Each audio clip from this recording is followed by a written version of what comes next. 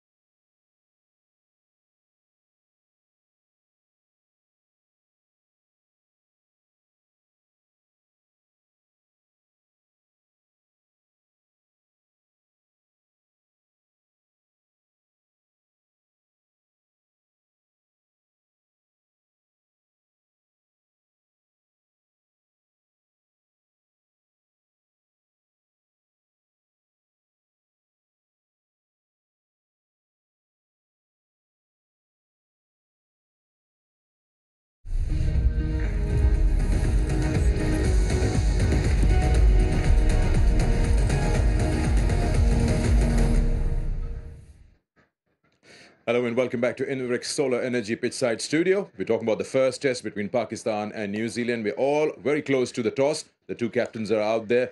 Well, let's find out what the captains want to do if they win the toss. So over to you, Bazid, and of course the two skippers out there in the center. Toss brought to you by Inverex Solar Energy. Right, toss time here at Karachi for this much-awaited test series. Got Professor Javed Malik, match referee, Tim Saudi, and Babar Azam. Babar, I believe you have the coin.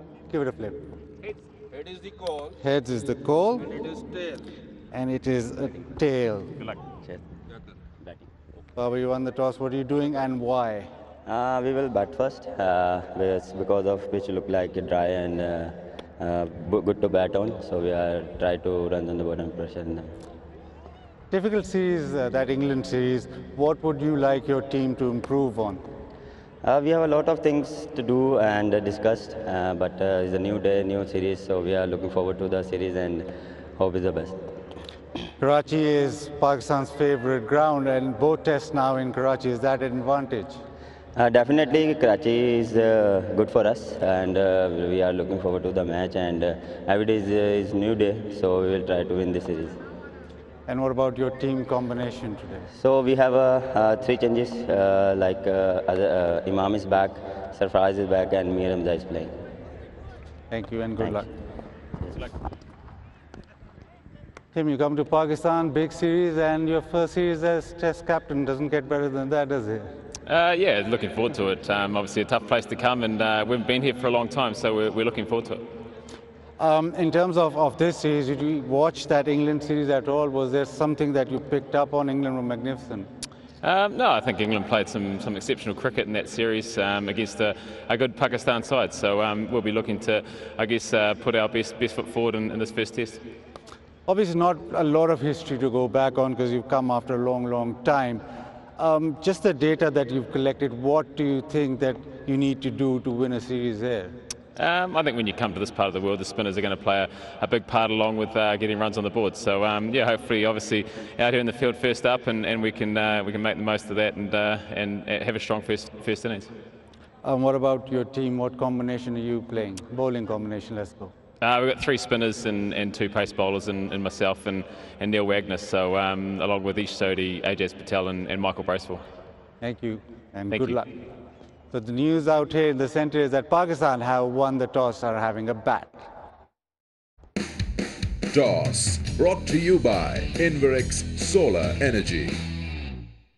Okay, so here we are. Pakistan have won the toss and decided to bat first. We'll be showing you the 11, but let's quickly get to Waqar and, of course, Chris Harris, who's joined us. Welcome to Pakistan. It's been a long time. It's great to be back, and I must confess the temperature is magnificent. It's always a lot hotter than this, so loving this temperature. Yeah, great. Okay. So let's start with you, Waqar. Pakistan winning the toss, and I guess a no-brainer. We want to bat first over here. And, well, just try to put as many runs as possible because usually Pakistan or any other team that wins the toss decides to go out there and have a go. Yeah, it's a good toss to win, I think. There's no real grass on the pitch. The pitch looks really good. I was out there and I think first couple of days it's going to play really well. And just recently we have seen against Australia also, it starts spinning later on. So good toss to win and bat first. Okay. All right, let's have a quick look at the pitch and then we'll get in Chris Harris. Pitch report brought to you by Inverex Solar Energy. At the National Bank Cricket Arena for the first test for New Zealand. We're 1 over from where the England third test match took place here. Now again, if you have a look at the surface, it looks a little bit tacky just this morning, which just the ball might grip a little bit, which might bring the spin into effect first up. But again, it's a rock solid hard pitch. Don't think it will do too much with the ball, but I'm not going to talk about it a lot. I'm going to bring Chris Harrison, who's flown all the way from across the world. Chris, what do you make of the surface? If I'm a batsman or a bowler, I come out here and think, skipper, please win the toss because we want to bat first. It looks like a beautiful batting surface. There doesn't look like there'll be too many demons with the new ball. We know here later in the afternoon it reverses a little bit, but probably licking your lips more as a spinner than a seamer. But it looks a wonderful batting surface, and I think all the batters will be trying to make hay while they can. Yeah, absolutely. I mean, again, we see the new ball maybe do a little bit with the spinners. It just comes on a little bit quicker. But again, the square is lush green in places, but the ball does scuff up off the square as well for the reverse swing coming in later on. Yeah, which we might see later on the day. And I'm not sure, you'd know better than I would, but obviously the little bit of cracking, it's whether they open up depending on, it's not too hot, so you wouldn't expect those to expand too much. And I guess this looks very similar to what we saw in that England Test series in that last test. But as I said, I think, you know, the spinners, the surprising thing for me in that last test was it didn't spin as much as I thought. But obviously all the spinners were extremely accurate. So it'll be really interesting for me to see if there's a little bit more turn in the surface. But great to be here in Pakistan and can't wait for the first ball. Brilliant to have you. Looks can be deceiving, but it looks like a really compact surface down here. Pitch report brought to you by Inverex Solar Energy. All right, so we know now that it's a very good batting pitch, and Chris was already out there. I wasn't aware of that, so I'm going to bring in a different question to you. Since you feel that it's a very good batting track, so from New Zealand's point of view, they're bowling first out here.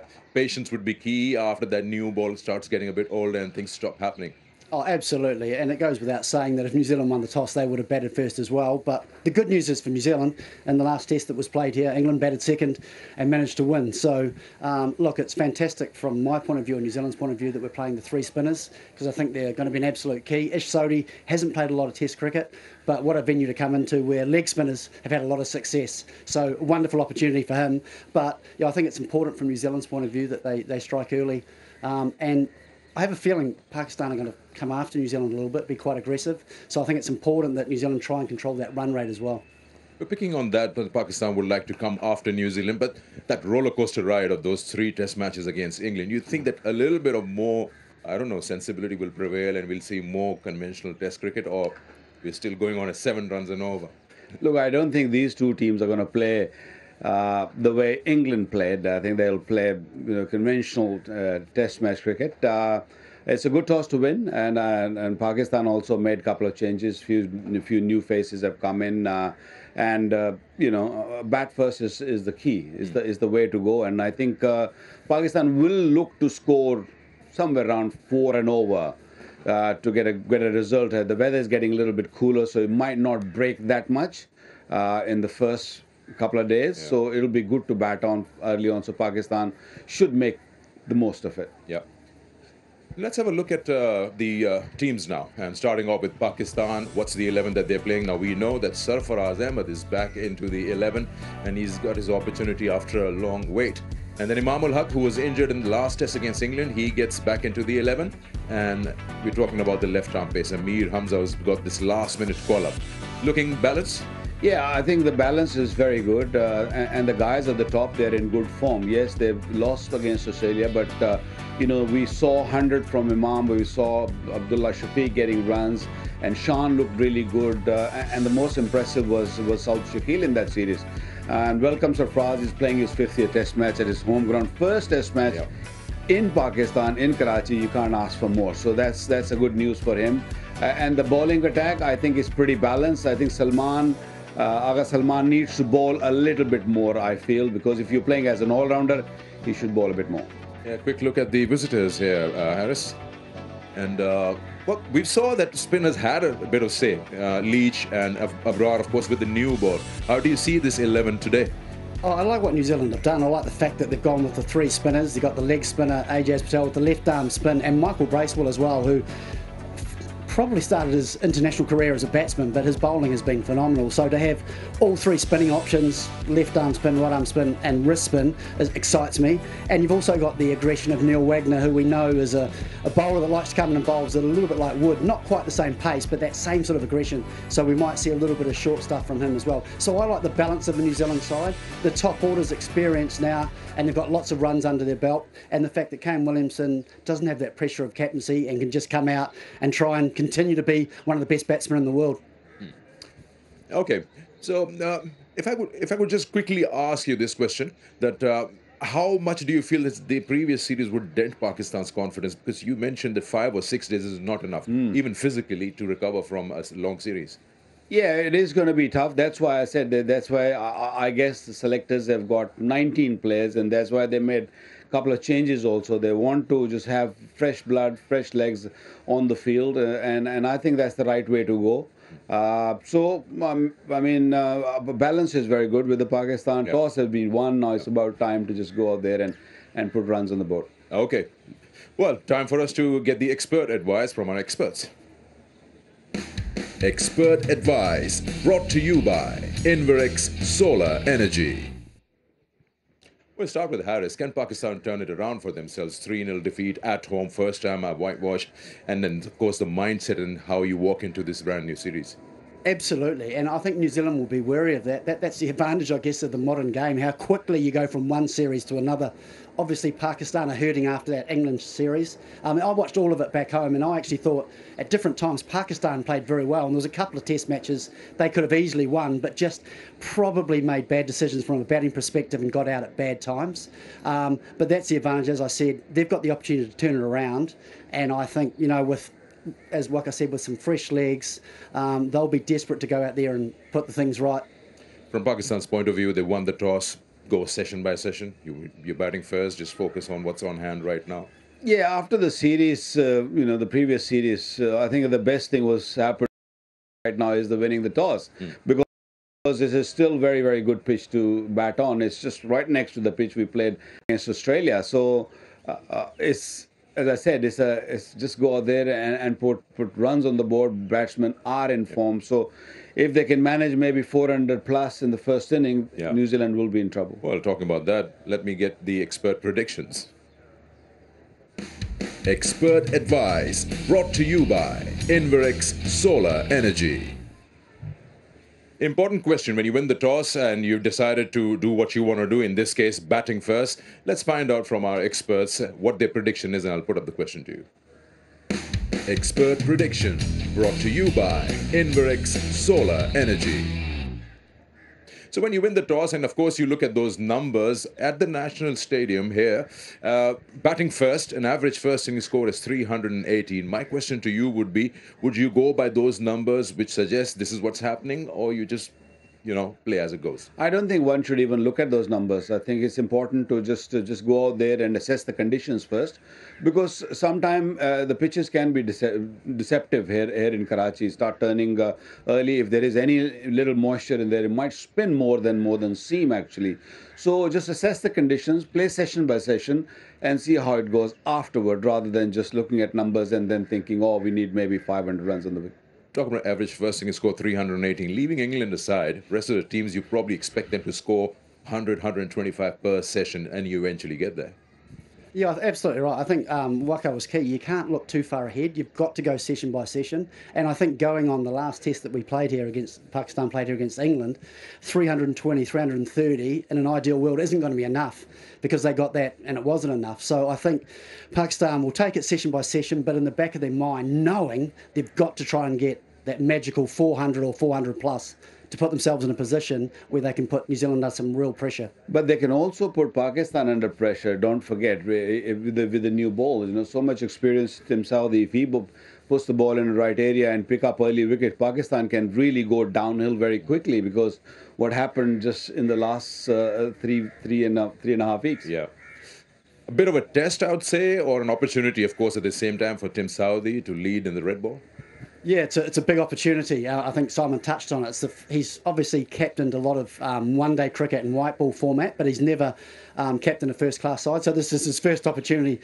Well, what a way to start, straight into Test cricket. But he's got the experience. He'll handle it well. But, obviously not the best start because he lost the toss. But I think Waka's right. I think if New Zealand can strike with that new ball, even if it's just 1 or 2 wickets, just make it a little bit easier for the New Zealand slow bowlers to put pressure on that middle order. I think that'll be the key. So Pakistan, absolute key first hour is to try and get through unscathed without losing a wicket.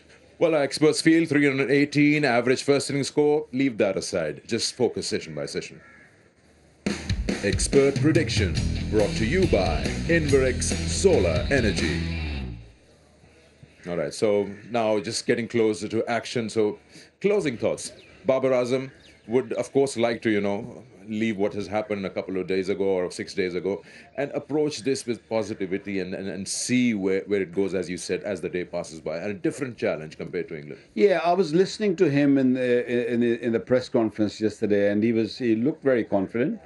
I know what happened against England was a totally different ball game. It was not the Test cricket we have seen before. So I think they were in shock, and that confidence, which I've just gathered from his talk, was very, very good. And I think it's just that the openers have to really chip in early on, and if they start giving Pakistan a good start, Pakistan will be in a good place by the end of the day. Yeah, first hour and a half would be key with the new ball for the visitors.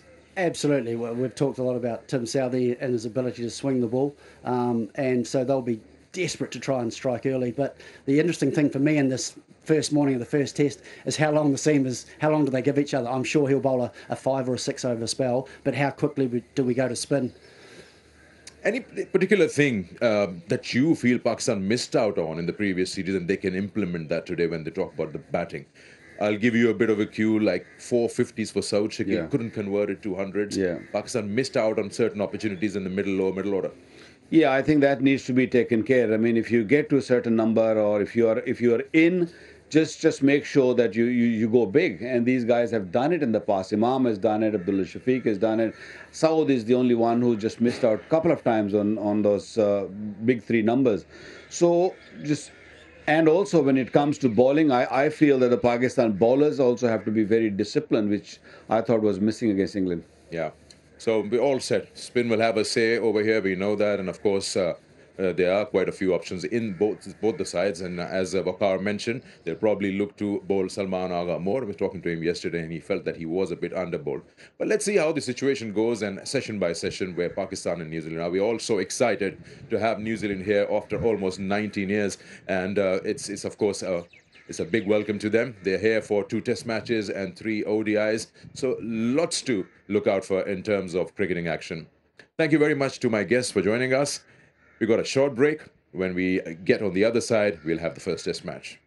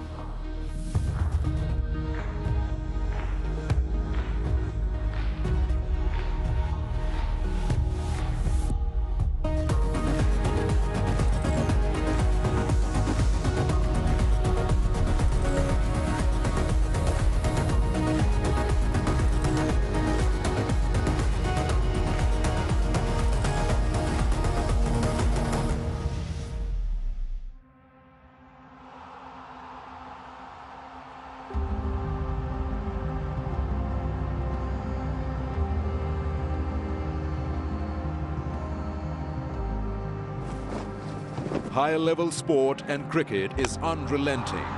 The pressure to succeed ever present. Winning is expected. It doesn't always go that way.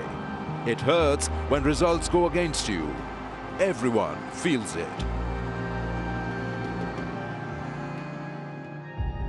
However, often the best teams are judged on how they respond when things are going against them and their backs are against the wall. You have to feel comfortable, feeling uncomfortable, and fight for every moment. For Pakistan, following the series defeat against England just 6 days ago, there is no place to hide.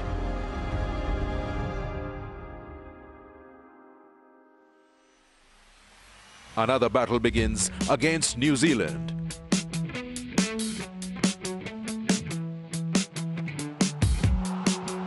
There's immense talent in the home team.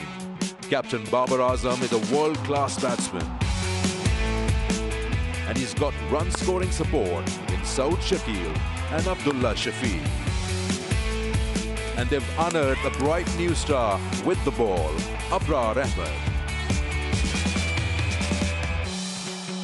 They'll all need to be at their best to win against the Kiwis.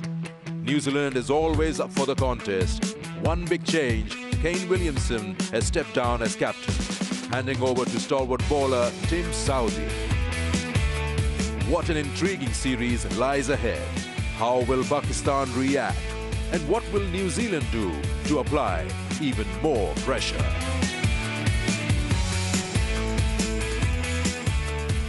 Shots from high above the National Bank Cricket Arena here in Karachi. KFC presents the Daffa News Pakistan vs New Zealand Test Series. It is day one. Babar Azam's men looking to bounce back after a series loss to England and New Zealand. First time in Pakistan for a Test Series in over 20 years. A new skipper, a new Test Series, same venue though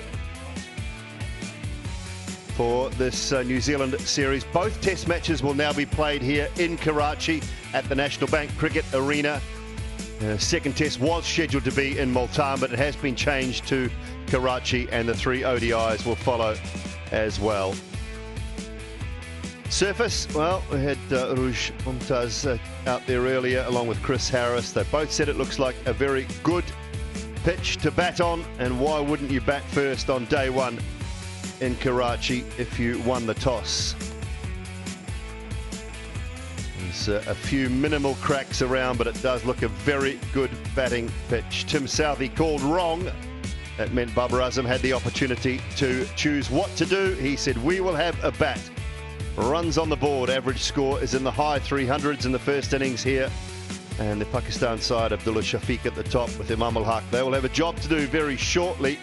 It's a strong batting lineup. Safraz Ahmed is back into that side for Pakistan. New Zealand's side, well, they've gone with the 3 spin bowling options in Ajaz Patel, Ish Sodi and Michael Bracewell.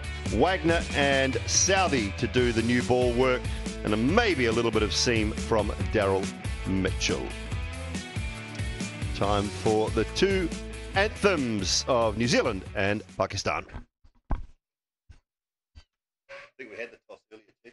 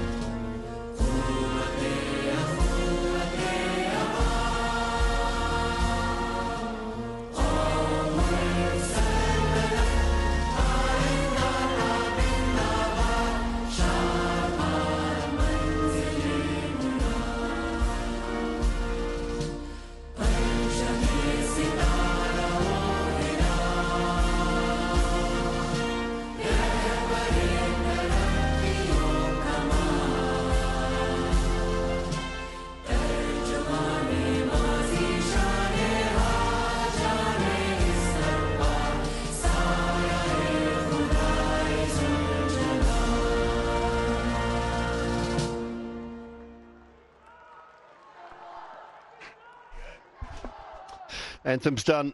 Handshakes have been made. Two umpires will make their way out to the centre. And job to do for New Zealand's bowlers and for Pakistan's opening batters. Abdullah Shafiq and Imam ul Haq. So the schedule, just to confirm everything in Karachi.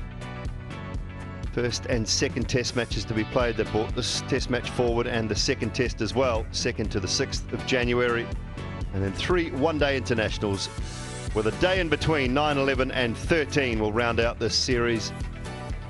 And from New Zealand's point of view, they're excited to be here. First time in just over 20 years for a test series in this country. It's great to be back. Been a couple of times in between, and I've got a couple of very familiar faces alongside me. It's nice to say a very good morning to Arush Mumtaz and to Waqar Yunus. Morning to you both. Morning, Dooley. Morning, Waqar, and everyone watching. Yeah, it's fantastic to have New Zealand back now. Pakistan obviously looking to make amends from the recent 3-0 defeat against England, but a different game, a different outing, a different opposition, and lots to look forward to as well. Good morning, guys. Good morning, viewers. Welcome, New Zealand, and Dooley, welcome to you also, mate. It's been a while that you've been to Pakistan and back in Karachi. This is Abdullah Shafiq's numbers, 11 test matches. It's been good. 450s, 300s. Once he gets going, he make it big one. And on the other side, Imam ul Haq, who's played the first test match against England, got 100, and then had some issues with his hamstring in the second test match. Didn't play the last one, but very capable batsman who can also put up a big total, 37.56. The rate that he scores at. Tim Southee will take the new ball, a young captain, or not a young captain, a new captain. Lots of experience. A lot will depend on him, how he bowls with the new ball. It's not going to take too long before we'll see the spinners come into play. That's what the previous test match suggests. This pitch looks a little bit more techy. This has a little bit moisture, maybe. So the new ball is going to be really key.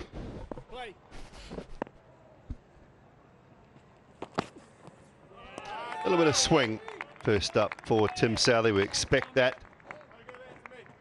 I don't expect that'll last for too long, though. Make the most of it for the first 4 or 5 overs, I think. If someone can swing the ball, it has to be Tim Southee. He presents the seam so beautifully. All he's got to do is make sure that he make the batsman play, because this swing is not going to be there for too long. So early on, disciplines are going to be key.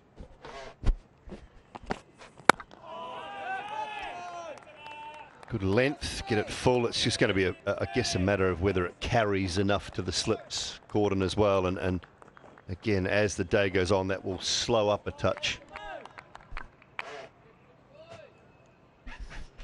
Yeah, it was a feature in the England series. We didn't see a lot of dismissals come off the edge of the bat. I probably can count 2 if I can remember, in a lot of wickets that went down. So it was more around field placements or catch in front of the wicket as opposed to behind. Oh, it's a nice line.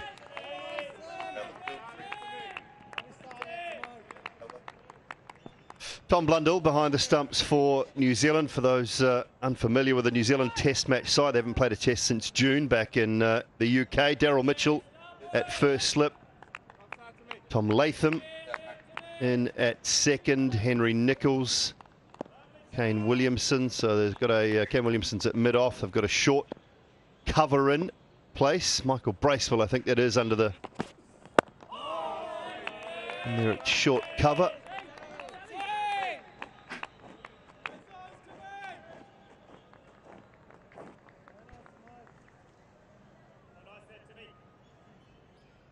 Neil Wagner, who'll, I guess, take the new ball, or will they open with some spin maybe? He's not a genuine swing bowler, Neil Wagner, but maybe they might look to open the bowling with a Jazz Patel. See what's on offer first up.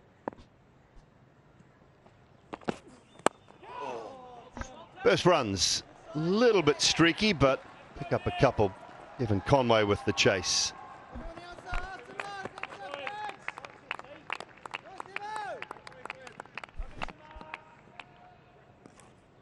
There is a little bit of swing, but Abdullah Shafiq picks up the length here and swings through the line. Lucky for him, doesn't go in the air. Ijaz Patel might be a good option, looking at the way the new ball skids on, especially to Abdullah, who has this tendency of playing just across rather than straight to the ball that skids on. So potentially maybe. Oh, that is a beauty. Good finish for the skipper. 2 without loss after the first.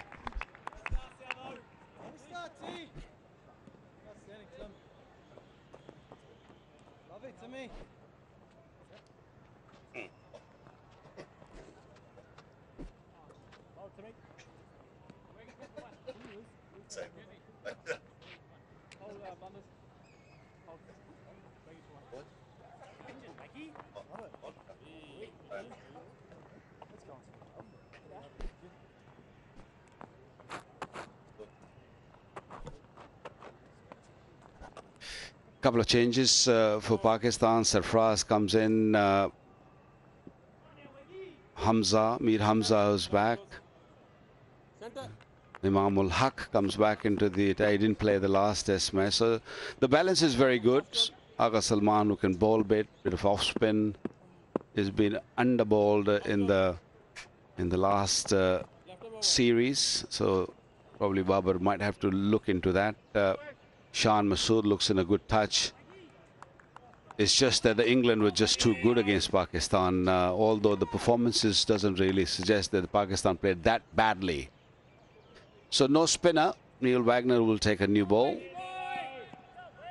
And the recent times I've seen Wagner swings the ball back into the right-hander, so that might come handy. He started his career as a genuine swing bowler when he first came to New Zealand from South Africa. He was a genuine swing bowler, and I guess as time wore on and pitches just got flatter and slower, he developed this option of bowling short and just being aggressive and without being overly quick. Wakara, it was quite amazing. I think it surprised so many people around the world that he was able to upset some of the best players with that short pitch bowling in the mid-130s. But it was just his aggression. He was at you all the time. And, you know, he picked up big name players all around the world with a short ball, upsetting them.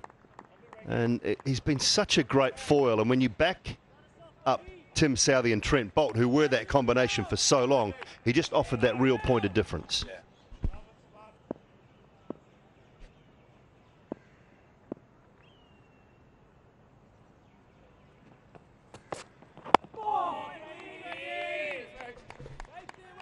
Yeah, Wagner will be tested on these pitches. Yes, when you play in New Zealand or anywhere else where the pitches are flat, but there's always a bounce there. But over here, you don't see that. So the test will be that can he deliver what he delivered in New Zealand or any other part of the world where the ball, yes, flat, but not as slow as what you're seeing here, or you'll probably see the next game even.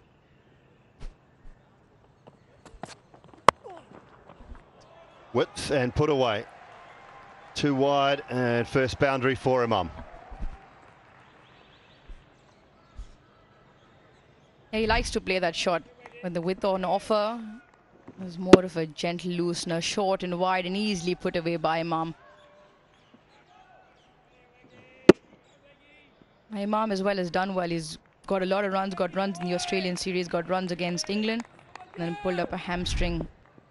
And we'll be looking to continue that run of form here.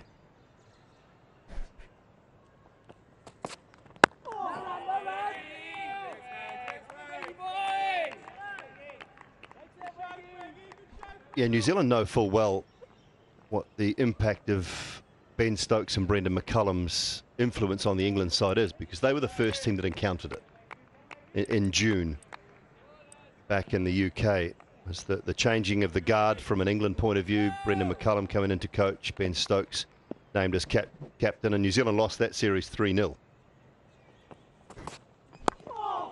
Almost blown away, much like Pakistan were at times in the recent series. 6 without loss after 2.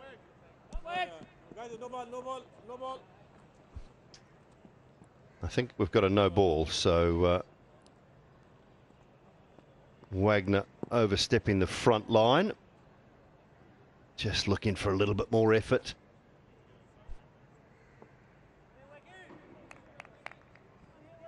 Well, that's one thing you can't afford. Yeah, just over. Not really getting anything out of the surface very early in the game, so he's just pushing himself. He's a working horse. He will make sure that he'll bowl long spells and he will keep coming at you. It's a good tight line and length to finish. 7 without loss.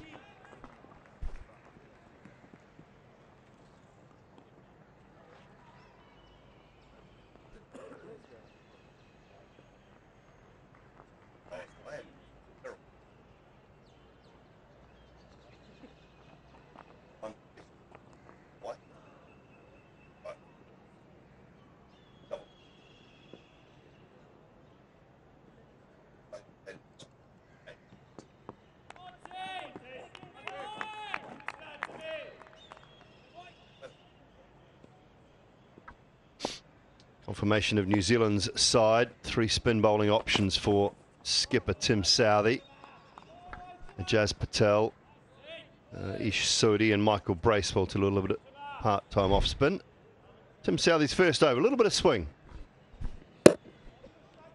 Yeah, first delivery was a little bit wide outside the off stump, and then he found the right length. He's attacking the stumps, looking at that 4th stump, 5th stump channel. This was a beauty. That last delivery was so close to that outside edge.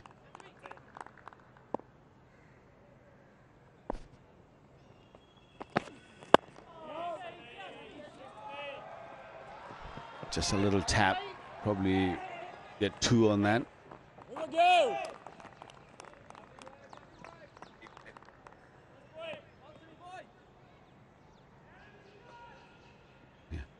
If you just have a close look at Abdullah Shafiq, which Aruj was just discussing earlier, not only against the spinners but against the pacers also. He just plants his front leg way too early and then he plays around it, and sometimes if the ball doesn't swing it, if it goes straight. And that's what Tim Southee will be looking at. So much experience, Tim Southee, he will be thinking, okay, I'm going to bowl him those outswingers and then look to just bring the ball back in, or even not swing the ball, the odd one, from a good length, and can't really attack that front pad. Yeah, he gets his foot into sort of an extra cover position with his toes pointing. Then he gets his bat coming down from second slip or gully across to mid-wicket. It causes him to open up completely and gets into a bit of a square position. And then when you've got him pushing at the ball, he gets into a bit of a tangle.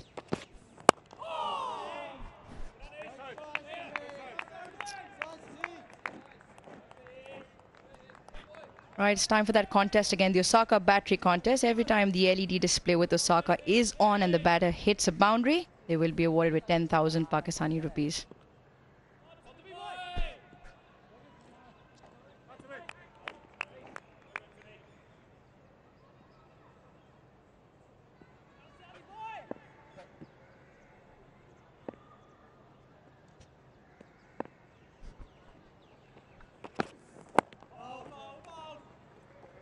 There's been a change of field there. Kane Williamson has gone into mid-wicket. Ish Sodhi's been banished to mid-off after the little misfield at the start of the over. But that part of that reason, and I like this Waqar Rouge, because if Tim Southee is going to bowl straight to the right-hander, he's got to have a mid-wicket or almost even pushed a little bit more towards square leg so he can bowl nice and straight at the stumps. Yeah, over here, I don't think you'll be needing too many slip fielders in there. You probably will look to have fielders around the bat, in front, and bowl those cutters also, and bowl nice and straight, and ask the batsman to sort of play those the drives they love over here in Pakistan. Left well alone by Imam. 3 overs have been bowled this morning, 12 without loss.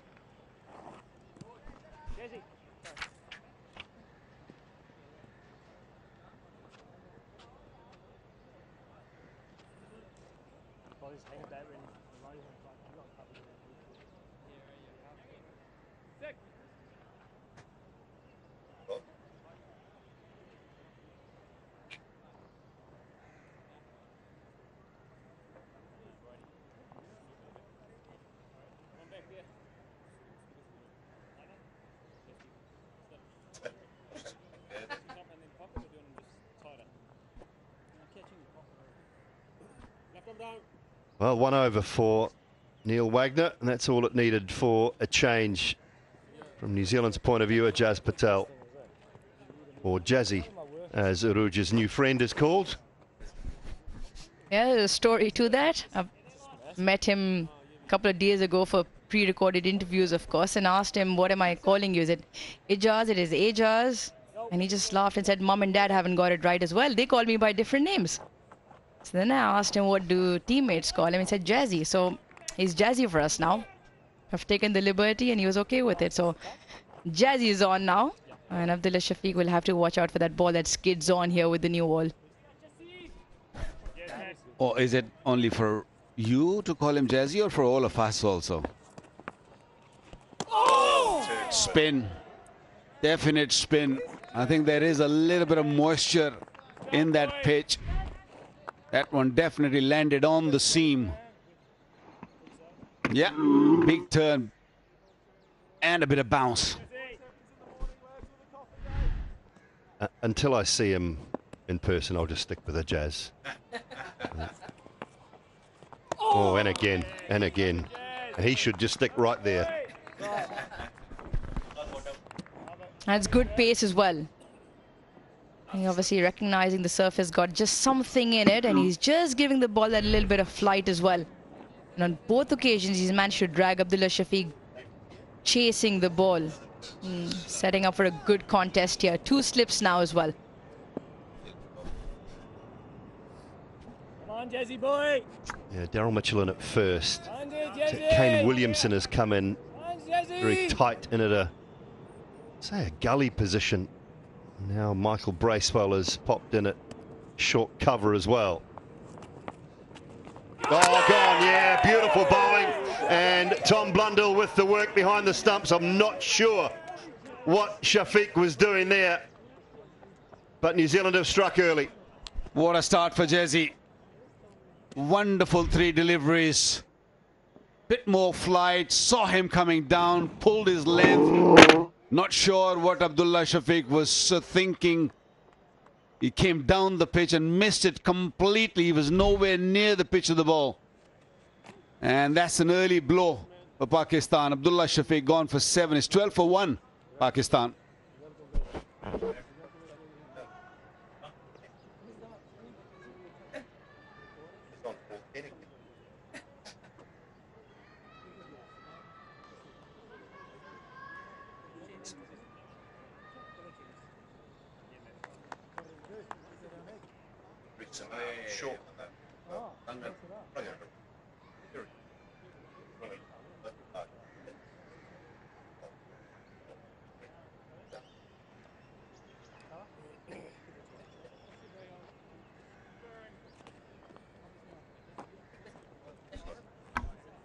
What are the lengths of those?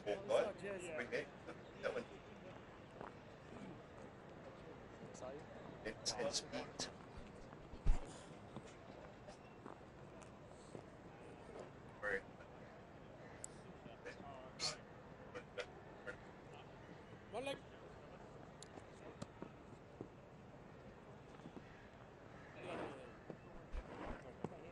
Shan Masood, new man at the crease, plenty of experience, 27 matches, 33 years of age.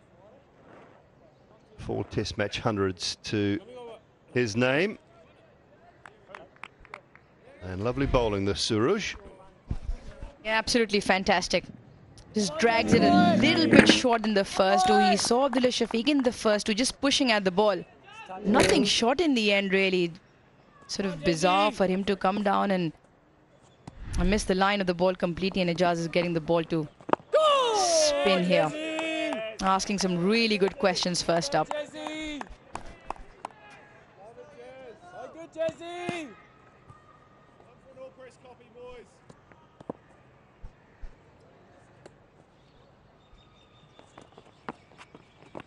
Oh my goodness, what's going on? It's Test match cricket, isn't it?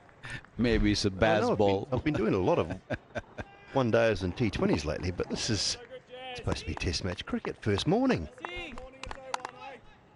I think the field set by Tim Southee is just really making batsmen think differently. That is played nicely. Just went back a little bit, allowed the ball to spin, and happy to get 3. 4 gone, 15 for 1.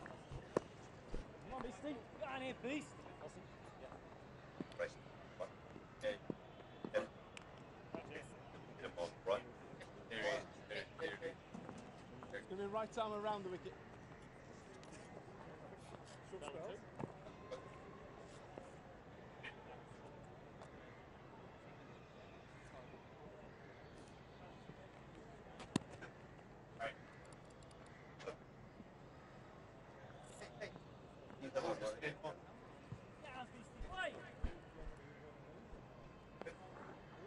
Right, 2 left-handers at the crease, so immediately Tim Southee with a change. And Michael Bracewell, tall right arm off spinner.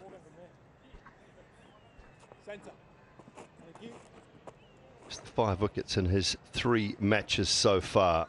He'll enjoy these conditions just a touch more, I think, than he did in England. Thinking on the spot, Tim Southee taking himself off the attack and bringing his off spinner Bracewell straight into the game. Saw ball spinning and bouncing. That's good captaincy. Good start.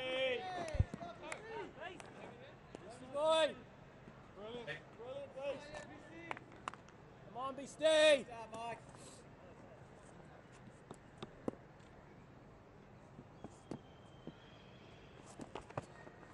Oh, yeah. Well, Bracewell did trouble Pakistan in T20 cricket just recently when Pakistan toured New Zealand. He was the best bowler. He was the man of the series in that Tri-Nation series. Mainly a batsman, isn't he? Yeah, really powerful left-handed batter. This is a good option from New Zealand's point of view. Good from Tim Southee, as you said, Waqar, thinking on the spot.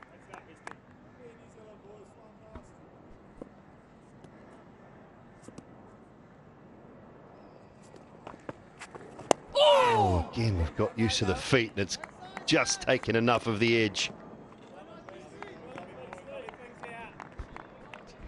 What's the rush? Just take your time.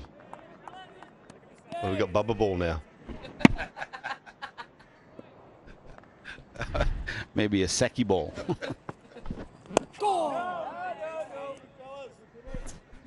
Yeah, you just feel slightly edgy in the middle there. Pakistan, Abdullah Shafiq out quite bizarrely, still trying to understand what he was trying to do. Pakistan openers out stumped in the first innings of Test history for Pakistan. Only 3. Abdullah Shafiq the third today. Just don't see that very often, do you? Down the wicket to a spinner. Oh, stay. 5 gone, Pakistan 15 for 1. Well, the first one of those against New Zealand as well, back in 1976, Rouge. Majid Khan.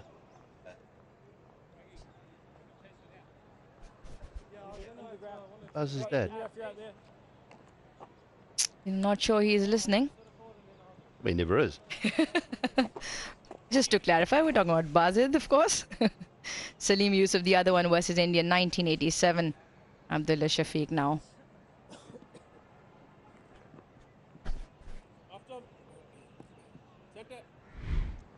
Well, this is the setup, Arush. You talked about it, just getting a little bit fuller. First two, and then dragging that length back a touch with beautiful bowling. Yeah, on all three occasions, you see him still not quite to the pitch of the ball and pushing his bat out. Catch. Advancing and over a wide-ish mid-on. New Zealand will not mind that at all. We might see that fielder going back. That's the Hawkeye. That was a lot closer, pushing at it. As Aruj said, next one a little bit shorter.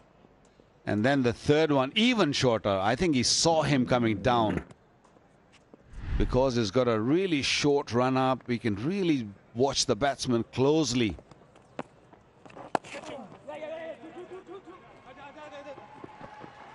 Bowlers for two should be quite comfortable.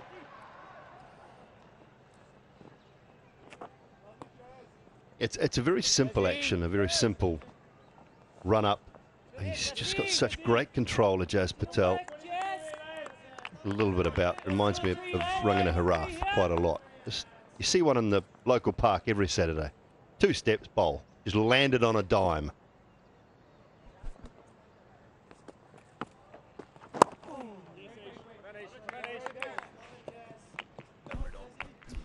It's a control, isn't it? Which is such a huge attribute to his game. And he reads the situation well, and is definitely an excellent setup there to Abdullah Shafiq.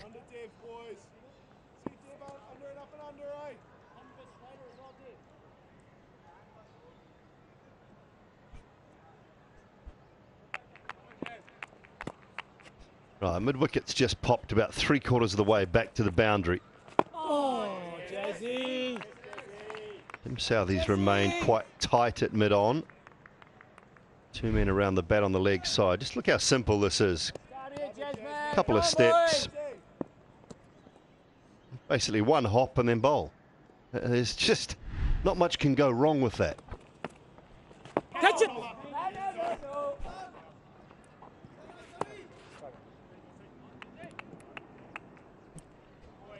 I don't think he needs much training, does he? He literally walks into and then hops up and delivers really good.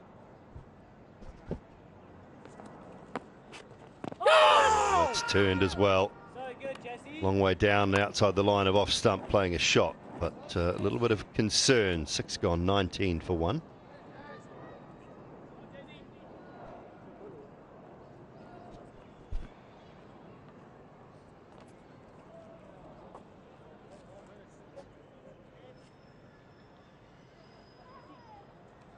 Stay.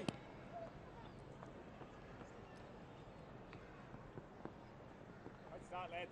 Start here. 22, boys. 22. Come on, Beastie boy. Tiny. You're not here, Beastie. Come on. On the beast. One on the beast.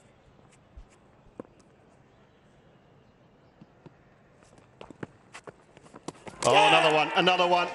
Another very ordinary option, you would say. And Bracewell's got his first in this test match. Pakistan lose their second. This is tough to understand. This is quite bizarre, really. Coming down to the pitch, doesn't quite reach it. It's still leg side off the ball. And Bracewell has got this one to turn. Easy stumping. Pakistan in a huge spot about the 19 for 2. Shan Masood goes for 3.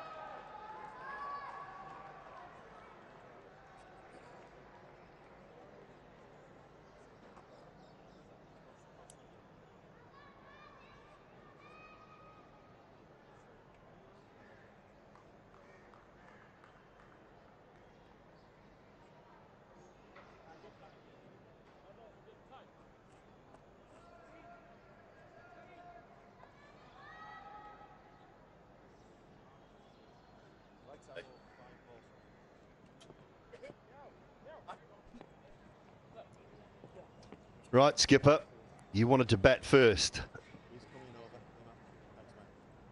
I still think it's the right decision. There's been a couple of poor shots played.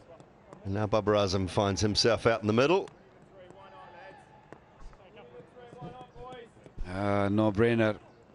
Literally no-brainer what we have seen so far from Pakistan. Coming down the pitch. He was nowhere near the ball. The ball spun just a little bit, not that much. But didn't get to the pitch of the ball. Easy stumping. No issues there at all for the wicketkeeper. Amazing. Yes, Beastie Boy! It's good pitch to bat on, but not like that.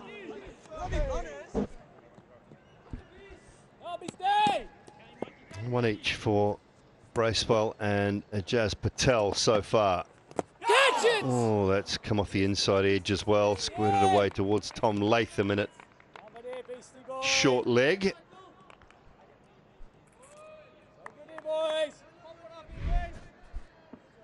Yeah, they're just getting the ball in the right areas. That's what it is. With a little bit of spin and a little bit of bounce.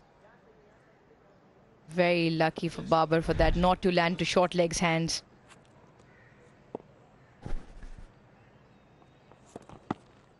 Go, Beast!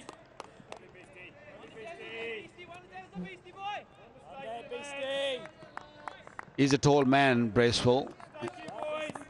And he doesn't only bowl that which turns, he also bowls that the one slides away from the right-hander also. Babar not sure about that. Great lines, great lengths, and the good thing is they're landing the ball on the seam, so if there is a moisture in the pitch, it just grips and bounces.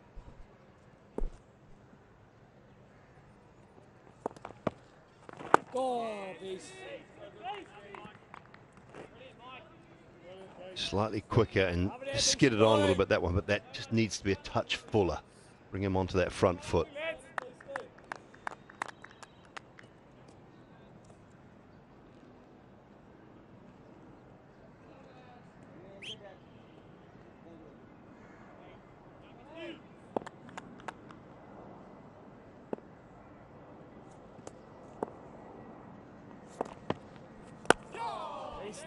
Good from Bracewell.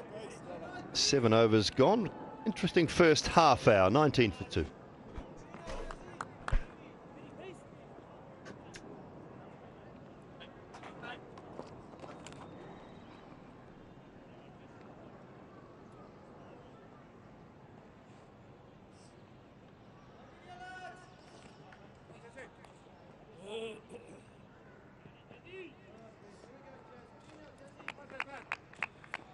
Boy!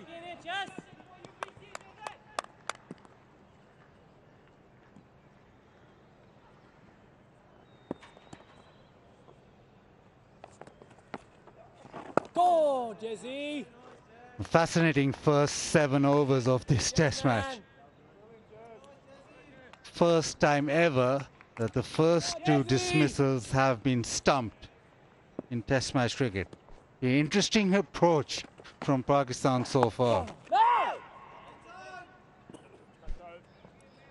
Brilliant, Jez. Outstanding, Jez. Jesse boy! Just feel there's a bit of moisture which is helping the ball to spin and bounce slightly. Oh, no, Normally, Chris, what does happen is that after that first hour or a couple of hours, it dies down. But Pakistan has just run at it. It's almost like they've taken a leaf out of England's book and decided we're going to go after the spinners from ball 1.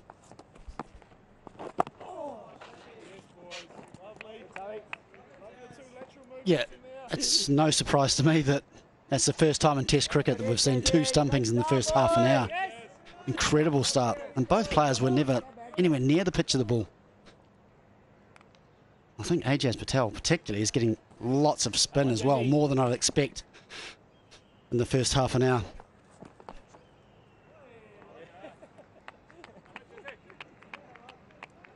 What was really surprising about that first stumping was he'd been beaten twice the first 2 balls, and then quite surprisingly decided to come down the wicket and get beaten as well. Good, Jazzy! Nice start, Jazz.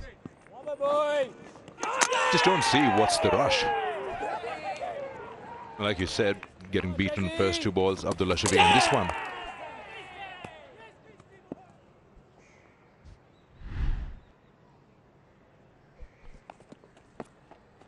Oh, Jazzy! 19 for 2. Oh, Jazz! Right in.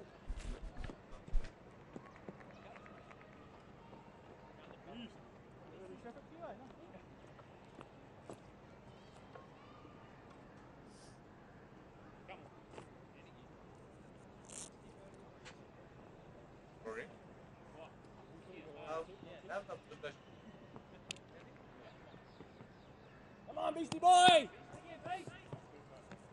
Michael. You and Tommy here, Beastie. You and Tommy boy!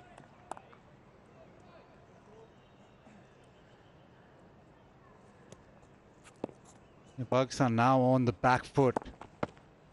Oh, it's good, There's a bit of spin, there was a bit of bounce, but yeah, bizarre batting from Pakistan now. Just look at the captain who's got a magnificent record in Karachi, loves playing in Karachi. Boy.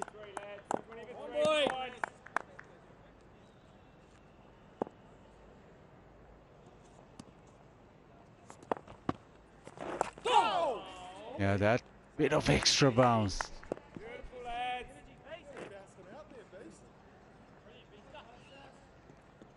You know, expect big things out of Bubba in this test series.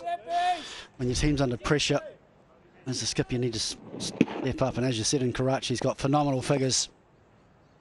I don't think the plan was, from his point of view, and to be this early, though.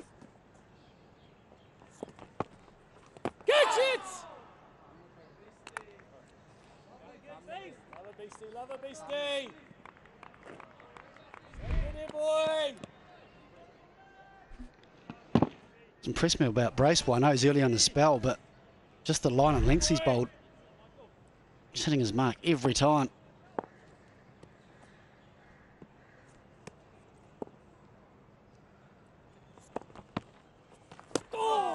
Oh, gets away with that. I think Bracewell, with that one just sliding through.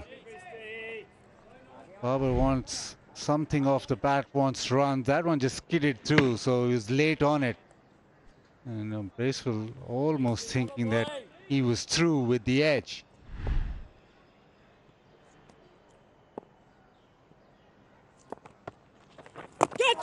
That one spins back, so plenty happening.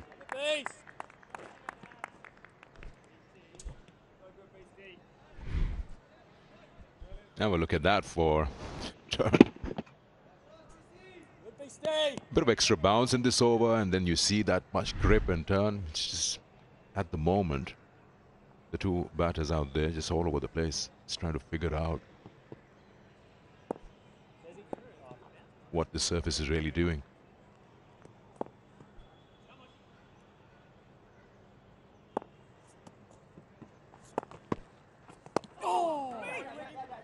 Will get off the mark, squeeze it out offside. Another decent over from Bracewell, 20 for 2.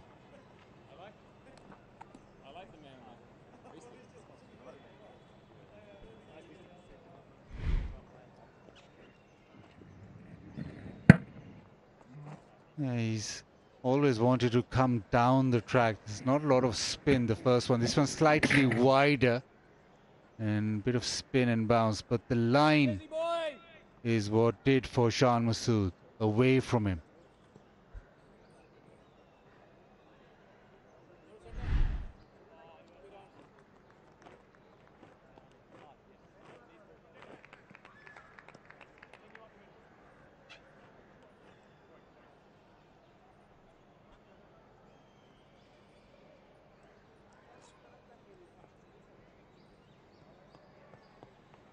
And Shan Masood wanting to attack the spinner coming down the track. Abdullah Shafiq, I reckon there's a bit more to that dismissal. Come on, Jazzy.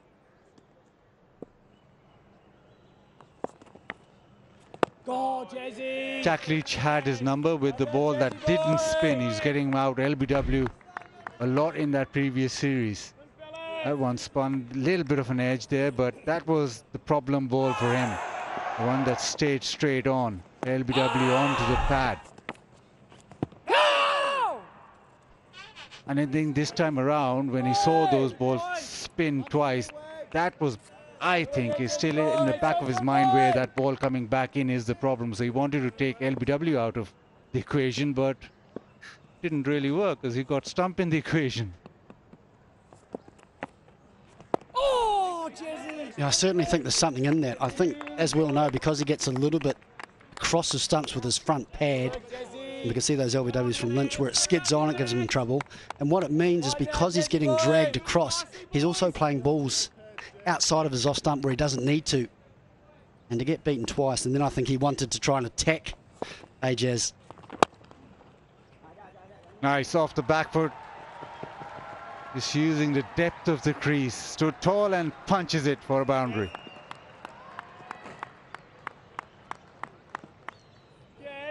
Well, that's a wonderful shot from Bubba. He's so good at this where he gets back in his crease, gets deep, and works the ball against the spin, but because he's got so deep in his crease, it gives him that little bit more time, with mid-on being a little bit wider. Wonderful shot.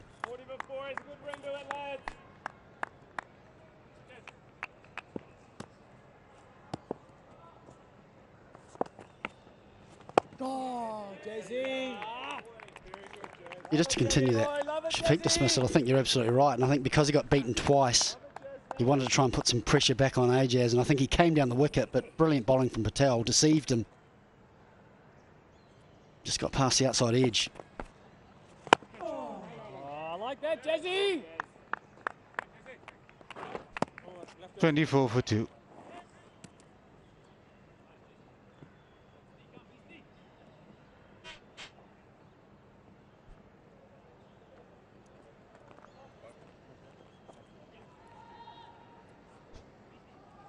Sikandar's a local from Karachi, so he'll tell us if it's maybe slightly cooler, a degree or two cooler than a few days ago.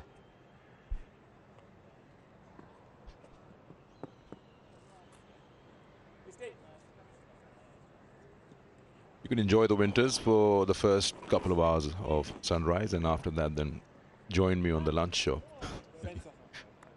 Yeah, and I reckon that bit of moisture till lunch will disappear very quickly. I was just talking to Harris. Do you feel that we saw this much turn and grip and we're playing England on day one with the spin, Abrar or Leach?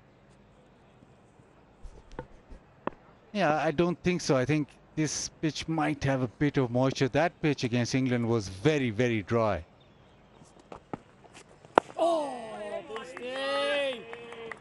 And Chris just looking at me thinking, this is still dry. Yes, it is dry, but that pitch was almost like a day 2 pitch. So it had absolutely nothing, but I think there's a tad of moisture that is working for the spinners. But if there's moisture, it'll die down very quickly.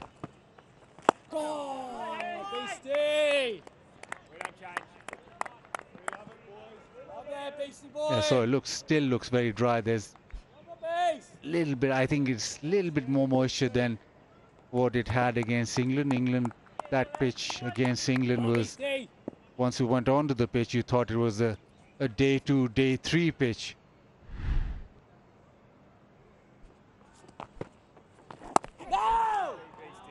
Well, it tends to happen in Karachi. Moisture goes, and then as the day progresses, even spin sort of dies down. Yeah, it'll be certainly interesting to see. I think we all expected it to spin, but what surprised me is how much it spun with the new ball, which normally tends to slide on, but this is really gripping.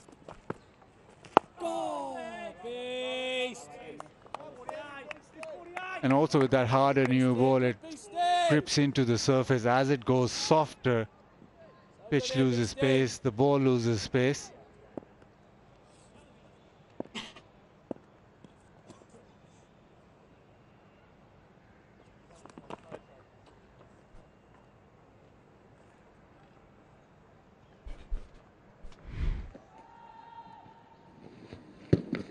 Yeah, the ball which is not spinning. So he's worried about that inside edge, worried about the pads. And I think because of that, if saw those first two deliveries spin, he doesn't want to get hit on the pad either. So yeah, this decision making, not great.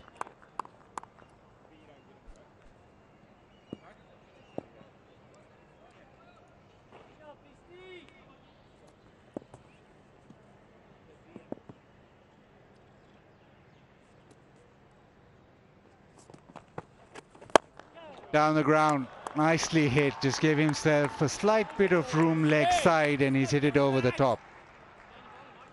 Boundary ends the 11th, it's 28 for 2.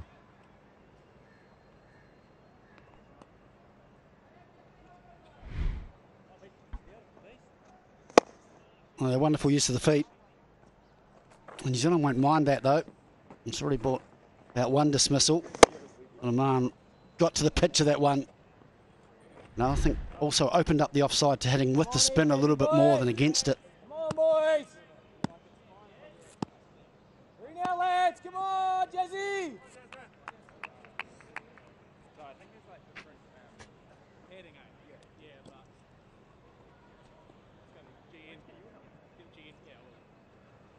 What New Zealand have also done very well so far this morning is there's been no really soft deliveries. There has been a couple of boundaries, but forced Pakistan players to play good shots. Oh, Jazzy. Love it, Jazzy. And any time when it's difficult to score, So good there, just you can just Jazzy. feel that pressure just mounting. Love it, boy.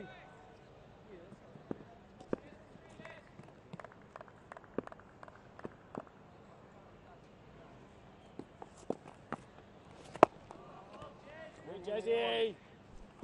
First game as captain for Saudi, how difficult will it be for him? Obviously, conditions that not many or no New Zealand player right now has played in before. How difficult will it be for him?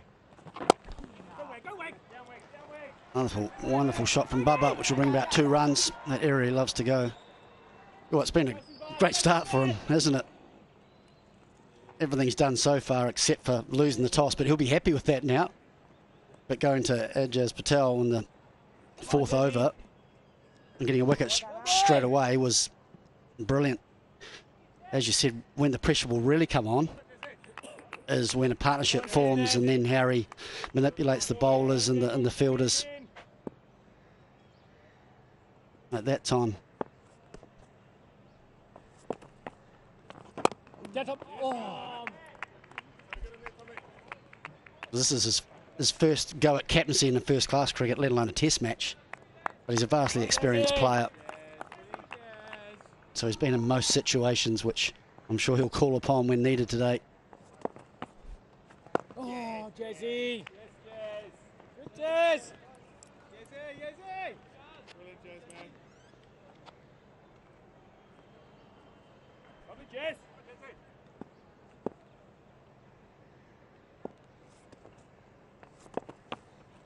Oh, Jazzy. Love it, Jazz. 30 for 2. Jazz.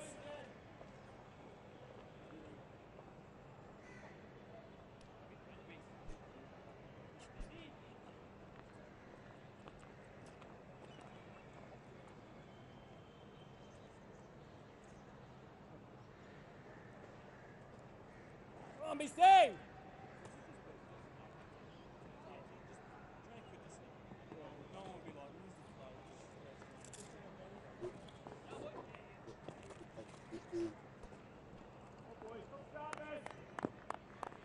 Sarfraz Ahmed back in the side, playing his first test match on Pakistani soil.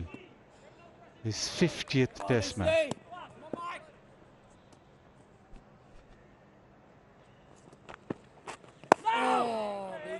And Imam will continue to do this. He likes using his feet. He's a big believer in actually getting to the pitch or coming down the track.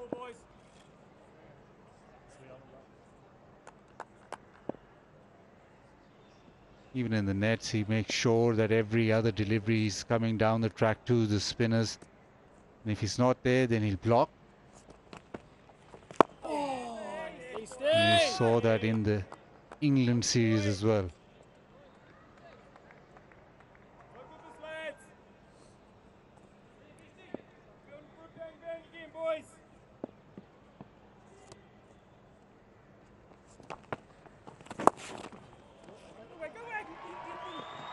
Call for 2. He'll get to the fence. Imam wanted to, but he's timed it so well that he's actually got a boundary. Yeah, it's a good shot. I think Bracewell, knowing that he's prepared to use his feet, just getting a little bit too short. And wonderfully worked with the deep man in the leg side, Neil Wagner, in front of square. That ball ran away very quickly. I think Bracewell must continue to bowl forward and encourage to use his feet.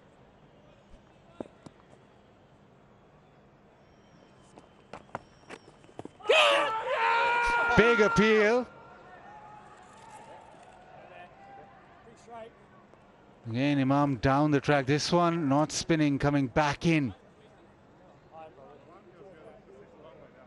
Bracewell's thinking LBW. There's a chance for a run out too.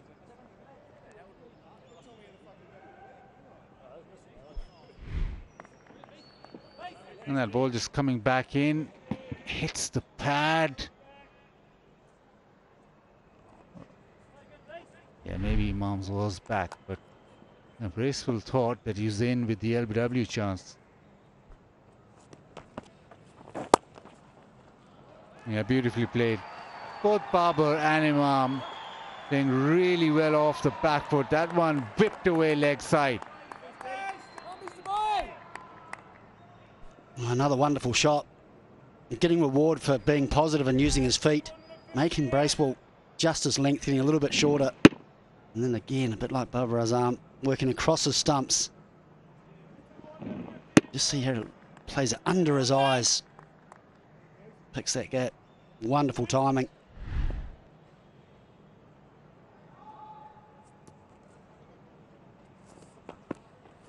Oh! 38 for 2.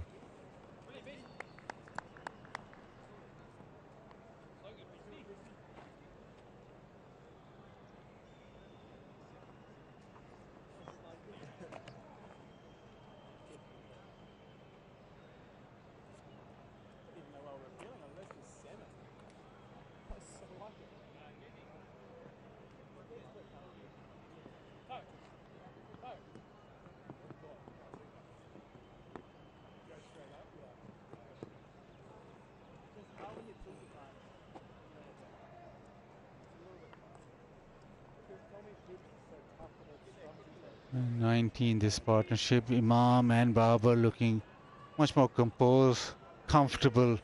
Jesse, what line you on, Beastie? Playing off the back foot. So today, the average turn 4 degrees as compared to 2.5 in that England test match. So, Sikandar, that answers your question.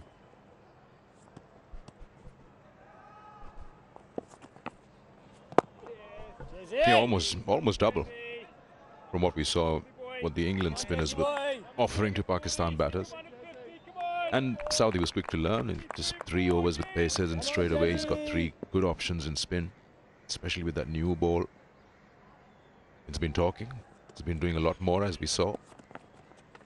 Down 2. Runs here. Timing really good into the leg side. The interesting part will be if that average turns or spin dies down as the day progresses. Just seems as if either the batters are batting well, but it seems as if it's not as potent as it was a couple of overs or 5-6 overs ago. Come on, Jesse boy! You and Tommy here, Jesse. You and Tommy boy!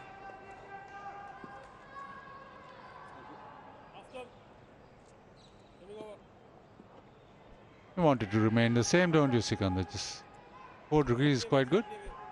Of course, I started counting number of days. Come on, the Jesman! How many? Well, we were thinking, what did you say? 4, Harris? 4? Yeah. We spoke to Abrar during the England season. He was also of the opinion that a lot happens off the surface in the first couple of overs that he has bowls with the new ball. But then after that, he just feels that it starts dying down.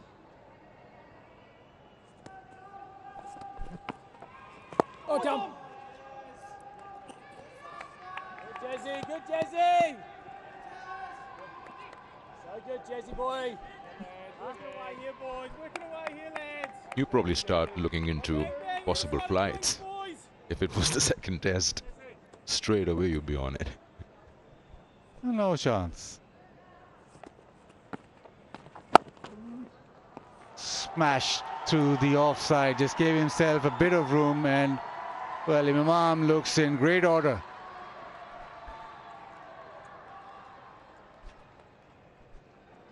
I guess the New Zealand spinners are learning the hard way. If they do get a little bit short on the surface, they're going to be punished, both sides.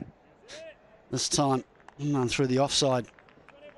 Again, very deep in his crease. Back on his stumps. Plays it beautifully under his eyes. And just picks that gap through extra cover.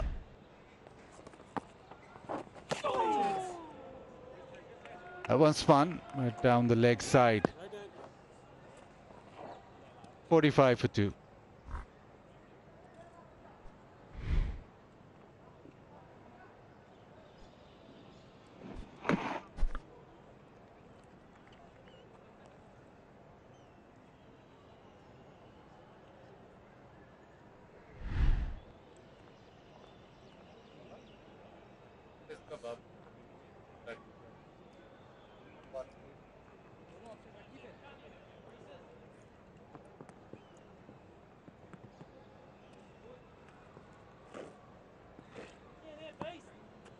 Oh, 14 over the ball, under an hour.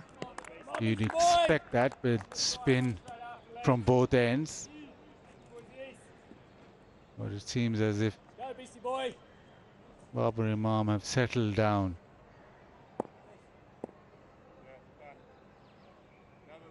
That exaggerated turn or and bounce, it's being handled better.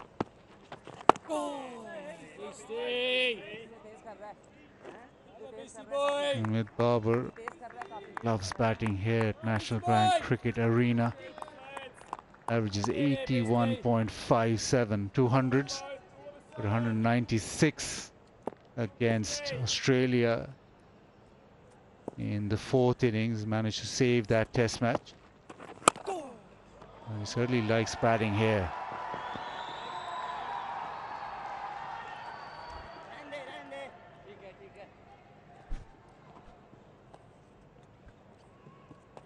And Bubba showing his ability off the back foot.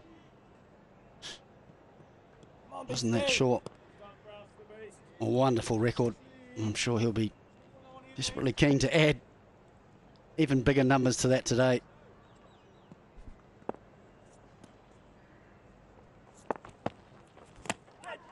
Crash, oh, dropped. The outside edge straight to Mitchell, and it's come straight out.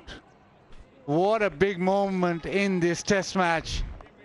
This first morning, the ball just sliding on the outside edge, gone straight to him, it's gone quickly. But you've got to take those. Regulation. It doesn't get more regulation than that at first slip to a spinner. He'll be devastated, Daryl Mitchell. Normally got a great pair of hands. Just hit him high in the palm. Big let off for Bubba in Pakistan.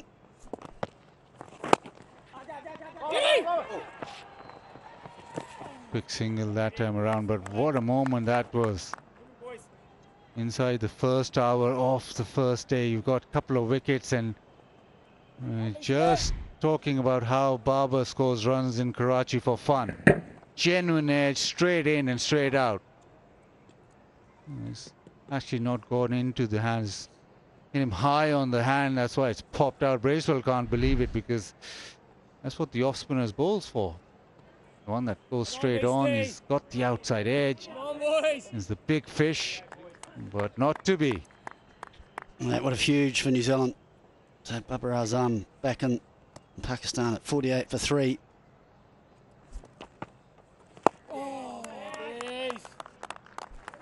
Huge let off.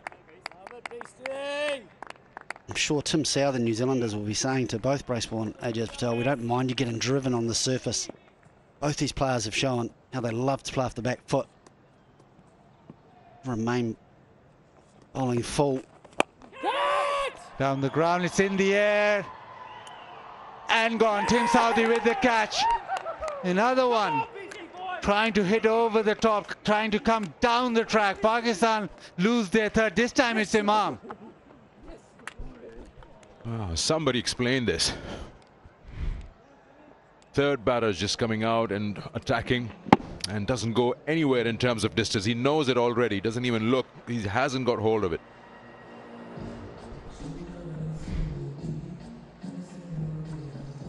Imam goes for 24. Pakistan now 48 for 3. And it's time to have a drink.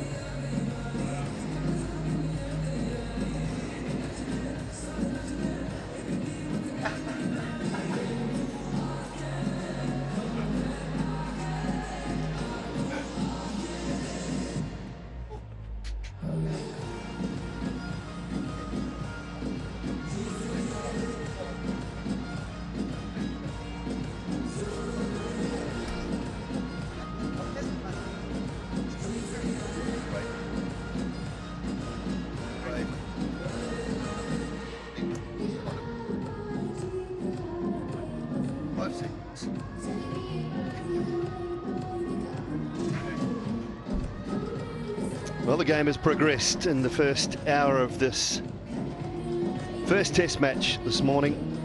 New Zealand on Pakistan's shores for the first time in 20 years. And Shafiq, Imam and Shan Masood all back in the changing rooms.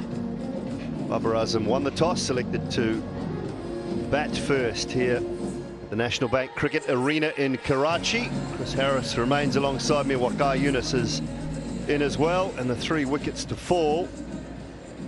Ajaz Patel, the first to strike. If you just joined us, enjoy these, or not.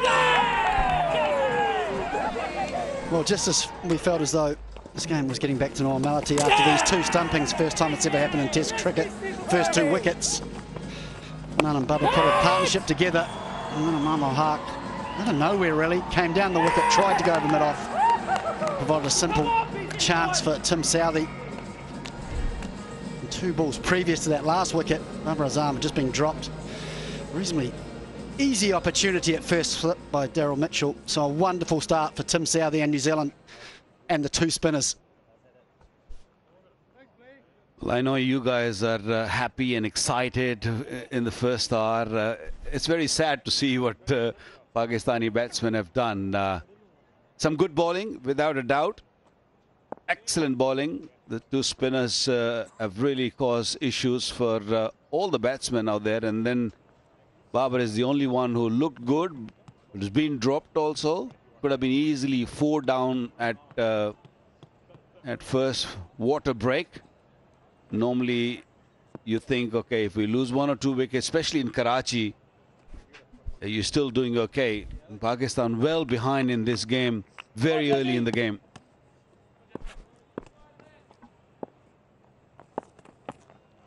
Oh, JG.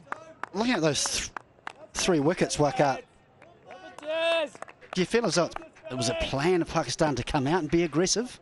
Or do you just think each individual's come out and that's decided the plan they wanted to use?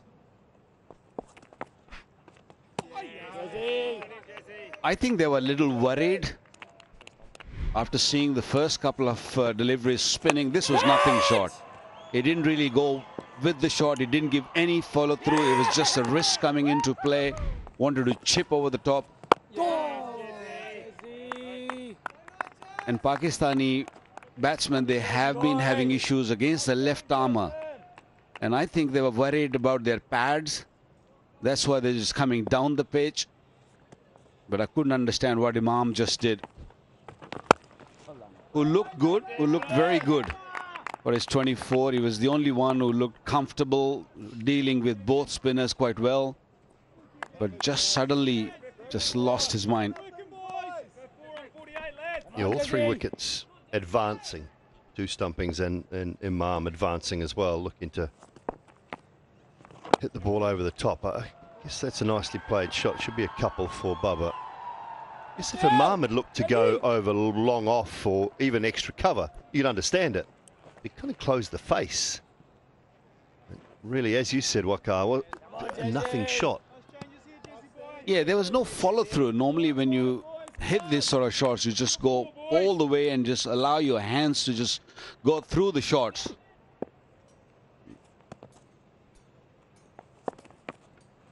Oh, Jesse! First over after drinks done. The 50 has come up for Pakistan, but for the loss of 3.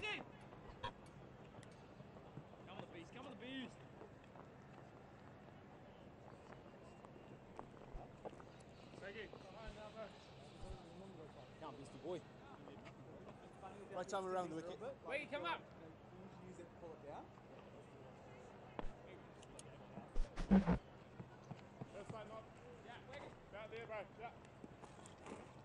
Centre.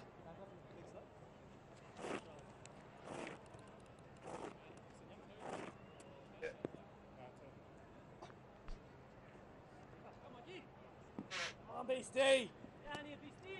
Come on, boy.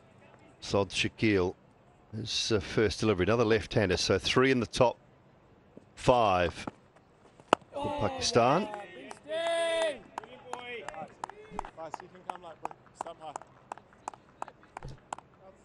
27 years of age, 4 50s. Just very early in his test career.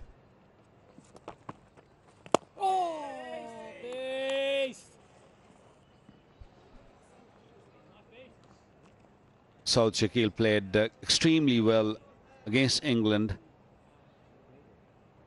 Got a very good defense, takes his time,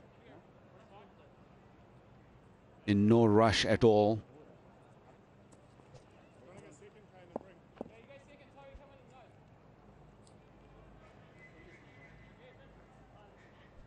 It's probably not a bad thing from Pakistan's point of view just to take a little bit of time. New Zealand have responded though by putting another fielder in Kane Williamson in at gully now. So 4 around the bat plus the keeper.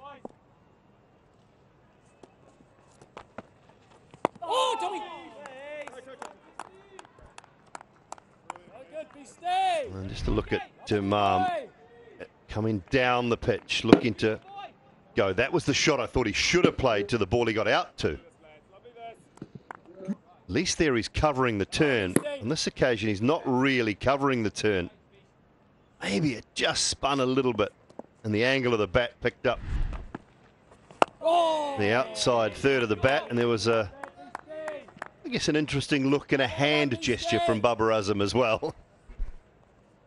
Yeah, it was just after the drink, and yeah, rightly so. What have you done, mate? Things were getting easier. We were comfortable. He's just chucked his wicket away. Yeah, just the timing as well. Just as you're about to enter drinks, they've done the hard work. They're just starting to get the things back on track for Pakistan, and that's why now. Just bad timing. Get through that over, have a chance to reassess at drinks, and that's why Bubba's so upset. Down, Tom. So Shakil is underway with a couple. Into the leg side. 52 for 3.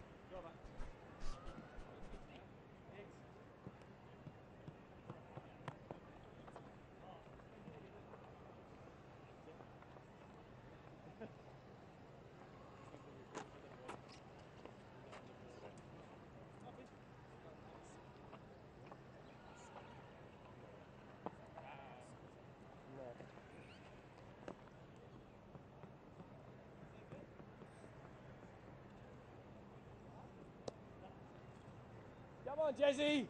Come on, boy. He talked about the tacky nature of the surface. Chris Harris, you were out there with Rouge doing the pitch report.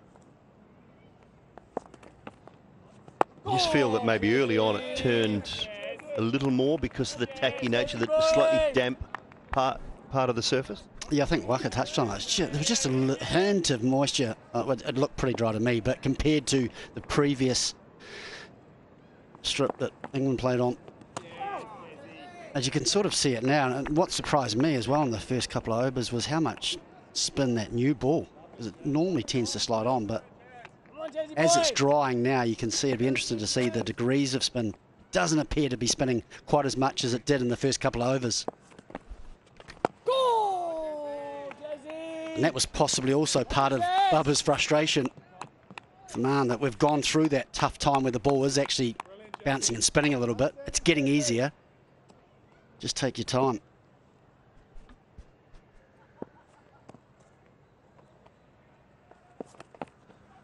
Oh, Jesse.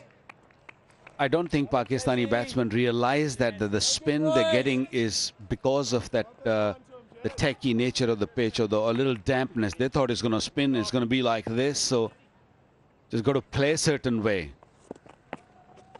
Yeah, Tom. Another thing which I couldn't understand is that all three batsmen who got out on a ball going away from them. When you're seeing the ball spinning that much, why are you taking a risk? Well, the ball can leave you and just you can get stumped. If you want to take a risk on a ball coming into you. Even if you miss, it might hit your thigh pad or somewhere. You might still get out, but there is a chance that you might survive.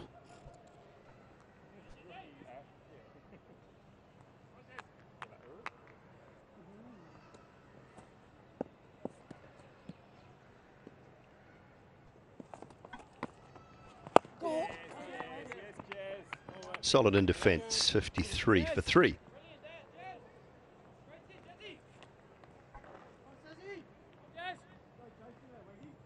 I'll see some lovely shots from high above the National Bank Cricket Arena here in Karachi throughout the Test Series and the ODIs to follow as well.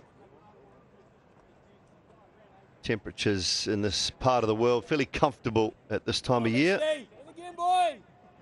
Very rarely gets above 30. Fairly crisp in the mornings.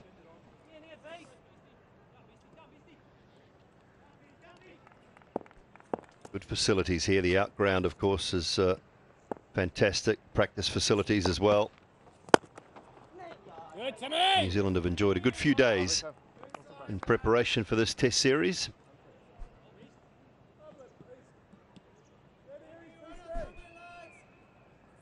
Yeah, wonderful start for Michael Bracewell. I'm sure he wouldn't have been thinking that he'll bowl at least 10 overs in that first session and pick up a couple of wickets. Absolute dream start. Down top. I think that's definitely the length for Bubba. He's much more comfortable when he's attacking to attack the spinners from his back foot. I think it's important that even if New Zealand do get a little bit punished, got to continue to bowl full. Already seen chance go down at slip off Bracewell.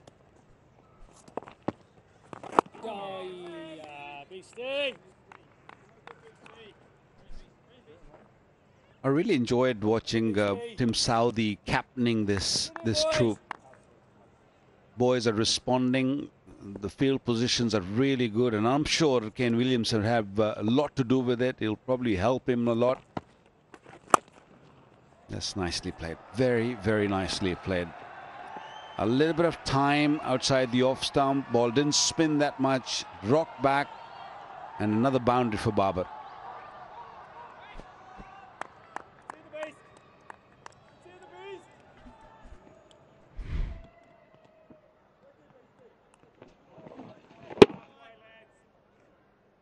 Yeah, wonderful again from Babar Azam, saying how important it is for Bracewell to pitch up. But to be fair to him, it's not that short. It's just Babar Azam so good on his feet and gets so deep in the crease. And I think that's the length that he needs to be bowling on it. regular occasion. Because if And again, base. Come on, boy.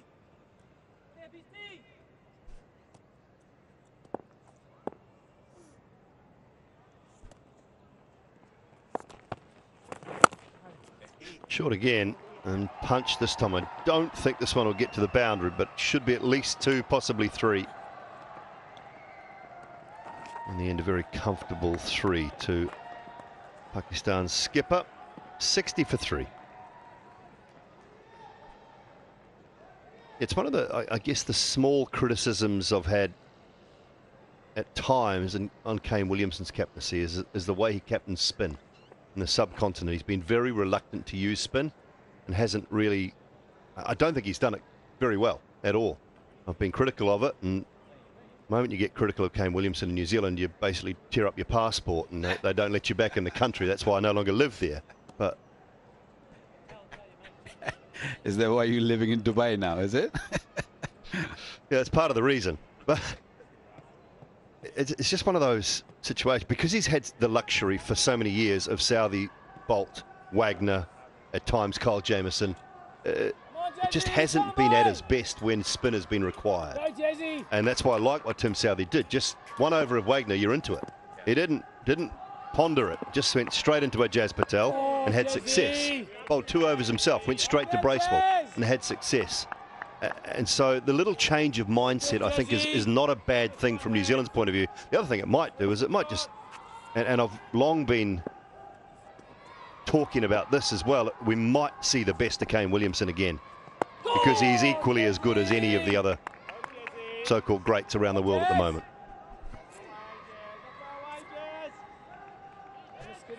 Yeah, when you talk about his batting, not many can match him. He's such a good player. Doesn't matter what sort of conditions he plays in.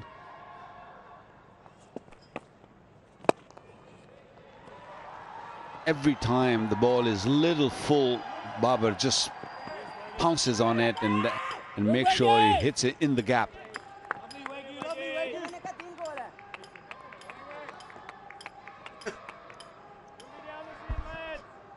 You're in your 4th test and you've just turned the captain down. I think that's what that conversation was about.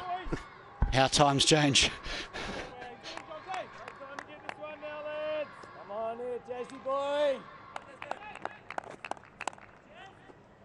Come in here, Jesse boy.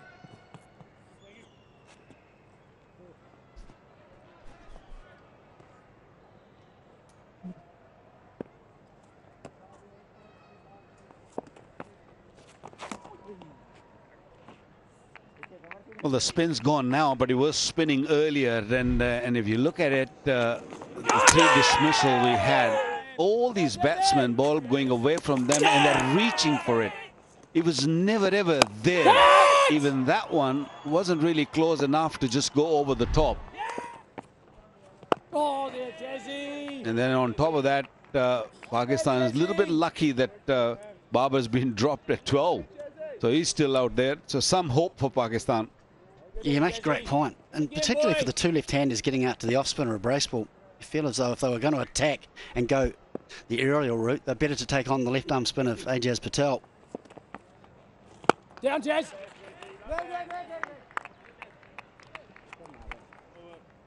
62 for 3. Yeah, risks are fine if they're calculated and if they make sense. I guess what you're saying is that, with you,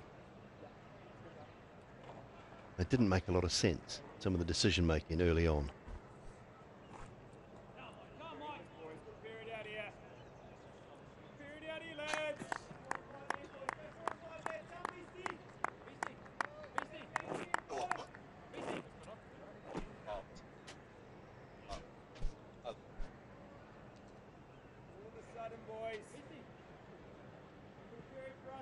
Ah, nice. Time to have a Tapal Danedar chai, tea.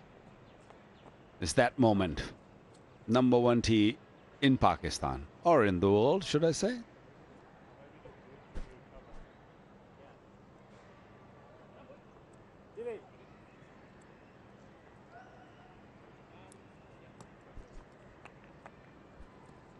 Another thing about Come on, boy. Come on, Southee's Beastie. captaincy this morning, and I know the two left-handers would have been a big factor in getting Bracewell into the attack. But he could have easily gone with Ish Sodhi as well, who's probably the more experienced of the spinners. We haven't seen him as yet, so just holding him back a little bit at the moment. We've seen leg spin have success in the recent series. Yeah, that's the next interesting decision for me, is when does he actually go to Ish Sodhi? And I'm sure he's going to get a look at him before lunch. But very hard to remove either Bracewell or Patel with the way that they're bowling. Still look as though they're a chance of getting wickets, and they're both being quite tight as well. Down, Jesse. Right hand, Jesse. Good hand, I think, from Ajaz Patel.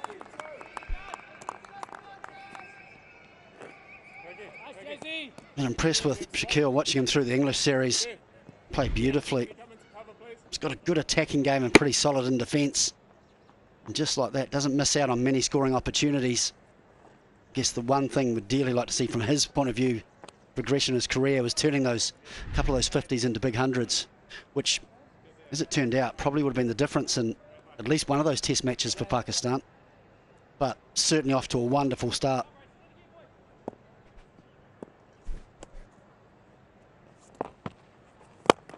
Timmy! Ah, you stay!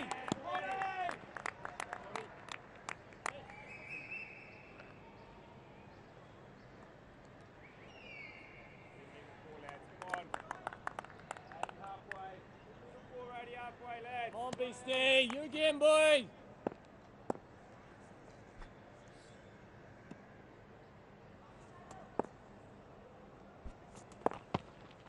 Oh, Beastie! Yeah, the one area, I guess, slight concern from Sodhi's point of view is he's averaging just a tick under 50 with the ball, but economy rate not much below 4 in test match cricket as well. So he has tended at times to go for runs, which is something that I'm sure Tim Southee is considering as well. Might be time for him though. That is a lovely shot from Babar Azam. Timing at its best. 21 overs bowled, 67 for 3.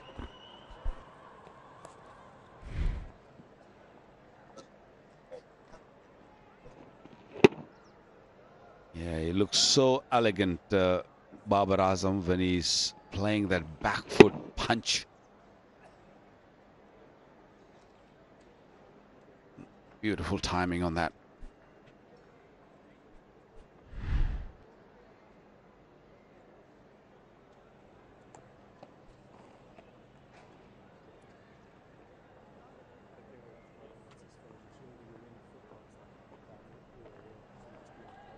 He's a class act, Babar Azam, especially off the back foot. I mean, he's a class pro off the front foot as well, but when he gets any room and a little bit of length to work with, he just as good as anyone in the world, that back foot. Just a little stinger for Ajaz Patel, so he's left the field.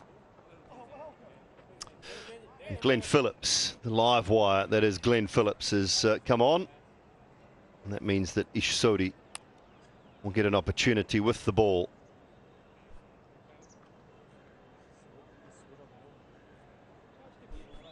It's a good time as well for Sodhi. Just give him a few overs before lunch just to settle. He'll be nervous.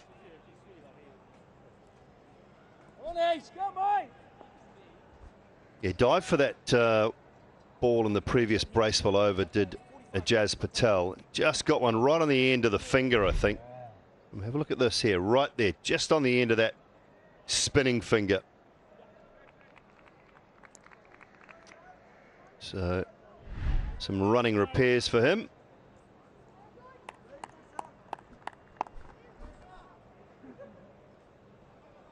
Guessing that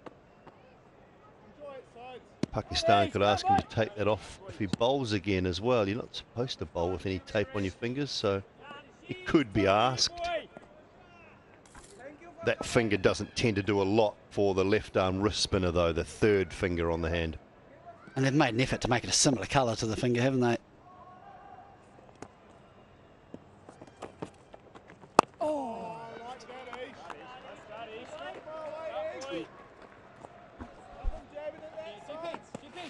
Ishodi playing after 4 years. He's played 17 test matches prior to this. Picked up 41 wickets. He's been a regular T20 member of the team, but I'm not sure if he has played that much cricket or 4-day cricket recently, because it's a different ball game altogether. And it's also shows on Bracewell also, who's also been a more T20 bowler. So you got to use them properly. Don't give them too longer spells. When you should go, ask them to bowl long spells, then they get exposed at times. He's a real confidence player, Ishodi, and look, he's one of the first selected along with Mitchell Santner. It's a great spin bowling combination in the 20-over game in white ball cricket. He's been terrific from New Zealand's point of view. Oh, that's skidded on. Has it hit the pad first? New Zealand think so. Don't know. Even if it did, I thought it might have been just outside the line anyway. Tim Southee is not going to be convinced, I don't think. A little bit of a confidence booster for Southee, though. Tell you what, if it has flicked the pad, though, it's possibly worth a look. I have a feeling that it's just missed the pad. He has gone up for it. I sort of thought that it missed the pad, but... TV umpire to director. Listen in. We have a review for LBW. On-field decision is not out. Front foot is a fair delivery. Front on spin vision, please.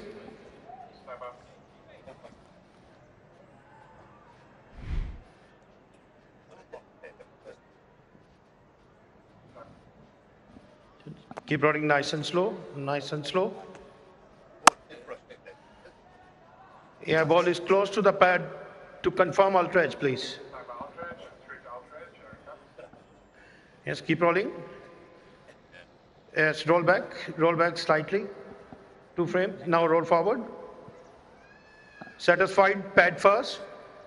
Can I have ball tracking? Original decision not out. Pitching outside off. Impact outside. Alim, I recommend you to stay with your original not out decision. I'll let you know you are on screen. Make a signal, please. Yeah, outside the line. It was a review that New Zealand thought long and hard about. And they have now lost their first review. I'll tell you what, though, I think it was worth asking the question. First of all, they got the fact right that it did nick his pad, and it was only marginally outside the line, and being Bubba Azam, I think they thought it was worth the risk. Oh, did he? Well, a good sign for Ish Sodhi is that it's skidded on. He's beaten him for pace. Yeah, that was a kind of a flipper, wasn't it? It just came in, just clipped the pad a little bit. And umpire Alim, so much experience, got it right. And he did get it right, even if he must have thought a little bit of pad first, but his indication immediately was outside the line, so good decision.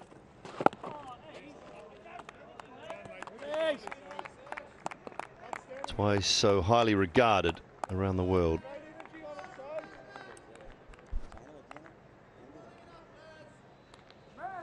Yeah, Baba's got to be a little watchful when he goes on the back foot, when he looks to punch the ball through cover, especially to Sodhi, because his ball sometimes rushes to you. Got it. Into the 22nd over. Pakistan tricky position, 69 for 3.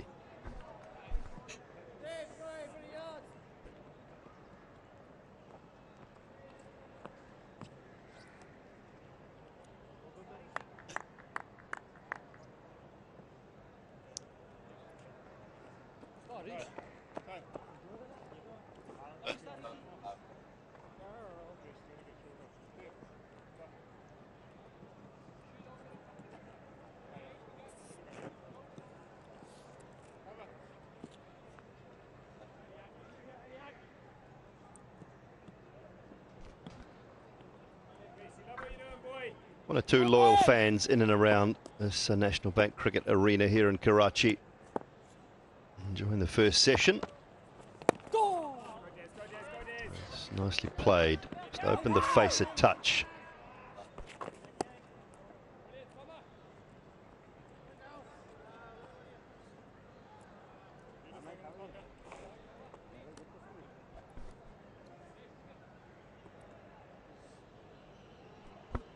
Running repairs done for Ajaz Patel.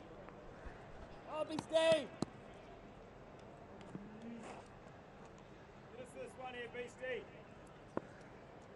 on, Beastie, come on, boy.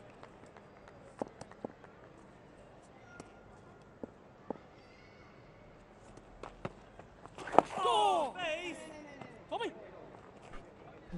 I get the feeling, depending on how Bracewell continues to bowl, that Southee might even consider bring on Ajaz Patel at the same end as Bracewell, just to keep Sodhi going.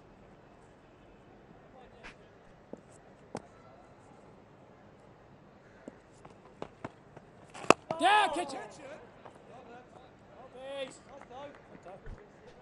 Nobody understands this pitch better than South Shakil. He grew up in Karachi. He's got heaps of runs here on this very ground. Very young at this level.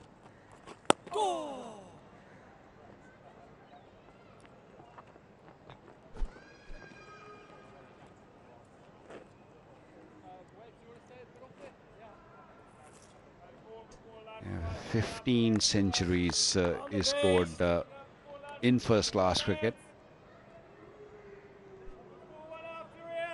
And he's got 4 this season, so in rich form. Should probably have at least 5, shouldn't he? After that recent Test series against England. Down. Good, Divvy. Good, Div. Yeah, and that's all about picking players in form as well. Pick them at the right time of their careers, when they're in form, when they're feeling good about things, and that's what they've done with Saad Shakil. Another over from Michael Bracewell, 71 for 3.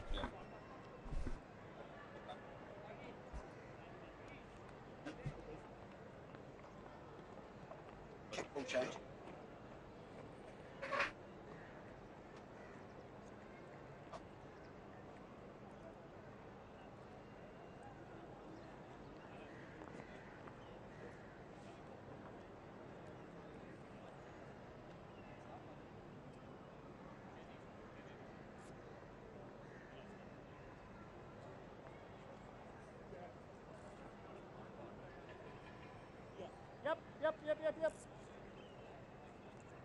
What are we doing here, Reece? Let me start, boy. 71 for 3.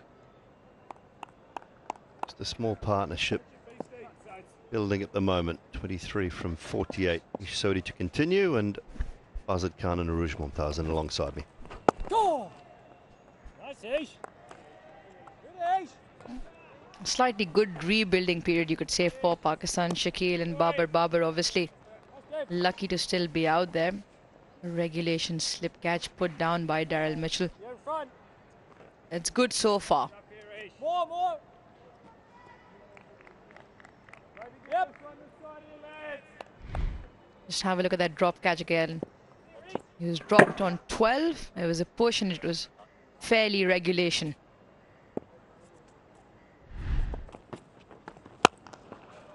Short and put away. Very easy for Babar.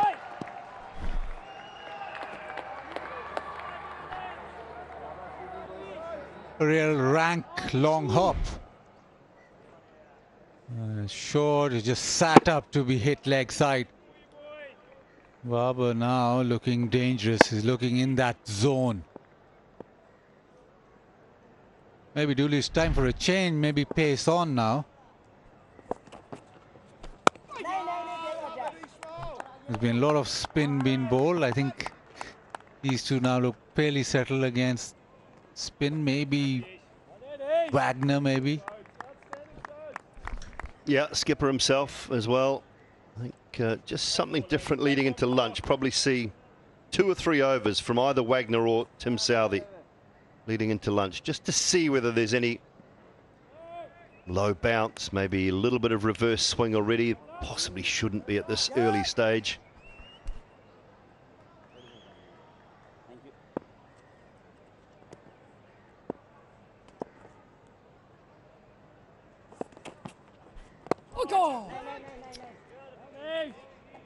We saw the ball gripping earlier on because of the moisture or the tacky surface of the nature, and it was a spin and the turn off the surface which got those wickets. But since then, it just dropped a little bit. As the surface dries up, the sun out here in Karachi, and probably why Baz rightly so asking for maybe a seam option at the other end. Tom. Duly, of course, Ish Sodhi hasn't played Test cricket in about 4 years, 2018 being his last. Obviously an aggressive option in the T20 format. Your thoughts on him in the red ball? Yeah, it's been his worst format, but he's had sporadic opportunities. I think you'd say generally gets selected for a tour of the subcontinent somewhere, or United Arab Emirates, of course, when Pakistan played there. It hasn't been consistent for Ish Sodhi. It hasn't really ever found a rhythm. That's nicely dabbed away. Should look for 3. It won't be possible. And Babar Azam has slipped. 79 for 3.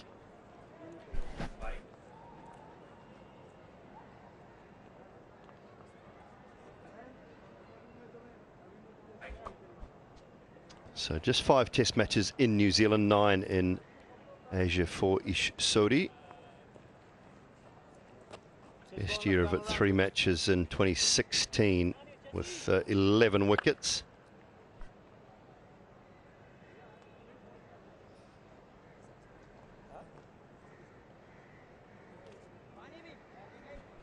And you look at that, sort of just few and far between for Ish Sodhi, so he's never really been able to settle into a test match side. New Zealand have often gone with a batting all-rounder, spin bowling option. Mitchell Santner at times back in New Zealand. Ajaz Patel came off a 10-wicket bag in India and then didn't play the next test match. Yeah, played only 1 test in between that, and now that's last ball of the previous over.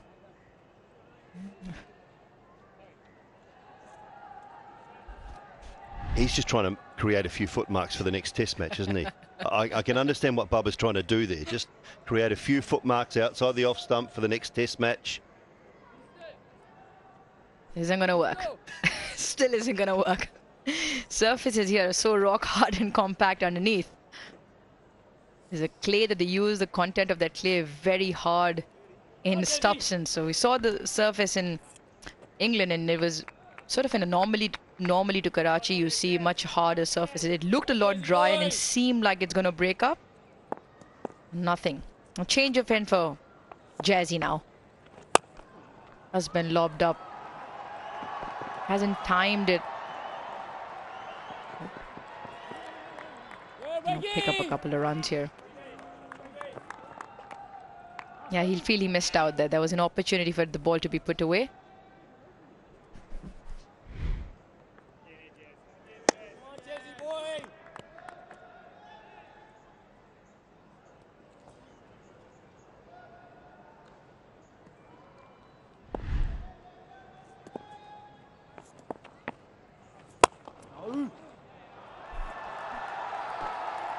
This time he does put it away.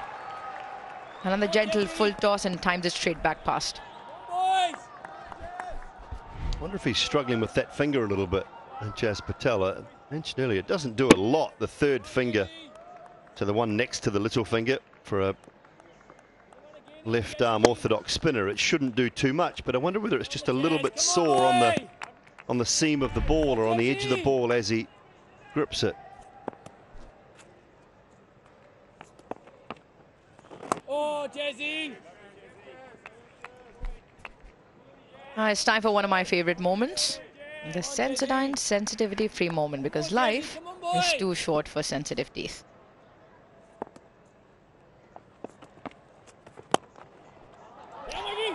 Down the track this time.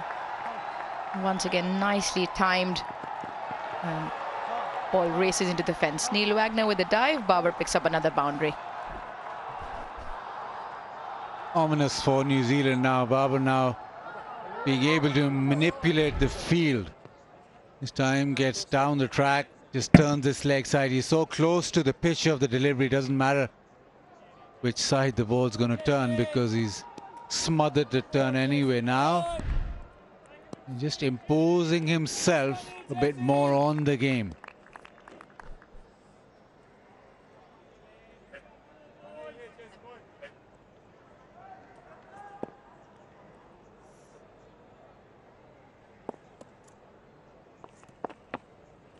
Oh, Jesse! Nice set, Jesse! That's you, Jez! In the last 5 years, no surprises there. Labuschagne, Williamson, Babar Azam, a third on that list. And have a look at the averages for the top 4. Steve Smith up is there as well.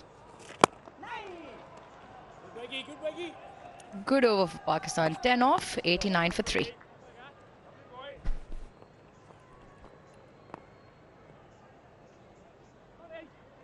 You look at that list and Labuschagne, Williamson, Babar Azam, Smith, Joe Root down the bottom. They talk about the big 4, but there's one missing.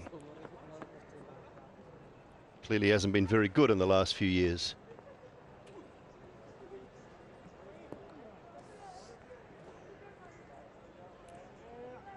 Come on, Ace. Be the one this side here. Be the one this side, Ace. How good has Marnus Labuschagne been as well in recent times? Steve Smith with a new technique. Talked a lot about what he's changed and had to change. Rohit Sharma as well, Abid Ali.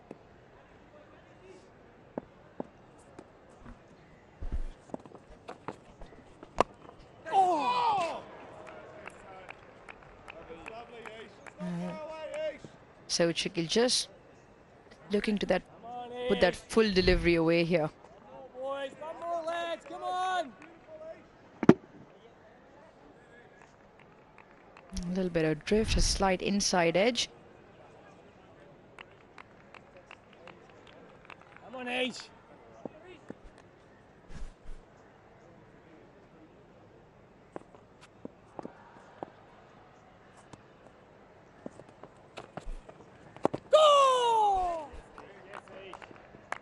Slightly quicker this time as well. Good line here from Ish Sodhi. Yeah, I'd just like Ish Sodhi just to be able to get into his rhythm a little bit with a slightly defensive field to start with, and then Tim Southee can close in a little bit after that. Come on, Ace. Outstanding, Ace. That close, Ace. That close, boys. Barber on 46 now. It's off the edge.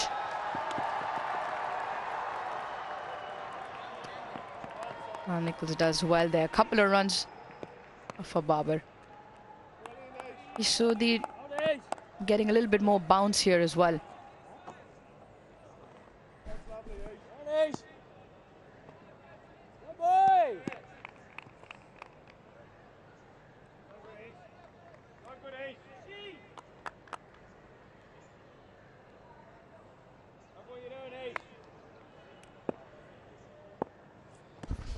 Is that 48 in the head?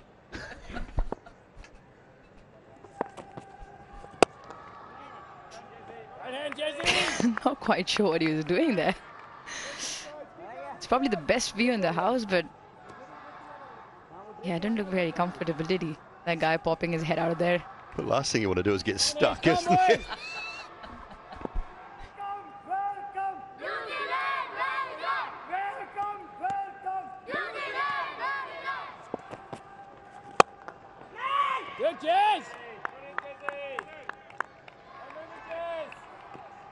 Now you talk about Ish Sodhi getting into that rhythm. Some drop short, getting into a nice rhythm here, bowling slightly full, looking for a little bit of turn. Bowling with the one slip in place.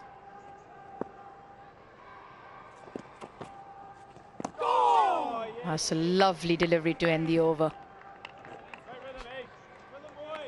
92 for 3.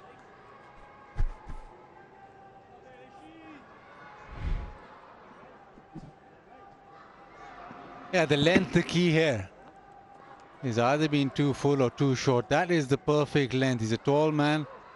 If he's just back of a length, it makes even a player of the quality of Barber just feel for it, and the bounce rather than the spin does for him.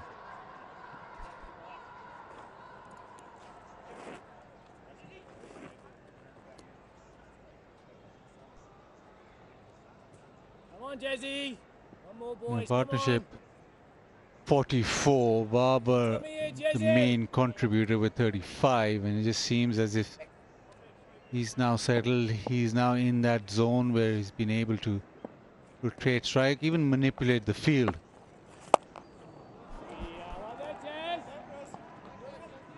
He's a good player of spin here, Saud Shakil, as well. His home ground, his home city. He's played a lot of first-class cricket here. And there's a sweep shot that has yielded him good runs over the course of the England series as well.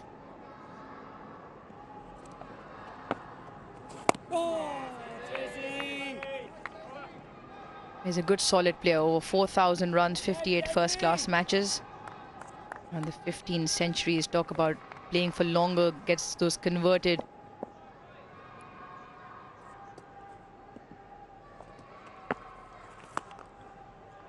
That's nicely timed. And that's into the gap, another 4 for Saud Shakil. Yeah, searching for that shot. This time he got the gap. Maybe the length better with the sweep shot.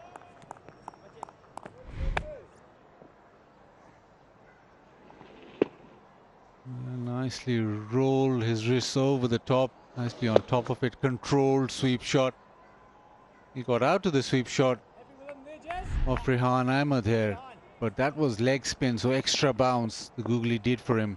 Left arm spin, he'll be much more comfortable.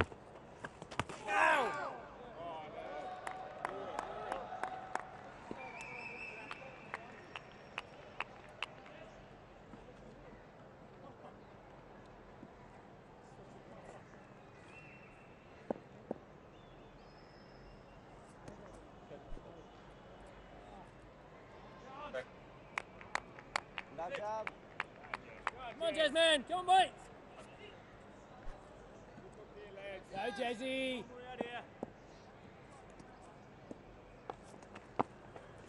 Oh, Jazzy. Love that, Jazzy. Good, Jazzy.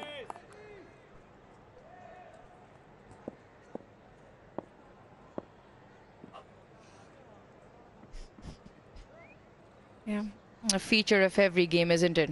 Move away from the side screen. Thank you. Come on, Jazz.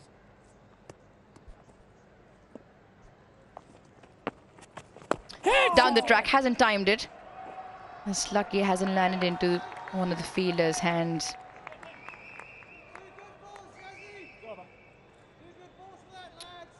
$97 for 3.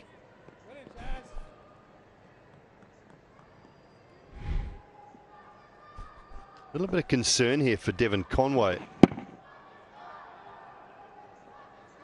Whether he slipped over or what happened here. Oh, he just got his knee stuck in the ground a touch. That right knee just stuck in the surface.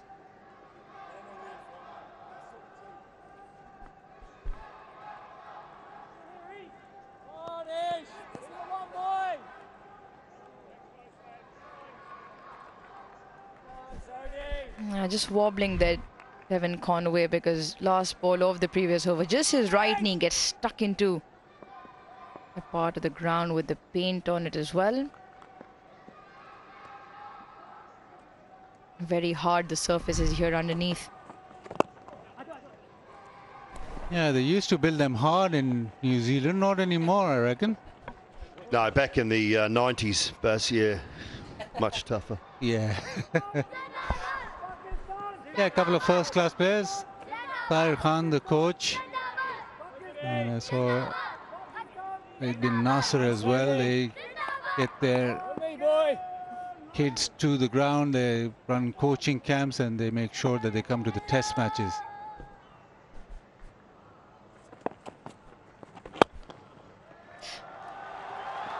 That will be another 50 for Babar Azam. He loves this venue and the runs keep flowing for him here at Karachi. 27th half century to his name. There's been a feature today in his innings, the back foot play. Being able to hit it leg side, and as always, it's a classy 50. It doesn't make ugly runs, and it's been at a good clip as well. 7 boundaries included, but back foot play has been superb. Being able to punch the ball leg side, offside, with the spin against the spin.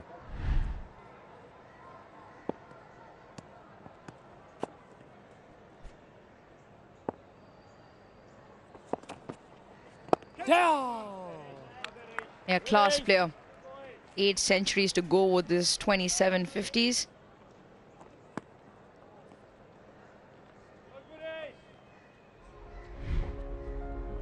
It's always lovely watching Babar Azam off the front foot, off the back foot. Class act.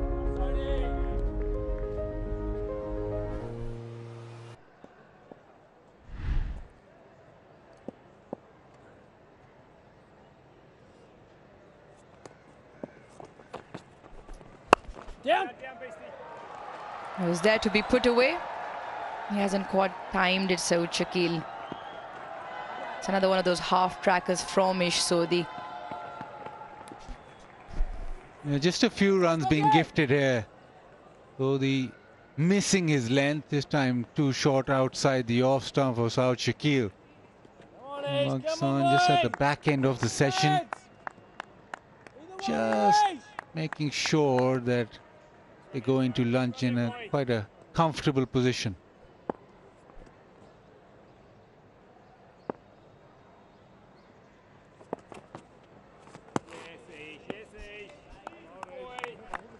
It's a positive frame of mind as well, and you think about the partnership of 58. Bubba has contributed 40 of that 58, so he's been really positive of late.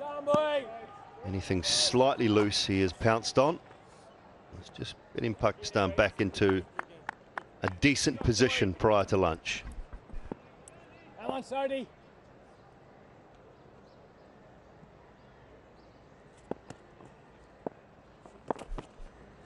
Oh. 106 for 3.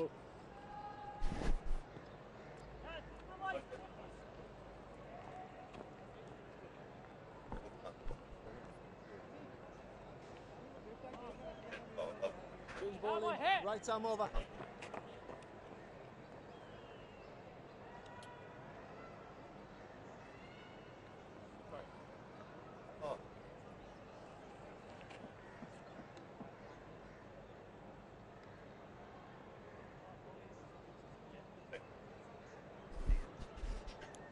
Pakistan looking good with just a few minutes to lunch. 58 this partnership now. Right arm over.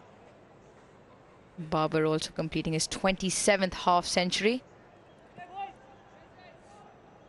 The spin went on for far too long. It became a bit too easy for Pakistan. The captain brings himself back on. And bowled the 2 overs up front with the new ball. Got some really good shape away to the right-hander. Back for a second spell now. Will bowl with a slip, a wideish slip.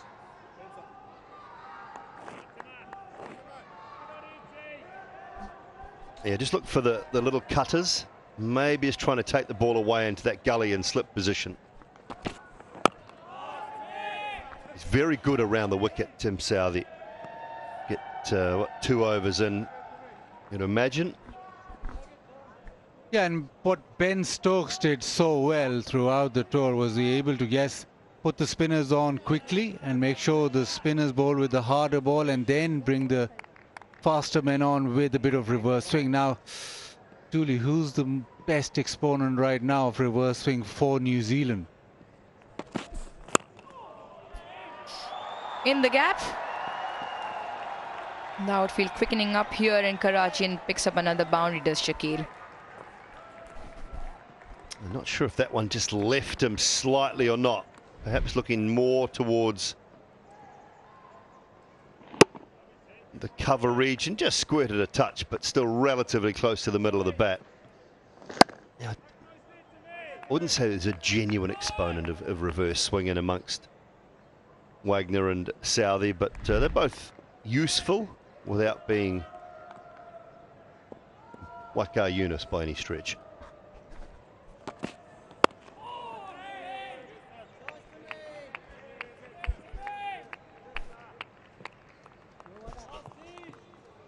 Well, if not the reverse swing, Dooley, you mentioned earlier on, especially with Wagner comes in and bowls those short deliveries and is at the batter all the way through. Now that we saw that being sort of the ploy against Pakistan when England were here, and Pakistan lost quite a few to the short one, or especially the short one coming into the body with the angle, with the leg slip coming into play. We'll have to see. Obviously, they had the express pace of Mark Wood on offer, which does make a difference.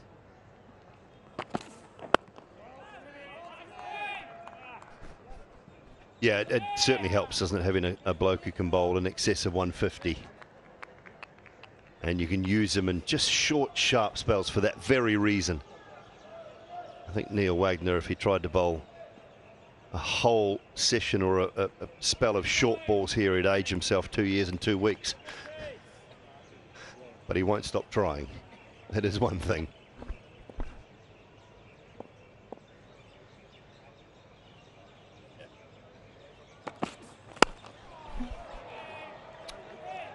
Nicely driven straight to the fielder, though. Just have to be careful here, Saud Shakil. You can see Tim Southey is just trying to get him to the reach of the ball with maybe the one that angles away from the left-hander. He's got the men catching gully, short covers there as well.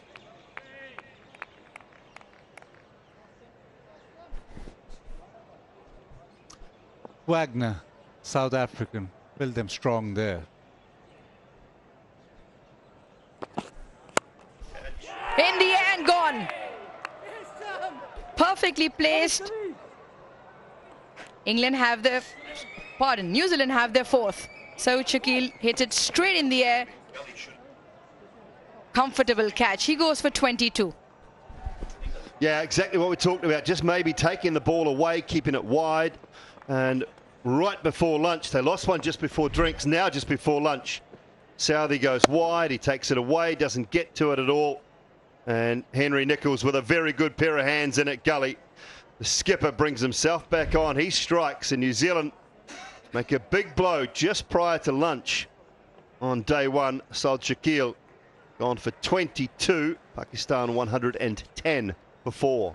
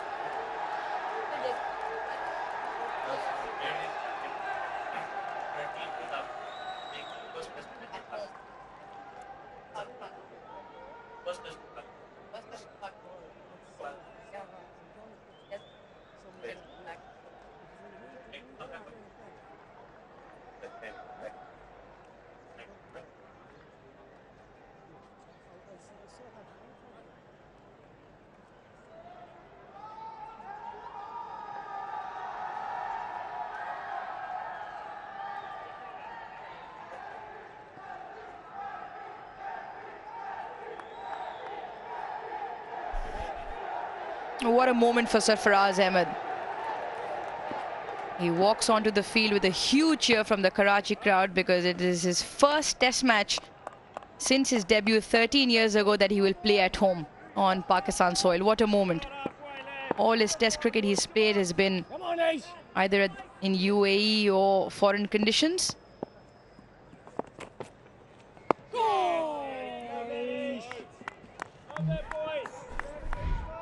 Yeah, just a waft outside the off stump. Loose drive and goes straight to gully. It's gone straight to him, but has travelled. It's good bowling. He dragged him further and further away from that off stump, but not a great shot.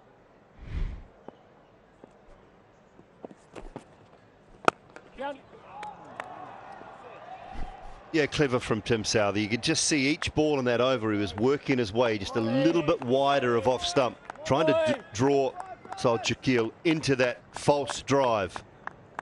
He's a really clever operator. When things aren't quite going for him, when there's no swing or seam movement, he just manipulates either himself around the crease or just looked for something slightly different. Good hands too from Nicholls.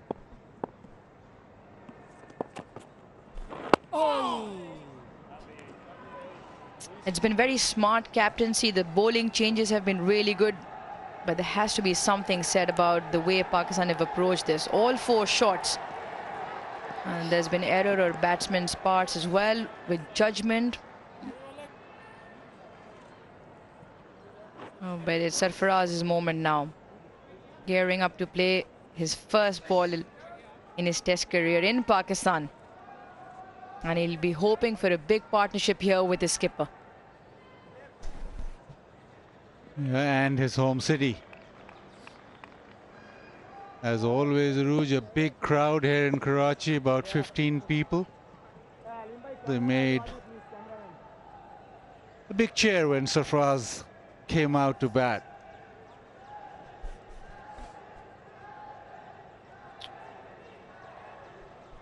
A little bit of city rivalry here, Buzzard. I can feel it. Just a little dig at Karachi.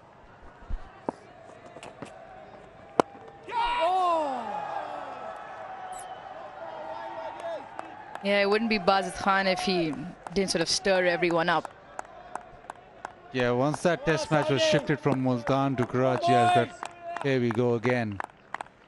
Rouge with her pull with the crowd. She gets about 10 people in every time. And those are the only number of passes I get. Off the mark. Off the mark with a nicely driven boundary. Sarfaraz Ahmed's first runs on home soil. Extremely pleased. You can see in the emotion. You can see in the moment, always nervous for the first runs, and he gets them off in style.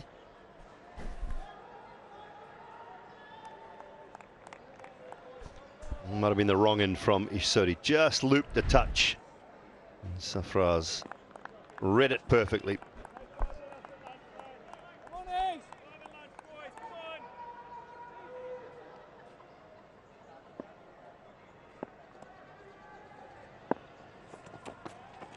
Oh.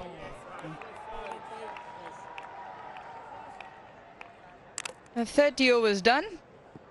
Pakistan 115 for 4. The players will walk off for lunch. New Zealand will be very happy. They have rattled Pakistan in this first session with the 4 important wickets, and they could have had 5.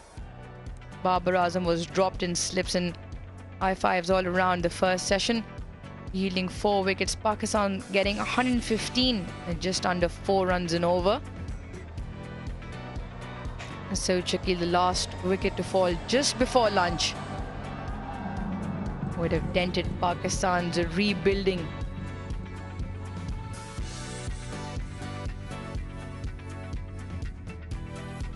It was out the spin really from New Zealand, very quick to go to spin, and it worked. A few question marks on the shots that were played, but the shots that Babar played were quite classy. He looks that he's in as usual, loves batting in Karachi. It's the pitch he loves. He's got 54 out of those 115. But the wickets of Dullah Shafiq, Imam ul Haq, Shan Masood, and even Saud Shakil, well, they'll be looking back at them and thinking, why? Why did we do that? 30 overs bowled, so the over rate very good as spinners bowled almost throughout that session. And partnership was Babar and Shakil 62. But importantly for New Zealand, they got a wicket just before lunch. Let's revisit the proceedings from this first session. Pakistan winning the toss, Babar Azam electing to bat. The couple of boundaries that flew off. It was spin that did the damage. This was a setup to Abdullah Shafiq as Ijaz Patel dragged the length slightly shorter, dragged Abdullah Shafiq, and he was stumped. And Pakistan losing their first wicket for 12. A spin on the other end that did the damage as well. Bracewell looping one in. And once again, Shan Masood down the track, didn't middle it, didn't connect it, and he was stumped. Imam ul Haq was the third one to go. He played a few drives when he came down the wicket, put the short one away. He looked at comfortable ease along with the skipper until that happened. It was put down. A costly miss so far as Babar has gone on to score 54. Regulation catch, and that was the third wicket to fall for Pakistan. Imam ul Haq not quite timing it. A simple catch to the Kiwi skipper. Pakistan with a huge lot of bother at 48 for 3. He likes this venue and the runs flow for him in relative ease here. Babar Azam played all around the ground. He used his feet to come to the pitch of the ball. Saud Shakil, who also got into the attack, got 22 along with the skipper. Got a partnership of over 50. Babar brought up his 27th test half century. Tim Southee got himself back into the attack and set this one up perfectly. Bowled this one slightly wider. Easy catch to Gully in the end. That was the fourth wicket before lunch here on day one for Pakistan.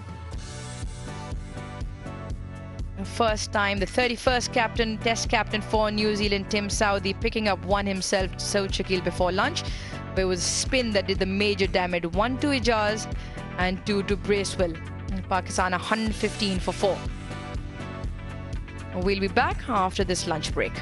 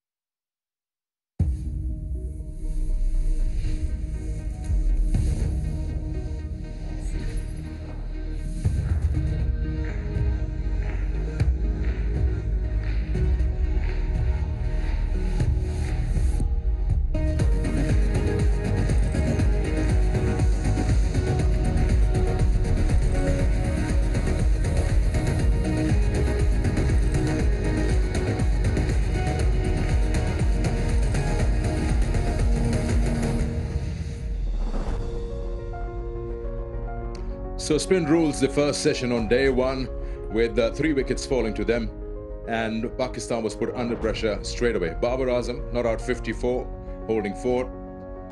And the batting card looks like this after Pakistan won the toss and decided to bat first.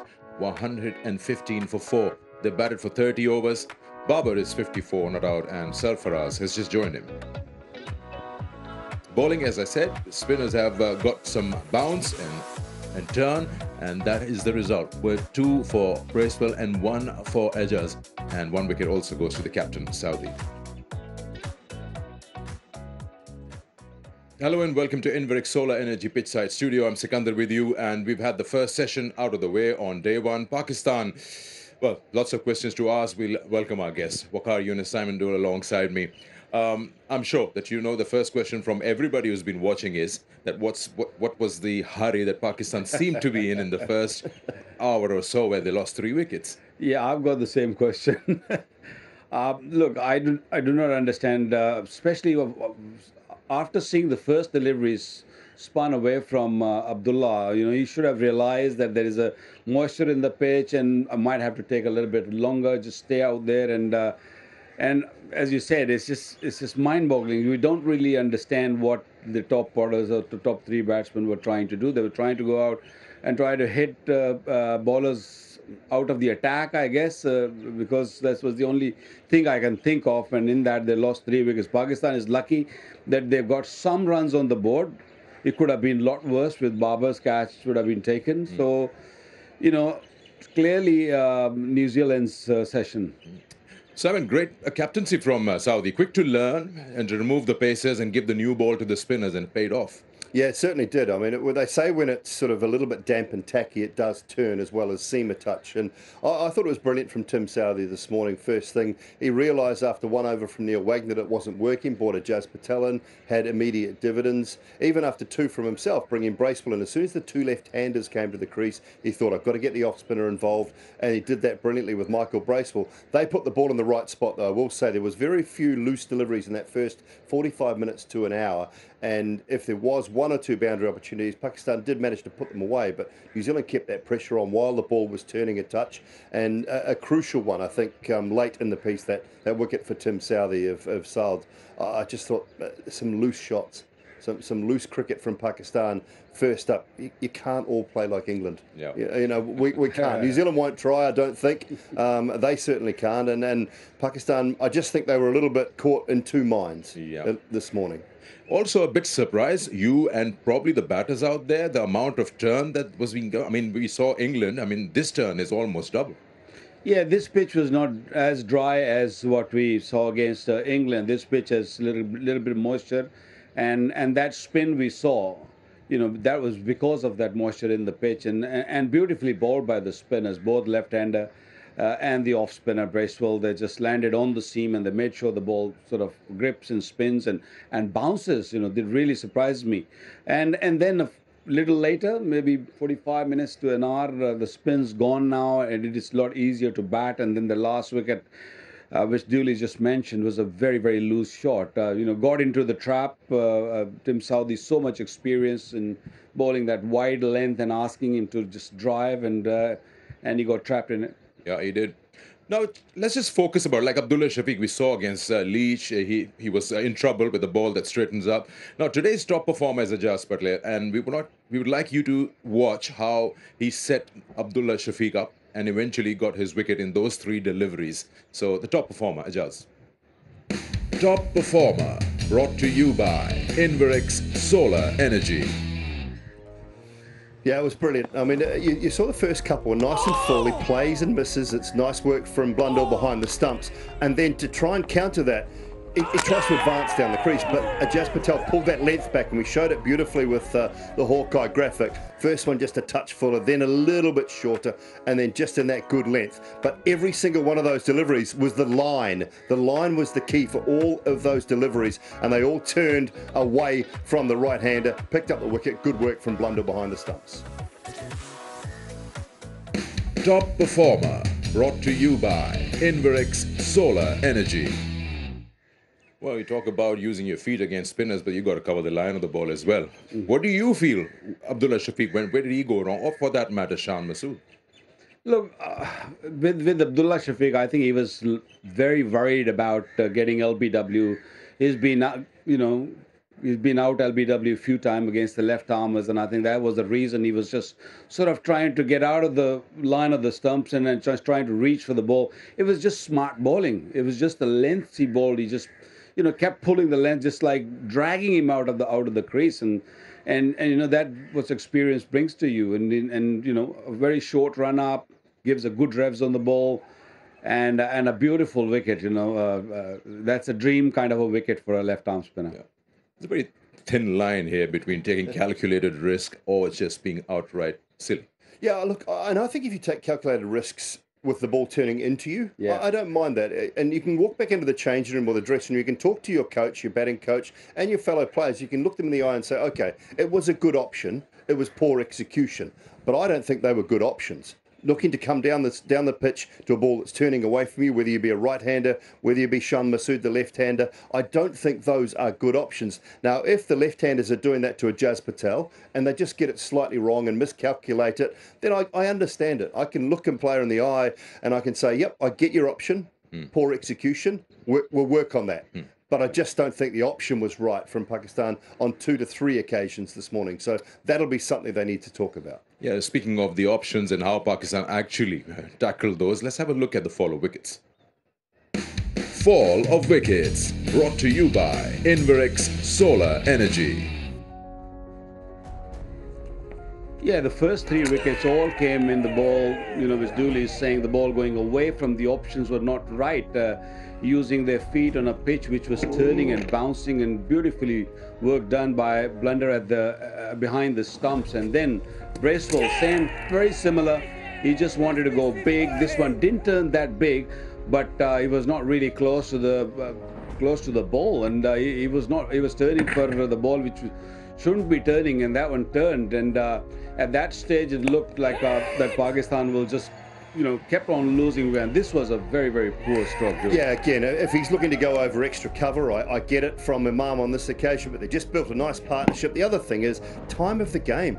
Skippers at the other end, just before drinks, real crucial period of time in the game. And this one again, just before lunch. Understand what Southee's trying to do. He wants you to play it, that he wants you to try and hit it.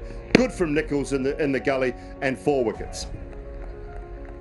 Fall of wickets, brought to you by Inverex Solar Energy. And one thing that you notice against England that Pakistan had was losing wickets at crucial moments, end of a session or just around that area, or when you feel that the partnership is just building up and you tend to lose partners. This happened today with Saud Shakil, and then of course putting pressure on yourself.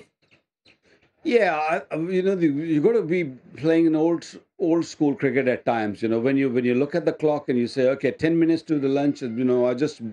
There's no harm in just sort of just blocking few deliveries and staying out there and not playing those loose shots. I can understand if the ball is close to you and you look to hit for 4, but just wide, what Tim Southee is trying to do. And you did exactly what he wanted you to do. And sometimes, the question is asked, your captain has just been dropped in the same over and then you lose your wicket. But he doesn't really have to worry about that. If his captain is dropped, he'll probably just go on with the way he plays. Yeah, they should have. And that would have been the chat from Bubba. And you saw Bubba's sort of reaction afterwards, didn't you? He was like, mate, what are you doing? What were you thinking? Just before drinks, we just sort of started to resurrect things a little bit. We're just putting a smallish partnership together. Imam looked good for the most part. I thought he looked the most capable of the top 3 in particular, but it was just a little moment, a brain explosion, we call it, little things like that, whatever it might be. It just didn't quite get it right. And I can understand Bubba's disappointment, because after he'd been dropped, he's getting a life. So he basically knuckles down, gets his head down and says, I now need to make sure that I'm going to put a contribution on the board for my team. And so, yeah, just two poor options that without quite seeing the situation of the game. Yeah. Time for us to take a break, but before that, we'll thank Wakar. On the other side, we'll discuss session 2 on day 1. What's in store?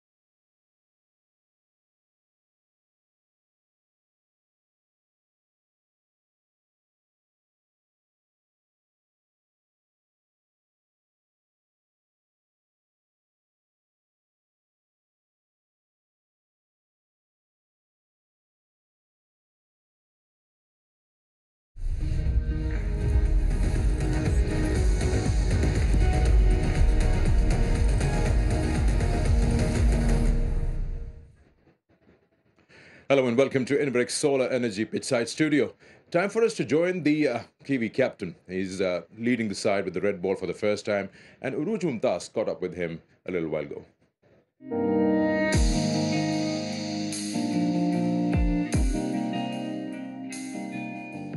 He is set to become the 31st Test captain for New Zealand. Let's find out directly from Tim Southee himself how special this is. Tim, thank you very much for taking time. 31st Test captain for New Zealand has to be special. Yeah, it is. Obviously, played for a long time, and now to be captain, it is a special moment and a true honour to lead this team. First time in Pakistan for you and the group. How's the overall mood been like? How's Pakistan welcomed you so far? Yeah, it's been great so far. Only a few days in, but the guys have really enjoyed the hospitality so far, and looking forward to the next few weeks. The trend for captaincy, we see Pat Cummins now, another quick bowler, taking on for Australia. You now taking on from New Zealand. In terms of what you bring to the table, in terms of personality or your tactics, how different are we going to see you from Kane? Wouldn't imagine too dissimilar. Played a lot of cricket with Kane. And learned a lot from his captaincy and leadership over 6 or 7 years that he did the job. So we've worked closely together over the last however many years it's been. So yeah, I wouldn't imagine too dissimilar. I think you take bits and pieces from captains and people in leadership roles that you've worked with in the past, and I guess put them into what works for you. Now, coming to the subcontinent, never easy because conditions are so dissimilar or contrasting to, for instance, like South Africa or England. You have 40 wickets to your name at an average of 25. You seem to have cracked the code. What is it about your game that you feel almost so comfortable in the subcontinent? Certainly haven't cracked the code. It's a very tough place to come, especially as a pace bowler, and it's always a challenge. This has been a new challenge, having never played in Pakistan before, so it's something I'm looking forward to. It's great to test you as a bowler, like you say. They are so foreign to what we're used to back home, and I guess as a player you want to be able to perform in various conditions around the world. So it's going to be a tough tour for the seamers. We saw that, we've seen that in the cricket that's been played in Pakistan. It's a great challenge and one that the seamers are looking forward to. Now you're still 34, 347 test wickets. Now Jimmy Anderson at 40 still going extremely strong. I'm sure he's paved the pathway for long careers for bowlers. Where do you see yourself? Yeah, I think Jimmy's had a phenomenal career. Closing in on 200 test matches as a pace bowler is just phenomenal. But I think guys, they tend to look after themselves a lot better. The fitness side of things, just looking after his general care of the body and ways to improve the off-field side of things has improved, and you'll see guys play till they're a little bit older. So he's been phenomenal. Like I say, to play that amount of tests has been incredible, and to still perform at the level that's required at this at international levels, very impressive. And it looks like he's still got some miles in those legs as well. You've had a couple of practice sessions. You've probably had a look at the surfaces as well, and you must have followed England the way they played. As an overall strategy on these conditions, it's not going to be easy. But in terms of your overall strategy, have you modified something to suit Pakistan conditions? Yeah, we've had a great couple of days training. It's tough test cricket over here. But yeah, we've got a lot of footage. Obviously, the recent Test match that England played against Pakistan. So yeah, we're doing our best to, I guess, make sure we're as well equipped as we can be come the 26th. How much are you looking forward to Test captaincy? Of course, it's an honour in its own, but all eyes on you. Like you mentioned, you've got Kane to help you out. But how much are you looking forward to this on a personal level? Yeah, it's not something I set out to do or set out to achieve, and I guess it's like I've been in the team for a while, had various leadership roles across the other formats, and now Test cricket is the format I think is the pinnacle, in my opinion. So it's a great honour to lead the side, and I think the way that our group operates, we rely on a number of leaders amongst the group, and that'll be no different. Like I say, Kane's one, Tom Latham's another. Guys with great cricket minds and brains to be there to help me along the way. Well, Tim, it's been wonderful talking to you. Thank you for your time. We really look forward to catching up with you. And we also hope you join us soon, as Tim Southee is set to become the 31st Test captain not long from now.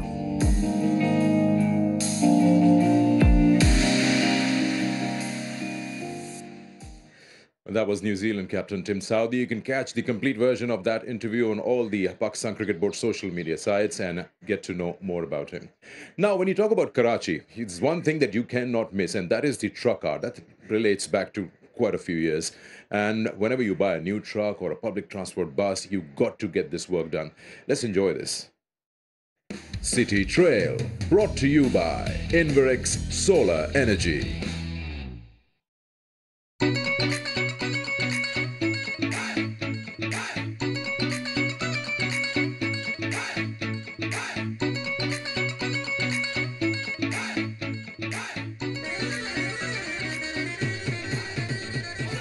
Karachi से लेके कश्मीर तक जब truck चलता है road पे, अगर आप इसको सहरा में देखें तो आप जैसे थर में आप अगर इसको देखें तो आपको एक रेगिस्तान नज़र आएगा और दूसरा हमारा कलरफुल ट्रक नज़र आएगा और तीसरा वहाँ के मोर मशहूर है।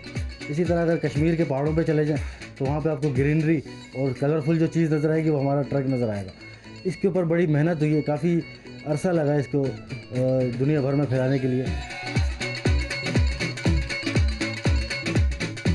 लोगों के सारे जज्बात, प्यार मोहब्बत का निचोड़, वो सारा मजमुआ हम लोग उस पर पेंट कर देते हैं और इसी तरह वो कलरफुल एक शक्ल में आपके सामने होता है जो देखने वाले को भी अपनी तरफ मुतवज्जा करता है। फिर फ़र्ज़ करें मिसाल के तौर पर जैसे कव्वाल होता है, उसके साथ हमनवा होते हैं, तो इसी तरह हमारे कलर्स भी, इसके अंदर कोई ये नहीं होती कि ये कलर इसकी अलामत है, ये कलर इसकी अलामत है। जब तक पूरी कलर प्लेट ट्रक पे नहीं लग जाती तो जब तक ट्रक नामुकम्मल होता है और इसका आर्ट भी नामुकम्मल होता है।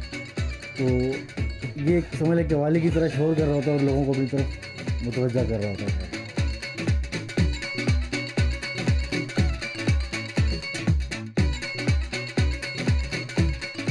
हमारे हम लोग ट्रक पे लिखते हैं अपने तो दो ही शौक, सोनी गड्डी सोने लोग। पहले तो आप ये देखें कि सिर्फ ट्रकों पे ये काम नज़र आ रहा होता, रिक्शों पे, वेस्पा पे नज़र आ रहा होता था ये आर्ट। अब ये आपको हर चीज़ पे ट्रक आर्ट नज़र आएगा। जैसे आप देख ही रहे हैं जहाज़ पे वेस्पा, फॉक्सी, ये चीज़ें हमारे पास मौजूद हैं। जब मैं पहली मरतबा इंटरनेशनल टूर पे स्मिथसोनियन वाशिंगटन डीसी वालों ने मुझे इन्वाइट किया, ट्रक लेके वहाँ पे गए तो लोगों ने इसे मुख्तलिफ अलकाब दिए, जैसे कोई 8वां अजूबा, कोई उड़न खटोला, जादुई कारपेट, इस तरह करके उन्होंने इसको नाम दिए, मैजिक कलर, इस तरह के उन्होंने नाम दिए। तो वही जहन में रख के कि लोग इतने नाम दे रहे हैं इसको, इतनी इसकी वो पजीराई हो रही है यहाँ पे, तो क्यों ना अपने मुल्क में इसको भरपूर तरीके से किया जाए। तो फिर यहाँ के और मेहनत की, मुख्तलिफ़ चीज़ों पे यहाँ पे पेंट किया, जैसे जहाज़ आप देख रहे हैं इस पर भी पेंट किया, ताकि एक ज़मीन पे तो हम लोग काम कर ही रहे हैं, हवा में भी हमारे रंग उड़ते हुए नज़र आएँ।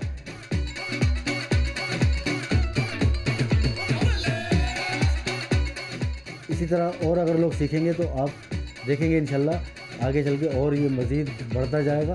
वैसे वैसे इसको ग्लोबली भी पजीराई मिलती रहेगी और दुनिया भर में ये मज़ीद निखर के सामने आ जाएगा। City Trail, brought to you by Inverex Solar Energy. Yeah, that truck art is such a unique thing. I mean, you don't find that anywhere in the world. It started off here in Karachi, and not just trucks and buses. Now they've got shoes and everything with truck art, cricket bats with truck art. We were being joined by Uruj Mumtaz. Uruj actually got a few for Aaron Holland last time around, those truck art shoes. Yeah, it's they're just lovely. something so unique, isn't it? They're lovely, and yours are in the mail. I never You'll got get yours those. soon. You'll get yours soon. Yeah. Have I got some coming? I love my shoes. Yeah. Size 24? 44? 44. All right then. All right then. They're listening. Okay. That's a lot of truck art needed on that. Okay, Uruj, so since you've just joined us, let's get your version or your look on the first session, how Pakistan have approached and what they could have done better. Yeah, I think firstly, I think it's a New Zealand session, 4 wickets up front. The way they've operated, Tim Southee, especially with how he brought on the spin right away. He recognized there was some turn and tackiness in the surface, and he saw the ball turning. But it has to be said, there was a little bit of a mindless outing for Pakistan with the 4 wickets falling. You just sort of think back and see they could have been avoided. So, yes, definitely New Zealand session to take with good bowling changes, but yeah, they have to think back about those 4 wickets. Babar probably won't be happy. Let's quickly get an expert prediction. And from our guests over here, I have a question lined up for them, and I know they cannot say no to that. Expert prediction brought to you by Inverex Solar Energy. So my question is, and why did I say you can't say no? Will Baba get his 100? No. You can't sit here and say no. He But just did. there's a reason to that question, and you were just talking about it while we were on the break, and Simon mentioned the conversion rate. Those numbers suggest that yes, he has not really been able to get those starts going into three figures. This is a good ground for him. I'll say that. Averages in excess of 80 with a couple of test centuries here, but 35 times he's been past 50 in test match cricket, and only 8 of those have turned into hundreds. So the conversion rate is not great. So therefore you would say that he's a 1 in 4 chance of getting past 100 today. New Zealand will hope not, because if they get Bubba, then the pressure really fairly squarely goes on Sarfaraz and the sort of the lower order to come to get Pakistan to that sort of average first inning score of over 300. So I say no. You said I can't say no. I'm going to say no. How about you? I mean, when you talk about in this current scenario, in this situation right now, you see that the bounce and the turn will not be as it was in the first hour. What are the chances that Baba can continue from 54? Yeah, just looking at where the game lies currently, with the ball probably not doing as much, and it's down to tactics. I think he's a better player when the ball's not doing that much. I'd probably say yes, the odds are in his favor this time round. Okay. So they both are saying yes, they will. Yes, right? Yes, No. he will. No. No. Oh, okay, no. But that's the expert prediction. Only time will tell us in this session, which is about to start. Expert prediction brought to you by Inverex Solar Energy. Okay, we had a good chat about how Pakistan have made mistakes and what they can do. Let's talk about New Zealand. Now, there will be patches in the game where nothing will happen for you with the ball. So that's the moment of patience, and then how Tim Southee uses his bowlers. Yeah, that's going to be the key. And New Zealand will try and rotate their bowlers around. I think Southee, he might not even start. He's just picked up that wicket. He might not even start after lunch. You just don't know with him what's going to happen. He'll see whether there's turn there. I think he'll see with Bracewell, maybe with Sodhi and Patel, because of the two right-handers at the crease. Might see if there's some reverse swing. But I think he will chop and change quite quickly. Won't let it settle too much. And he'll try and put Bubba and Sarfaraz under pressure. And Sarfaraz's first test match here. And a bit of pressure on him as well, because he's got himself that place because Rizwan wasn't really going great guns with the bat. So the expectations from the whatever crowd available here, and then the game scenario with him being the experienced guy that he is. Yeah, expectation and emotion both for him to play his first test match on Pakistan soil 13 years after his debut. Huge. But he's obviously broken the shackle, gotten off the mark.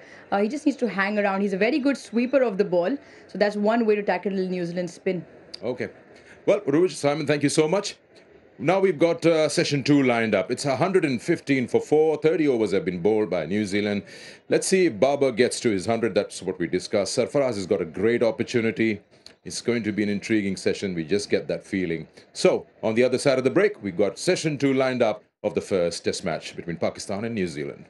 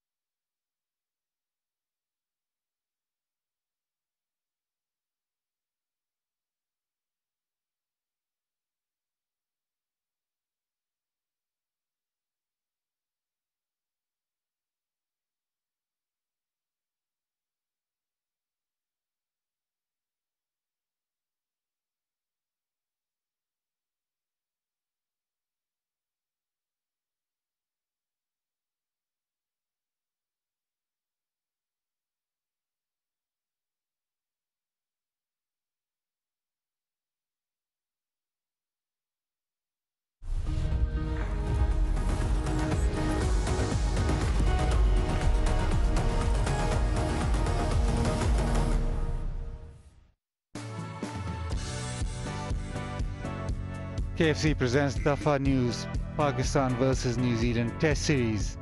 First Test, Session 2.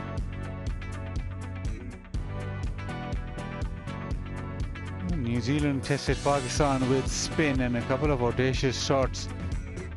And a few shots that Pakistan would think they've played rather needlessly. Lost 4 wickets, but Babar Azam, well, he's standing tall. 54 of 82, looks in fine fiddle.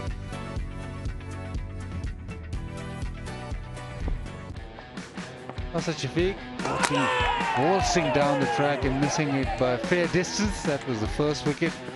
Shan Masood then trying to hit over the top, missed that ball by quite a distance as well. Imam trying to go over the top, bottom of the bat. Saudi with the catch. New Zealand gifted 3 wickets.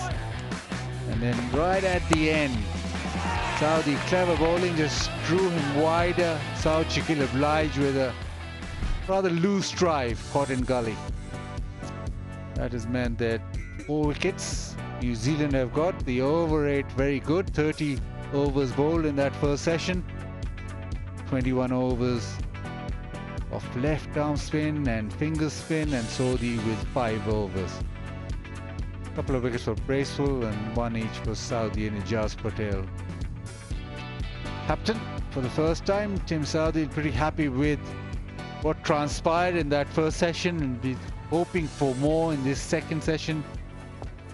Babar batting extremely well. Sarfaraz, well, he's come into the side on the back of a few good scores in first class cricket. He's in form and he liked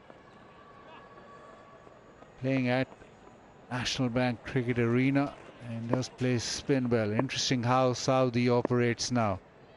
To the left-hander, he bowled pretty full, bowled outside off, got the wicket where Saud Shakil just wafted out a delivery.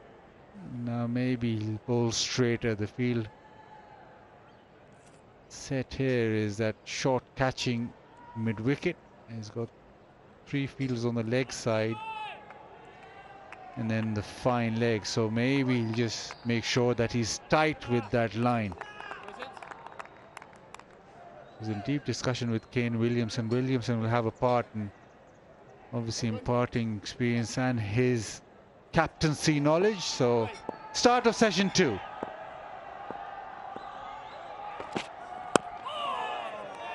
Yeah, seems like that's the plan, to bowl as straight as possible. Waqar Yunus alongside. They'll be pretty happy with that first session in New Zealand. They'd be more than happy. And Pakistan definitely gave few wickets away in the early part of the morning, and then that last wicket to Saud Shakil driving outside the off stump, caught in gully, was a gift. Yeah, beautiful timing once again. Babar looked so good. He is also been given a life earlier when he was dropped at 12, but since then he's the only man standing out there who looked comfortable, who looked in control. This is how that opportunity came, and just couldn't really hold on to it. Normally a very safe pair of hands, and that raging disappointment for New Zealand could have been a lot worse for Pakistan. I think from the Pacers, strategy will be very simple to Babar. Ball nice and straight. Don't give him any room. And for Sarfaraz, I think they might just go a little differently. You enjoyed that small inning, 56 from Babar, Aruj?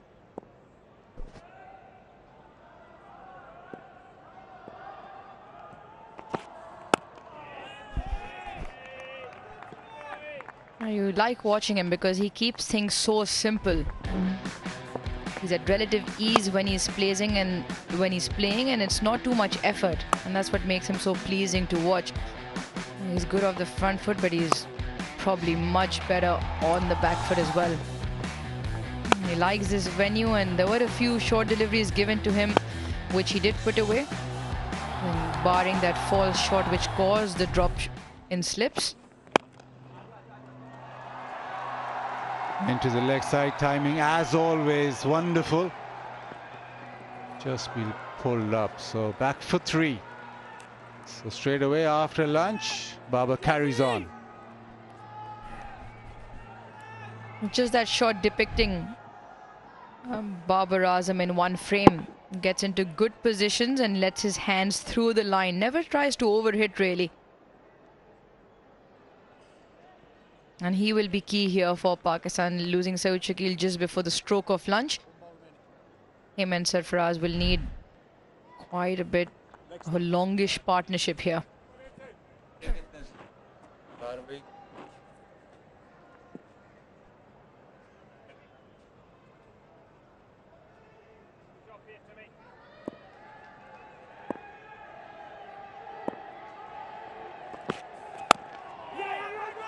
Wants a single. Oh! Sarfaraz called him through, then said no, the opportunity.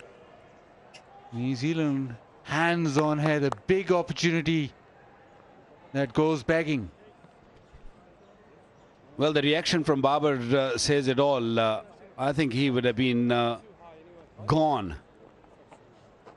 It was 120 for 4. Yeah, the call was very clear to begin with, and Babar had to really turn around. And he's so lucky to be out there. Watch that. He was way short of his crease. Would have been a big success here for New Zealand. Straight away, Sarfaraz putting his hand up and saying, "I'm sorry, mate. My fault."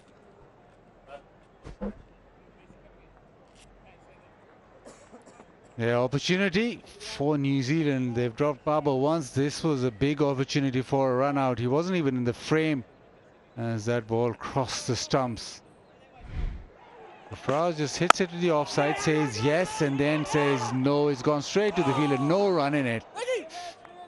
And he's just went over the top of the stumps.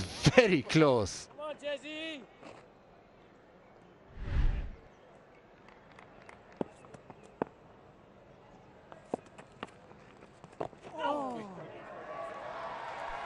Runs it away. And back for a couple. But so far, you look at the game and it's been Babar and the rest of the batting. Babar's looked the part. New Zealand, well, how big a moment was that drop in first slip, and how big a moment is this now? 2 opportunities. Come on, Jesse. Pakistan do have a bit of batting to come, but always the prize scalp. Go, Jesse. Love it, Jess. And as long as Babar's out there, there's a sense of calm in that dressing room.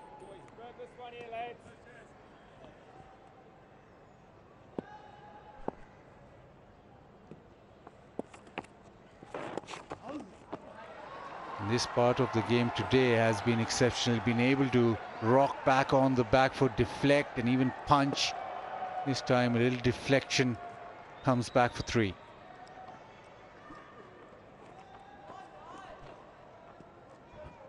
Early on in his career, Babar did struggle against the left armers. He's worked really hard on his game, especially when he's defending. He used to get a lot of LBWs. That's a good effort there. Is a lot more comfortable now against the left arm spin bowler. Halfway, lads. Come on, Jesse. How many? Got to be really careful running between the wicket, because Sarfaraz is very animated. He likes to run hard. And sometime when you've not played for a long period, long time, then you come in the team and you just can get a little edgy, a little nervous, and then you can make a wrong call, which we just saw in the previous over.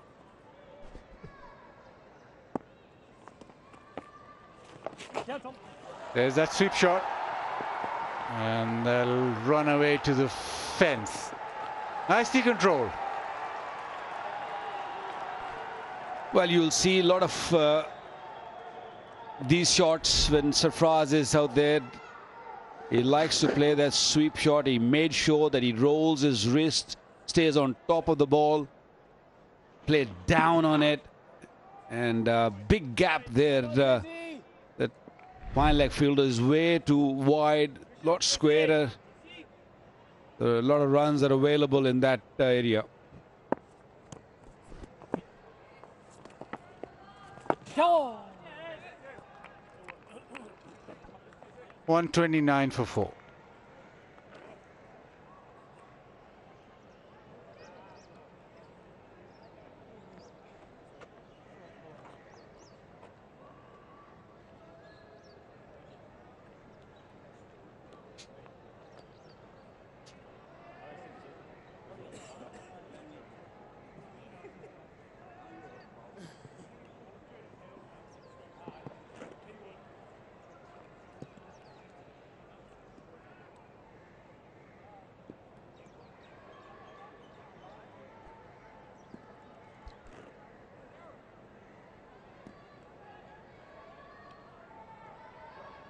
Captain continue.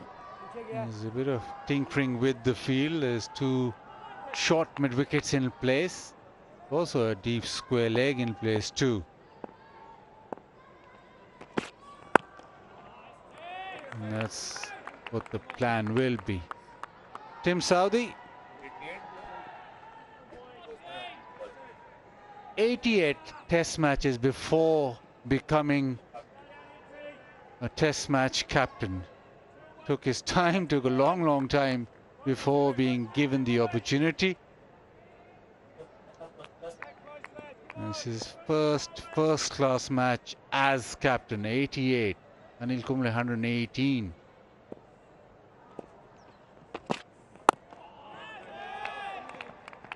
New Zealand coming back to Pakistan after a long time, but imagine this, Tim Southee had to wait so long to get the ultimate glory of captaining his country. Steve Waugh 111, that surprises me a little bit because he went on to captain quite a lot. Bukarbai, how many test matches for you? Well, just look at this graphic again. We'll bring it back after the next ball. No fast bowler in there. Isn't that amazing? Just drifting into the legs. He's trying to bowl straight, but that one just down the leg side. Yeah, when you say straight, you cannot really go leg stumpish or even middle leg. You have to really stay 4th stump outside the off stump, or max you go off stump, middle off stump.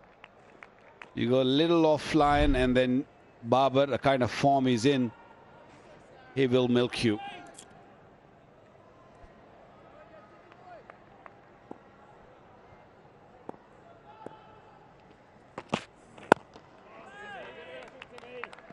Yeah, okay, Baz, let's go back to that graphic again and just read me any fast bowler. You'll probably see the one odd all-rounder in there, but no fast bowler at all. That's really surprising. Because the fast bowlers are fast track. This is 80 test matches, Kumar Sangakkara, but the fast bowlers, probably like you, got captaincy in the 24 test match, so... Yeah, they fast track them.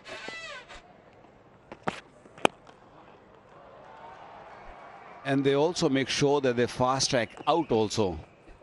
Yeah, nothing wrong with that. Yeah.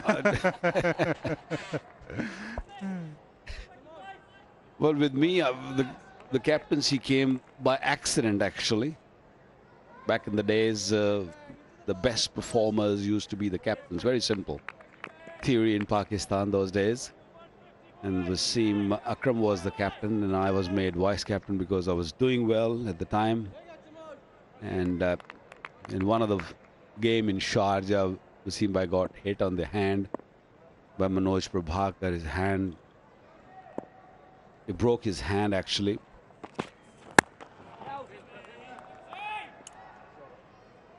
$134 for 4.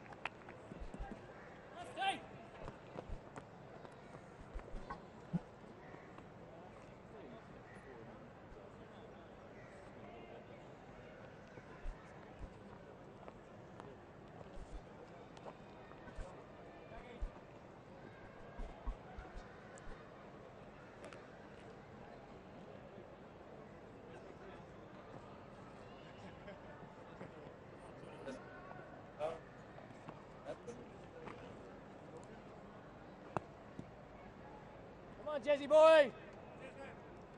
Reggie. And he's behind.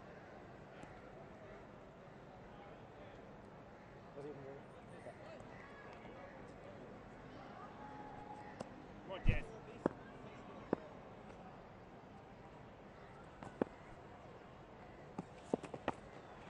Oh, Jesse. Like it, Jess. Jesse boy. So because I was, let me finish the story, guys. Let me tell you what exactly how the captaincy came to me. Jesse. So his right hand got injured and he couldn't play the next game. And the next coming from Sharjah was a test match here in the only test match played in the Defence Stadium. Oh, Jesse. And the selectors or the chairman or the CEO, whoever used to decide then had no choice to make me captain. So I became captain, and I think it was a little bit of rain in that game also shortened the game, and I had to lead some big names in the very nervous times.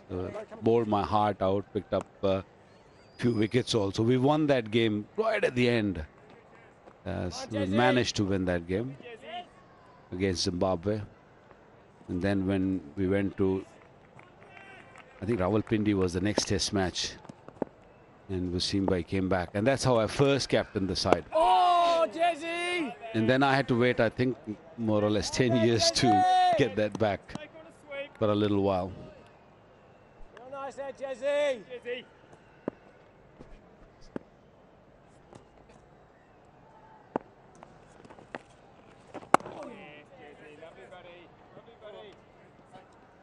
Oh, 135 for 4.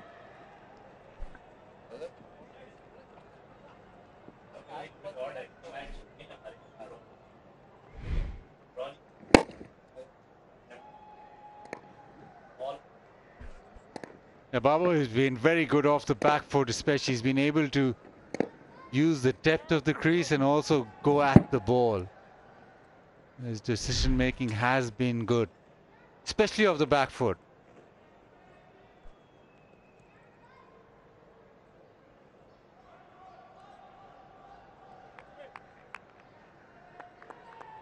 A couple of players, well, 3 Pakistani batters trying to get at the ball and getting out, but no such dramas for Babar so far. 70 of 100 deliveries.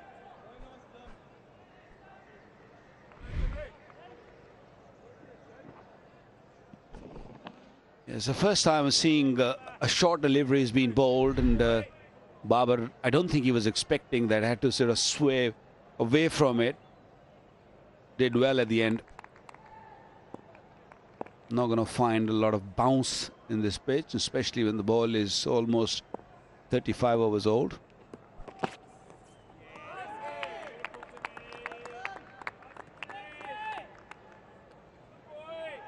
Babar, that inning of 70 is treat to watch. He used his crease quite nicely, went back nicely, hit 4 or 5 boundaries from the back foot, all look good. And then when he saw a little bit more flight, he just came down the pitch nicely. Apart from that one shot where he got dropped in the slip, I don't think he has made any mistake yet. Yeah, and you look at that and you compare the 3 wickets that Baz you were talking about that fell to trying to get to the pitch of the ball, and you could almost call it maybe schoolboy error, that when you come down the wicket, you try and get to the pitch of the ball as close as you can. And if you're playing back in your crease, and the feature of Babar is that he plays it so late, and when he's playing back, he almost lets the ball come right under his eye. And obviously, to make matters worse, the 3 batters to go, trying to play against the spin.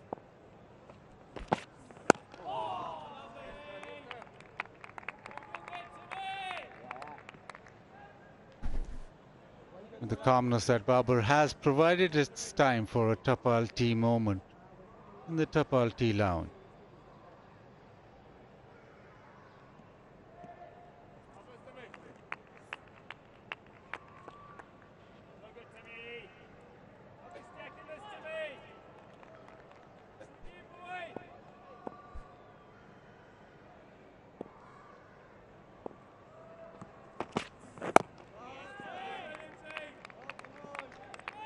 before the start of the game. Obviously, that England series wasn't particularly great one, so he had an intense chat with his team. Obviously, he knows that criticism here in this part of the world comes very quickly, and once you lose a series, first time ever 3-0, you want to make sure that you come back. He's been backed by the new selection committee. They've said that he'll persevere with him. He just needs results to fall his way. 135 for 4.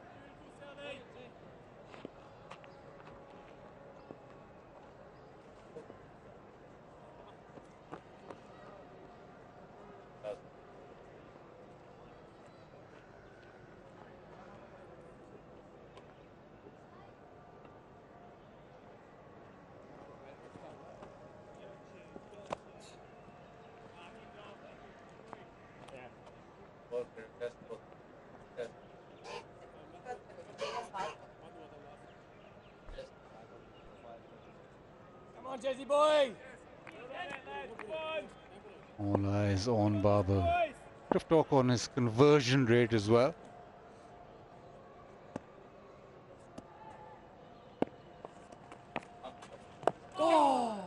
There goes that sweep shot.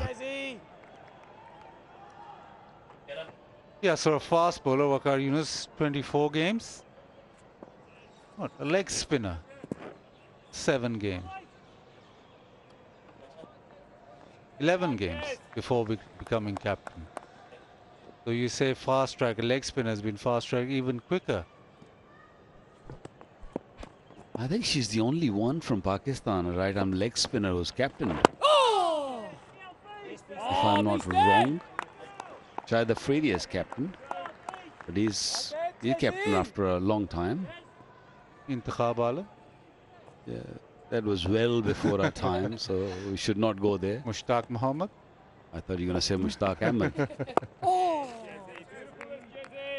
Mushtaq Ahmed? No, he hasn't captained Pakistan. His wish was, though, he always wanted to. Come on, Jesse.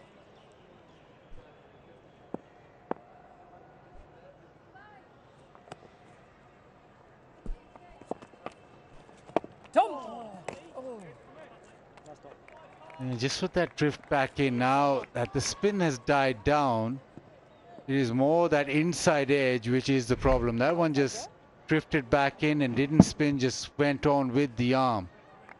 It's gone straight to ground, but as you can see, there's just a short leg in place. There's no silly mid off, so the attack is the inside edge. Oh, Jesse. I just feel that short leg Latham under the lid there needs to be maybe a step further up. Ijaz Patel doesn't get a lot of bounce, and there's obviously no venom in this surface in terms of bounce or pace. Just feel he needs to be a step in. 36 done, 136 for 4.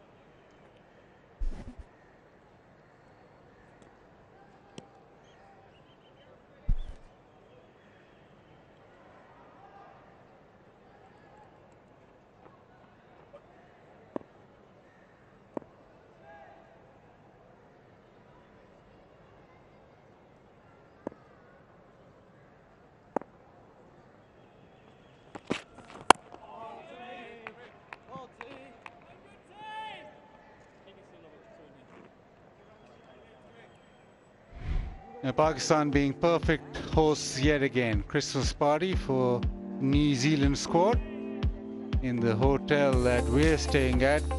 Waqar Yunus and I did not get an invite at all, but yeah, Merry Christmas to everyone who's celebrating it, and it was quite a joyful event.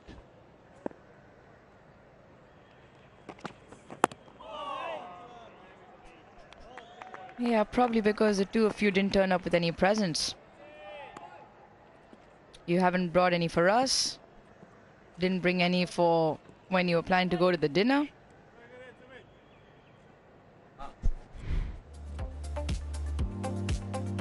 A lovely Christmas jumper from Team Saudi.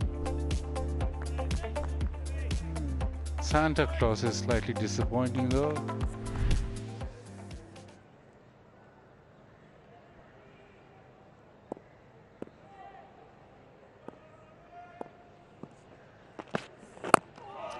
Yeah, but you only get presents if you invite someone to your place or invite someone for dinner. Then you can complain that I didn't get a present.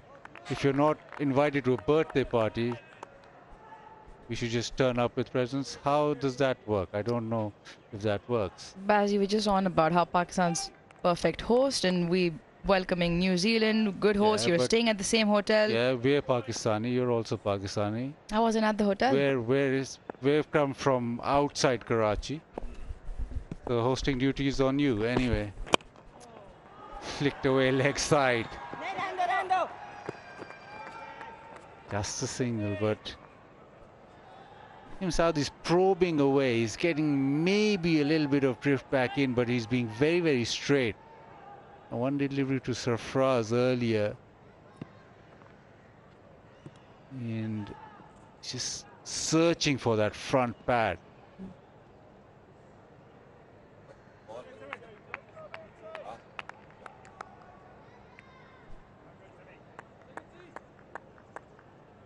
Yeah, around about this time against England also, we saw the ball started reversing.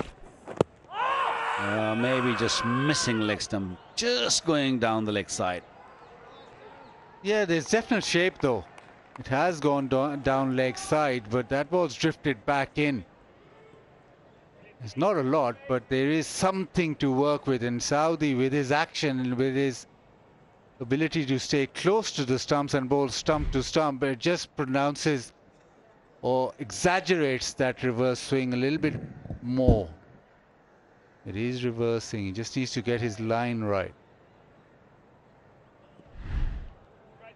And he is clever. He uses the crease as well. He'll go wider and then jump in. And so that reverse, little bit of reverse, that can be worked by him. A decent over, probing over. 139 for 4.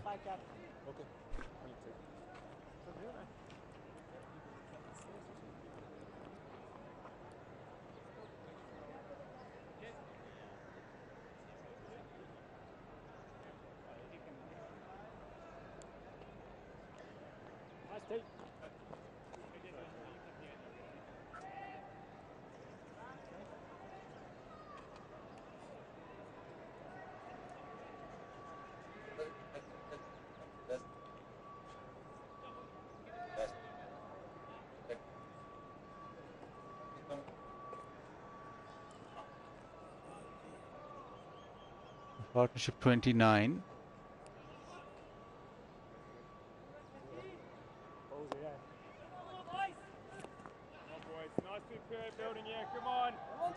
Sarfraz dons his cap, so maybe Saudi's done with his spell from the pavilion end because Sarfraz is called for his cap. But he still go on sweeping, that's for sure.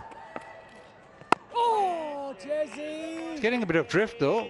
Ayaz Patel just getting the ball to drift back in. Yeah, he's got a very good control.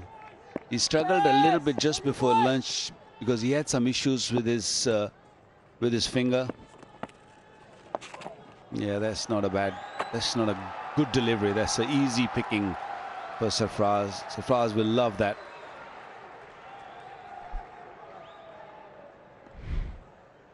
He's always looking for the sweep. This a rank full toss down leg side, just helped it around and goes to the fence. It's a gift for Sarfraz. Nice. 14 of 16, and he's sticking the sweep shot again. Yeah, Sarfaraz is a really good sweeper because he picks up length so early. Most often than not, he does connect them. Just the one thing that he'll have to probably be careful of is the line that he does pay the sweep. But they're just getting the ball to drift in with DRS as well. LBW does come into play, so he'll have to be mindful of the line that he picks. Come on, Jesse. And contrasting style to Babar. Babar not really a big sweeper off the ball. Oh, Jesse. Yes, and this is where Sarfaraz will come into good because he can be key to tackling the spin from Ijaz and Bracewell Sodhi and that trio of spin.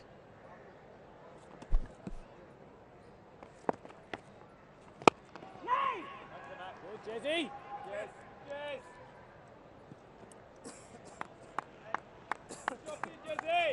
Good, Jess.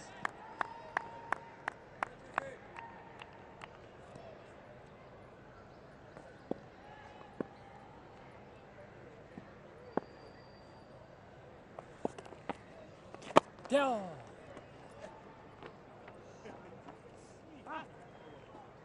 $144 for 4.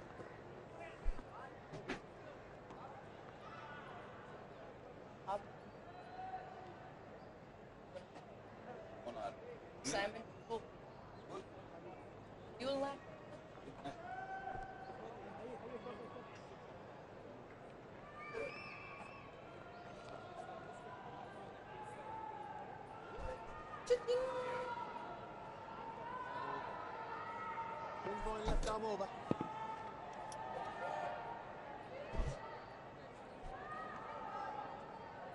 Well, the first session belonged to New Zealand. Pakistan slowly crawling in. This partnership looking good now.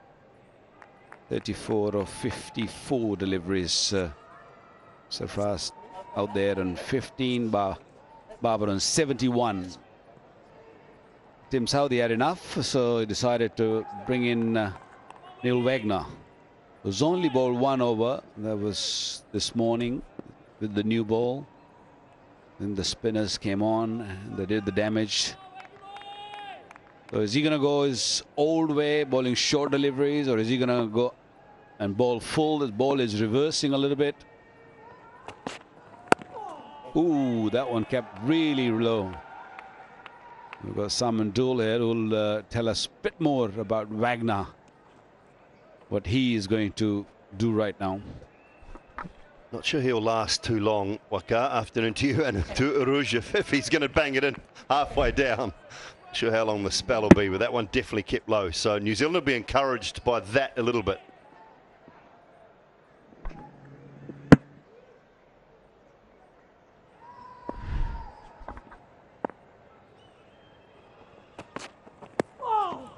The leg buys, and I think it'll be 4 of them.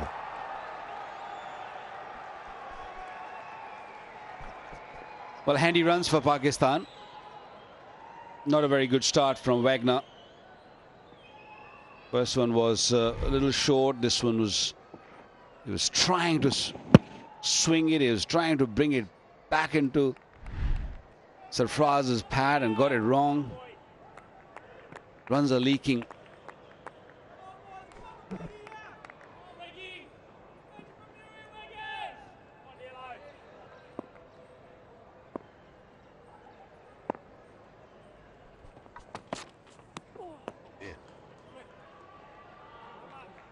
The radar not quite on at the minute. Remember, it's just his second over of the day. Normally in this sort of situation, Neil Wagner would have bowled a lot more than this. Because he doesn't get a lot of cricket at all for New Zealand of late, even when conditions have been favourable. He hasn't always played in the New Zealand Test side in the last few years. Desperately keen to make an impact.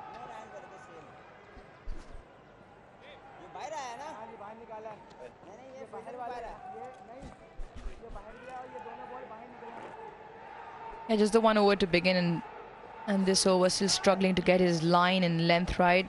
Tried the short one, didn't really get over knee height, and then one down the leg side, then over compensating with the angle away to the right-hander.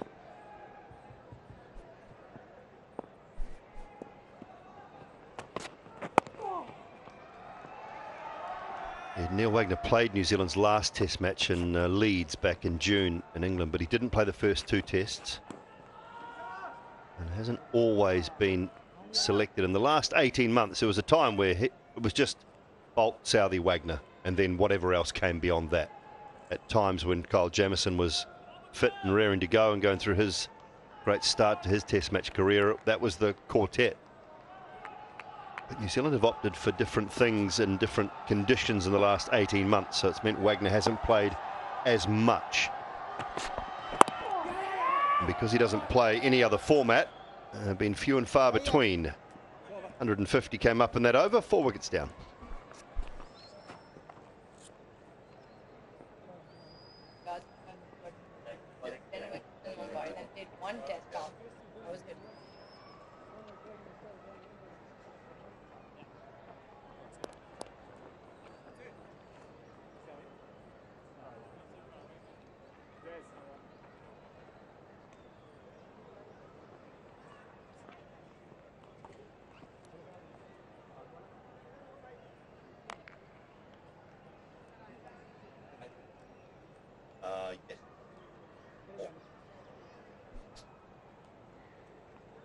High above the National Bank Cricket Arena here in Karachi. It will host the entire New Zealand tour now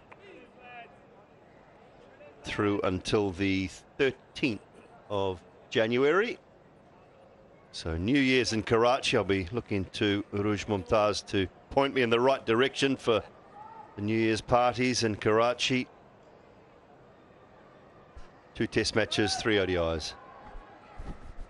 Luckily no game after that New Year party, Dooley. Vakar, you're invited as well. We'll have to think whether we're calling Bazid or not, because we might just not make my invite list. Much like the tickets to get into the game, Muruj, there's not enough. Nicely driven. I think it's got the power to get to the boundary as well, and it does. It's the first time I'm seeing Babar playing this on the up drive, which he normally plays so well. Hardly has been given the ball just around that area and had a full control over it. That flow of the bat was nice. Great to watch.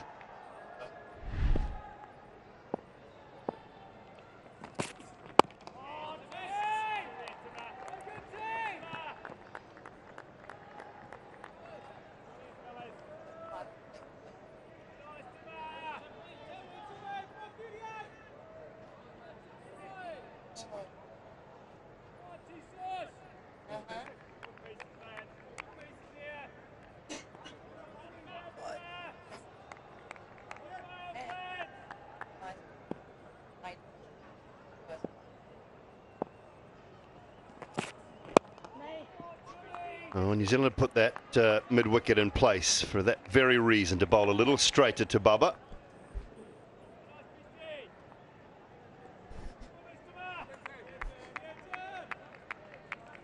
And that can't be good for your teeth. And if it's not, and if you are sensitive, well, Sensodyne will help, because life is too short for sensitive teeth.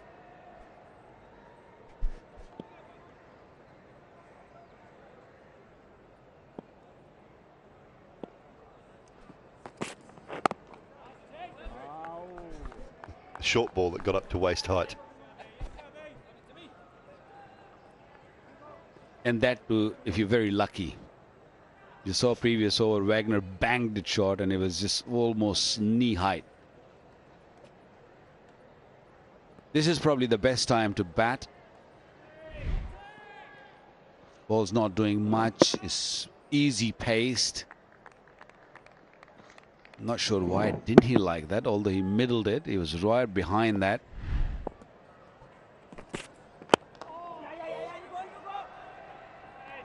I think he wants to get on with the job now. I think he's looking for those deliveries which he can get runs off. There's a little chat between the captain and the ex-captain. Just trying to help each other with what is happening out there. After Babar played that previous delivery, he says, oh, it's just going away a little bit. Just be watchful, be careful. Spot on the money there for the last ball, Tim Southey. 155 for 4.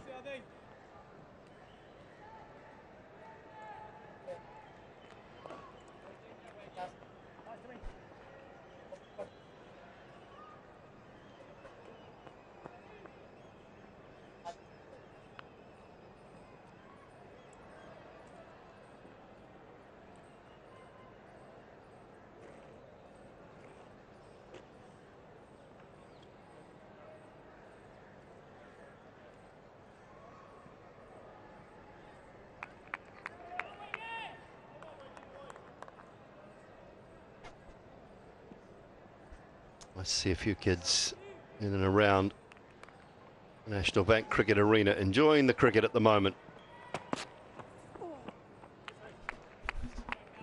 Yeah, Dooley, you keep asking me about crowds in Karachi. Well, for starters, I'm hoping most of them are working, and that could be an excuse. But generally throughout the England series as well, we thought that just getting into the ground because of security, and some had ticket issues about e-tickets probably not being accepted, and so there was a bit of a hassle outside in the stadiums, which social media and fans make a valid point that it should be relatively easier to get into the stadiums.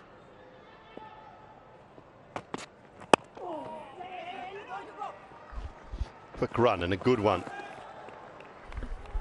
Yeah, there's got to be, I mean, there's got to be a better way, Aruja. The fan experience should be enjoyable. You know, it should be an enjoyable day. We've got to promote this game slightly better all around the world. I'm not talking about just here, all around the world. There's got to be a better way to just make that fan experience a lot easier. Absolutely, 100% in agreement with what you're saying. It has to be entertainment. It has to be inviting.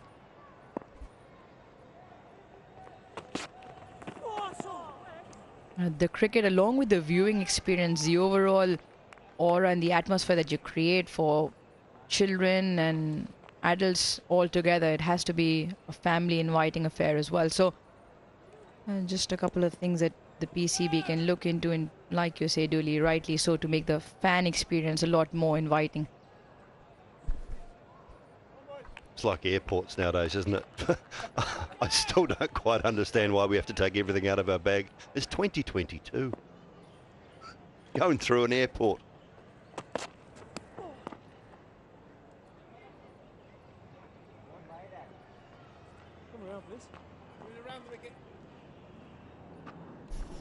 And the Osaka boundary contest, every time the Osaka display is on the LED boards and a 4 is hit, the batter gets awarded PKR 10,000.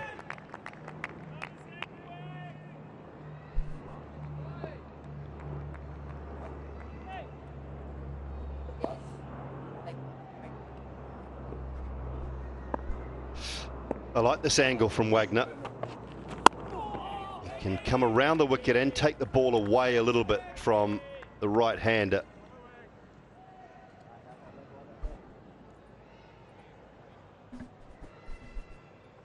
A relatively easy period here for Pakistan. 46 from 71. Now this partnership Sarfraz has also played himself in, and the ball not doing too much at the moment. Should be a matter of a squeeze here for runs for New Zealand to put this pressure back on Pakistan now.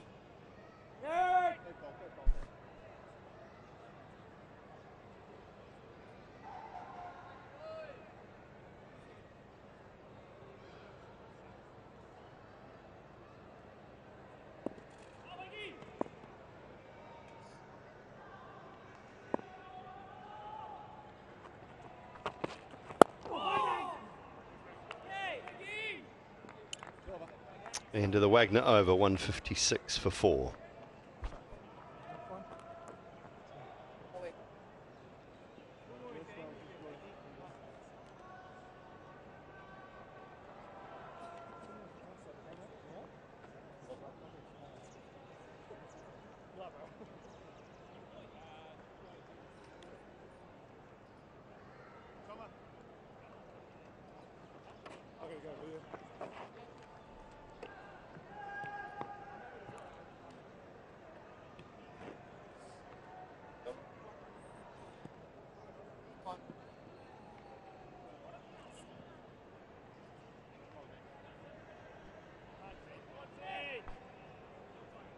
A nice partnership building here.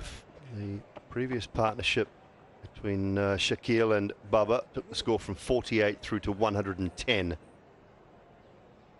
So they put on 62. This one 46 now.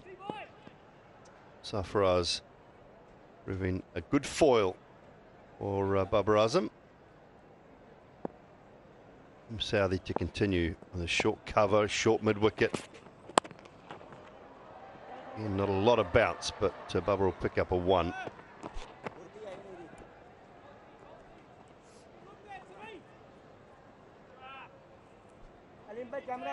Well, you guys were talking about the arenas, the grounds, and Pakistan do have quite a few centres where Test match cricket is being played. Even in Karachi, there are 2 centres, defence cricket ground or cricket stadium. That's not, they don't play anymore Test cricket there.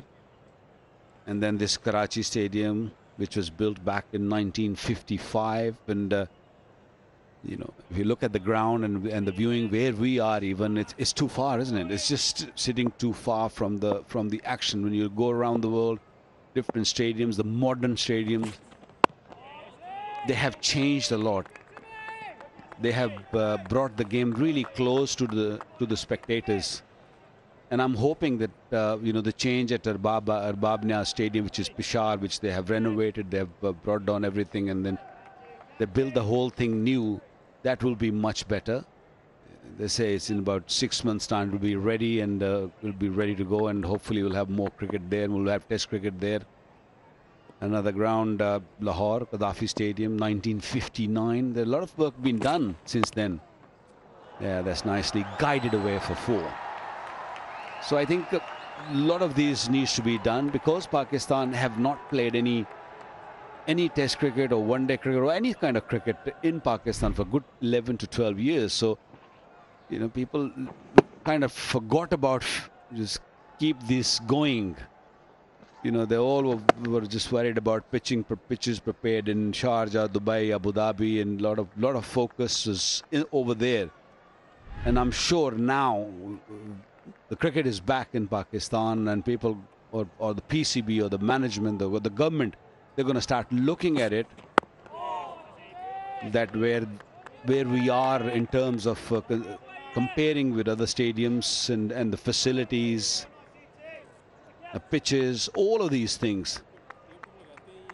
Yeah, it's a great point, Waqar, because you know, Pakistan and the Pakistan people missed out on 11, 12 years of international cricket at home, which was a terrible shame, and so good to have it back here. Yes, you know, New Zealand haven't been here for 20 years for a Test match. Over 20 years. It's quite incredible. So it will take some time to get that infrastructure back up and to get used to, I guess, looking after punters. The PSL has done that to some effect. The PSL has really created an atmosphere and a property that the fans love. And it's a great product. It really is. So they've got to build on that, I guess, now, and just make sure that these stadiums are getting upgraded along the way and making that fan experience better. But you're right, it will take time, and sometimes we do forget that it was a long period out of the game for a country that desperately loves cricket and needs cricket. So, yeah, time will tell.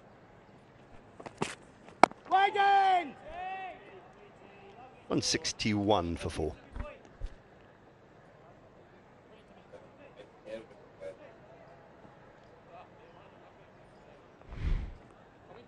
Oh, I've been having a little look at reverse swing, seeing where this ball is going. Shiny side in, shiny side out. So just Tim Southey trying to get the odd one to straighten, and the odd one just nipping back into the right-handers as well.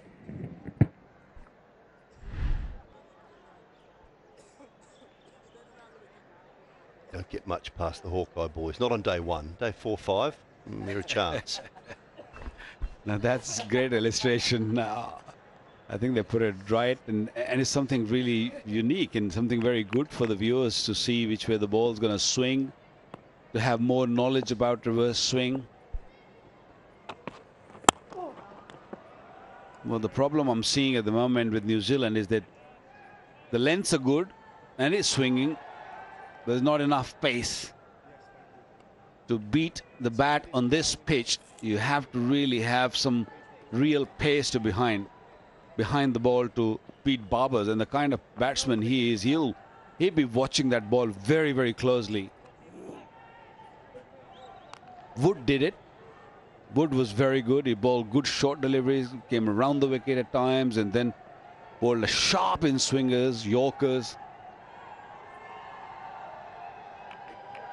But right now, not enough pace, which I'm feeling in New Zealand's team. It's a really good point. It's in and around. Where is New Zealand's pace, and does it have the ability to bowl Test match spells? And when I say that, I think about Lockie Ferguson, Adam Milne. It's the ability to produce a 145 bowler that can bowl long spells. Pakistan have got them coming off conveyor belts.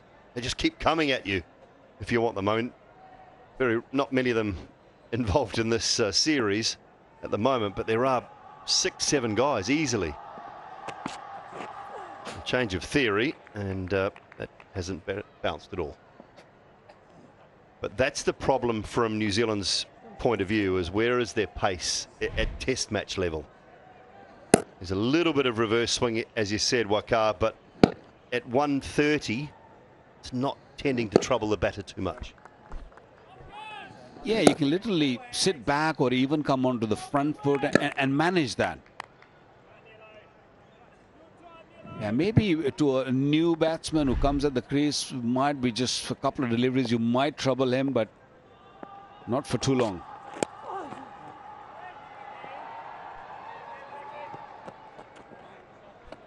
Well, this is a leg theory that has worked for Neil Wagner, but it's worked generally when there's been some pace and bounce in the surface. So it'll be interesting to see how long New Zealand persevere with it and what Wagner's options will be. Does he tend to throw the odd fuller one in there and try and just get the batsman off balance a touch?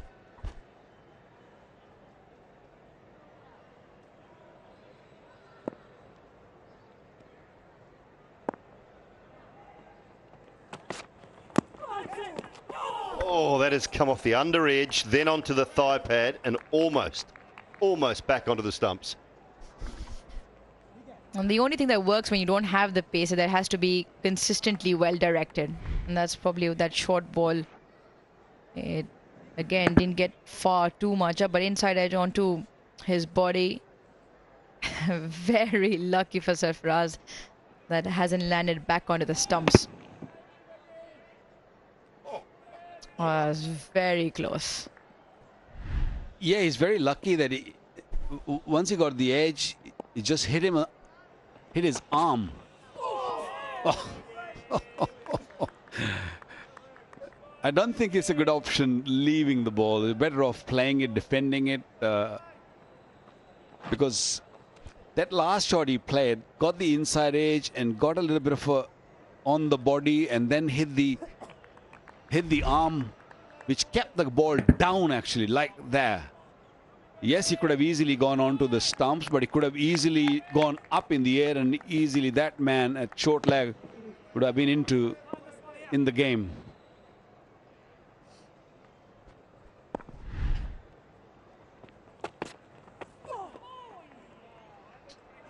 End of the Wagner over, 162 for 4.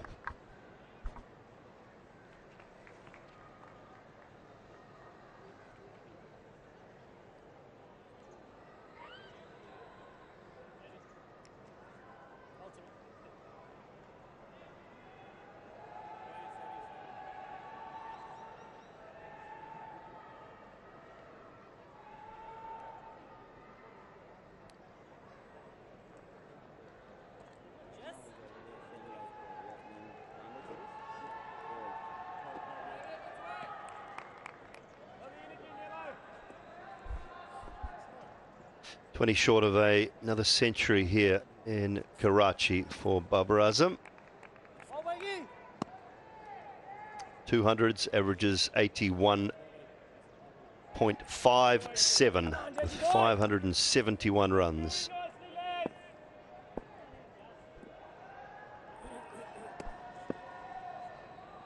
Change of bowling, Ajaz Patel.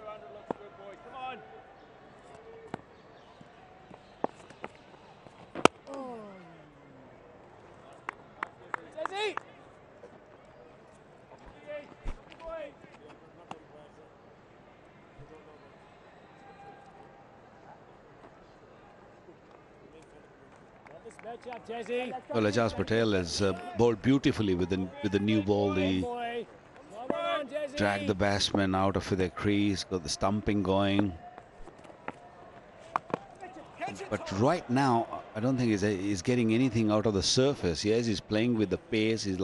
He's bowling a little slower at times. He's bowling quickly. He's using his variation, but not getting any spin. That must have hurt.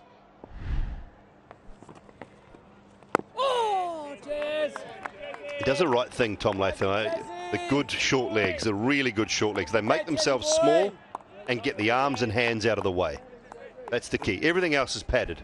Helmet, big leg guards on. They're almost like batting pads nowadays. This ball in the morning would have gone past the bat. Definitely gone past the bat. Not now. But very good bowling once again from Patel. He's just pulling the length.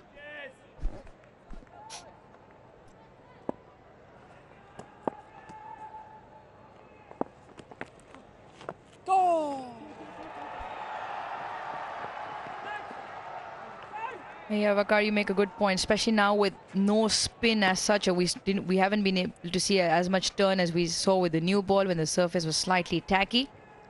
He's been averagely bowling around the 80 kilometers per hour mark, and you rightly say he probably needs to be a little bit quicker through the air, especially on a very docile surface.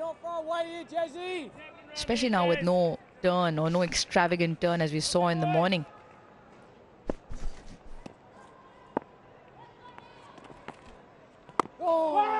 Slightly more round arm from Ajaz Patel on that occasion. Finishes the over, 165 for 4.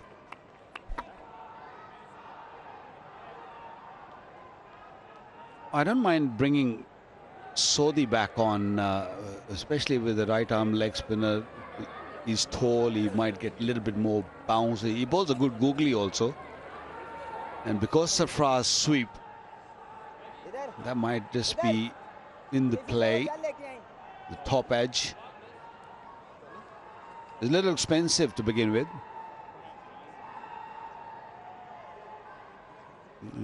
Yes, he's bowled a little short at times, but once you get into the lower order or late order batsman or tail ender, should I say, he'll be very, very effective. But even now, I would say with Sarfraz, the way he plays, I think he will be a better option.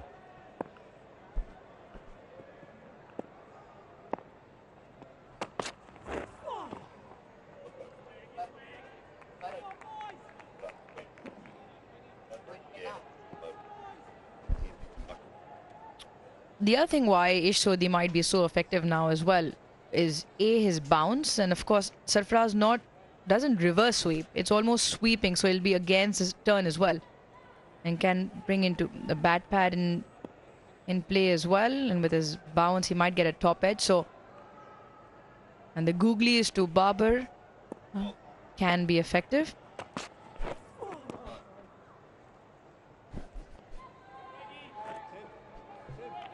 Well, when a left arm spinner or a right arm leg spinner bowling around the wicket and ball in that region, umpires just warn them once or twice and then call them wide.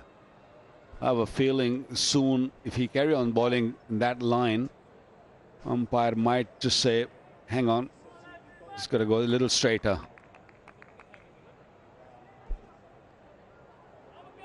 Yeah, I think it's happened already, Wakar, and Rouge just pointed it out at the window. I think Umpire Alex Wharf was just having a little word. Straightened the line up already has Neil Wagner. Oh, get involved here. Get involved. This is for me, the KFC flip the bucket challenge. That's all you got to do. Like the man on the left or the young man on the left. All you have to do is flip the KFC bucket and wear it on your head as fast as you can. Winner will get some KFC finger-licking good prizes. We're going to have a go at that later in the week, so I'm not sure whether you want to take a bucket home, Uruj, and get some practice in. This has been the most excited you've been all day, Dooley. I was pretty excited when they got a couple of wickets early. Just about tops that, just a little bit. But yeah, I think we get some buckets in here and let's see who gets their bucket on the head. I wonder if it's slightly easier for us. We've got smaller heads. I mean, I think Buzzard Khan with that mop of hair. Oh. Not sure how easy, and mind you, it's got that much grease in it. It'll probably stick to the bucket. Or it might slip. Chris Harris, what's Chris Harris got? He's not a lot of hair on his head, so I wonder whether it'll be easy for him or not. We'll have a go later in the week. You talk about Bazid Khan's hair. For us women, hair and makeup is a challenge. It takes him 45 minutes in the morning to get his hair right. It doesn't move. It does not move. Not a sliver of hair. Get it under the microscope. He weighs about a kg more after he does get dressed with that gel on. I'm just jealous. I can't grow mine anymore. That's why I keep it so short. It's the Brill cream, mate. It's the old Brill cream. Right. I think we all need a break. 45 overs gone, so the over rate is very good. Pakistan have made their way through to 166 for 4. And it's time for drinks.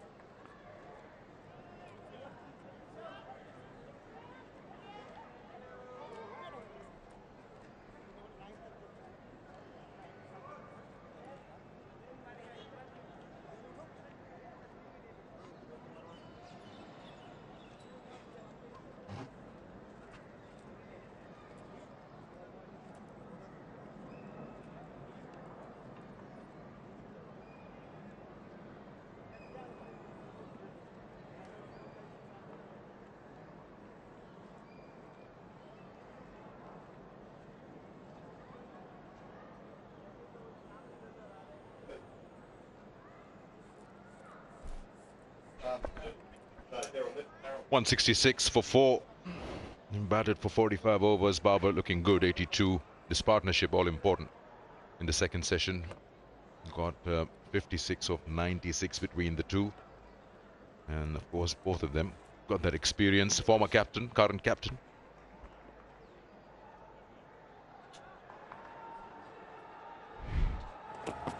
Let's have a look. It started off together just at the stroke of lunch. And then Sarfaraz with his trademark sweep shots. Lots of balls targeted on the leg stump.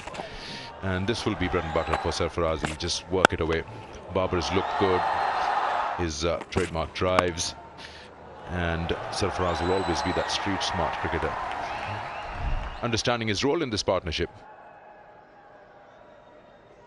56 and moving along, 96 balls between them.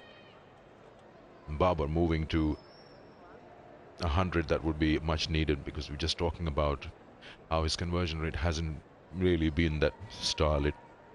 He's got 100 against England. The test series just went by, and a couple of 50s.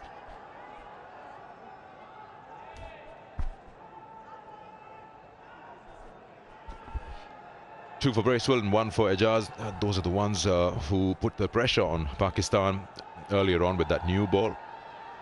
So no wickets in session 2 as of now. Pakistan has looked to add on from that 115 at lunch to 166 for 4.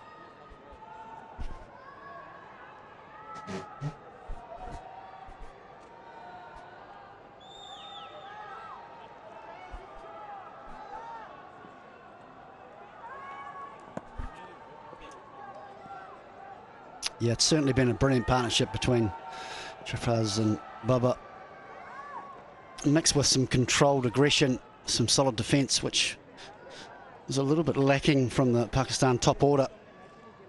But these two, and the opportunity to score, and they've put it away. And they've got Pakistan right back in this test match. I think Bubba must have heard us talking about conversions as well, because he's looked very solid since lunch.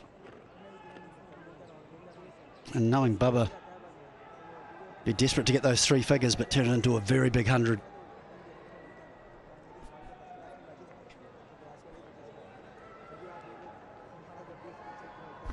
It's just really about waiting for your own moment as a batter. You know, when the ball gets older, there will be more purchase for you. Runs will be available or easier from what they were in the first hour and a half.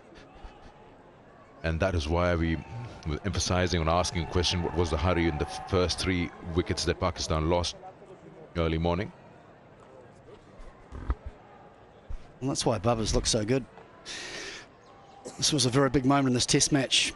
He was only on 12 at the time, and Daryl Mitchell, a man who's got normally very good hands, just think it came a little bit quicker. Couldn't get the rebound.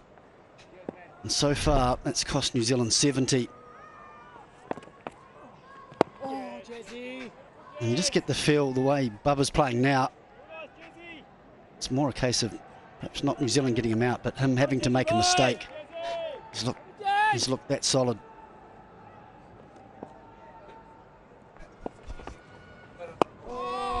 And also that it hit him on the top of his palm. It just almost bounced off, didn't really allow him to have a second chance of trying to grab that ball in the slip.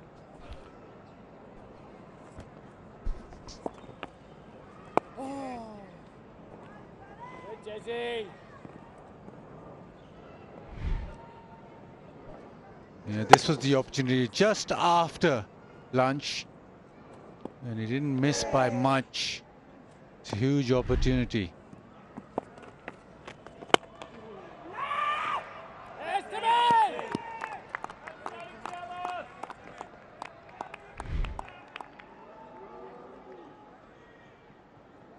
Maybe about 3-4 inches in that. But yeah, a couple of opportunities. And on a surface that's getting better by the minute, they needed one of those to be taken. Now Babar on to 83 and looking increasingly comfortable. Yeah, I think that drop catch at slip was the one that should have been taken. We know that Daryl Mitchell has got great hands, and it's just when it's such a nice height. It's one that you'd expect to take 99 times out of 100.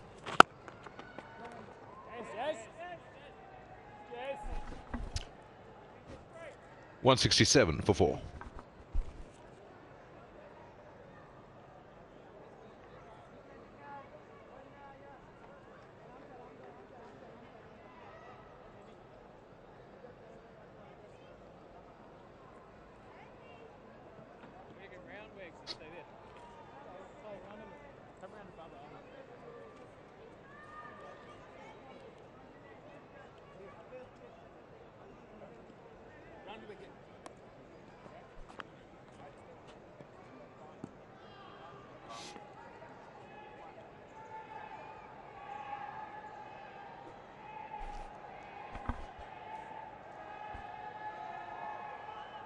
Sarfaraz Ahmed getting that opportunity and making the most of it, 22 of 41. Very surprising stat, which we'll talk about that after this ball. Runs here. Pulls it and keeps it down. Big boundaries here. Wanting the third one, but rightly so aborting. Talking about Sarfaraz, surprisingly, he's got the second highest strike rate for any Pakistani batter in Test cricket. First one being Shahid Afridi. He just almost quietly goes about his work, and you don't realize that he's got the second best numbers in Tests for Pakistan. And that would be, of course, the strike rates. More runs here.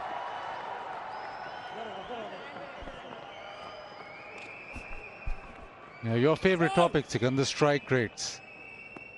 You want everybody to charge down the track, and when they were doing so, you weren't happy. But yeah, what Sarfraz brings to the party is the ability to score runs quickly, especially against spin. That strike rate is more or less, when he bats against spin, he's a very good accumulator. He's got that sweep shot and he's very, very busy.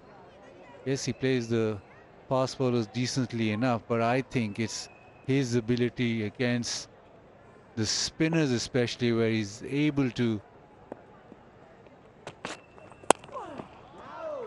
like many wicketkeepers, able to hit the ball in awkward areas, which Sarfraz does all the time, and that will help Babar in his cause. Babar will bat in his own zone, he'll bat in his own little bubble, but if Sarfraz can get a move on or just keep on applying the pressure back on the New Zealand bowlers, that partnership bodes well.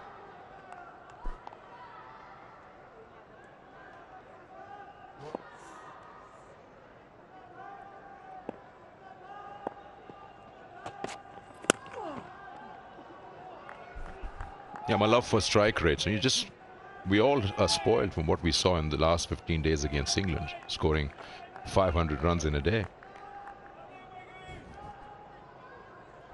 But yes, I mean, I don't know. It does surprise you. Mr. Sarfaraz's name comes up at number 2.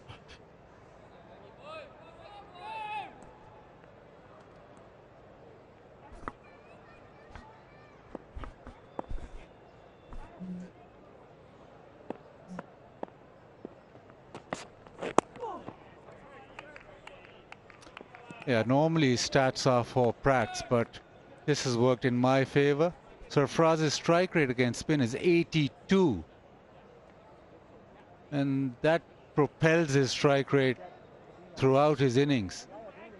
And the ability to sweep and to be able to hit it behind square, and that makes him difficult to bowl with any type of spin, leg spin or finger spin.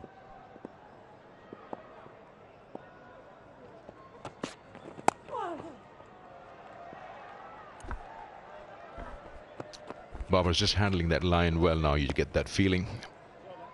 End of the over with a single, 172 for 4.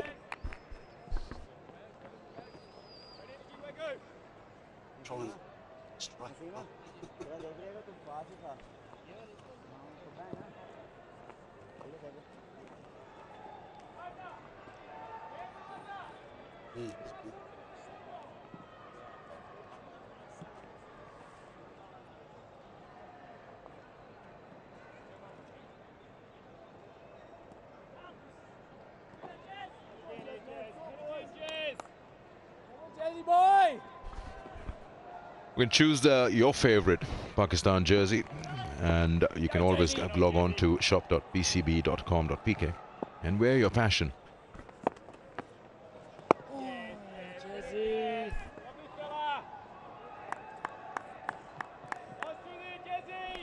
Well, Ajaz Patel certainly not getting the spin that he was earlier this morning. Just be interested to see if he varies his pace. I think he needs to bowl a little bit quicker.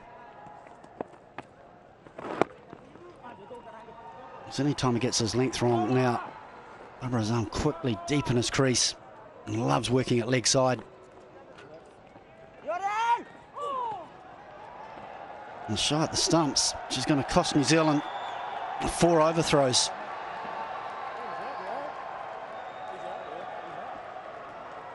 Which moves Babar Azam into the 90s.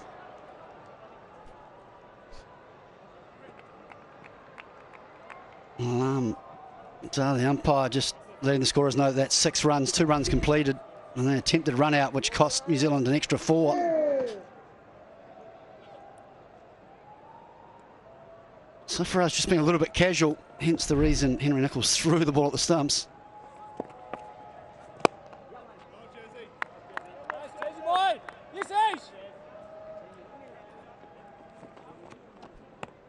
Partnership now 68 and all looking very comfortable.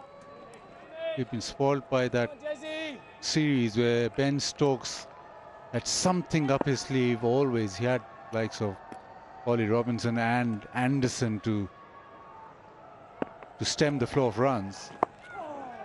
Also Mark Wood as well.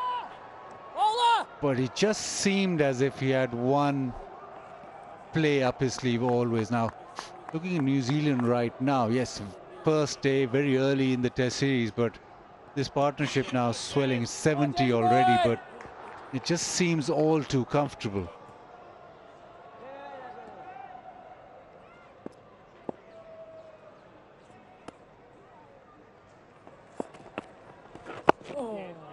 Yeah, you make a good point, and we've obviously going to analyse some Saudi throughout this Test match, being his first Test as captain. Had a brilliant morning session with 4 wickets. So far this session, it's been a little bit more challenging with the wonderful partnership between these two.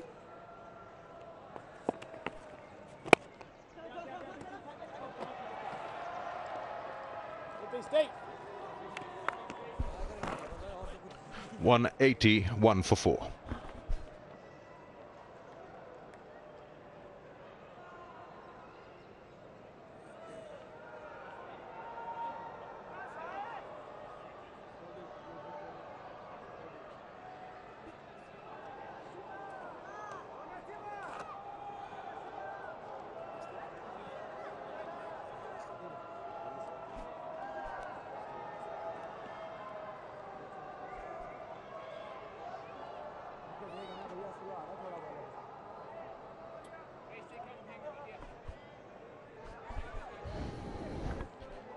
Wagner will continue.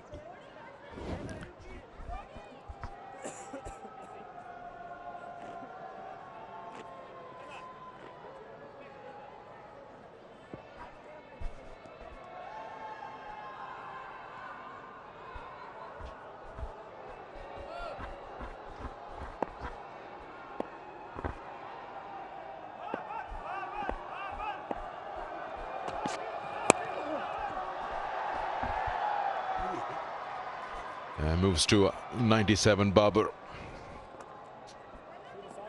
Let's have a look at Barber's performance. Most runs in tests in the year 2022 and right on top there. 1,105 and moving along at an average of 73.6. And just 16 innings. It shows you how good he's been. Well, definitely in that 5-4 or what now, Fab 5. But it's been brilliant from him in terms of batting. Now, Sarfaraz, as we talked about, he likes getting on with it and just a shimmy.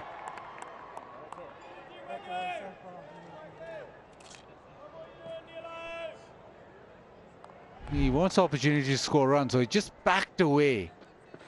It's been leg side-ish from Wagner throughout, and he just thinks that if he can back away and open up the offside. It's a bit of an unusual field. It's not often you have a 7-2 leg side field. I think you're right, Biz. He's given himself room. So any opportunity to get through that offside, he knows he's going to get full value for runs. And just on the offside, he's got a gully, an orthodox cover. And he's actually backing so far away that to bowl at him, Wagner's almost got a bowl outside leg stump.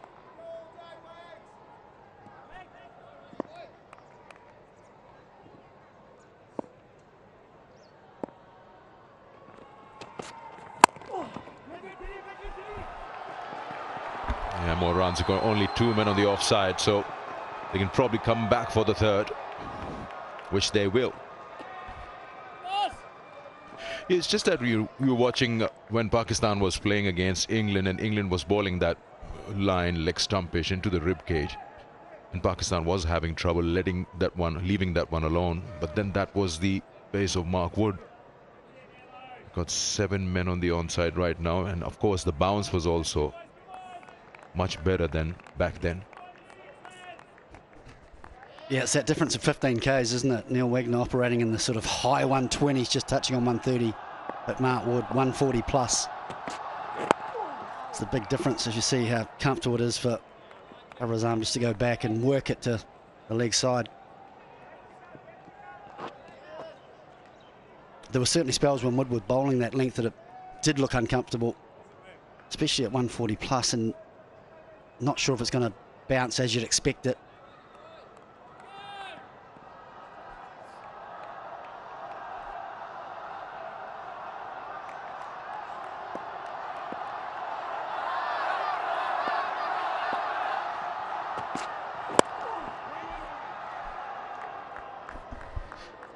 End of the over, it's 185 for 4.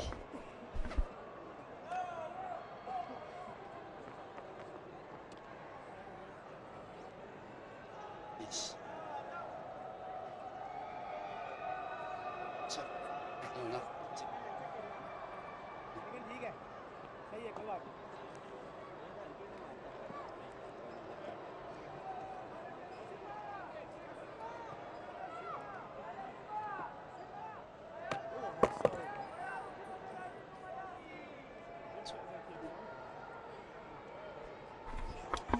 First test match at the National Bank Cricket Arena between Pakistan and New Zealand. And all the games on this tour will be played here. 2 test matches, 3 ODIs up to the 13th of January. In this session, you can see wickets column just 0. So nothing for the bowlers up till now, post-lunch. And Pakistan have upped their scoring as well, 70 of the 19 overs they faced.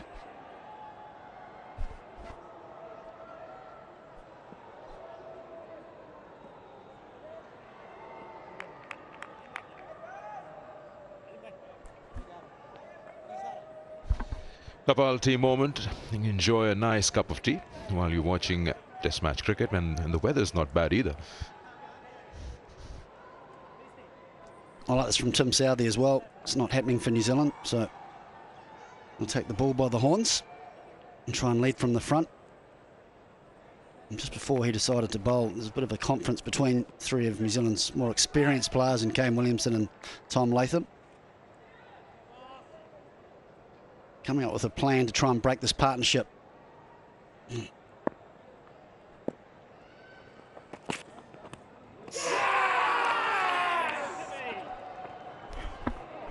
Oh, there's a review straight away. Well, New Zealand was convinced, but Sarfaraz knew instantly that it just caught the back of his leg. Instantly went for the review. TV umpire to director. We have a player review for caught behind. On-field decision is out. Front foot is a fair delivery. Front on spin vision, please.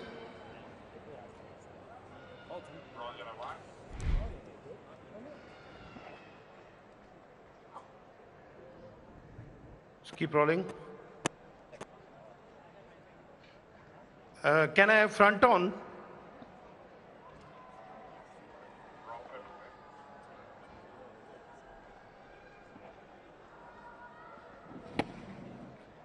Ball is close to the bat. To confirm ultra edge, please. Yes, keep rolling. Keep rolling. I can see gap between ball and bat. Keep rolling. Keep rolling. Ball brush the pad. Satisfied? Can you go back on field, please? Aleem, I recommend you to overturn your original out decision. You are on screen. Make a signal, please. You are on screen, Aleem. Make a signal, please. Yeah, Sarfaraz was straight away sure he wanted to go upstairs. It was a beautiful delivery, just squared him up completely and brushed his pocket on the way. And how about the bounce on that? That's bounced more than we've seen all day. Must have just hit the seam beautifully.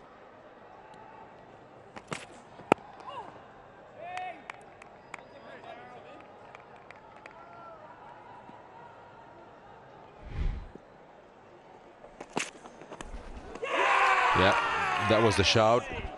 And yes, straight away, he went upstairs. He was completely sure about he's got no bat or glove onto that.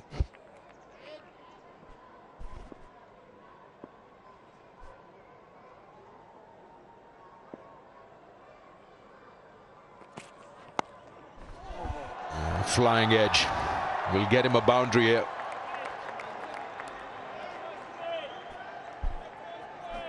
Edge through that slip cord. Nobody in the slips could argue why isn't there a slip, but the way that the game has gone. There's not been many opportunities, but there certainly is some reverse swing.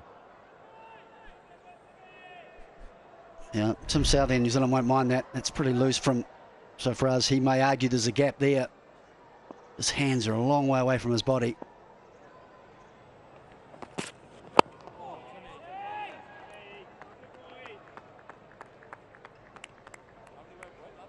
Well, it's been great 4 deliveries. First one zipped off the seam.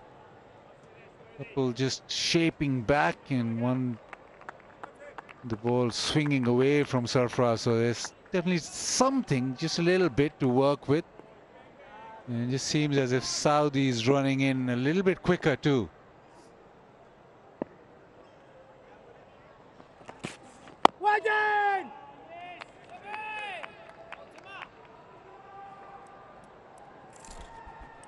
Yeah, that flying edge, Sarfaraz threw his bat at it. In fact, he was struggling to reach it with his bottom hand off the handle almost.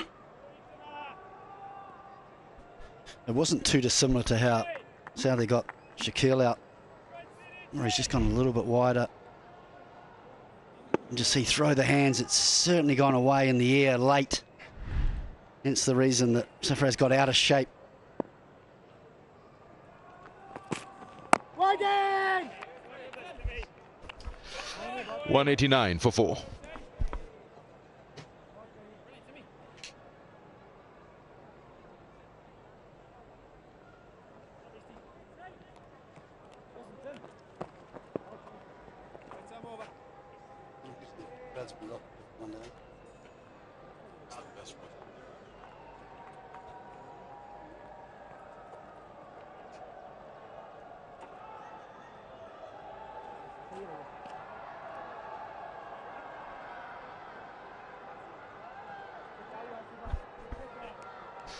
"20 years ago, that was the last time you came here to Pakistan. Has a lot changed?" Yeah, I was actually surprised. Karachi, for me, feels like it's got a little bit busier. We weren't here for a long time because we got sent home, but the way we got beaten in Lahore in the first test, it was probably a good thing that we went home. Because Shoaib Akhtar, Waqar Yunus, both reverse swinging it too much for us on that particular tour. Yeah, that's the Teen Talwar. It's one of the monuments for unity, faith, discipline. Of course, Karachi Beach. And the food. Well, that's Bazil Khan's department. Certainly a beautiful city. Lots to do. And hopefully Bazil will take me out to some of those nice restaurants. Change of bowling.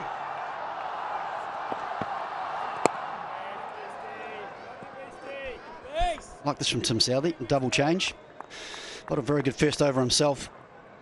He's gone back to his most successful bowler so far, Michael Bracewell, which I'm sure Bubba won't mind, with just 3 away from what will be his 9th test century.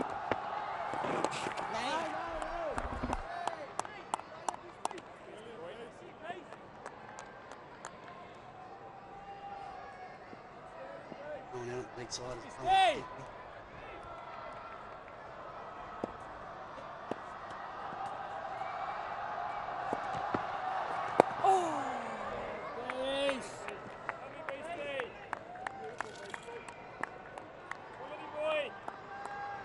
The only boundary rider is offside, almost a point on the fence, so just a temptation maybe to drag it leg side.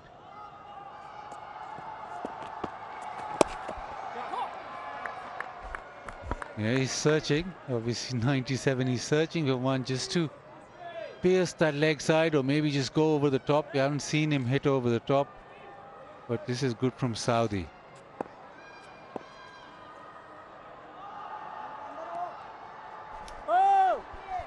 There's a constant disturbance in his eye line.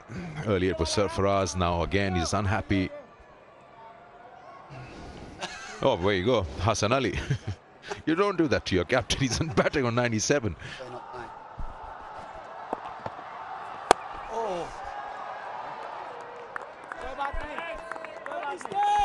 Just feel the tension and the pressure mounting. He's pretty keen to get there, Bubba.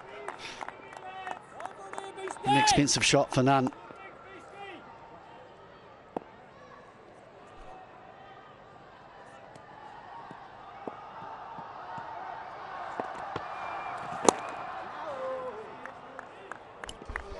We'll have to wait a little longer. 189 for 4.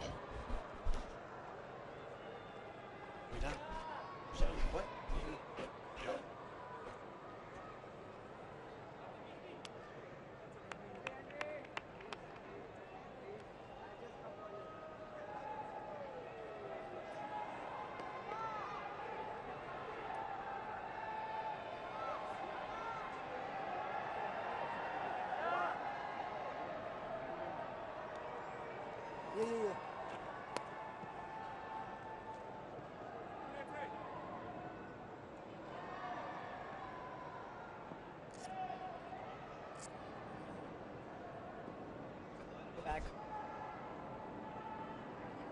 79 now, this partnership.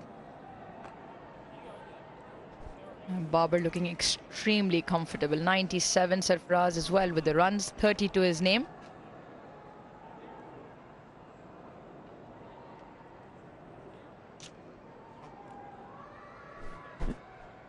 You can't be comfortable at 97, Ruj. I've never been to 97, but I have bowled to people who are on 97. They're never comfortable. They're very edgy. They're very agitated. They want to just get those 3 runs quickly.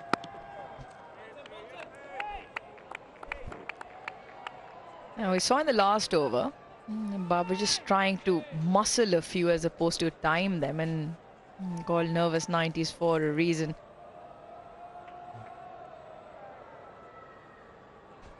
It's such a strange thing, isn't it, in our game, the game that we love.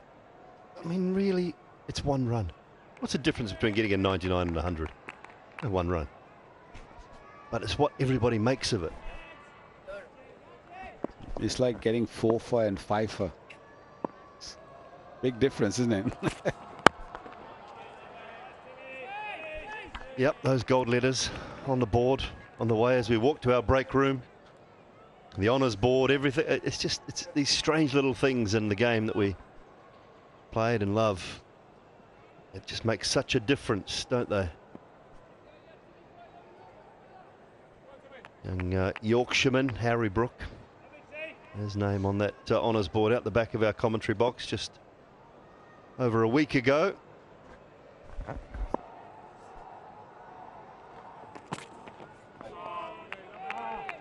He was on the honours board more than once. All the stadiums in Pakistan, the way he batted. He was amazing, wasn't he? Yeah, exceptional talent. Very young still in his international career, but seems to be one for all formats. The way he's played and the way he adapts to different situations. He'll be captained by Shan Masood, won't he, for the English summer, of course. Shan Masood has been taken on at Yorkshire. I'm not sure how much Harry Brook will be playing for Yorkshire anymore. They don't tend to play a lot, the top-tier English players don't tend to play a lot of county cricket. But, yeah, great opportunity for Shan as well to head to Yorkshire from Derbyshire and captain the Yorkshire side.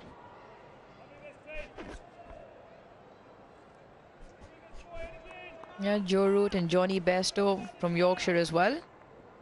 Should be a good mix. Like you say, Dooley, that's if they all play together. International schedules. Lovely stop. Excellent bit of fielding. That was nicely timed by Sarfaraz. I'm going to say that's a decent top 4, isn't it? Shan Masood, Johnny Bairstow, Joe Root, Harry Brook. Good luck. Good luck captaining them also. I think Shan Masood will enjoy that. He grew up in England. He understands the culture there, and it's a big opportunity. He had a very good season previously also in England. So a man for an England season. There's 2 straight, and he's done well to get bat on that. Sarfaraz moves to 34. End of the over, 193 for 4.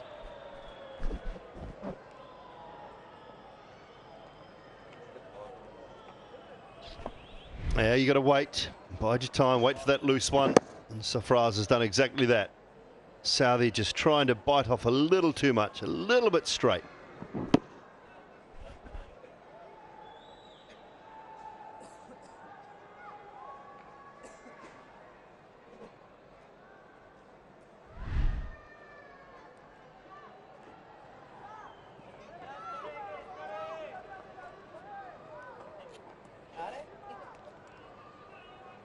Come on, Beastie. Get the one here, Beastie.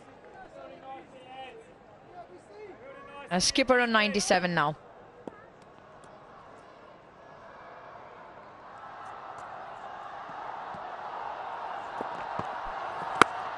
It's a big shot.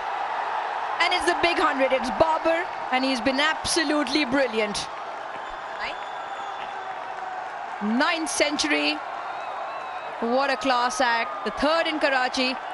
And he gets a standing ovation all around. Yeah, deserved that. He came in when chips were down, difficult times, and he really stood tall as a captain, as a leader, as a batsman, a very classy batsman. And that's some serious numbers there. 9 fours, 1 6. Normally he bats a lot quicker than this. His strike rate is much better. Because Pakistan has lost early wickets, he had to sort of dig deep and play the way he played this inning. He learned a lot from this. Excellent knock.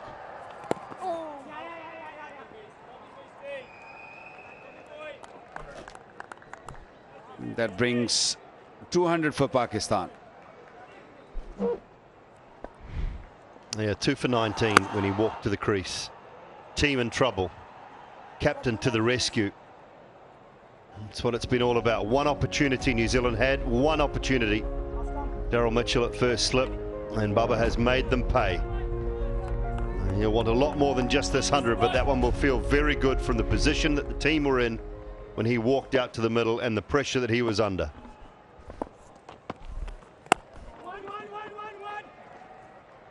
It's the dependency on Babar Azam for this Pakistan batting lineup, whether it's the white ball game, the 50-over version of it, or the 100-over version.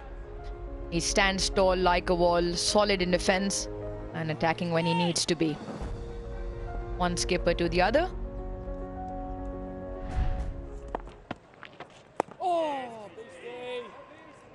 And Pakistan have a decent batting lineup. Abdullah Shafiq, Imam, Shan, Saud Shakil as well at 5.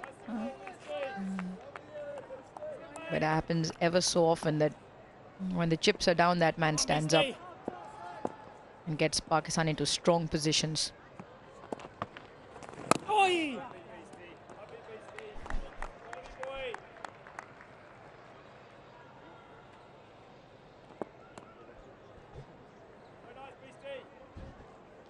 Those 4 wickets which Pakistan lost early in the game, all of them, they'll be probably sitting in the dressing room really praising Babar for his 100, taking Pakistan out of trouble, a kind of trouble. But they'll be also kicking each other for what they have done.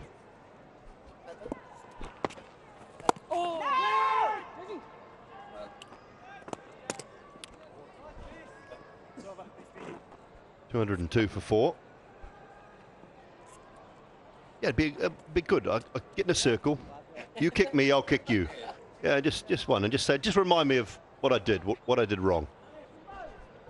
Yeah, normally you say you're kicking himself. No, let's kick each other because there are 4 of them. Now, tomorrow morning, Waka, when you come down, I'd like to see the 4 of them and you. Just to see how that plays out.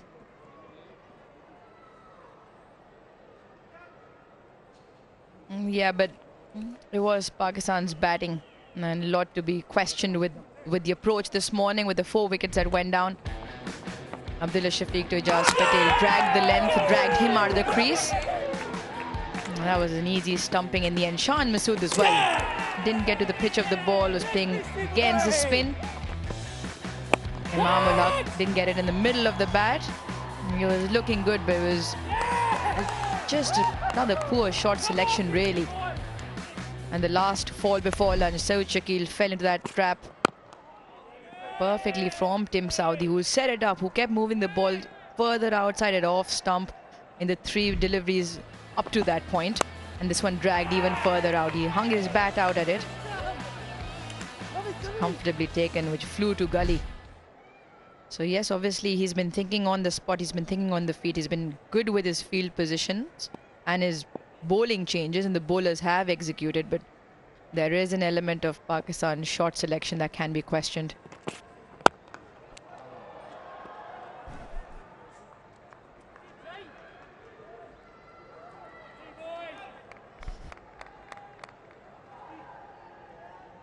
Yeah, Vakar, the other reason why they would be kicking themselves or each other, whichever that might be, but it's also because you look at the conditions and you look at the surface now, it just looks like a batting paradise, and it's almost an opportunity wasted. And they all look like, well, Imam also got a few runs, but just played out that difficult part where the ball is doing a little bit off the surface. And you look at the way now Sarfaraz and Babar are playing, it just looks so comfortable and easy out there. So surely an opportunity wasted for the top 4. And also, you can't call them a youngsters. I mean, especially Imam, who's played 19 test matches, a decent number, and he's got 400s, and he understands the game. He just chucked it away, and Shan Masood been brought in, he's been dropped 2 or 3 times. It was a big opportunity he missed today. Abdullah Shafiq, I can still say, okay, he was having issue with the left arm spinner, and then he was nervous and young, and I can just give him that extra grace mark for maybe 20%. But the other 3, I think they're just probably not happy with their performance, and they'll be just telling each other, you know, we missed out on a big one.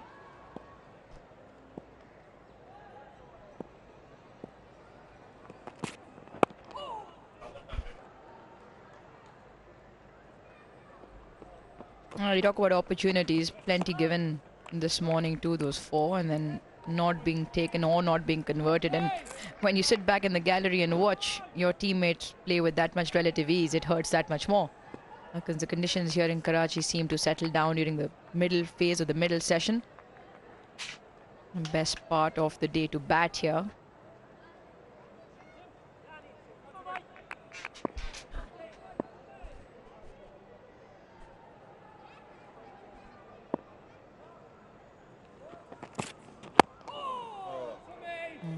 Excellent delivery to finish off Saudi's over. Pakistan 203 for 4.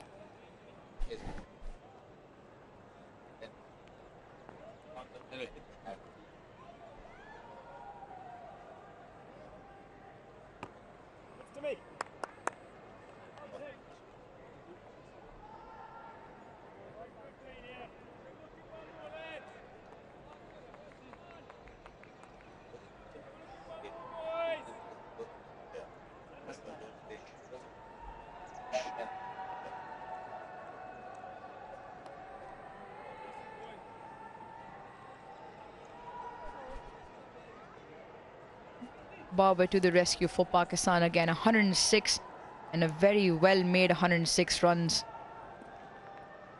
Highest batting average for Pakistan in Test cricket against New Zealand.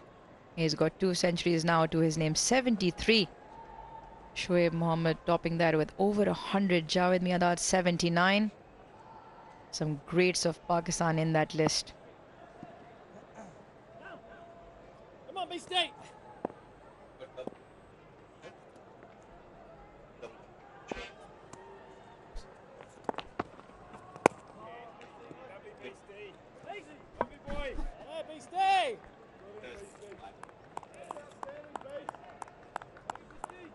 Great thing on that list is the amount of times Javed Miandad played New Zealand, 29. Incredible. Longevity of career, that's just gone over the top. For 4 more. Just looking to up the ante a little bit now. Yeah, recently he has developed this shot, especially against the off spinner. And it is a safe shot. And it's not really turning that much. You can really plant your leg and just pick up shot. And he's controlled that beautifully.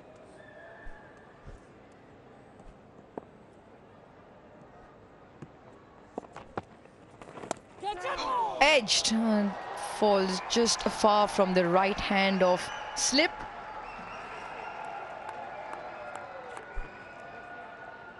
And trickles into the boundary there.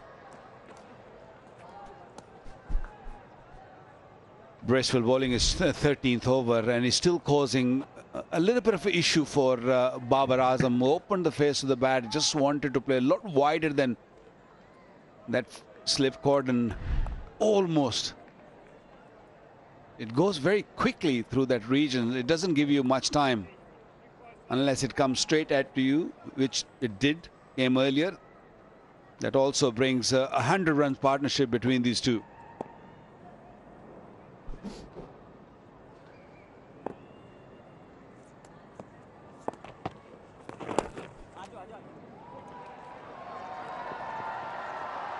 Yeah, nicely timed off his legs again. A couple of runs. Dooley, as a New Zealand skipper, put yourself in those shoes for now. What can New Zealand do to manufacture a wicket? And we just have a look at the magic moment from the Pakistan skipper. He stood tall and he stood proud. And he got a magical ton to his name yet again.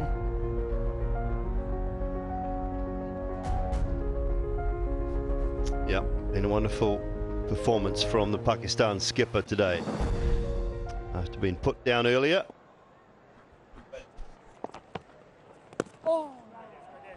I'd like to see Sodhi brought into the attack. I'd like to see a relatively conservative field and Sodhi just given a decent spell.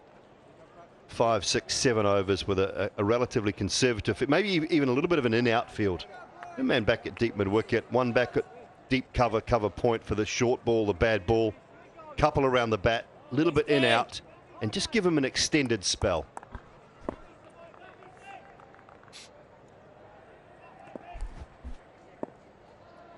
Yeah, with him being tall, maybe gets a little bit more bounce.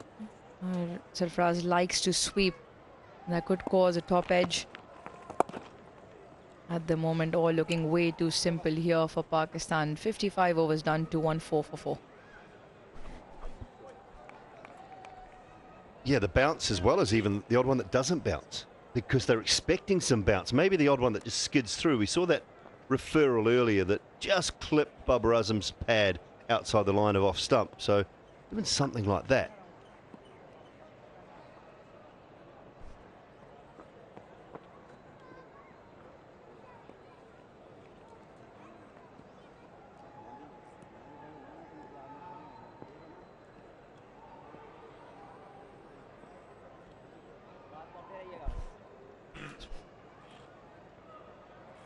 .104 partnership between Babar Azam and Sarfaraz now.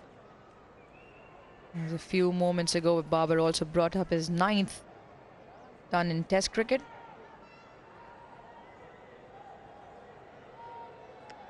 Neil Wagner now back into the attack.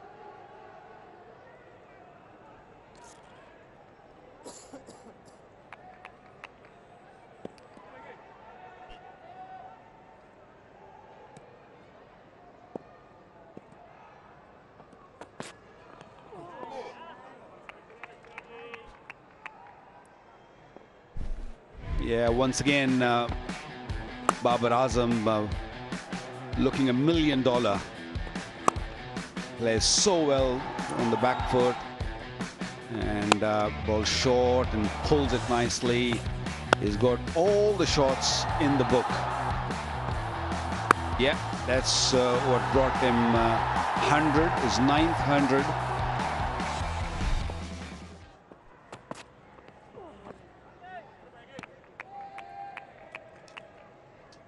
And have a look where he has played his shots. He's is a man who can play all around the ground.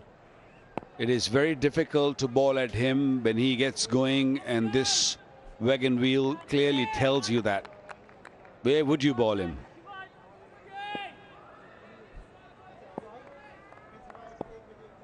Simply outstanding. Oh, that's better. Because now he's settled, he likes to drive. I think that's not a bad idea, but don't go too far. Then he will not go for it. That last delivery almost went for the drive. That smile also tells that pulling a bat out was a good idea.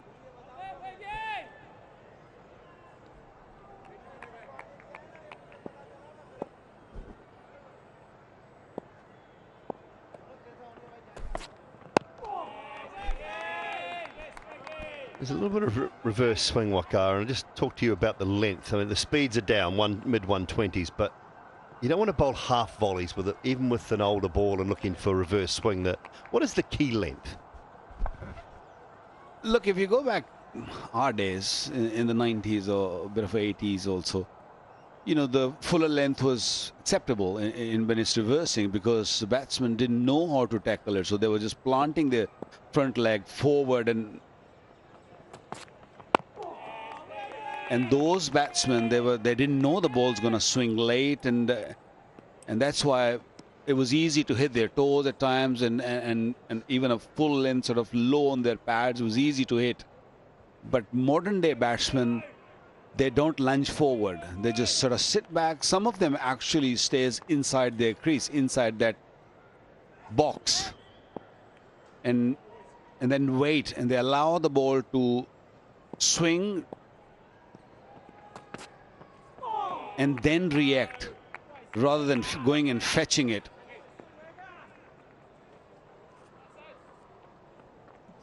Two, 1, 4 for 4. So I feel the right length, which we just recently saw against England, not all of their bowlers did, but Wood was just perfect. He was bowling short, quick, but he had 156, 57 kilometers an hour behind it. So he was just on these slow tracks, he was troubling the batsman. It was hard to get out of the line of the ball, and then suddenly he will bowl that length, which will be coming into the right-hander and hitting the sort of top of middle stump, top of off stump, and I think that's the right length, because when you hit the length and it just skids through, that's when you get people out. Yeah, broadcast going all around the world. You can watch it inside Pakistan, PTV and Widley.tv, and outside Pakistan all over the world. Radio partners as well, FM 106.2, Sky Sport in New Zealand, Australia and Fox, and Sens in Australia and New Zealand radio partners there as well.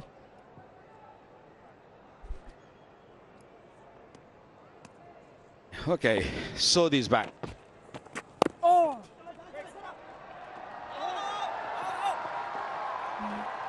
Get a couple of runs.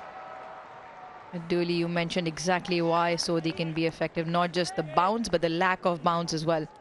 In the first delivery there, just probably not getting any more than knee height. Yeah, and I don't mind. You're going to see the odd shortish ball from Sodhi. It's just been part and parcel of what he's produced at times at Test match level, but as long as it's straight. So the line is the key for him. That's a better line, that's a better length, and a little bit of flight, just dragging Sarfaraz out.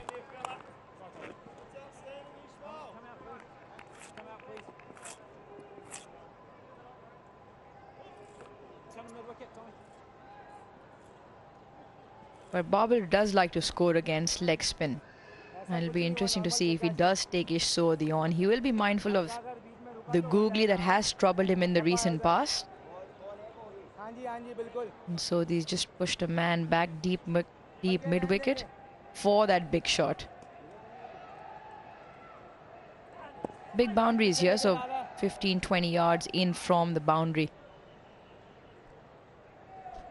A long gone halfway as well. Oh, Ace. Beautiful bowling,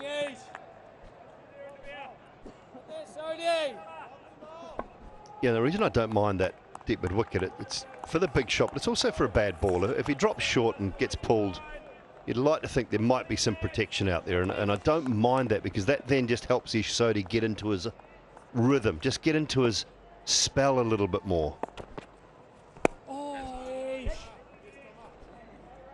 Yeah, as a bowler, when you've got that safety net per se, you just feel a little bit more comfortable in running through and having a relatively easier rhythm. When you know that there's no protection, you sort of tense up and don't want to drop it short, and most often than not, it's exactly how it comes out of the hand.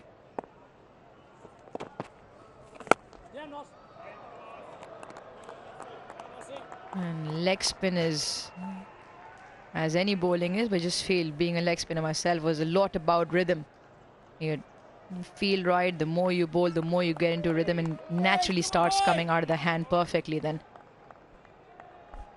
He's a different type of leg spinner, isn't he? So he doesn't stop and prop and turn at the crease. He runs through the crease quite quickly.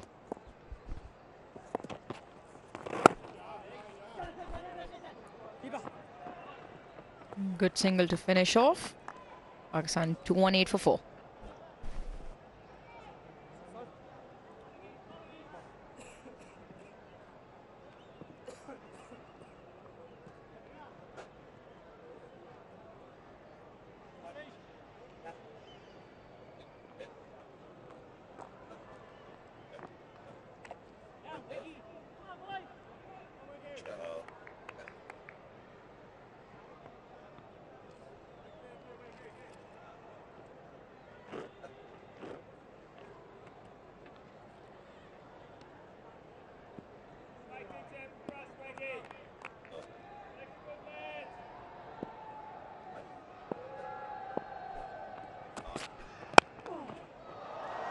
Full and driven. Just one to the sweeper.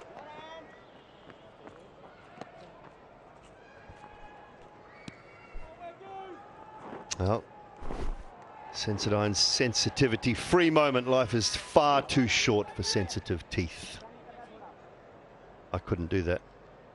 I couldn't eat a nice block like that. I need Sensodyne. Sensodyne, if you're listening, I've managed to convert one more.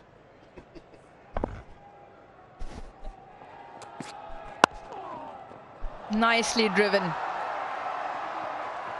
Really nicely driven. Knelt in well with that shot, with that drive. Sarfaraz moves to 42. Yeah, sheer timing. He didn't try to hit it hard. All he did was just made sure that the ball hits the middle part of the bat. Watch that. There you go. That's a nice touch. What I love about that is how low he is, how low that centre of gravity is. And you think about, you know, just as the test match goes deeper, just keep an eye on what the likes of Sarfaraz and Baba do compared to some of the New Zealand batters. Mitchell, someone I think about who's a big, tall man. How will he play on this sort of surface? Will he sort of crouch a bit more as well?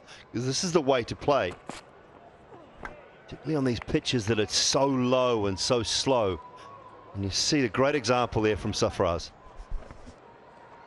Dooley, we saw Joe Root do this really well, a feature of his game where he crouches so far low just to pick up the length of the spinners as well as the ball that's not bouncing a lot. Look at him. He's not a tall man to start off with, but gets so far low. Picking up length becomes key. And then obviously also adapting quickly to the one that doesn't bounce. Harry Brook, we were talking about him slightly earlier, is another one who's got that really low crouching position, especially to the spinners. And again, he says that it helps pick up length, helps him pick up length really quickly. And he's not small, Harry Brook. He's a big, tall lad. He's my height, 6'3.5", 6'4". It's not usual for a top order batter.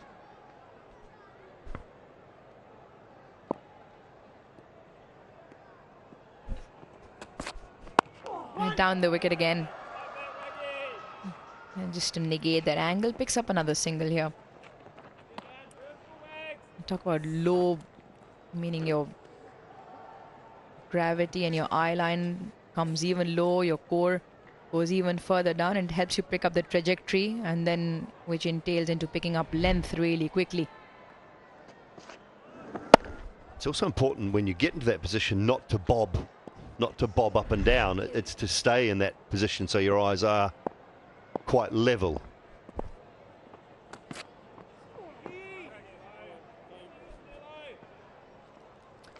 .224 for 4.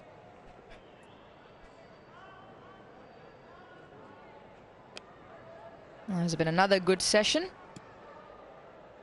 28 overs, 109 runs. And Pakistan will be happy. It'll be their session, they'll feel, because they haven't lost a wicket. Sarfraz comfortably on 43 and Babar out there with a ton, 119. A partnership of 114 from 174 deliveries. Pakistan will feel the session truly belongs to them, as this test match is now extremely well poised.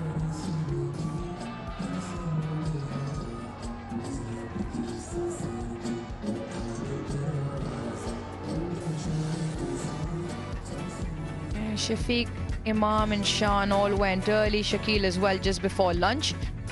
But Captain and Sarfaraz have done well, 119 and 43 respectively to their name. Pakistan looking good now at 224 for 4.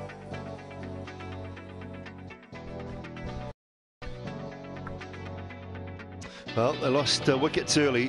One at 12, 2 for 19, 3 for 48. In some sort of trouble were Pakistan in a mini partnership between Shakil and Babar of 62, and then 114 unbeaten. The returning Sarfaraz and his captain Babar Azam. 224 for 4 leaves Pakistan in a pretty good position heading into the final session of day number 1 in this first test match.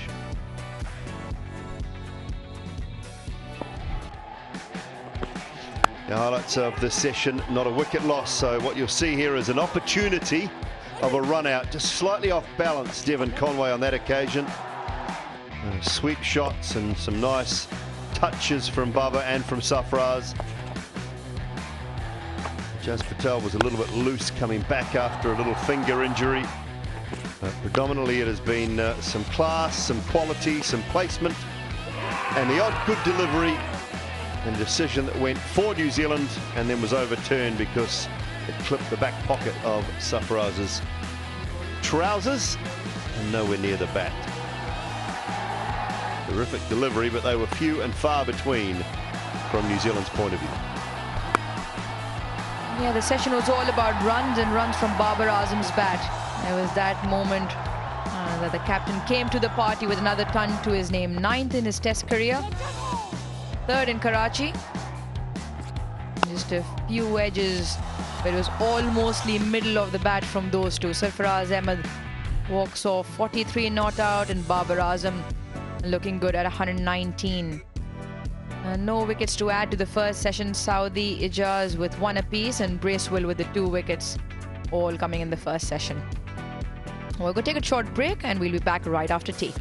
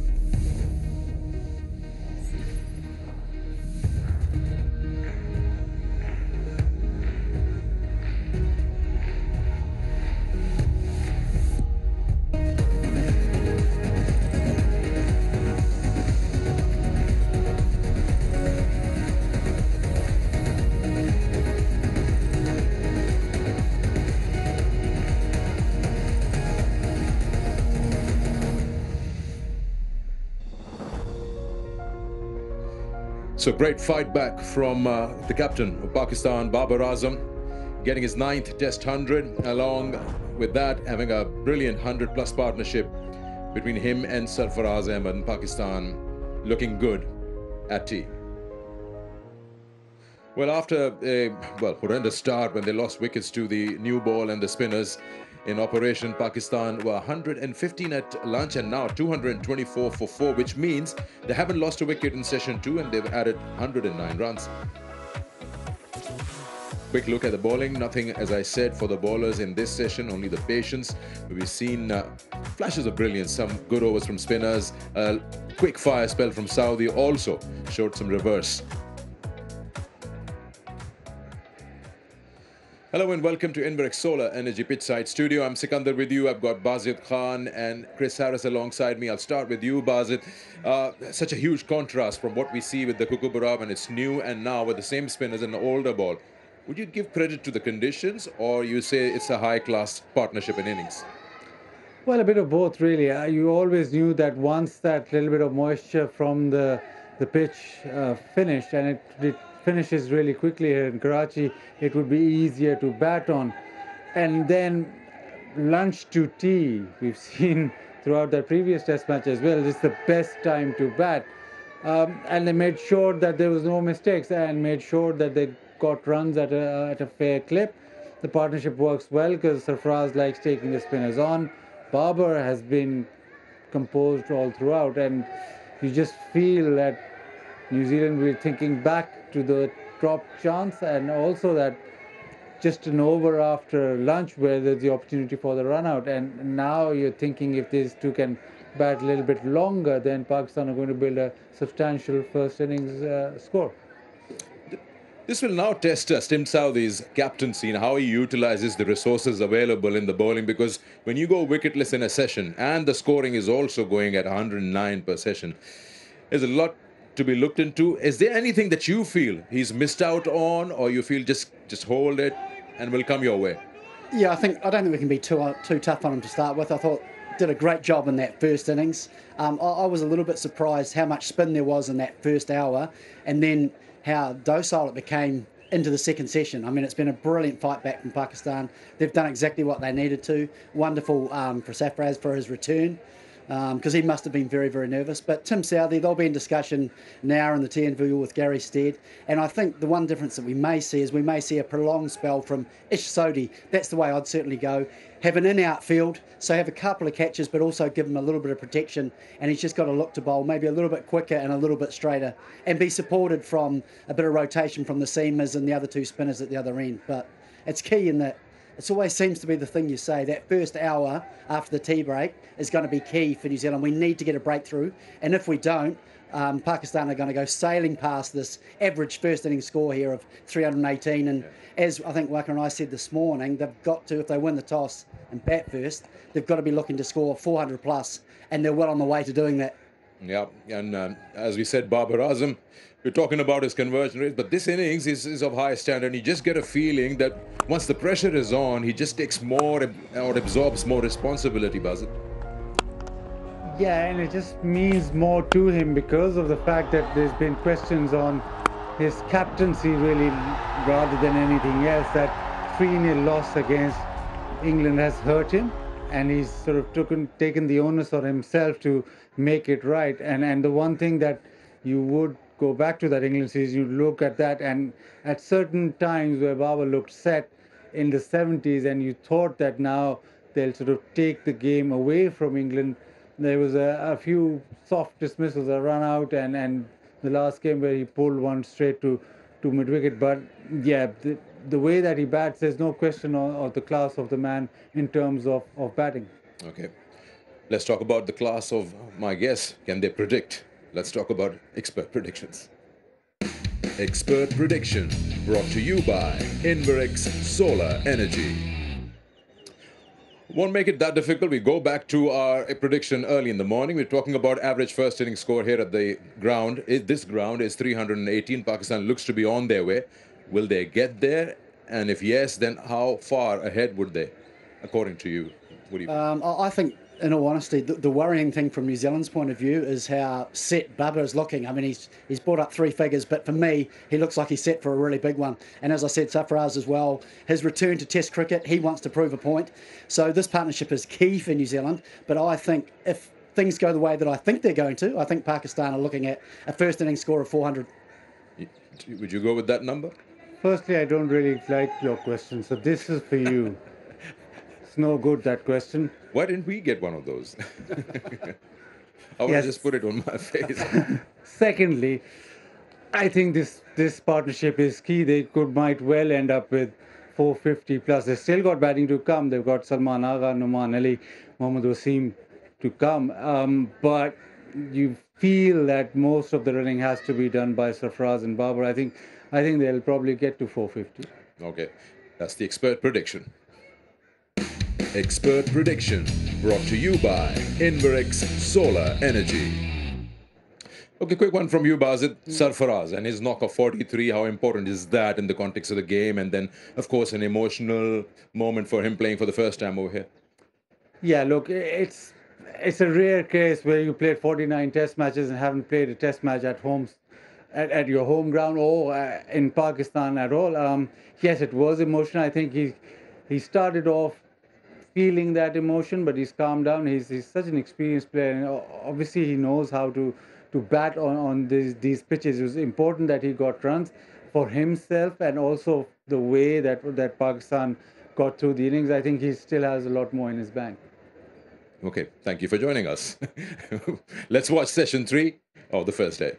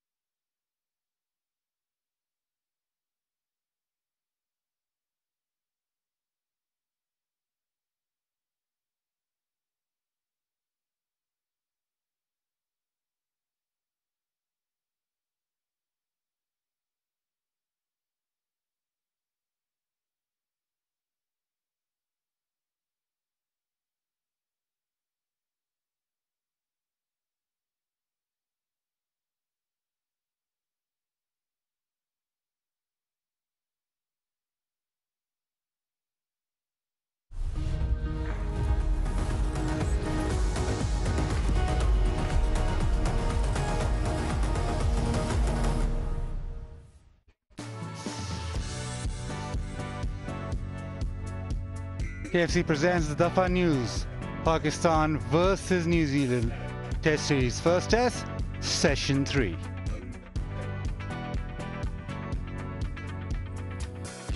Second session belonged totally to Pakistan. No wickets lost, and Babar and Sarfaraz, the partnership now 114. Babar got to his 9th Test match century.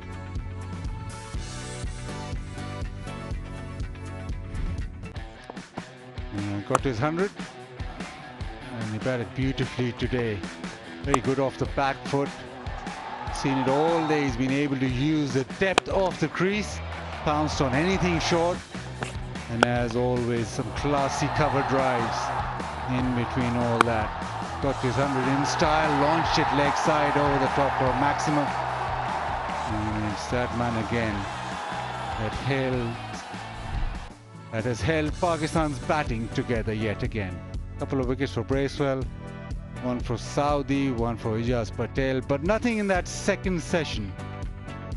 The fourth wicket fell at 110, and after that it's just been about Sarfaraz and Babar Azam batting pretty comfortably, and that will be something that'll bother New Zealand. Bowled really well in the first session, got the ball to top, but it's been pretty comfortable now. With the break, they'll come up with a few little plans, because it just seemed in that second session especially that it was pretty comfortable. Got Chris Harris alongside. Pakistan batted well. Yeah, it's worrying from New Zealand's point of view, that partnership. And Babar Azam doesn't look done yet. That's the worrying thing from New Zealand's point of view. He looked set for a big 100. Had a near miss on 12, or should have been out on 12. Dropped by Daryl Mitchell on the slip. And then there was a wee hiccup with the running, another missed run out. But since then, it's been chanceless. And Sarfaraz as well. Got a point to prove. First test at home, and it's his 50th. 43 from 67 deliveries. And I'm sure he would dearly love to get to 3 figures as well. From New Zealand's point of view, very keen to break this partnership, and I'm hoping that we're going to see a prolonged spell from Ish Sodhi in this session, and then perhaps, who knows, the new ball may yet play a part, whether they open with seam or perhaps they go back to what worked this morning and open with spin with that new ball. I guess time will tell.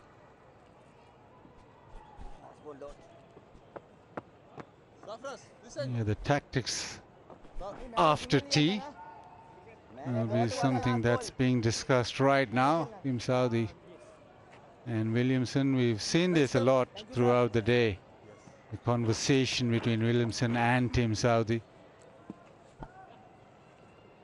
Chris Harris wants a prolonged spell from this man. Well, he's been given the ball straight away. And it'll be interesting what the field is set. Obviously, he's not been very consistent with his length, so he'll need protection. Maybe on the boundary square of the wicket. Yeah, make a great point. I think if they are going to give him a prolonged spell, he does need some protection. Needs an outfield, and at the moment, just one man out on the deep, one man at deep backward square leg. Everyone else up, saving one.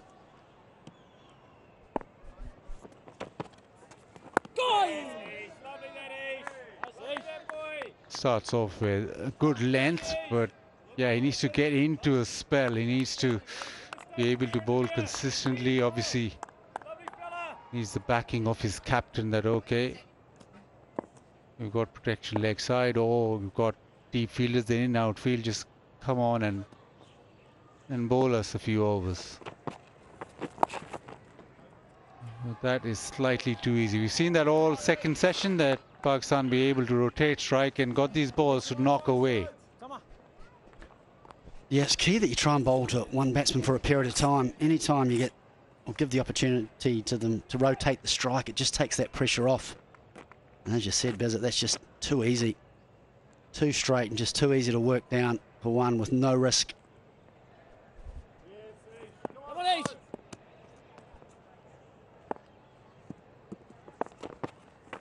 Oh, that's good. Wakar, spin from this end. Who would you go from the other end? I guess spin from the other end. What I've seen so far from the Pacers, it hasn't really done much. I was expecting a little bit more reverse maybe, but that hasn't been the case.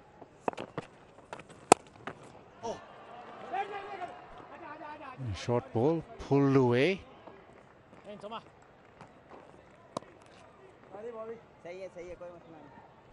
When you play white ball cricket on a regular basis, it is very difficult when you come to a red ball and you've been asked to bowl consistently on certain length or certain lines. So you, as a bowler, so used to of just starting the ball in, bowling short, bowling a little bit leg side-ish, trying to protect.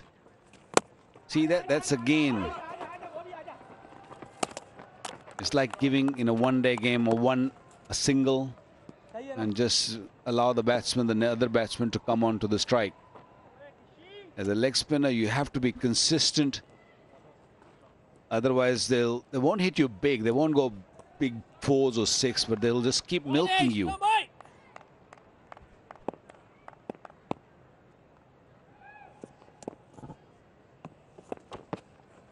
Oh, that's good, Ace. 227 for 4. Can you bring the other pads out?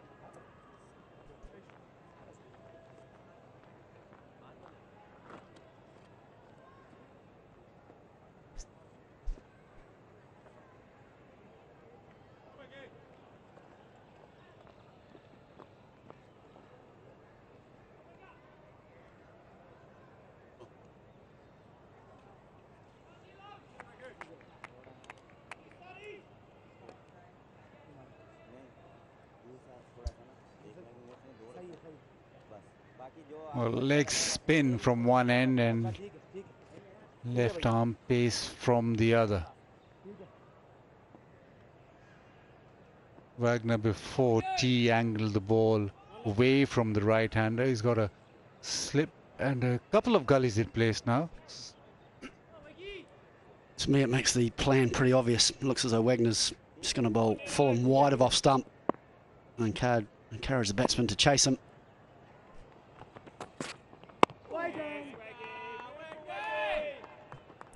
Yeah, Sarfraz looking at the shiny side very closely. That's why he's moving more toward offside. He knows that Wagner is going to go cross him.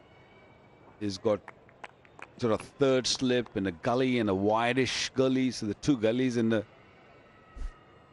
And he's going to throw the ball outside the off stump and ask Sarfraz to drive at it, drive in the air.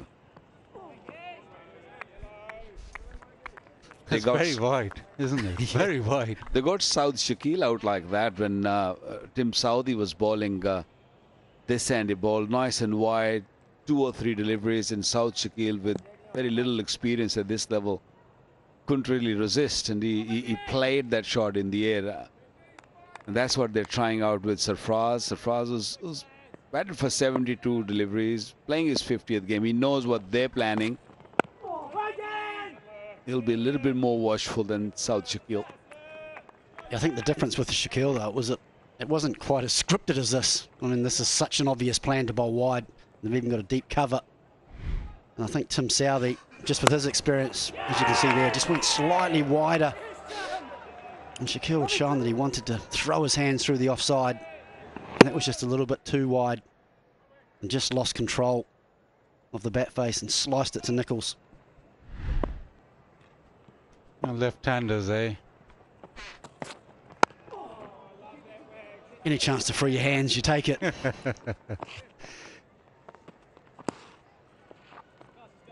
Yeah, the other thing with Sarfraz is that he's played so much cricket, let alone test match cricket. He's played so much cricket in Karachi. He's brought up here. He knows the conditions in and around all of these grounds that he's played first-class cricket in. So even when it is reversing, he knows exactly how to deal with it, and he'll be able to maybe come down the track or even give himself room. We've seen that a couple of times when Wagner was attacking leg stump. And on top of that, he'll probably feel as though he's got a point to prove as well. You want to make this first opportunity at the crease a big one.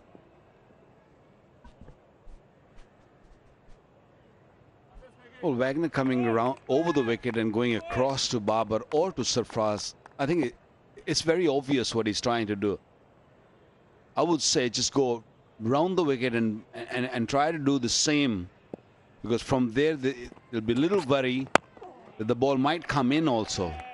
From this angle, I doubt that the ball will nip back to 28 for 4.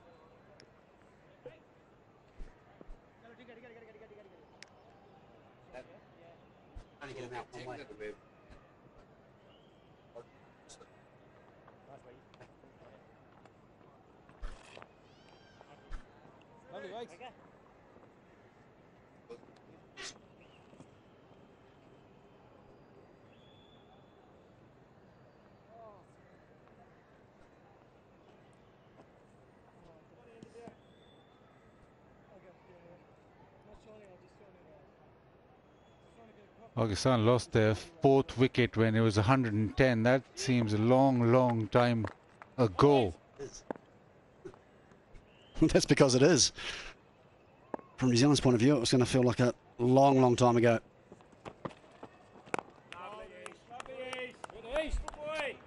That's it from Masodi. Just needs to bowl put a few dot balls together, try and build some pressure. Oh, wicket to wicket. Talked about perhaps the lack of bounce working in his favour as well.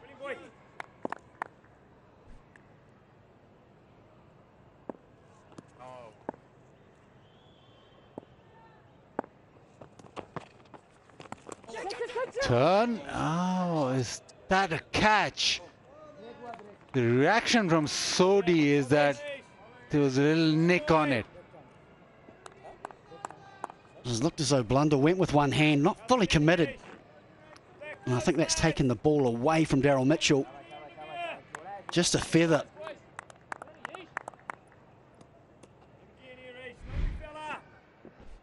Yeah, that ball was bowled really, really slow. Was that a catch or just a turn sharply?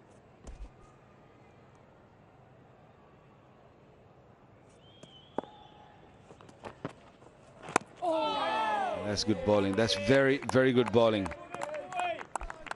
Ultra Edge will tell us that did that ball got the edge or was the bat hitting the ground?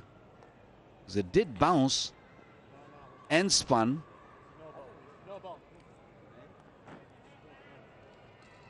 No ball from Masodi.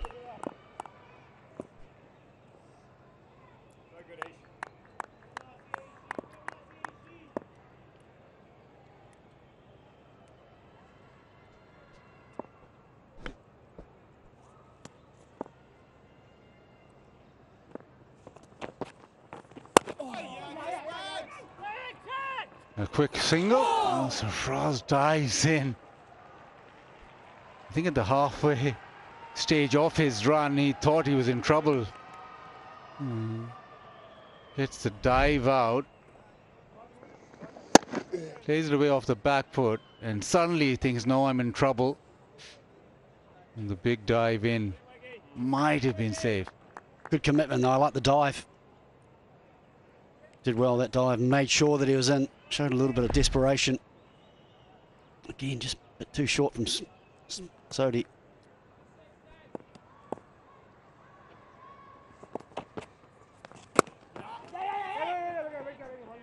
This time the call is no. Babar wanted the run. Sarfraz says no. And yeah, off the back foot, it's manageable.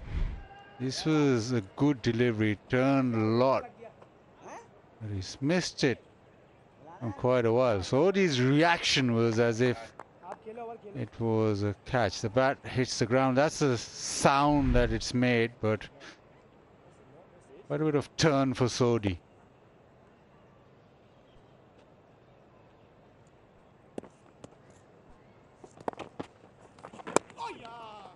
Too short. Turned into the leg side for another single.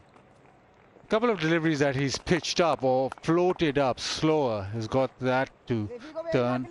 Then he's gone back to just being slightly too short.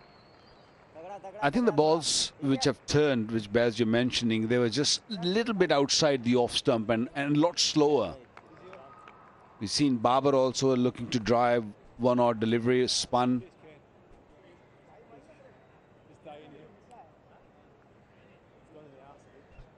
Something went wrong with Sarfraz. I'm not sure. He just twisted his ankle. He's struggling to walk at the moment. The physio is running on the field. I hope it's not the hamstring or the hip or anything else, because the way he walked to the and the way he just fell, it looks a little tricky. I think it's the hip. I think it happened when he looked to save himself from that run out diving, and that's what something happened. Either hitting the ground hard. He got up okay.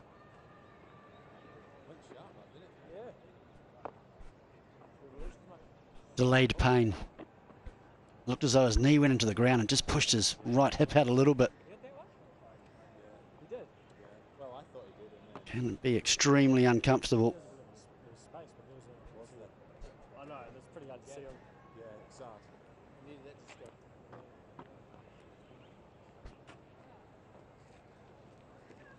He's certainly grimacing like he's in quite a lot of pain.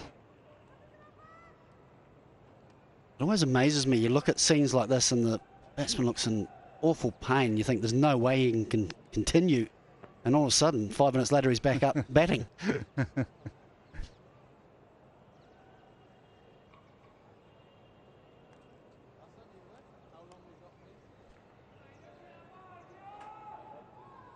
Yeah, and you said delayed onset of pain, because he looked absolutely fine as he got up. And suddenly, I don't know what he's done. Is the hip? Well, I hope he's doing the right thing. He knows his job for sure. He's a good physio. This is what he's done so far. He's been wonderful from the word go. That's the first boundary he hit. A couple of beautiful sweep shots.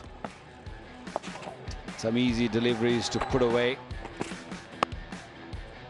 Some deft touches.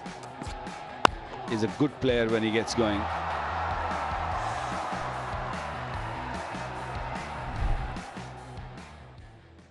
Searching for his 50 in his 50th game. Well, the way he's lying, I'm not really sure if he'll be able to carry on. It's not really the breakthrough that New Zealand wanted, but if he isn't able to continue, it just gives them the opportunity of a new batsman. All of a sudden, he's at his feet and looking a lot more comfortable. So I suggest by those pictures that he definitely will be continuing. Some magic water.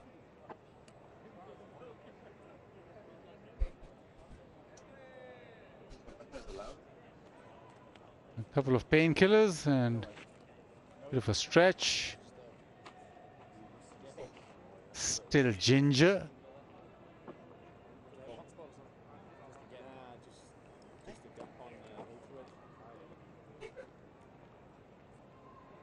Yeah, he's still having a word. Still having a chat. No, he's going to toughen it out. The problem, Baz, here is that he's going to damage himself more. Remember, he's got to do the wicket-keeping job, which is a tough one, which is not going to be easy on this surface with the balls keeping low. He is not good. Doesn't look like he's leaning on that bat. He's struggling. He's got to leave. He's got to go.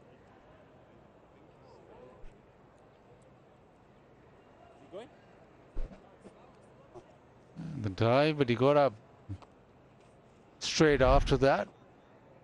I think the scenes aren't great, but he's still trying to.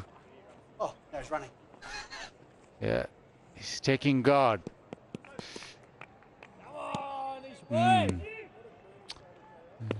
He's stretched it out. Anyway, he's 3 away for a 50.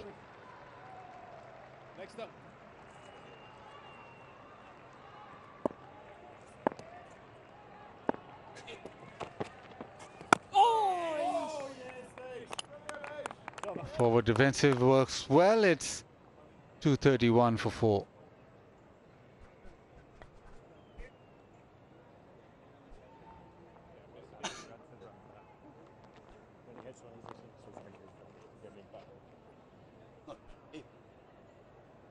Oh, it's going. It hasn't happened for Sarfraz. Sarfraz, I think, now walking off. Walking off to get his helmet. This is most exciting.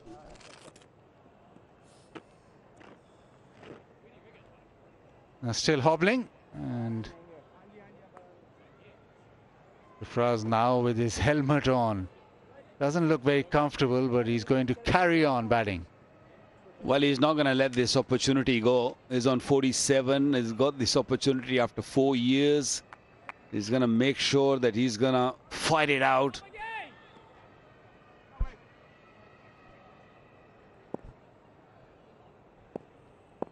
Mr. Najam Sethi, the new chairman, is in the house.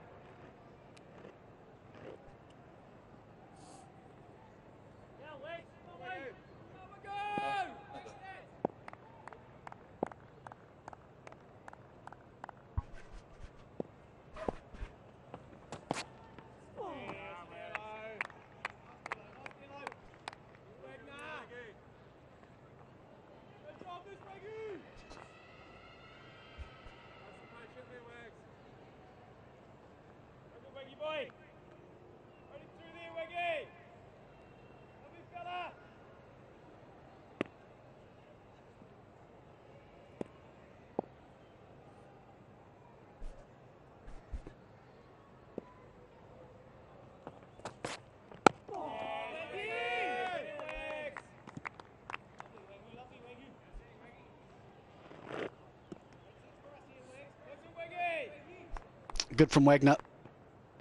3 good balls in good areas. He's now got a couple of men out deep on the leg side, as well as all those catches on the offside. The wide third slipper, gully, short point, short cover, and a deep cover. Deep backward square leg, deep fine leg.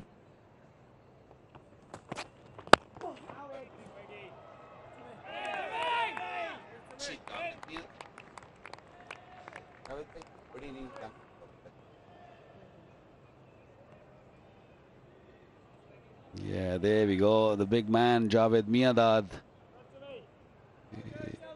He's here to watch or witness the first game between New Zealand and Pakistan after, what, 20 years? He's always here. Loves his cricket.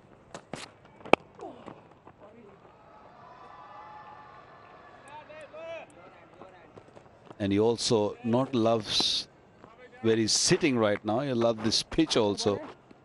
Scored 2 double centuries here on this ground. That's a big name, huge name in cricket. Javed Miandad. Someone better back me up here. He's one of the few players from his very first test to the end, averaging 50 throughout his whole test career. Not many players have done that.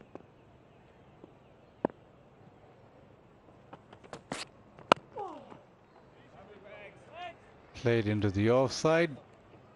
Walks the single, does Sarfraz. It's 233 for 4.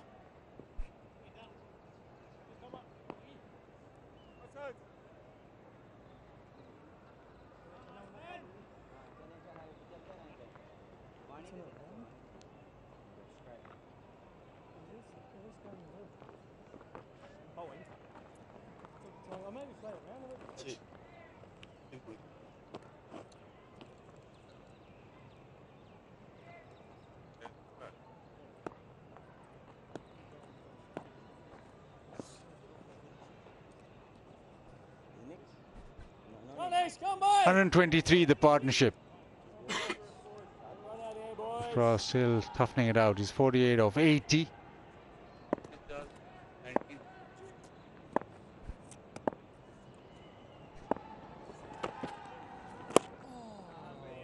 He loves sweeping, but with that little injury, will he now try and sweep? Well, I hope Sodhi continues to bowl that fuller length, because that's where he needs to be. Give the ball a chance to spin, get the batsman on the front foot. Every time he's got short, it's been easy pickings. These two players.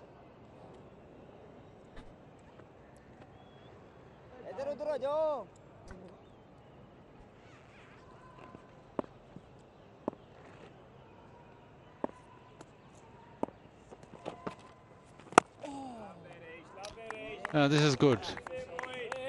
He's been more effective or looked more threatening when he's tossed it up rather than bowl into the pitch. Whenever he's tried and bowled quicker, he's almost dropped it too short.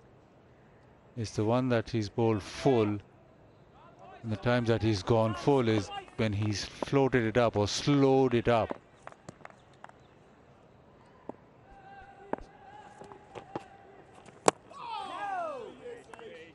Even that I don't mind. On the surface, because it's a little bit slower, when you get short, it just gives the batsman so much time, even if it does spin, just to adjust. But when you're on the front foot, that's where he's looked his most dangerous and gone past the outside edge on a couple of occasions.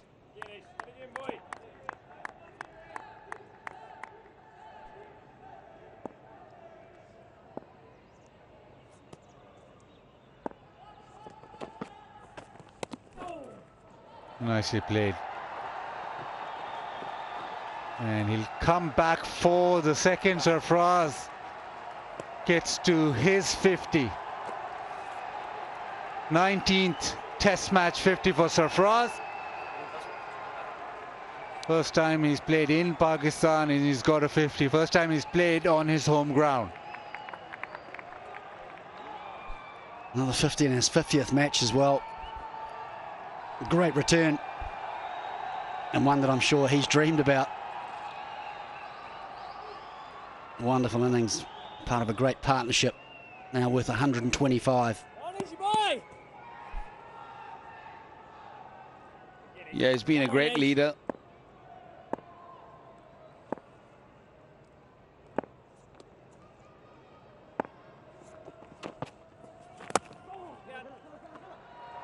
The outside edge found, but it's all around the ground and might just go to the fence. Yeah, too full, just outside the off stump, and Sarfraz making sure that he squeezes it out behind that square fielder. There's never stopping that. That one raced to the boundary. This outfield is pretty quick. Still prefer that length from Sodhi as well. I think he looks more likely.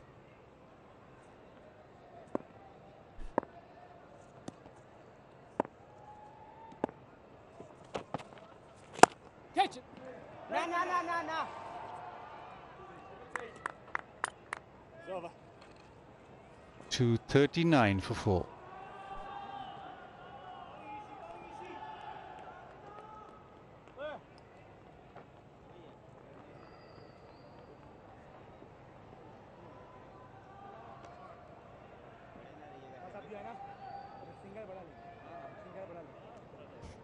$129 this partnership, still counting. And it's just getting Pakistan into a strong position.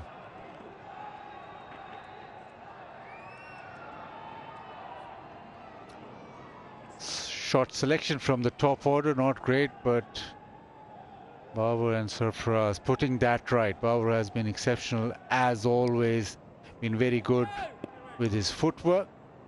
But Sarfraz with his 50 as well has made sure that Pakistan now in quite a strong position.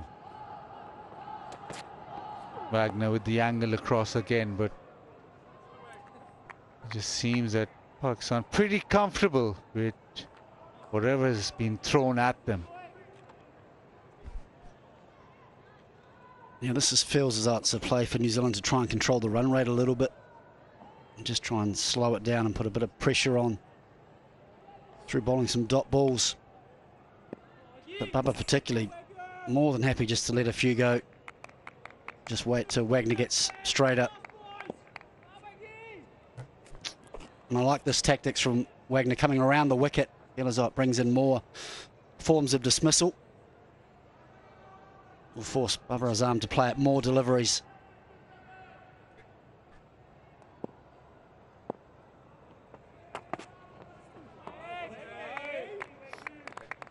Around the wicket, still persisting outside off stump, but now he's got the option of actually getting the ball back in now.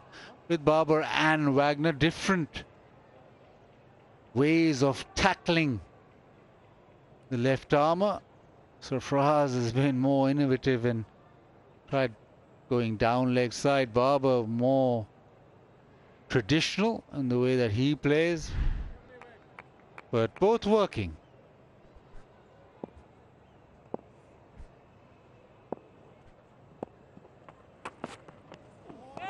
Oh, he comes at it, so probably taking a leaf out of Sarfraz's book.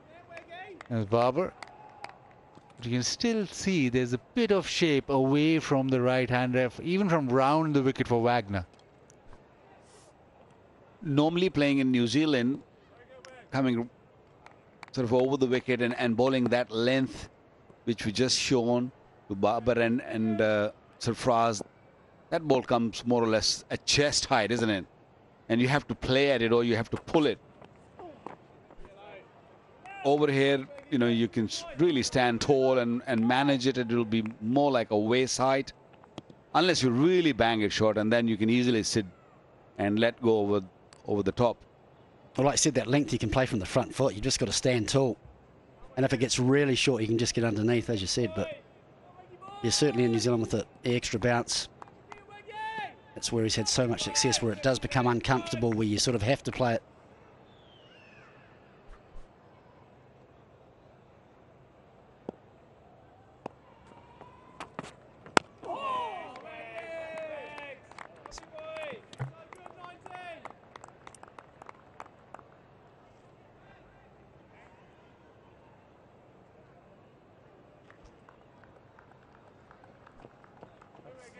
Slight change in the field. That second gully now brought to a short mid-wicket, so more protection leg side. So that ball that angles back into Babar also in play now.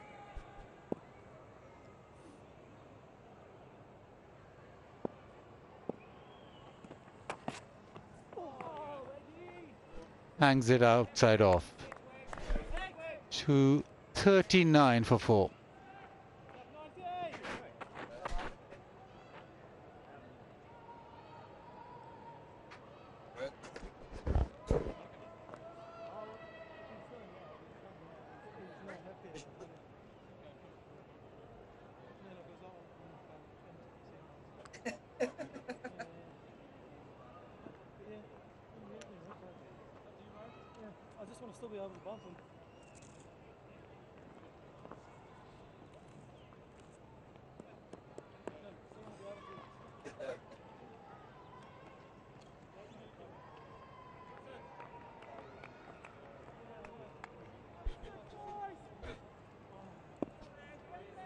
Sodi to carry on. Sarfraz sticking with the helmet.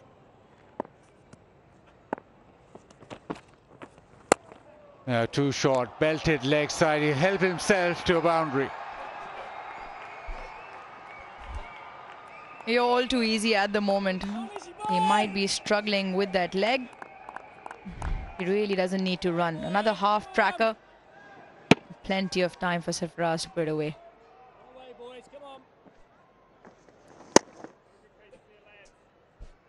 Yeah, this partnership just going strength to strength, and just get a feeling that New Zealand bowling attack hasn't really found a way to create something.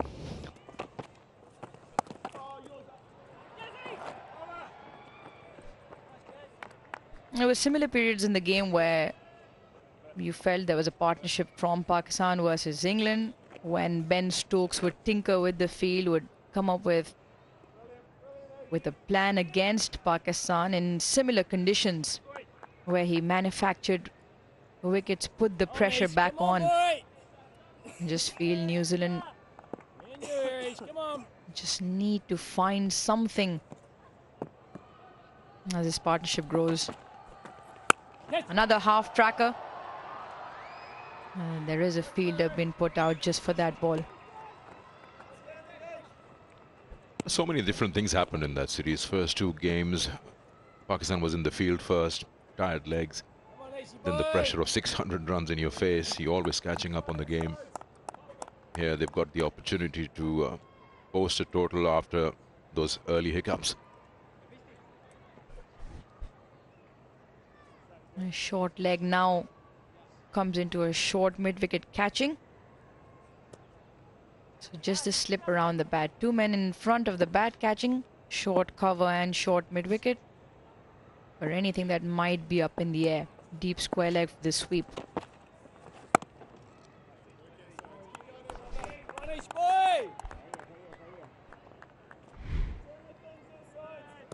Yeah, the lengths not exactly great. There's been a lot short of a length and he's gone full as well. So the consistency lacking, and you'd expect that because he hasn't played a lot of first-class cricket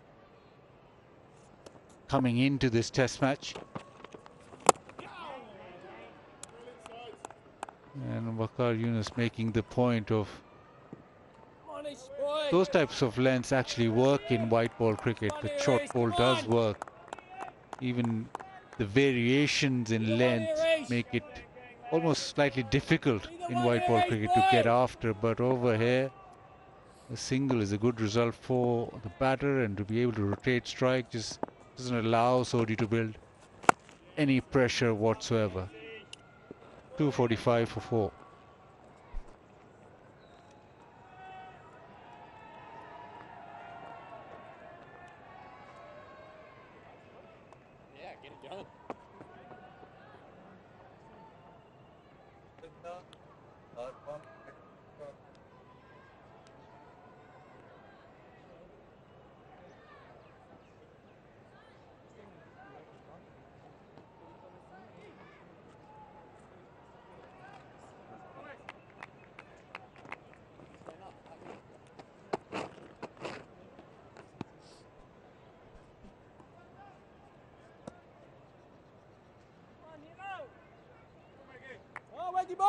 New into the role of captaincy as the mantle shifts from Kane Williamson to Tim Southee now.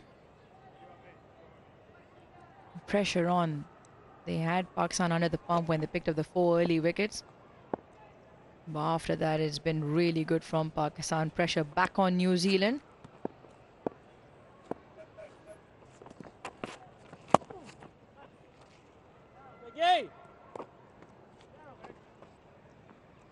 The one area of this ground which has always been calm and relaxing is the Tapal Tea Lounge. Crowd enjoying a Tapal Tea moment.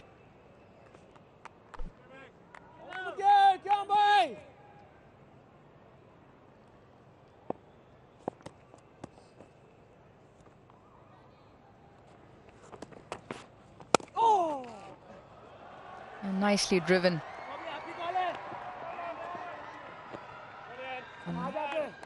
Just the one.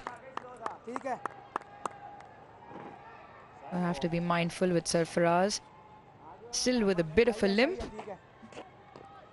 Running between the wickets will slow down here in this period. We talked about the way that Ben Stokes handled his side, but he had the luxury of actually having a very varied bowling attack. Not varied, but a lot more options. Oh, Reggie. Good boy. So the coaches have to also find that balance. 20 wickets is quite difficult here on these pitches. Luke Ronchi. So the coach will have to look at the combination. I think that they might well have played an extra pacer. They could have played Matt Henry or even Tickner. I think Matt Henry would have been a better option. But with England, you had Robinson and Wood, and then Stokes as your fast bowlers, and then you had the likes of Rehan Ahmed, Jack Leach and Root. So basically 6 bowlers in there right now with 3 spinners and with Sodi going for quite a number of runs. You just feel that, yeah, Wagner's doing a job. But it was almost when Anderson or Robinson or Stokes or Wood came into the attack, these were the game breakers, and you almost feel that at the moment, it's still only the first day, but at the moment you feel there's not one game breaker that Saudi right now can go to.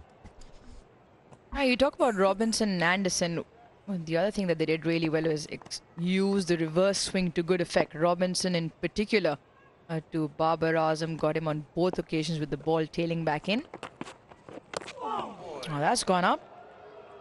Gone up sharply over the keeper's head as well. It's probably the one ball in the entire 66 overs we've seen that has bounced.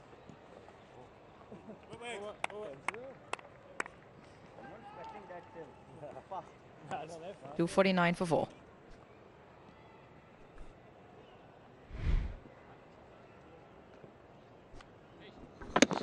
Yeah, Blunden standing up to the stumps, and Wagner decides, well, the bounce is the way to go. And he's done really well to get a glove on that. Yeah, he's just asking me, well, should I not stand up?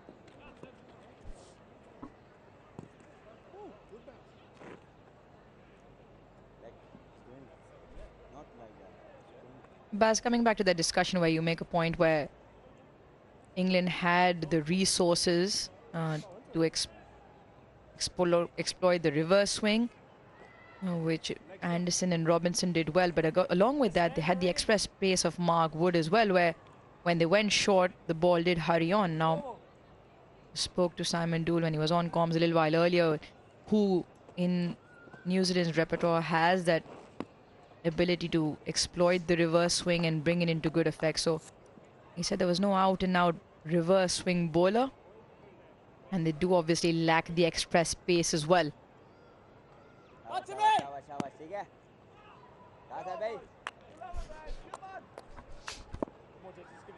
Yes, but the other argument will be, say, Saudi Matt Henry, if he plays,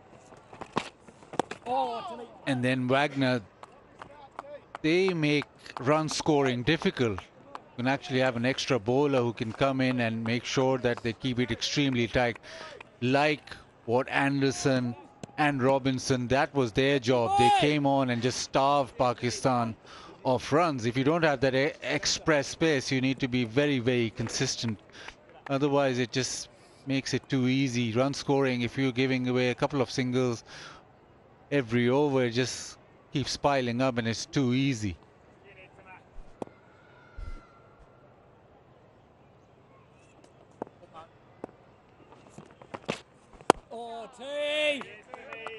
Yeah, the keeper standing up to Tim Saudi now as well. We've seen plenty of boundaries, and Osaka has been quite generous with the boundary contest. Now the total tally to 40,000 because of the 4 boundaries hit while the Osaka LEDs were on in this first test up till now.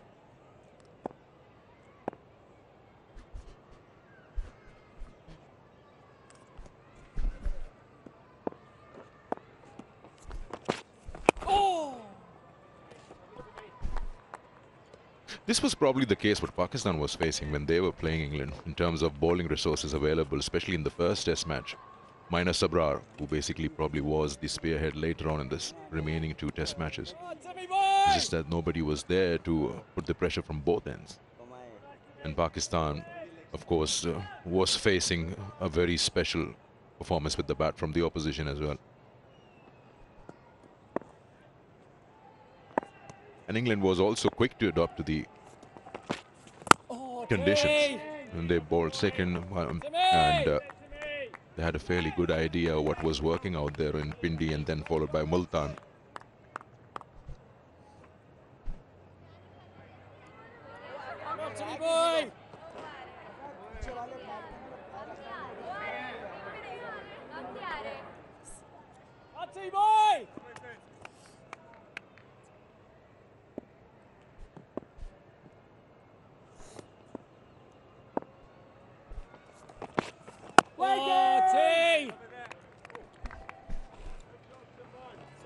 talked about the special batting performance. Sikandar, are you happy with a run rate of 3.76? Normally you don't approve of anything below 5. I look back and I see 5 people sleeping on the sofas. So I don't know if that's the answer. No, I'm totally fine. 115 in the first session, 109 in the second. I mean, keeping in mind where they started from, 4 wickets down in no time. I'm very happy. So Pakistan has broken Sikandar. Sikandar now officially happy. That's the first. 251 for 4.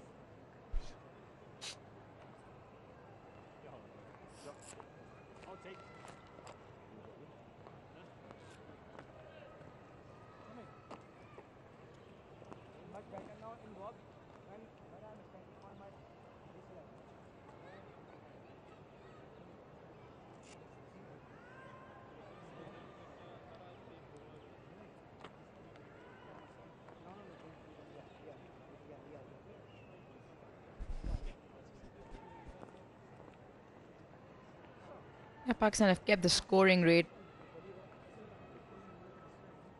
fairly simple. 3 in this third session so far, but they'll be happy they haven't lost any more in the wickets column. 4 went down, 2 in quick fashion, 1 followed, and then Saud Shakil, the big one before lunch. And in case you've just joined us, let's have a look at the 4 wickets that fell this morning. Abdullah Shafiq stumped to an absolute beauty, dragged him out, missed the line completely. Ijaz Patel with the first breakthrough. Shan Masood came out swinging and missed the line of that one as well. Excellent bowling from Bracewell, and the third one, Imam ul Haq didn't get it out of the middle. A simple catch in the end to the skipper. Those were the 3 that fell early. 48 for 3 Pakistan was, and just before the stroke of lunch. He fell into the setup of Tim Southee, dragged him outside his off stump, and Gully took a sharp catch. He'd be mighty pleased with this effort. First test in Pakistan for him, his 50th test. And got off the mark with a full toss, nicely timed, and since then he's played well. He's gotten in, he got a few freebies that he did put away, but he's timed the ball nicely.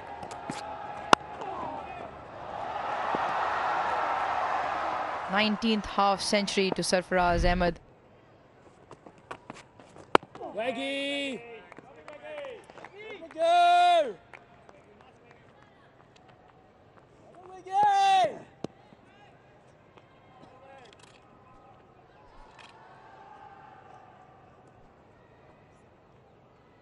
The one field position that New Zealand haven't used so far is that leg slip.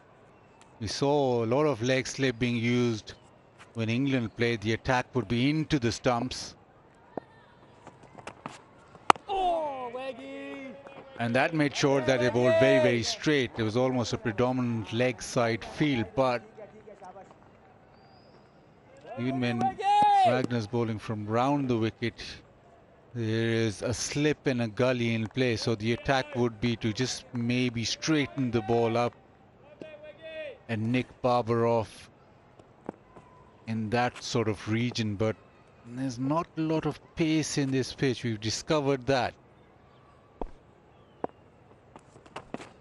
Oh, Waggy!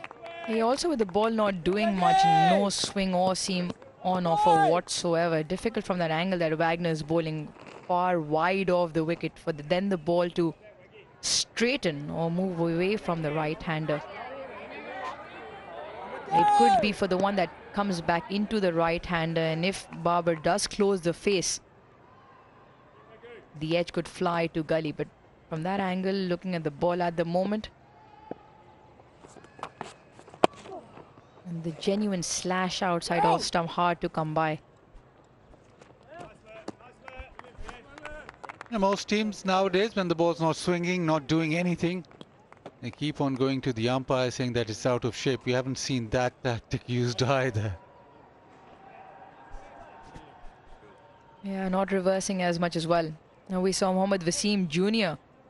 less than a week ago reverse it quite significantly. Obviously, he's got that action with that slingy nature in his arm, which allows for that exaggerated movement, but haven't seen that so far. Wiggy! Love it, Wigs!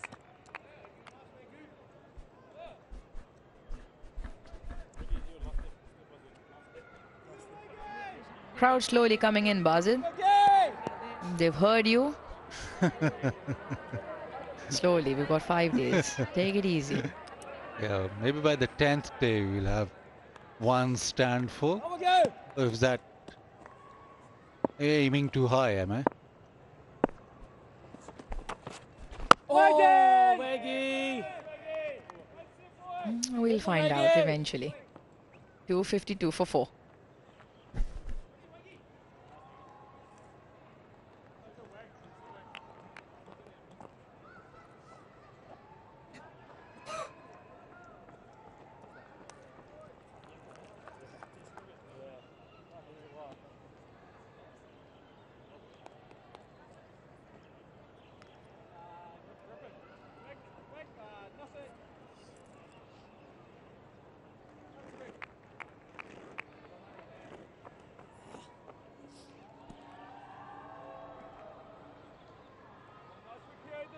Come on, Timmy! Go, T-boy! This partnership growing into a big one here. 142 now.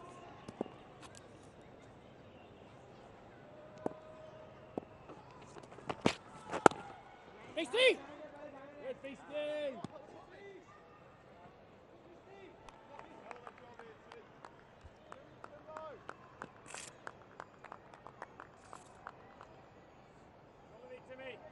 This Timmy boy! Come on, boys! Artie! A slight discussion there with Saudi and Kane. Wagner in there as well, the senior trio for New Zealand. How do we break this partnership? Oh, Timmy! Quality!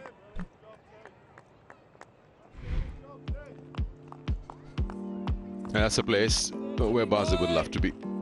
The food, I mean, the way he loves it and the way he enjoys it. Got to go to any restaurant and ask for your chicken kadais or biryanis in Karachi. You just can't go wrong. And then, of course, there are certain places which are known. I don't know what that is, but yes, if you want barbecue and biryanis, Oh, T! as you're in the right city. Timmy! Good, boys!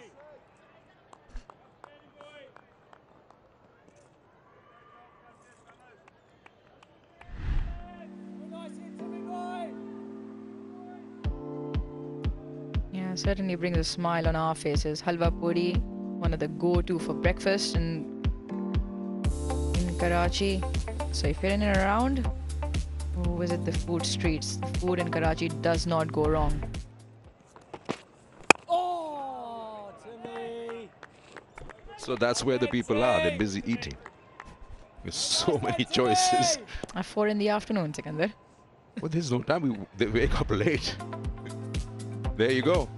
But this is called the lacha paratha, if I'm not wrong. Yeah, meaning layers. Layers and layers are stacked up together. Nice and airy. Delicious. Well, I guess when you got food that delicious looking and tasting, it doesn't matter what time of the day it is. Oh, T-boy! So good, Timmy! Sikandar is saying that food trumps test match cricket every day. Every time. Be it 10 a.m. or be it 1 p.m. or 5 p.m. food trumps cricket. No, it's not the case every time or all the time. You were here for the Australia series. Just give them a little bit of time. They take some time to warm up. You see how things are going and then you see people coming in. Now you've got another test match, so plenty of time to warm up. Oh, T! That's it, Timmy. That's it, T! 252 for 4.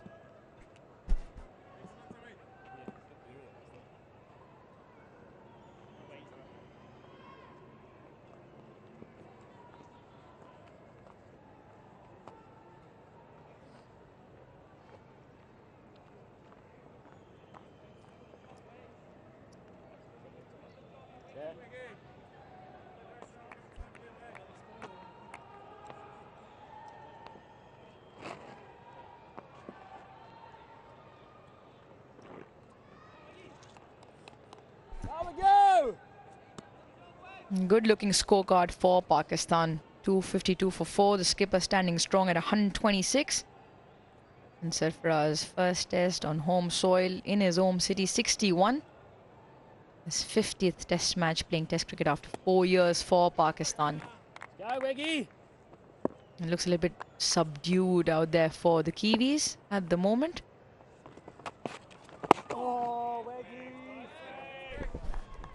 You're just taking this further. We saw a graphic some time back, I think in the second session, about players picking up captaincy after a certain number of test matches that they played. It's so surprising. 80 plus for Tim Southee, and then getting that opportunity. 111, if I'm not wrong, for Steve Waugh. That was a bit of a surprise. We'll have a look at that again after this.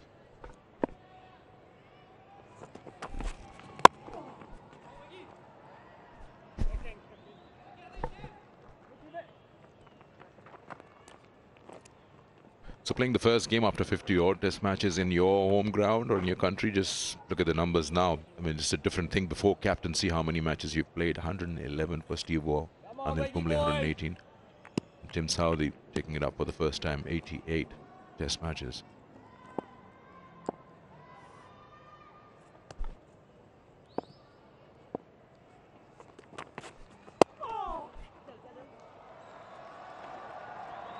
Tucked around his legs, will look for 2. Sarfaraz happy to come back. Yeah, taking up the captaincy mantle from Kane Williamson, who's been exceptional in terms of the brand of cricket that New Zealand have played in the past 4-5 years. ICC Test Championship winners not too long ago under his captaincy.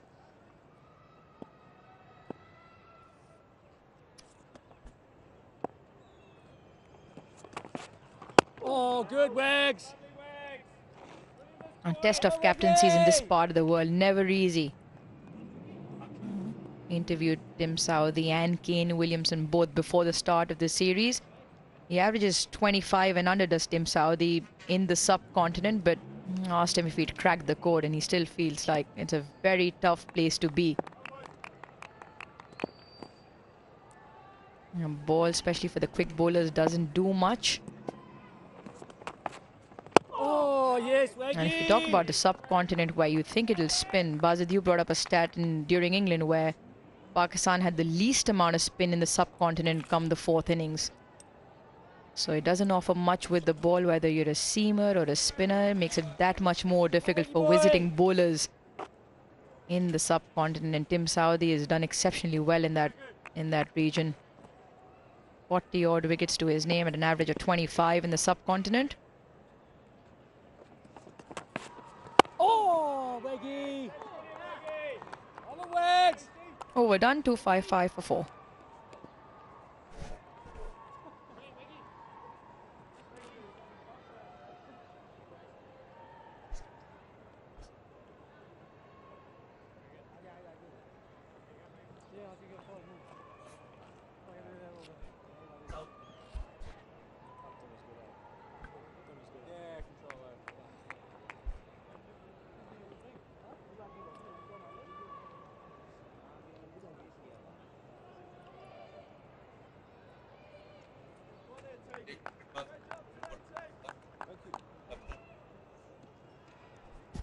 Yeah, since winning the Test Championship in 2021, where Kane Williamson got that ICC Test Championship mace, since then 6 losses.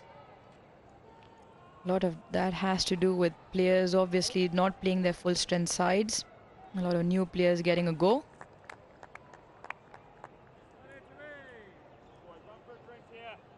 And they obviously bore the brunt of England's remodeled approach to Test cricket, first up earlier in the summer this year, losing 3-0 in England.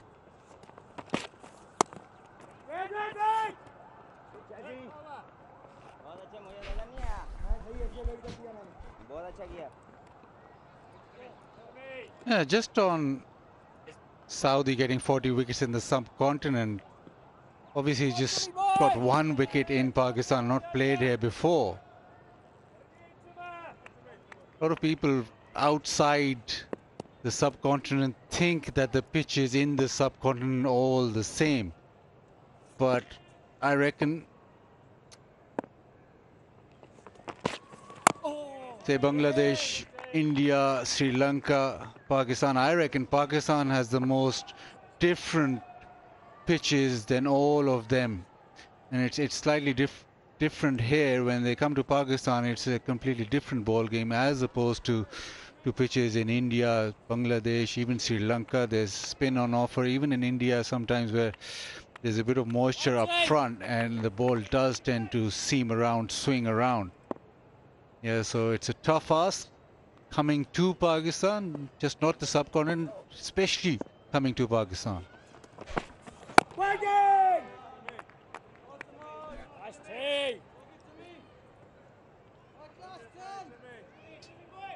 Because life is too short for sensitive teeth, and if you're going to have lots of colas and ice creams, you might need Sensodyne for a sensitivity-free moment.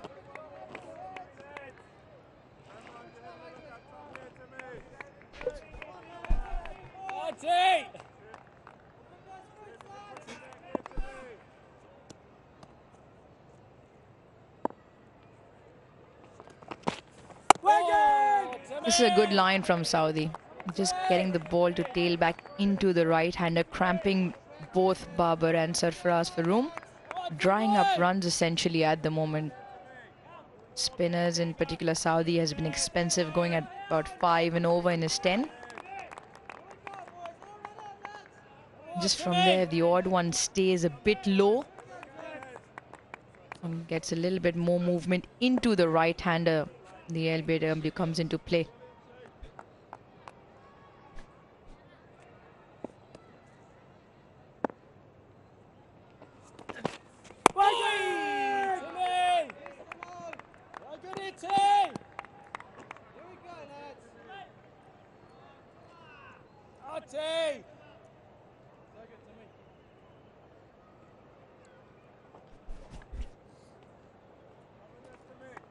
It's the best way to go. We're speaking about not having that express pace on offer, nor having somebody to exploit that reverse swing, and then that's where discipline with lines and lengths consistent over longer period of times comes into play.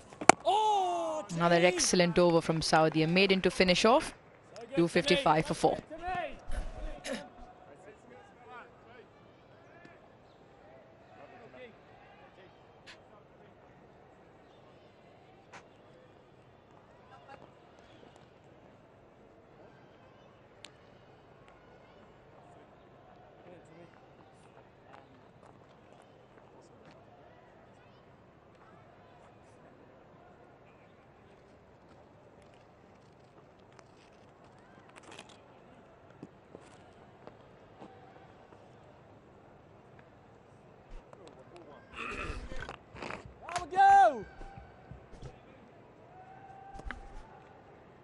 Pakistan in control.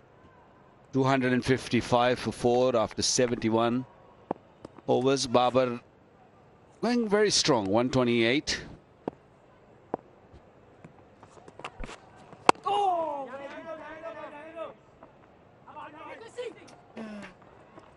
Haven't seen much happening for New Zealand for a long period now. And watching Wagner ball earlier, bowling over the wicket, now round the wicket, his pace is down. He's not really up there. When last time we toured New Zealand and those deliveries he was bowling, he was around 135, 134. But over here, I know it's a slow pitch, but that attitude is missing.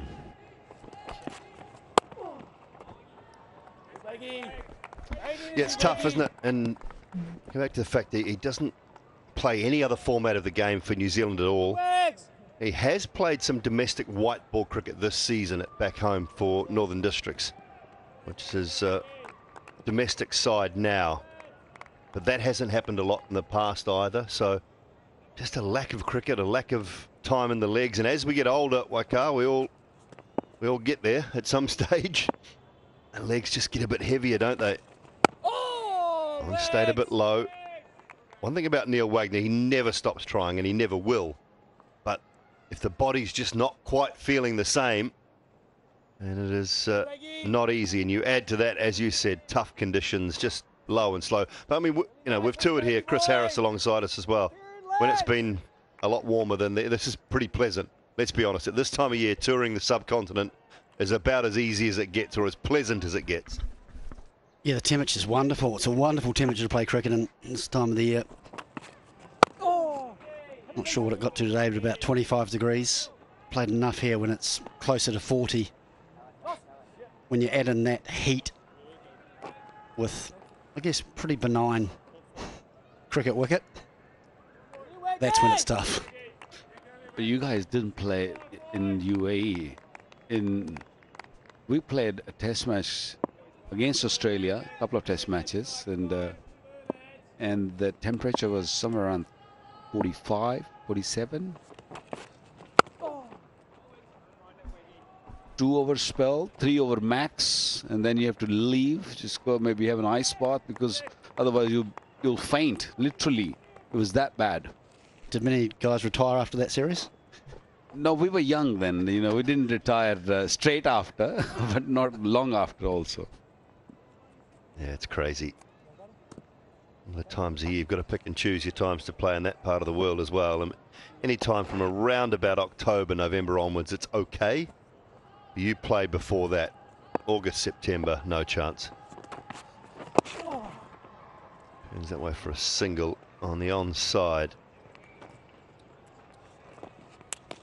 258 for 4.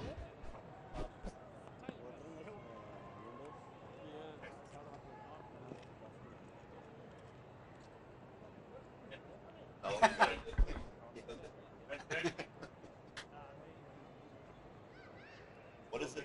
What is it? What is it? Main. Yes, yeah.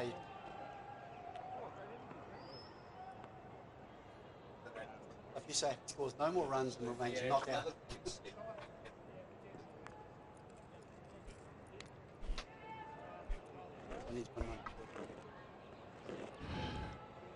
$3,600 runs at an average of exactly 50 now for Babar Azam in test matches. So he needs another 46 to make sure that that stays at 50 if he is to get out. Otherwise it will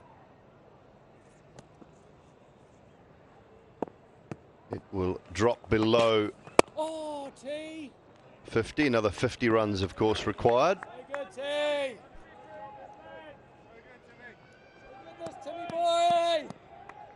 A few murmurs on social media that his average has gone past Virat Kohli's now. There's always that little element of rivalry between Pakistan and Indian fans. I think between the two players there's enormous respect for each other. Two players themselves, but there's always that rivalry between fans on social media. Our player's better than your player.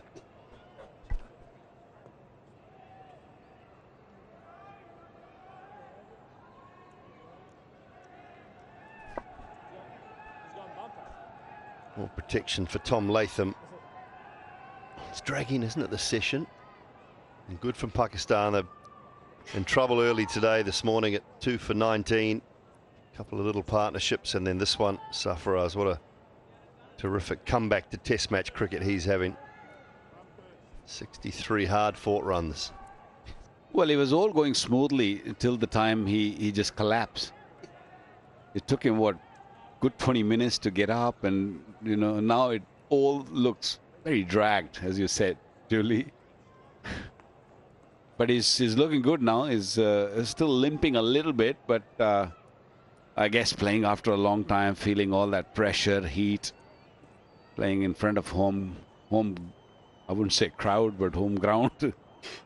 So, yeah, he's one of those characters, never give up. He's a bit like Wagner, just want to keep fighting.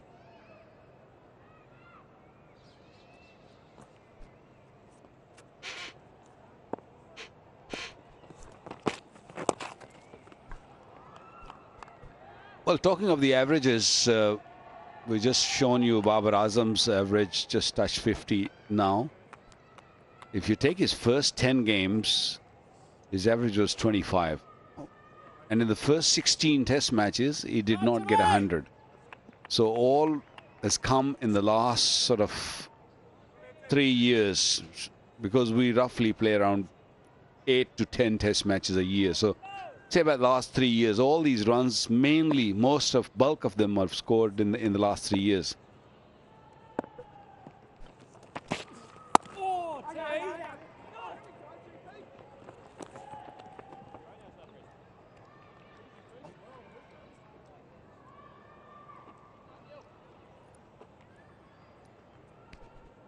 He's captain Pakistan for a long period, Sarfraz, winner of a ICC Champions Trophy in England.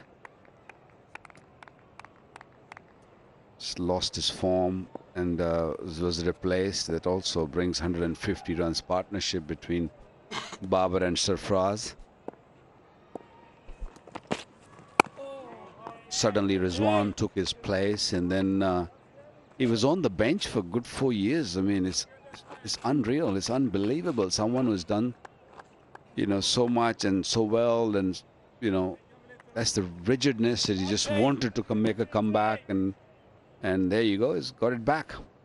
He's done well to hang in there for so long, hasn't he? Normally, if you're on the bench for 3 or 4 years at his age, you tend to think it's time to hang up your boots. But full credit to him. Yeah, especially when you have achieved so much, when you've been a champion player. Some of it must have been about today's moment, about playing a test match at home. You know, I think, I wonder whether, it'd be nice to know from the man himself, but I wonder whether that was always in the back of his mind. I don't want to retire until there is no longer any chance that I will play a test match at home. I think he also probably thought that it wasn't his time. He felt as though he had more to give to the game. He's obviously loves the game. He felt as though it was too soon. And he just wanted that one more opportunity. And so far, he's taken it with both hands. Nice from Southey. I like those lines. Pakistan now 260 for 4.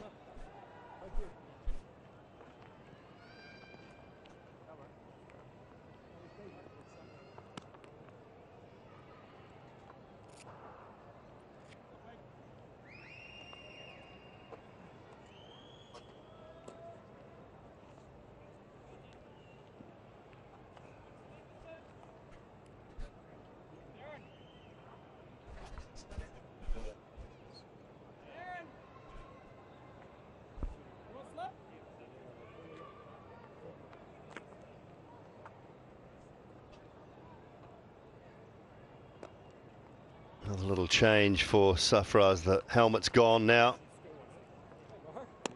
Bit of spin back in the form of Rouge's friend Jazzy. I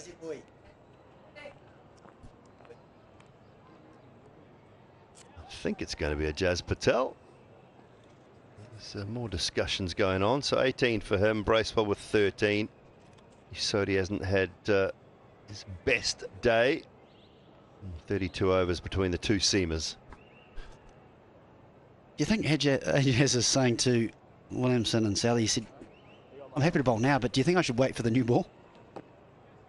7 overs away. So much success with that first new ball this morning, which seems like a long time ago. I think you'll just stay on through that new ball, Harry. Yeah, absolutely right. The danger with the second new ball, I think, now becomes the one that skids on rather than the one that turns as much. We saw it turn when it was damp this morning. Come on, Jazzy. So I think the second new ball becomes, that one that skids on becomes his danger ball a little bit more. But you've also now got two very set batters. Yeah, I think you're right. I think we're not going to see that turn that we saw this morning. I think it was about 4 degrees. Just because considerably more than the English spinners were getting. Oh, Jazzy! It looks as though that's his plan now too, to angle into the start spot a bit quicker, a bit flatter. Now looking more for that LBW rather than the outside edge.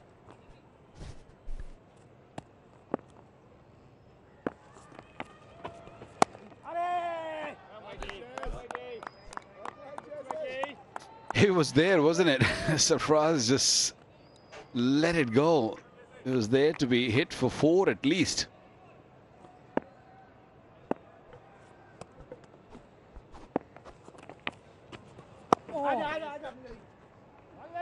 A little bit harder that one because it's turned a bit more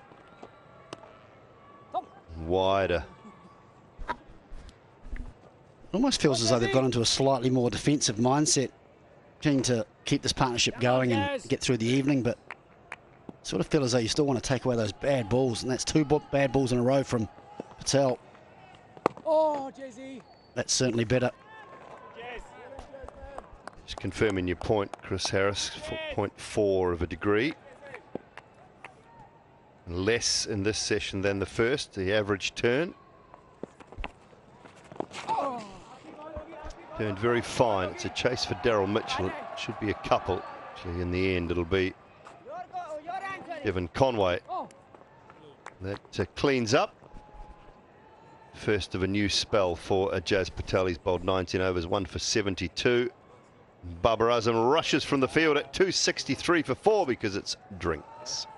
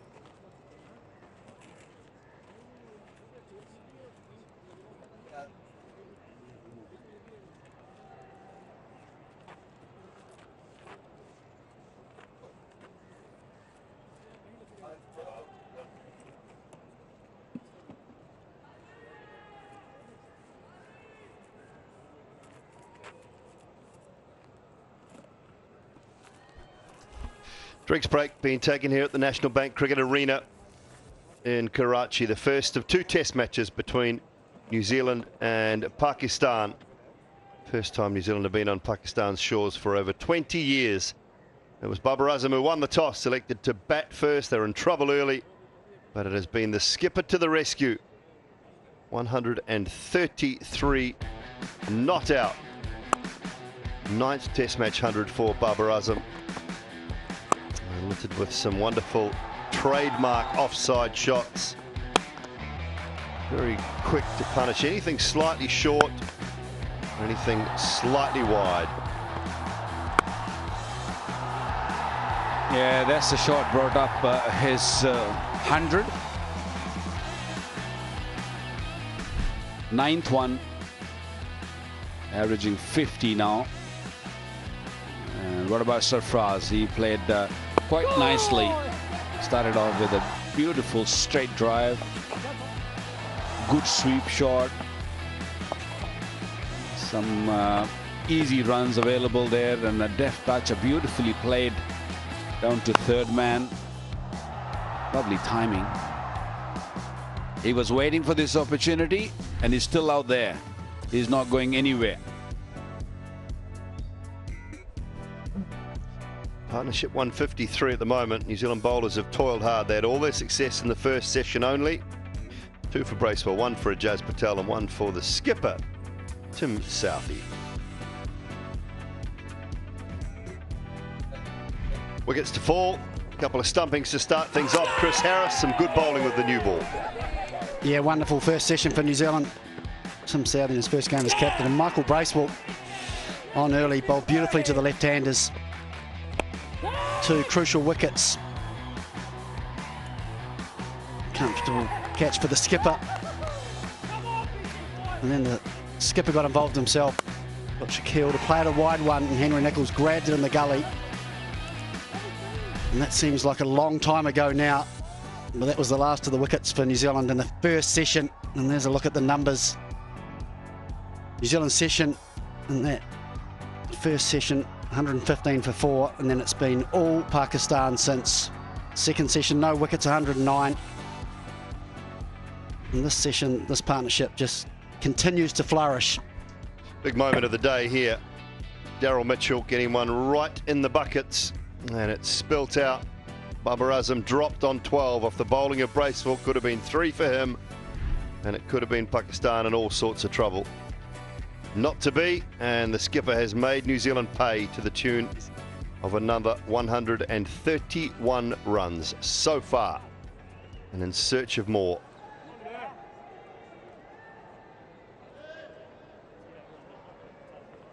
Rather extended drinks break as well. Babar Azam was off the field. He's back on now. Safraz has been struggling with a little niggle of some sorts. Well, the umpires are ready and nobody feel like moving.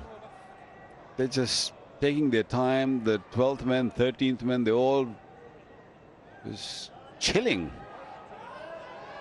All right, there we go. We got change of bowling here. Daryl Mitchell comes in. I think the skipper might have mentioned to him that perhaps your Iwas one, dropping Babar Azam on 12. I like this from New Zealand though. Daryl Mitchell, handy medium pace bowler. I was in the sort of mid 120s. Yeah, it's a wicket and 121 runs so far, so just do something, please. You know, Mitchell, I think he'll think, well, I've got the runs covered. Not sure about the wicket though. But positive signs though. A little bit of shape in to the right-hander. Just looked as though it skidded onto Babar as well. Just looked a little bit hurried. I don't think Pakistani batsmen have seen much of Daryl Mitchell. Previous years when we toured, New Zealand used to be the ground home. Oh, what about that? That's a big appeal, big appeal. You see a leg stump, ball nipped back. They've taken one review first, which was gone against them, New Zealand. Will they go again? It came in sharply, might just slip down the leg side. Time's up now. Yeah, there was a couple of noises. I wasn't sure whether it... No, it's definitely missing anyway. Good shape though, good sign early from Mitchell.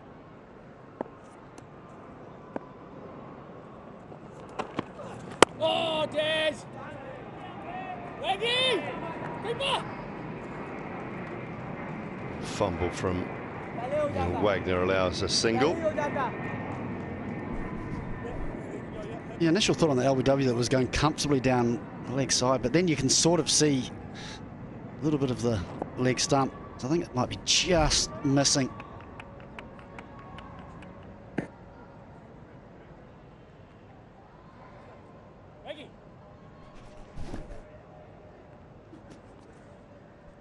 Yeah, I think he walked across the stumps, but after he'd been hit. Sort of gave us all the impression that it was a little tighter. Good field position, I like that. Just on the edge of the pitch for Tom Latham.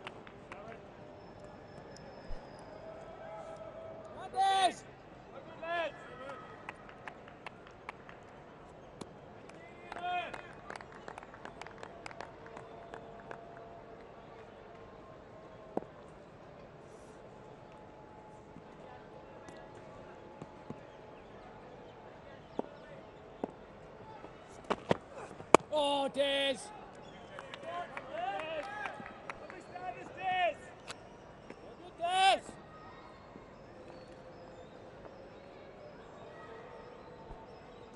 I don't think you can do much as a fast bowler with that sort of pace. All you got to do is just bowl nice and straight and play with your field positions.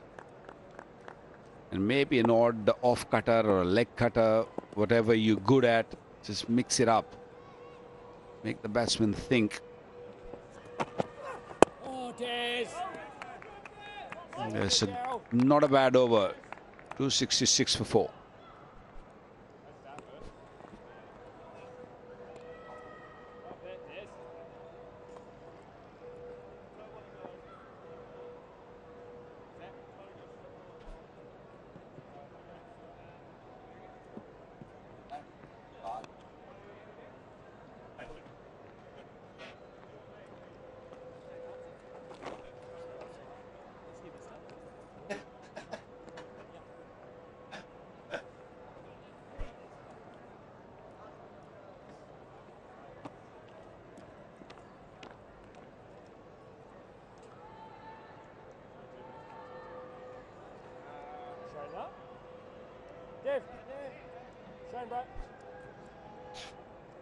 Yeah, just 5 overs available or away from the new ball.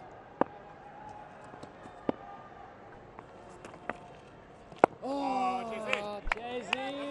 on how tight things are, I mean, does the moisture sort of hang around because the early morning start? Is it going to be similar to this morning, tomorrow morning? I don't imagine it is, so you just take it straight away. A little more round arm, that one. Bounce back off Latham's boot towards Tom Blundell. A little bit of interest, wasn't there?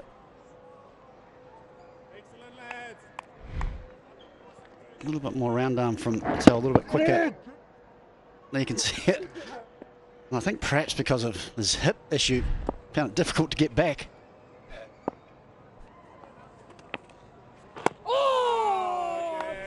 Yeah, he's bowling nicely, Jazzy. Just keeping it right there. That's a perfect length. Because Sarfraz struggling with his hip injury also, that's not a bad way to go. Just keep asking him to come onto the front foot.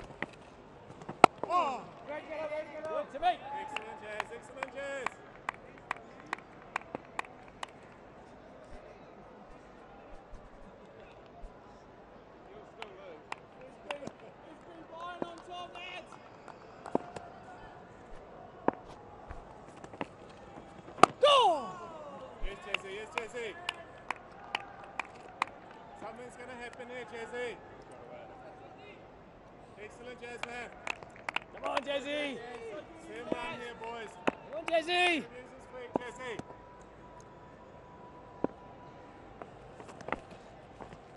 Down, Waggy. Finds the gap just behind point. It's a big chase, but the ball will win. Pretty sure. We'll have a boundary check, but I think Devon Conway has failed to stop that one. Well, it didn't hit the skirting, but because he's pushed the skirting away with his foot, is that going to roll to the boundary? I don't know. We have to see where the skirting were before, because that line is probably the old one from the previous game. You can see that line a little bit. So if anything stopped before that or even on that, that means it's a good effort. You can see that.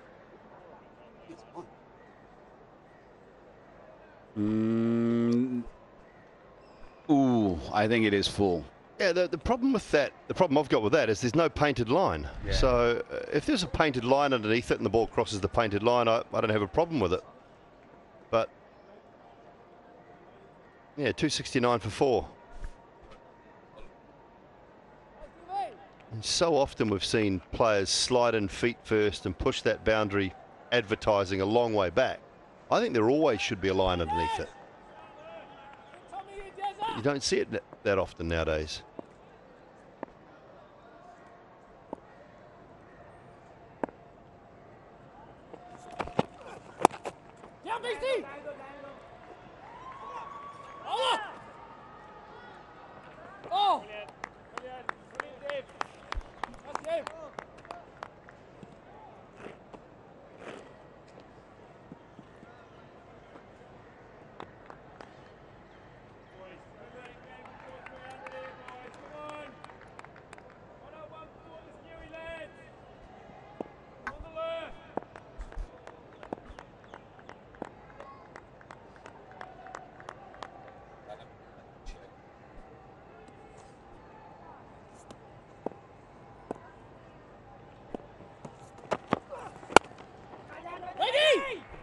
Chance hit. Oh, misses.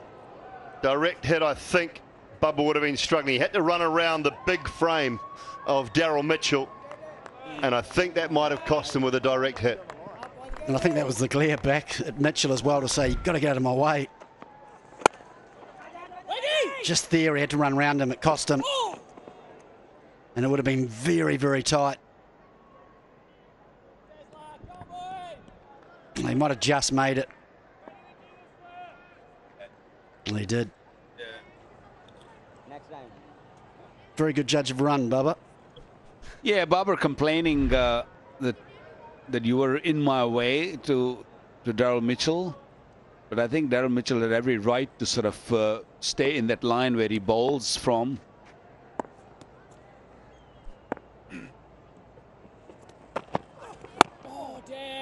As a batsman, you're the one who's got to make a room. You've got to go around it or from inside, whatever you have to do it. Bowlers ain't going to give you any way for you to just take easy single. Well, no bowler's going to make it easier to get runs off you, are they? He's just held his ground, done absolutely nothing wrong.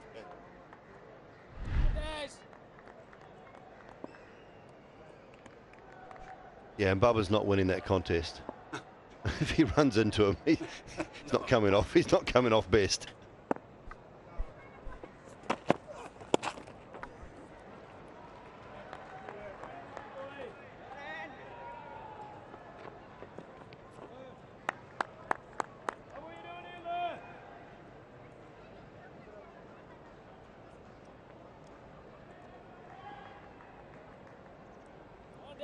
Go on, boy.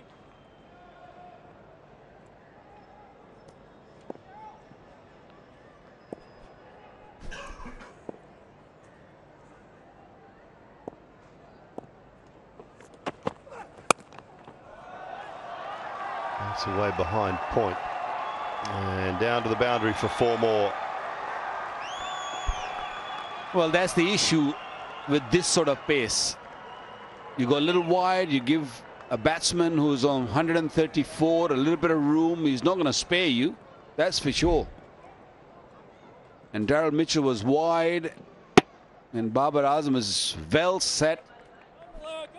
Those eyes lit up as he saw that length.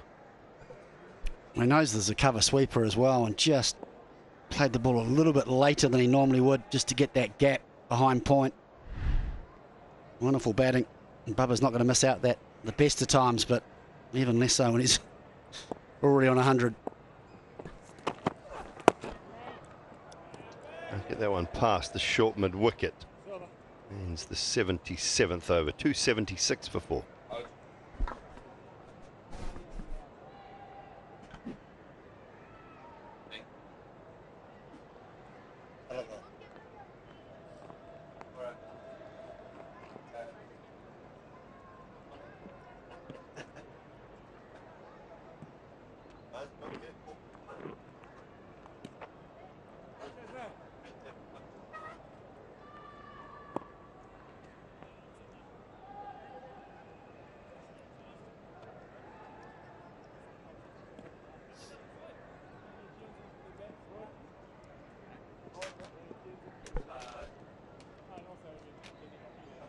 Come on, Jazzy.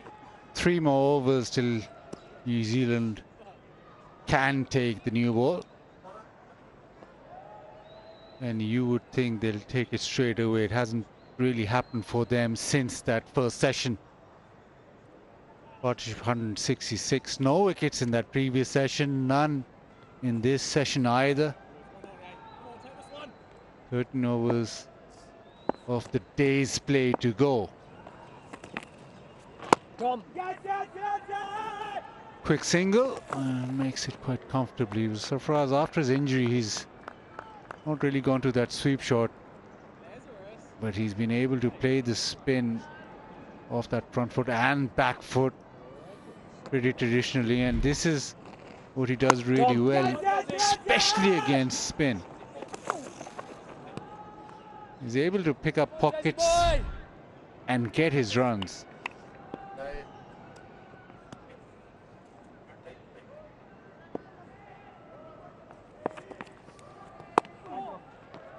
And just a testament on how good he plays against spin is that he's got the third highest strike rate ever as Sarfraz against spin.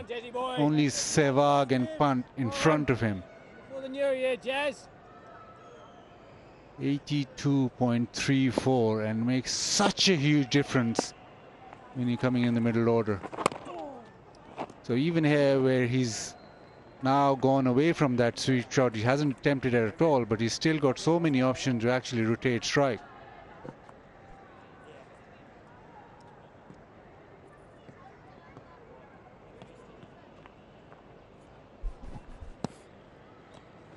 Yeah, good from him. The sweep comes naturally to him, and for him to take that away because of the slight niggle that he's carrying, he still managed to rotate the strike. And last couple of overs you see him pushing for the quick single as well.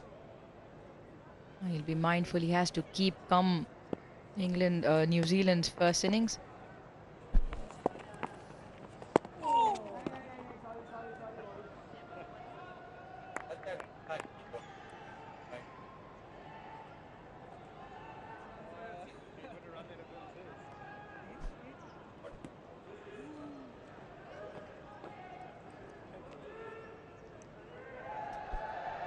England were very good at maintaining the shine, and they found areas to get that shine going. New Zealand have options, don't they, Simon?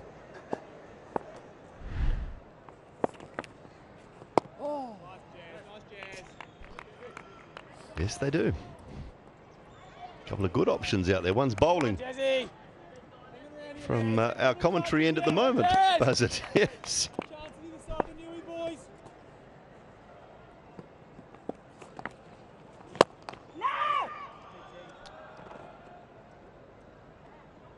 279 for 4.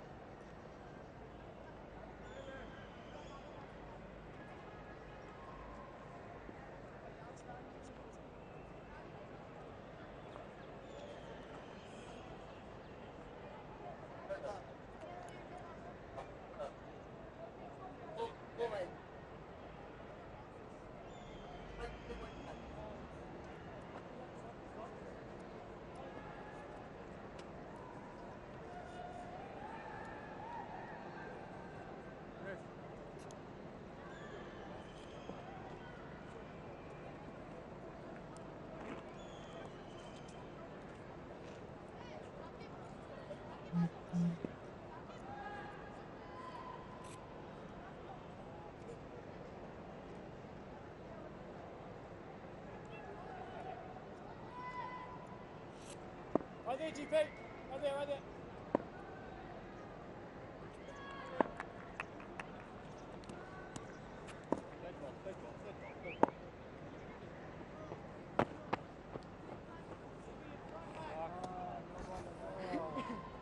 Nobody.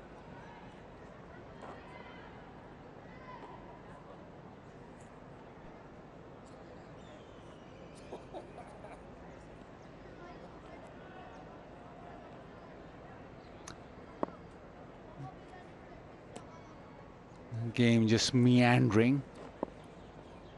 Sarfraz and Babar able to take the sting out of the attack.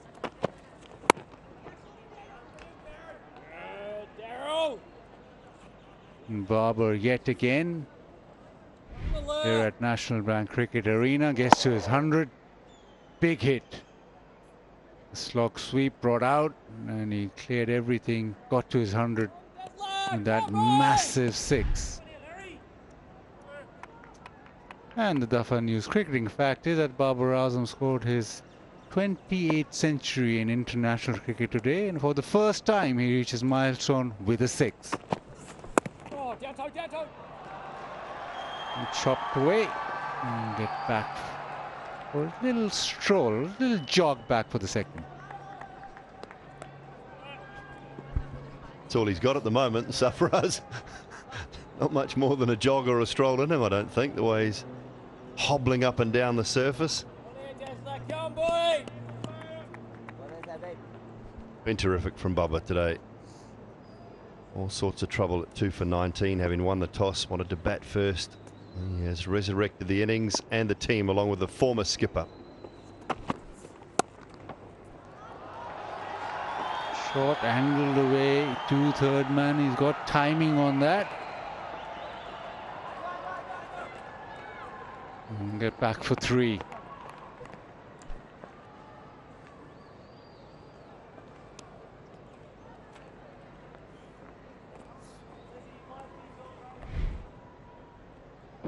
He's very good square of the wicket, just using whatever pace there was to be able to hit it towards that point boundary. And he's ticking along. He's on to 79, so he'll just also be looking at what? 11.3 overs to go, 21 to get. Edged and flies away to the fence. Obviously, there's no slip in place. Babar throwing his hands at it.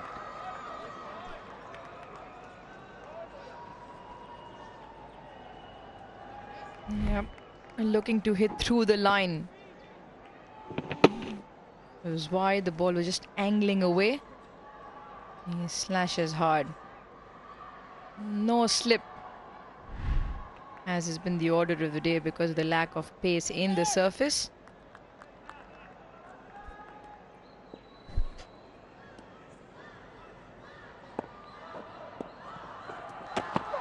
Oh, Des!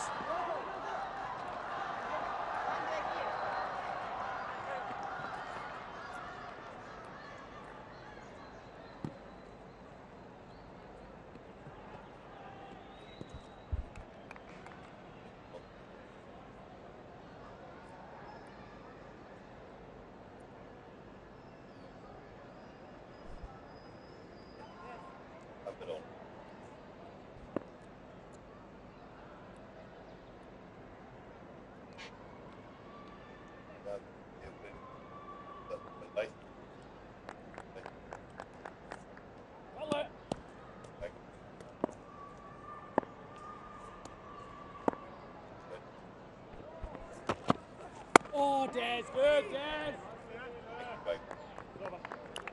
289 for 4.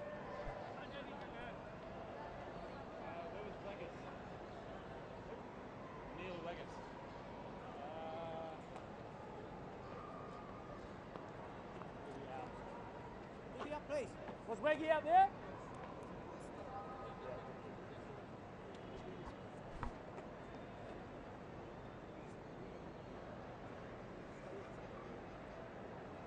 Hassan, shade is coming on the Alex side, so they're better than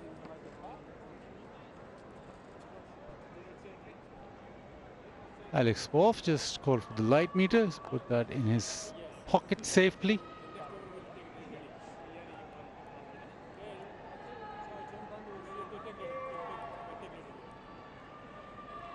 Is 79 overs bowled, so that new ball, which has been taken off the field, will be available after this over, if New Zealand so want.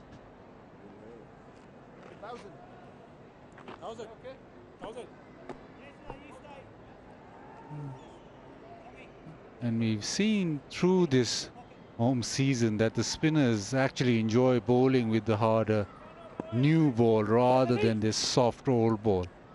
Bit more pace on it, and it grips in the surface slightly more, and that sort of shot becomes a tad difficult with the ball skidding on.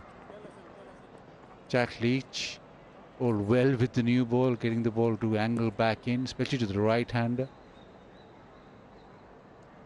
So maybe Saudi will think along those lines.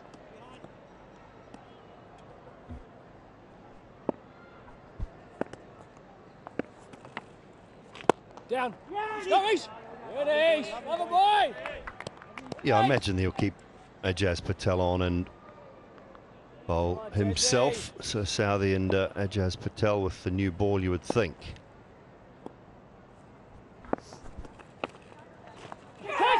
Sweep shot, top edge, oh, gets away with it. Just over. Short fine. Nathan goes and collects, but It's been a long time since he's played the sweep shot.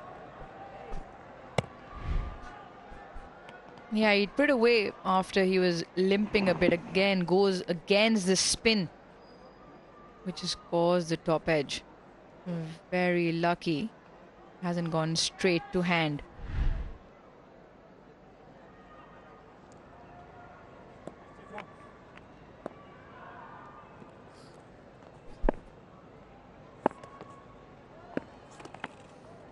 Oh, Jay-Z.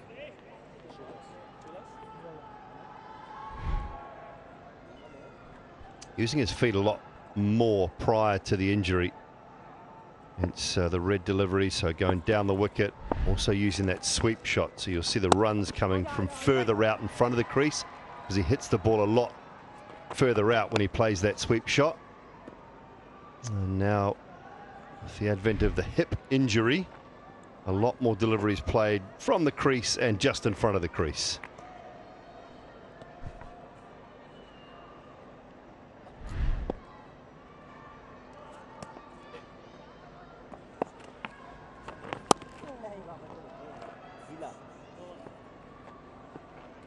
So 80 done. New ball now available. It's 293 for 4.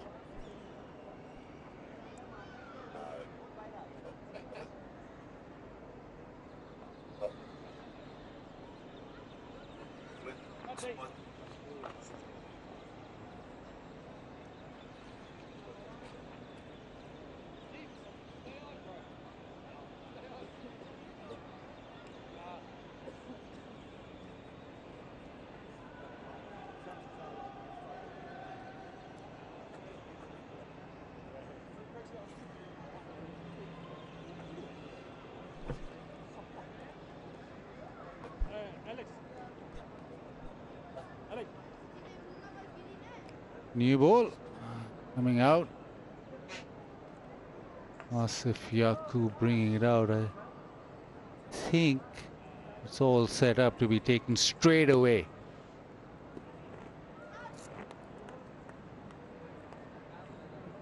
Yep, the new ball handed over.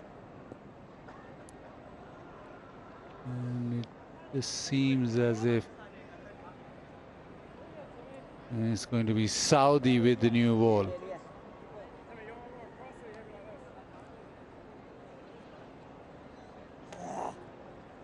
Got a bit of shape early on with that new ball. He started off early morning. Now the second new ball. You'd think there'd be a bit of shape, but not as much as the couple of overs that he bowled right at the top of the game. He's got a slip, a gully, a short cover and a short mid-wicket. No, a change in field. That short mid-wicket now goes into a wideish third slip.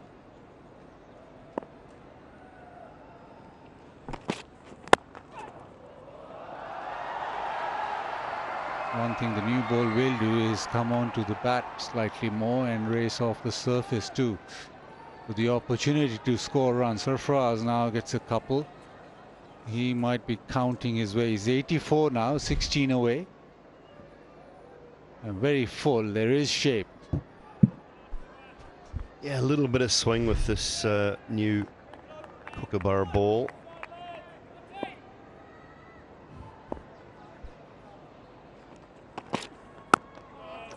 Years ago, along back in probably before your time as well, Baz, to be honest, when Waqar and I played, the Kookaburra wasn't used here in Pakistan. There was a variety of balls used at different times over the course of years, and sometimes they changed between test matches.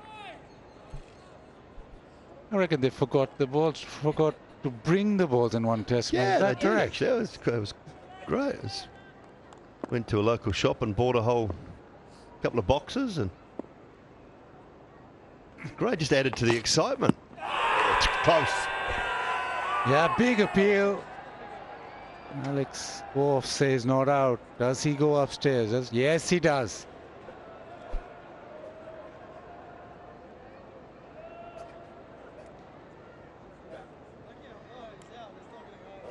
TV umpire to director. We have a player review for LBW. Original decision is not out. Front foot is a fair delivery. Front on spin vision, please.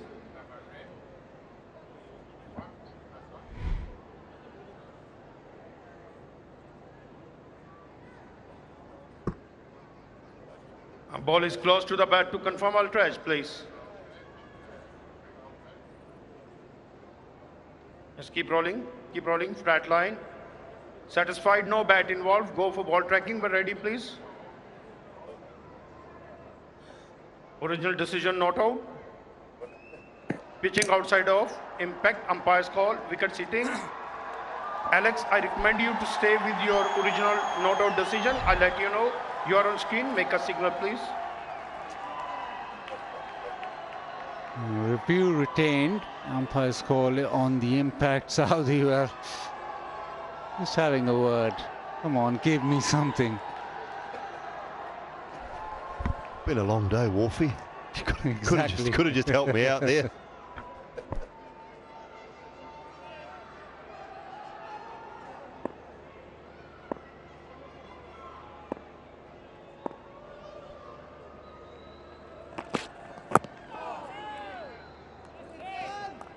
He'll do this. He'll just gently come back into the stump. That is pretty close. Umpire's call means that Sarfraz survives.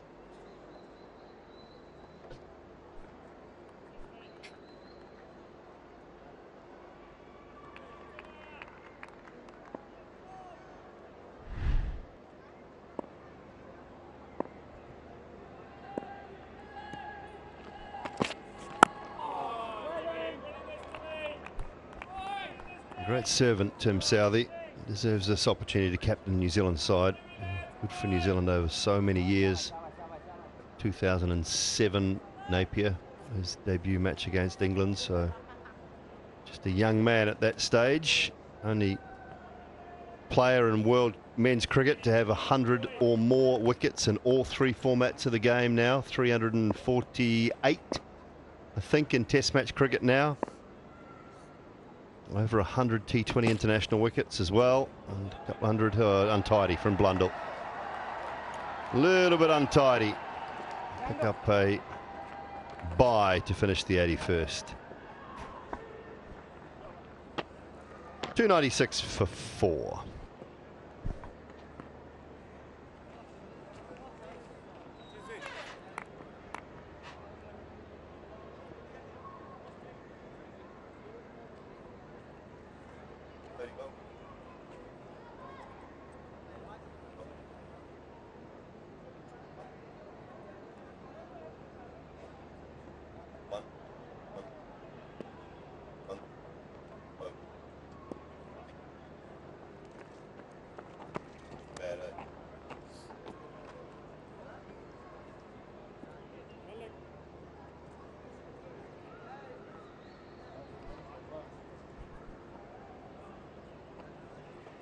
Tim Southey with that first over of that second new ball.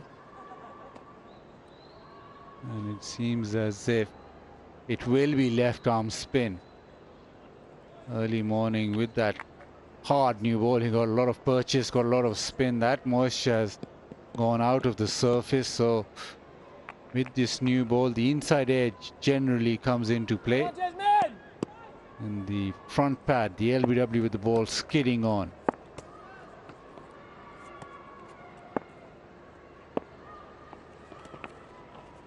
Come!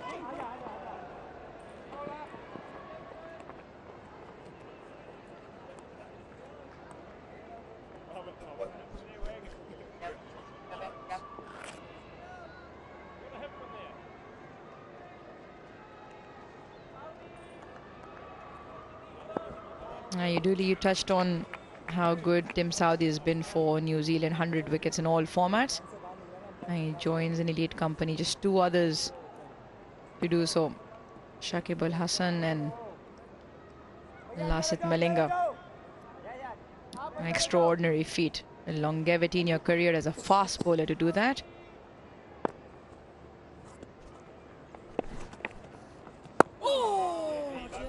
Yeah, sorry, I think I meant to say the only one world cricket with 300, 200, 100 as well. Apologies for that.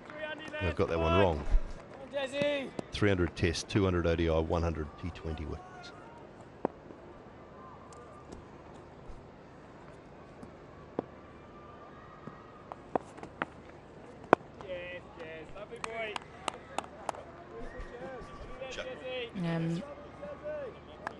Maz to our right. We'll look through quickly and let us know if there's anyone else in that bracket. None. Hits it hard over the top. Man who's batted almost throughout the day. That's a shot.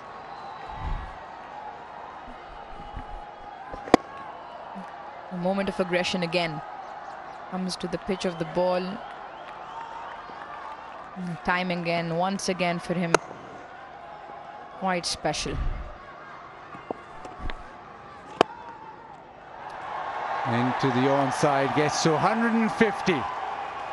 Masterclass from Babar Azam. Yet again, his favorite hunting ground, National Bank Cricket Arena. His second 150, and guess what? His highest score is also here, 196 against Australia. He's 150 and not yet done yet.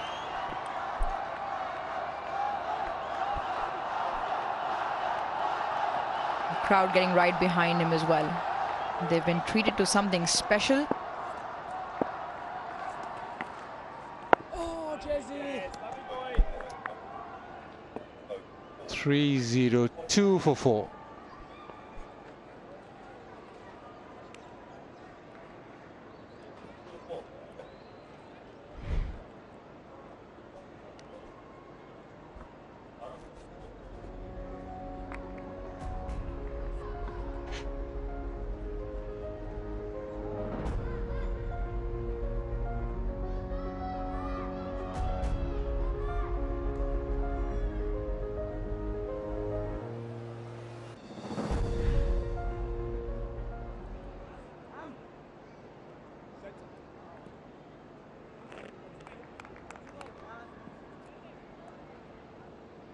And the partnership 192.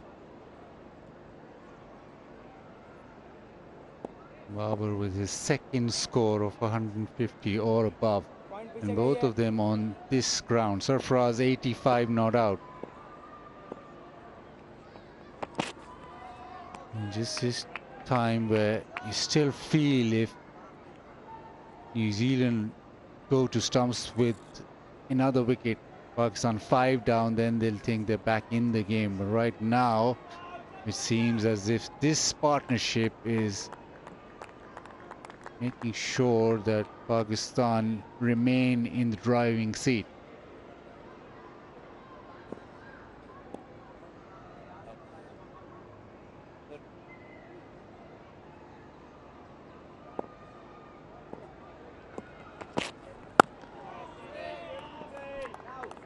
And that fourth wicket fell in the 29th over.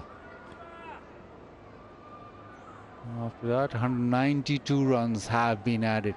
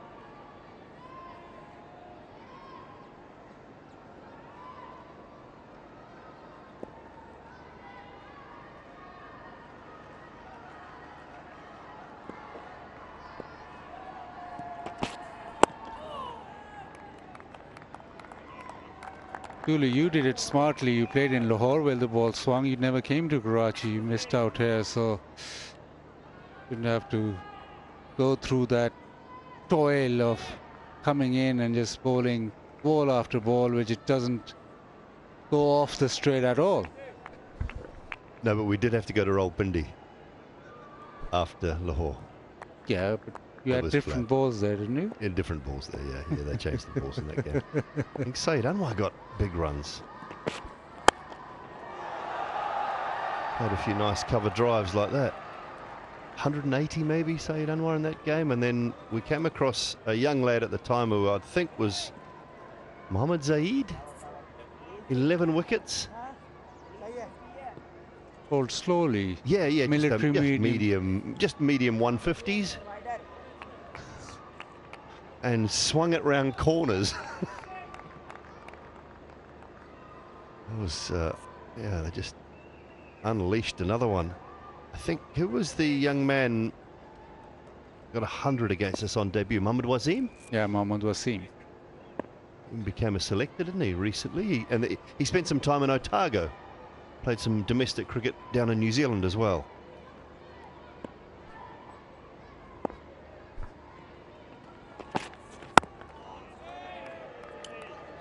Three or 3 for 4.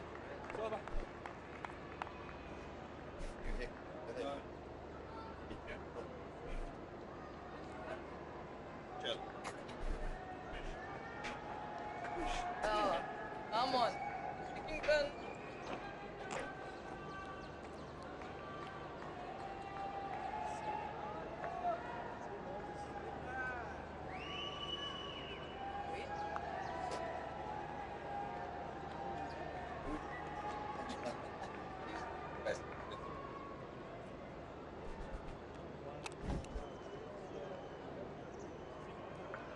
It's been a good outing so far for Pakistan. 303 for 4 to recover from 2 for 19, and then just before lunch 48 for 3. Babar and Sarfaraz have put on 193. And Sarfaraz closing in on a milestone. Yeah, he's on 85 and Babar has looked the part as always. 151. You can probably count 2 shots where he might not have been in control. He was given a life and he was on 12, dropped by Daryl Mitchell in slips. A close run out call, but nothing apart from that. Oh, Jezzy! Well there, Jezzy! Yes, Jezzy!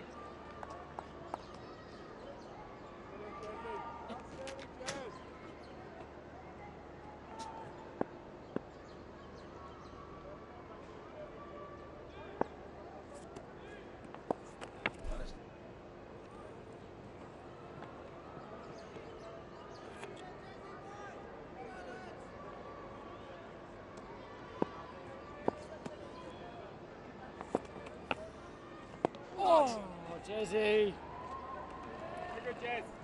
That's a good delivery. That's what he's aiming at. The new ball just skids on a little bit and just missed that inside edge. What Ajaz Patel wouldn't give for another wicket, not only to break this partnership, but just to give New Zealand a wee opportunity at a new batsman. There's only 6.5 overs remaining. Down! Be a tricky time to bat, not only trying to get through to stumps, but also with that new ball. A little bit of swing from Southee. And as Ajaz Patel just showed, just skidding in a little bit into the right-hander.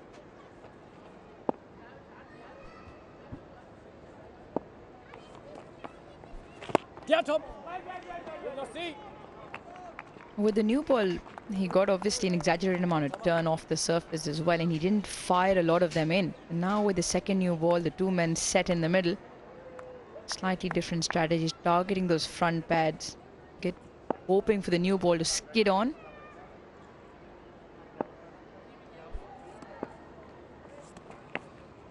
Oh, Jezzy! I think with a wee bit of that moisture in the surface this morning, certainly more spin on offer. Now that there's no spin, he's tending to bowl a little bit quicker and flatter.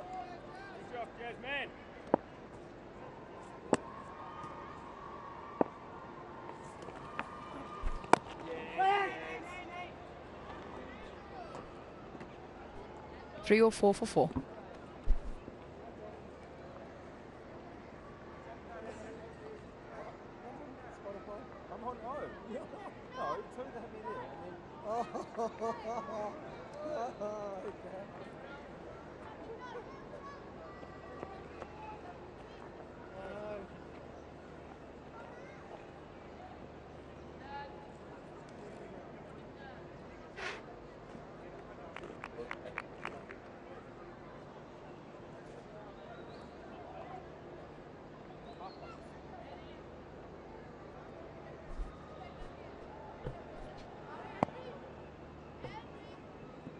Tim Southee bowled 18 overs, very conservative, just picked up 1 wicket for 49 runs.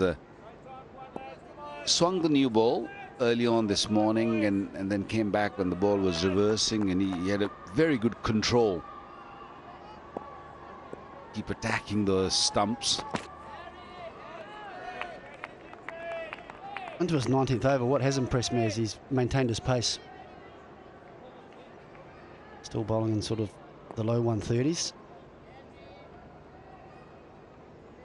Did swing for the first couple of overs with that new ball, but sort of feel as though just that little bit of sheen that's coming off, just not quite as much swing. And the new ball's only 4.1 overs old.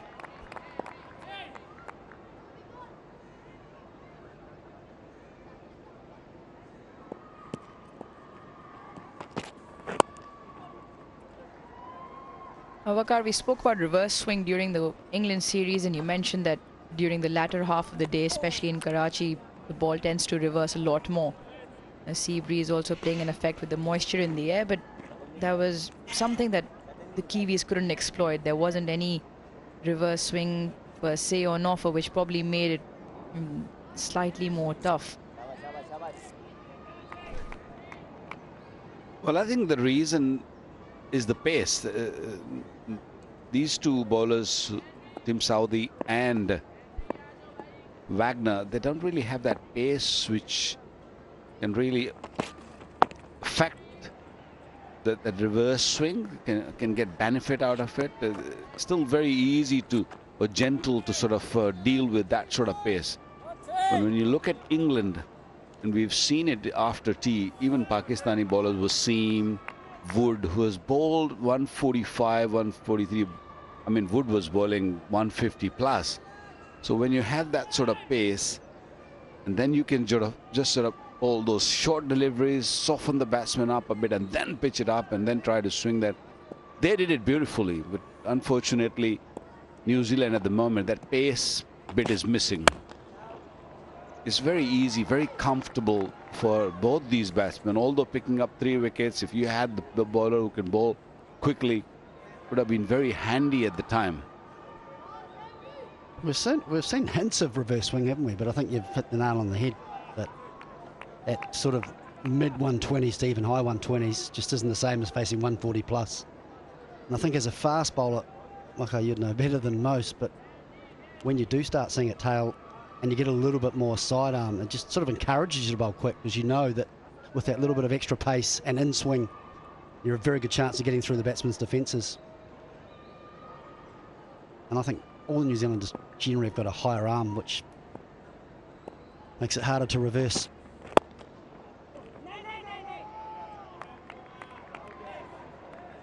When you were at your very best in getting it to go, did you find that you became more round arm when you're trying to reverse it? I don't know if you've seen me before my back injury, before 92. I was a pretty high arm fast bowler. I debuted my over here at the National Stadium. And once my back had stress fractures a couple of times, and automatically my arm dropped. And my body found other ways to just sort of manage. 306 for 4. So I thought I was quicker then, and then once I had the injury, and then I had to really manage different things, and then I learned to drop my arm a little bit at times to just get more swing out, that reverse swing. And you'll see probably in the second inning, once Mohammad Wasim comes into ball, he's got a little slingy action also. So you'll see that he will get a little bit more.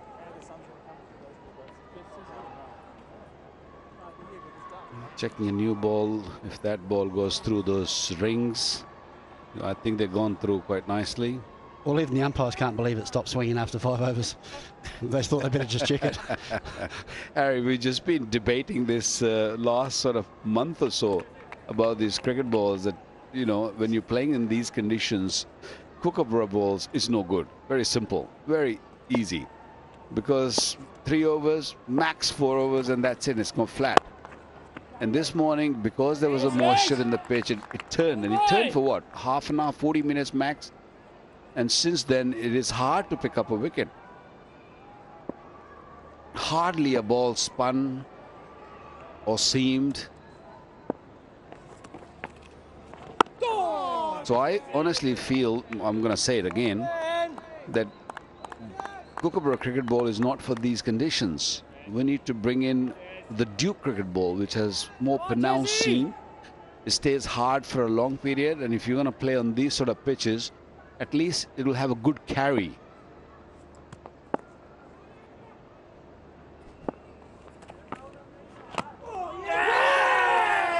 Oh, wonderful bowling. And there it is. It's come a little bit later, but Mitchell has made up the drop catch of Babar Azam on Shafaz. It looks as though he's nicked Ajaz Patel. But the umpires are just going to check it upstairs, soft signal out, which can be crucial in these decisions. We have an umpire review for bum ball. Front foot is a fair delivery. Front on spin vision, please.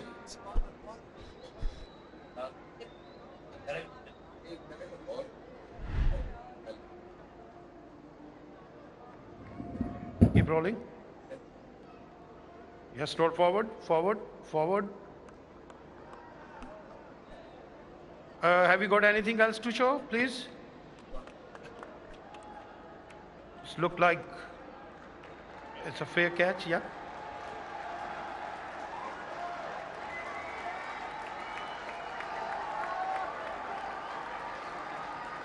Please, nice and slow. Yeah, I'm satisfied. My decision for big screen is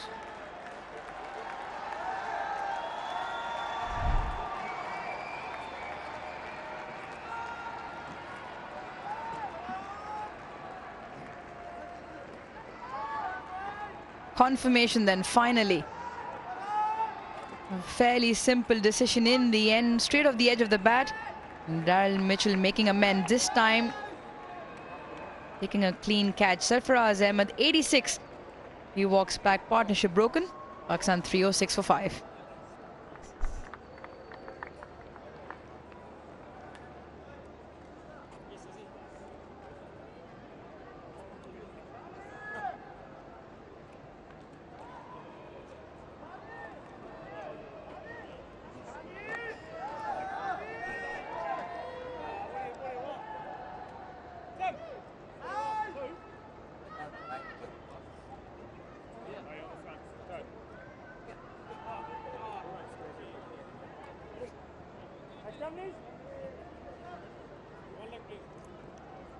Next one.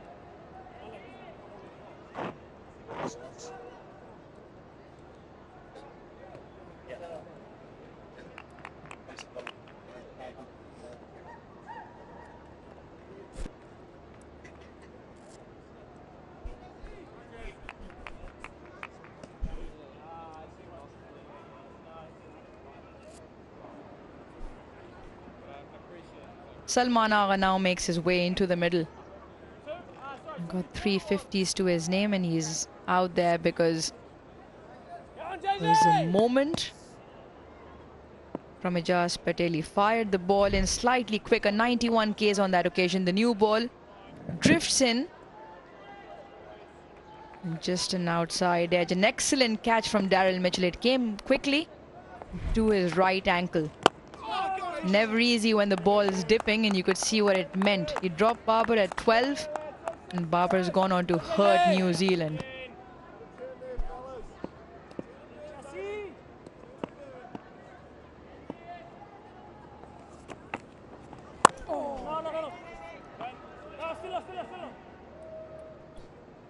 out of 5 batsmen, Pakistan have lost 4 with the new ball. 3 early this morning, and now Sarfraz. New ball, just pitched it up from Ajaz. Brilliantly taken.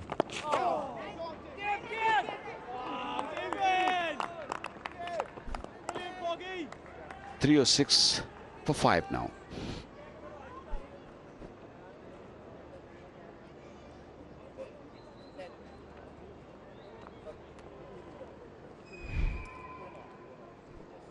Brilliant catch, wasn't it?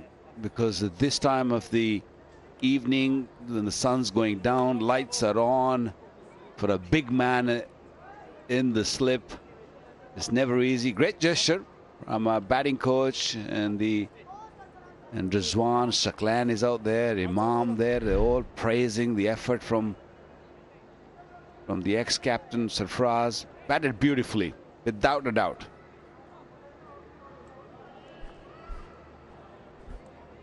Four out of the 5 wickets to spin, and all with the new ball. It goes to show something on this part of the world, with no seam movement, the ball not swinging much. The new ball skidding on. The second new ball skidding on. Earlier on, it was a tacky surface that got the ball to turn. 15 minutes now.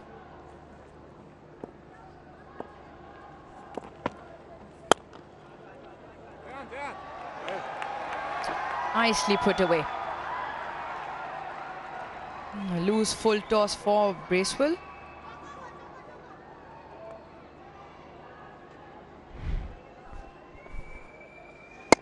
It's one that Babar Azam's not going to miss out on when he's on 150. Just a gentle full toss to start with Bracewell. And beautifully dealt with.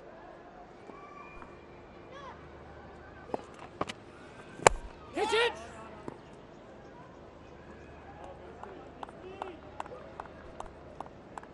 Vakar, you were speaking about how the Kookaburra ball, because of not having that pronounced seam, sort of does nothing off the surface even for the spinners, and it becomes a bit of a new ball game here in Pakistan, which is also the best time to bat, because a hard new ball comes onto the bat better, you get more runs, unless the older ball starts reversing, which obviously you know better than most.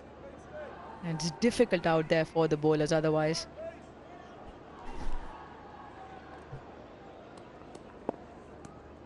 Yeah, that's the reason I feel that the cricket board, or people who make decisions regarding cricket, they should think about it. Make life a little easier for the bowlers. Well, you feel with that Kookaburra ball, if it hasn't got the pronounced seam, that you'd want it to swing for at least maybe 20, 25 overs, which then gives the seamers an equal opportunity, I guess, with that new ball. But I think you're right, at this stage it's very much one-sided. If it stops swinging after 5 or 6 overs, it makes it very, very difficult for the seam bowlers. Even the spinners struggle because there's no seam to sort of grip, and the spinners like to land on the pitch. They like to have that big seam landing on the surface so they can get some grip.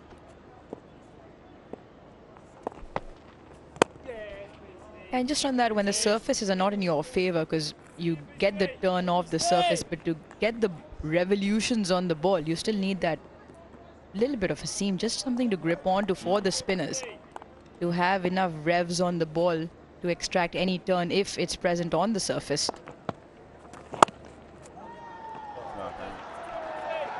Nicely timed off the back foot. Will pick up a couple of runs to end the over. 3-1-2 for 5.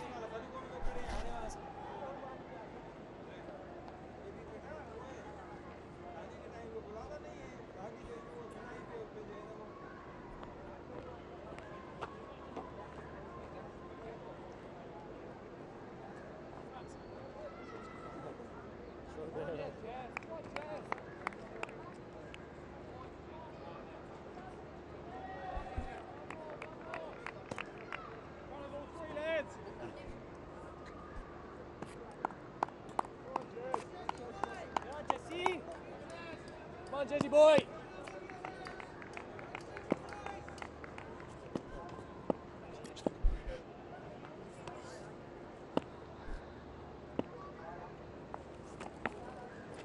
Down, Jess. Just got to be careful here, Salman. Both occasions he's played, he just dragged himself outside the crease. And he doesn't want to be caught with closing the face of the bat with the one that spins away from Ijaz.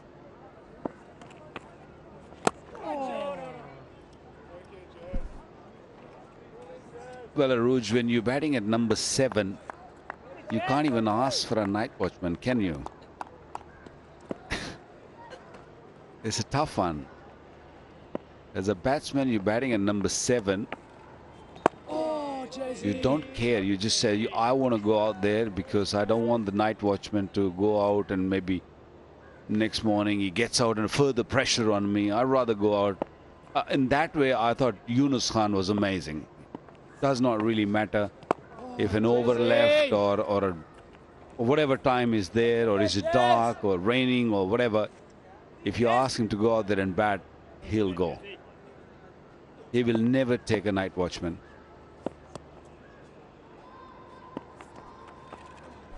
Oh, Jess. Oh, Jesse.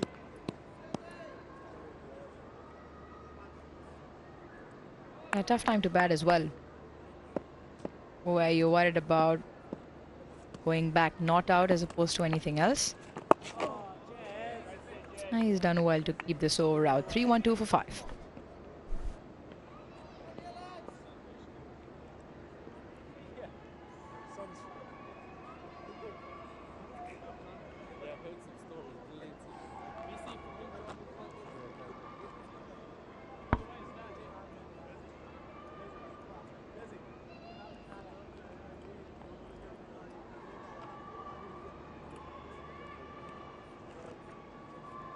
Stay.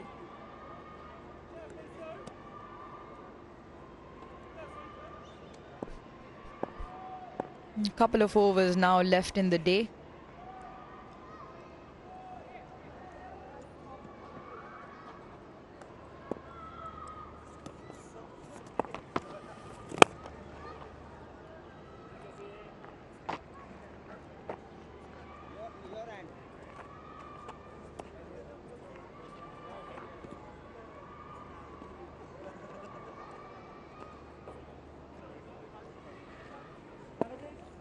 Centre. Right time over, 5 balls remaining. And still to get off the mark here, Salman.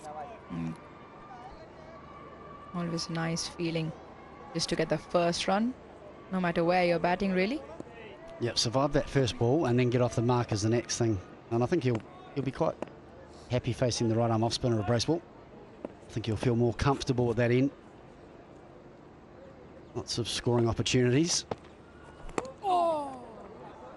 And there it is. That'll make him feel good. Trying to get back for 2. Does well. I think Bubba was keen to stay down there as well, but scampered back for the second.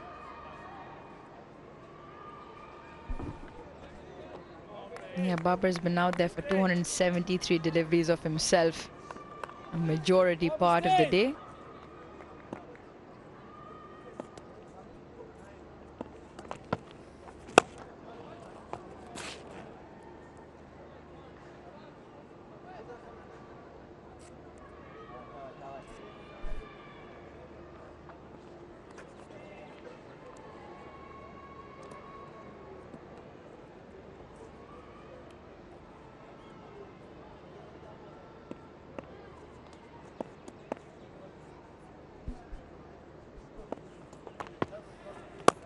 Beastie.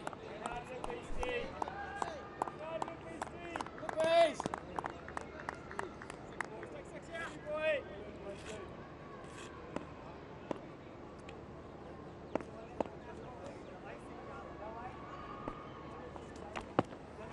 Oh, that's so good, Beast.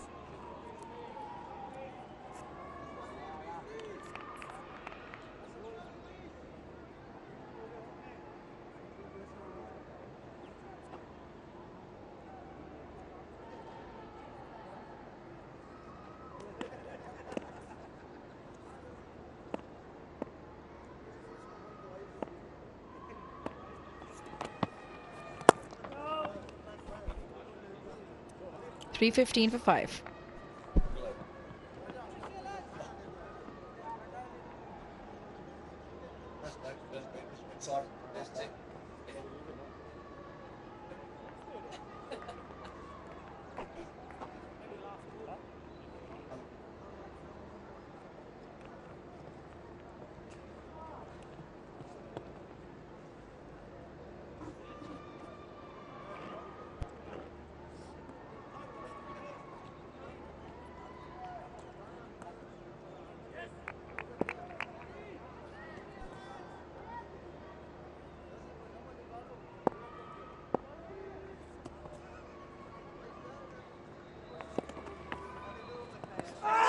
That's a big shout.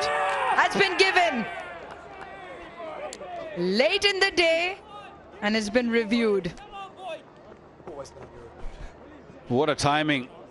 That one turned sharply, hit him on the back leg.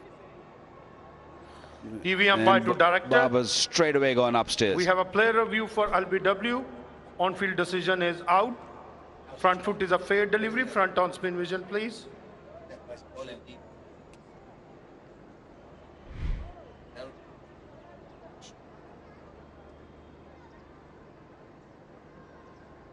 Just keep rolling. Nice and slow, nice and slow. Ball is close to the bat to confirm all trash, please. Just keep rolling, keep rolling. I can see gap between ball and bat. Roll up to the pad, please. Satisfied, no bat involved. Go for ball tracking when ready, please. Original decision out. Pitching in line. Impact in line. Wickets missing. Aleem, I recommend you to change your original out decision. I'll let you know. You're on screen. Make a signal, please. Excellent review from the Pakistan skipper. It was the bounce of the new ball and the wickets just missing.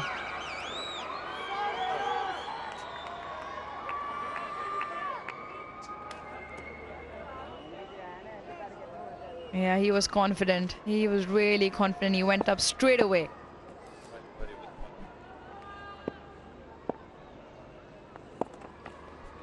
Oh! Ooh. These last deliveries are causing issues. That one turned from the leg stump and just bounced a little bit too much for the Kiwis' liking. The head's gone down, especially Daryl Mitchell.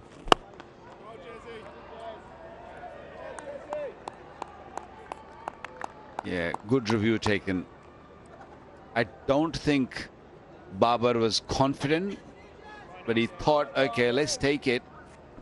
New ball. He probably felt it that it hit him up. They've got 3 reviews left as well, and I think he's deserved to use one of them. He can use all 3. He's on 160. He still might. And he's captain.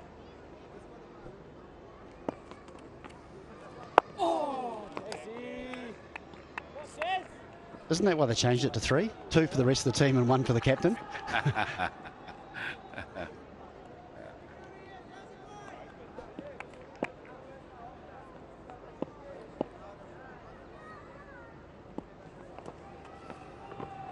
Down, Jez.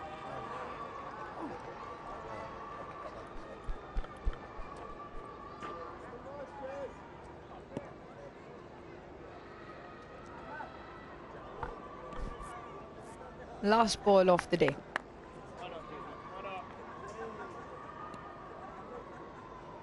Babar Azam 161.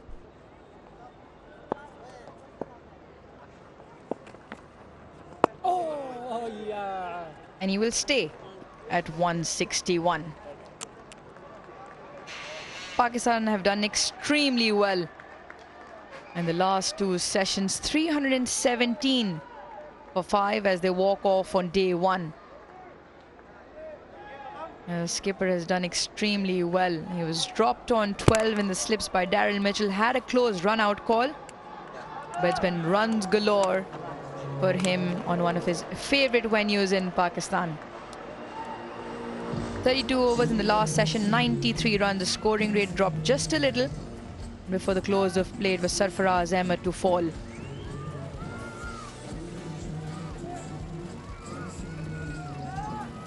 The skipper leads off the ground, 161. It's been a brilliant knock, 15 boundaries, the one massive six that brought up that magic moment. And Kiwis will be happy as well. They started off the day extremely well. 2 quick wickets and then 4 in the first session.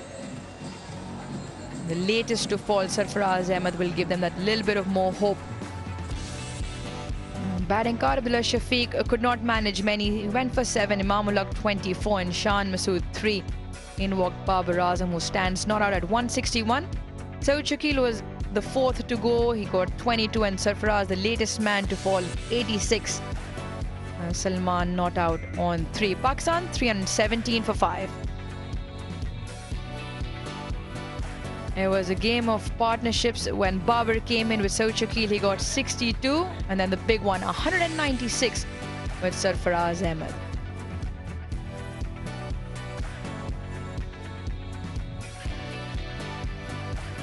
There was plenty of runs that flown off the bat off the Pakistan skipper, along with Sarfaraz Ahmed. Both looked comfortable and at ease at the surface as he brought up his half century. Sarfaraz Ahmed, they both timed the ball well. After the spin had gone, there was a lot of boundaries on offer as well. Ish Sodhi dropped a few short, which was put away. Later on in the day, Babar Azam did slash at 1, and it was a top edge which landed just behind short fine leg for Sarfaraz Ahmed. Then it was the big shout.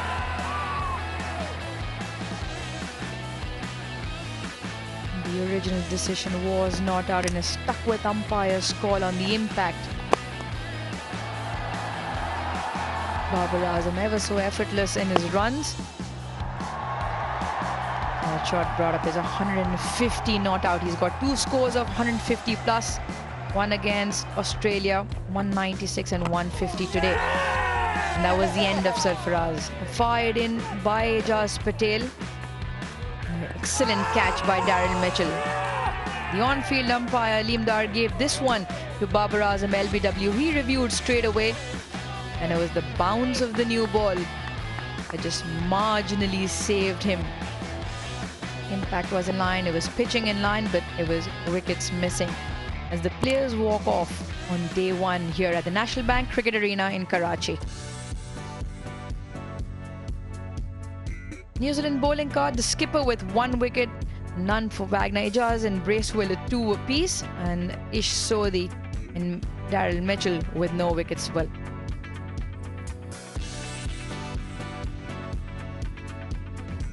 It's been a good day so far. Started off well for New Zealand, and Pakistan have crawled their way back in and now sitting comfortable. We will be back tomorrow at 9:50 a.m. live from the National Bank Cricket Arena in Karachi. Join us then. Pakistan versus New Zealand Test Series. It is day 1. A new skipper, a new Test Series. Same venue though. Oh God, yeah, beautiful bowling. Oh, another one. It's a lovely shot from Babar Azam. Once again, nicely timed. In the air, gone. Off the mark with a nicely driven boundary. It's a big shot, and it's a big 100. It's Babar, and he's been absolutely brilliant.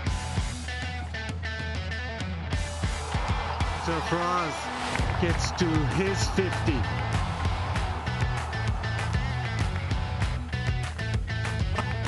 Oh, wonderful bowling, and there it is.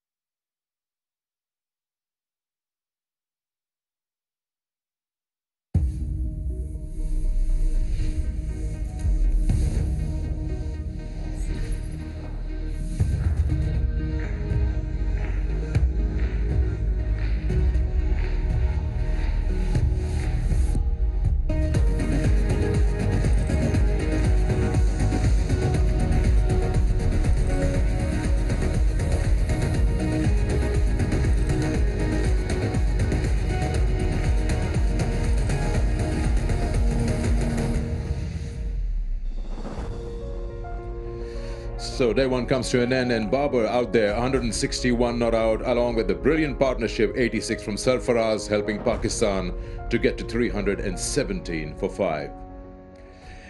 Hello and welcome to the Inverix Solar Energy Pitchside Studio. I'm Sikandar with you, and we've come to the end of the first day. 317 for 5. You'd probably take it after you had 4 down in the first session and you were in trouble. I'm going to introduce my guest, Bazid Khan, and of course we have Mohammad Yusuf, the batting coach of Pakistan. I'll start with you. Mohammad Yusuf, हम देख रहे थे कि जो शुरू में पाकिस्तान को इतना ज़्यादा बाउंस और टर्न को फेस करना पड़ा, ये आपको एक्सपेक्टेशन थी कि कराची में इतना ज़्यादा नया बॉल स्पिनर के हाथ में कुछ करेगा? बिस्मिल्लाहिर्रहमानिर्रहीम। लेकिन जो पिछली सीरीज़ गुजरी उसमें तो इतना ज़्यादा नहीं था, लेकिन आज शायद थोड़ा मॉइस्चर ज़्यादा था और उस वजह से बॉल ग्रिप किया है। 8-10 ओवर के बाद नॉर्मल हो गया था, स्लो होना शुरू हो गया। अगर आप देखें कि विकेट स्लो होता गया है और टर्न कम हुआ है, जैसे जैसे बॉल भी पुराना होता है उससे भी टर्न कम होता है, बाइट कम हो जाती है। अभी जो बाबर पे अपील हुई है वो एक गेंद नज़र आया कि जो थोड़ा टर्न हुआ है, ऑन पर जाके भी अच्छा वाला टर्न हुआ है। नए बॉल से चांस है थोड़ा सा, लेकिन पहले सेशन में थोड़ा सा टर्न तो हुआ है, लेकिन अगर थोड़ा क्रीप खेलते कोशिश करते जैसे बाबर ने आके खेला है, इमाम भी बेहतर खेल रहा था। बाज़ का ऐसी विकेट्स आ जाती हैं जहाँ थोड़ा मुश्किल होता है शुरू में। सेशन अच्छा था उनका भी, लेकिन बाद में अच्छी रिकवरी की सरफराज ने, बाबर ने। When you look at the 3 sessions and across, the third and final session, Pakistan got 93 runs and lost 1 wicket. They slowed down a bit, despite of the fact that that partnership between Sarfaraz and Babar was going on pretty well. Yes, you always love strike rate. No, not so strike rate. slow down. It's a big issue with you.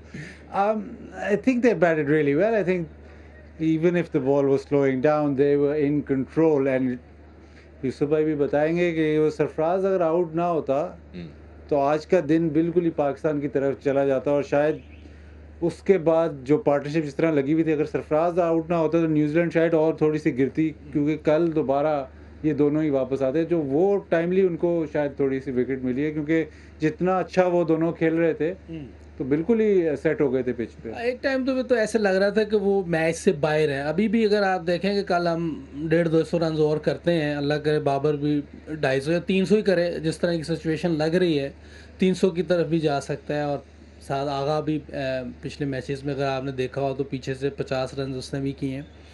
तो batting में depth है अभी, अगर हम 100-150 run और करते हैं तो अच्छी पोजीशन पे आ जाएंगे। जैसे आज आखिर तक थे, सरफराज अगर आउट ना होता तो बिल्कुल ही वो कल बिल्कुल नीचे गिरे होते।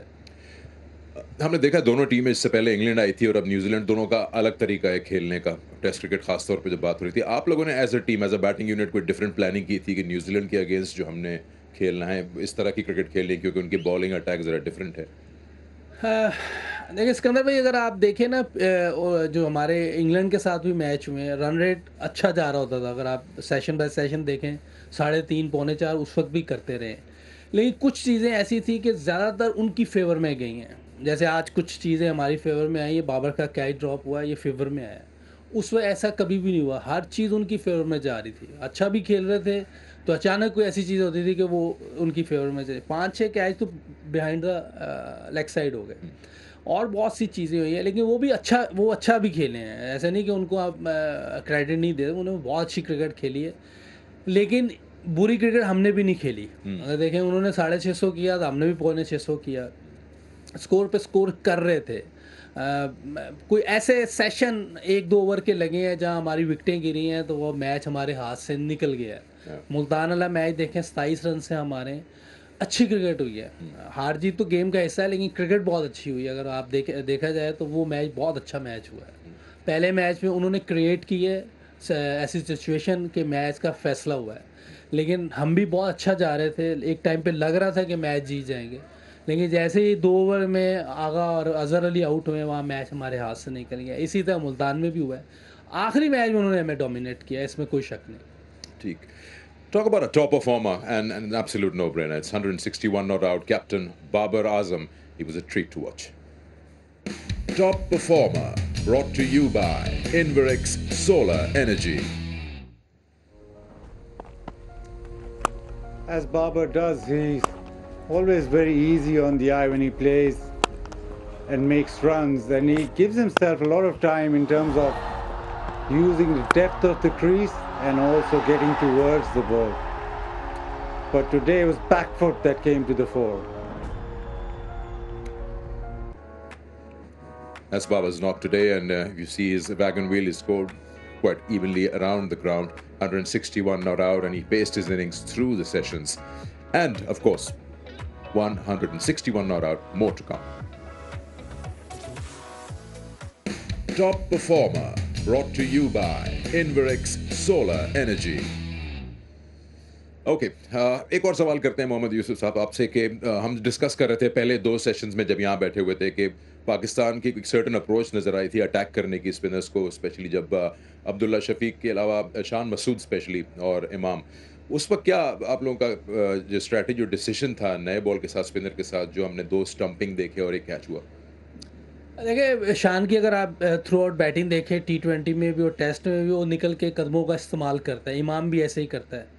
अब्दुल्ला शफीक मुझे लगा थोड़ा सा कंफ्यूज लगे थे जिस तरह वो आउट हुए हैं, लेकिन बाकी वो दोनों ऐसे ही खेलते हैं। इमाम कदमों का इस्तेमाल हर वक्त कर रहे होते हैं और अपना शान भी यही कोशिश करता है। लेकिन शान और अब्दुल्ला मैं कहा थोड़े से बॉल से दूर चले गए हैं, बॉल की तरफ नहीं निकले और दूर चले गए हैं, क्योंकि टर्न हो रहा था ग्रिप के साथ, तो मेरे ख्याल जितना बॉल के ऊपर जाते फ़ायदा होता। ये थोड़ी सी मैं समझता हूँ कि एज ए बैट्समैन वो शायद मिस्टेक कर गए हैं। तो जब ऐसे विकेट्स गिरती हैं तो आप एज बैटिंग कोच कुछ उनको सख्ती से बोलते हैं कि नहीं बस? नहीं देखो, मैं क्रिकेट खेला हूँ और मैं जब मैं भी कभी आउट होता था तो मुझे ऐसे ड्रेसिंग रूम में कोई कुछ कहता नहीं था, ना कोच ना कैप्टन, क्योंकि इस लेवल पे प्लेयर को खुद ही आइडिया हो जाता है कि वो क्या गलती करके आया और क्या उसको दोबारा इसको ठीक करना है। तो मेरा ख्याल है कि कुछ बोलने से अच्छा है कि थोड़ी देर बैठे दें, काम डाउन हो, फिर आप बैठ के डिस्कस कर सकते तो हैं। जुगत भी नहीं लगाते? नहीं, मुश्किल है। चलिए, आपका बहुत बहुत शुक्रिया हमें ज्वाइन करने का, and we'll take a short break over here, and when we come back we'll discuss day 1 and then how to look forward in day 2.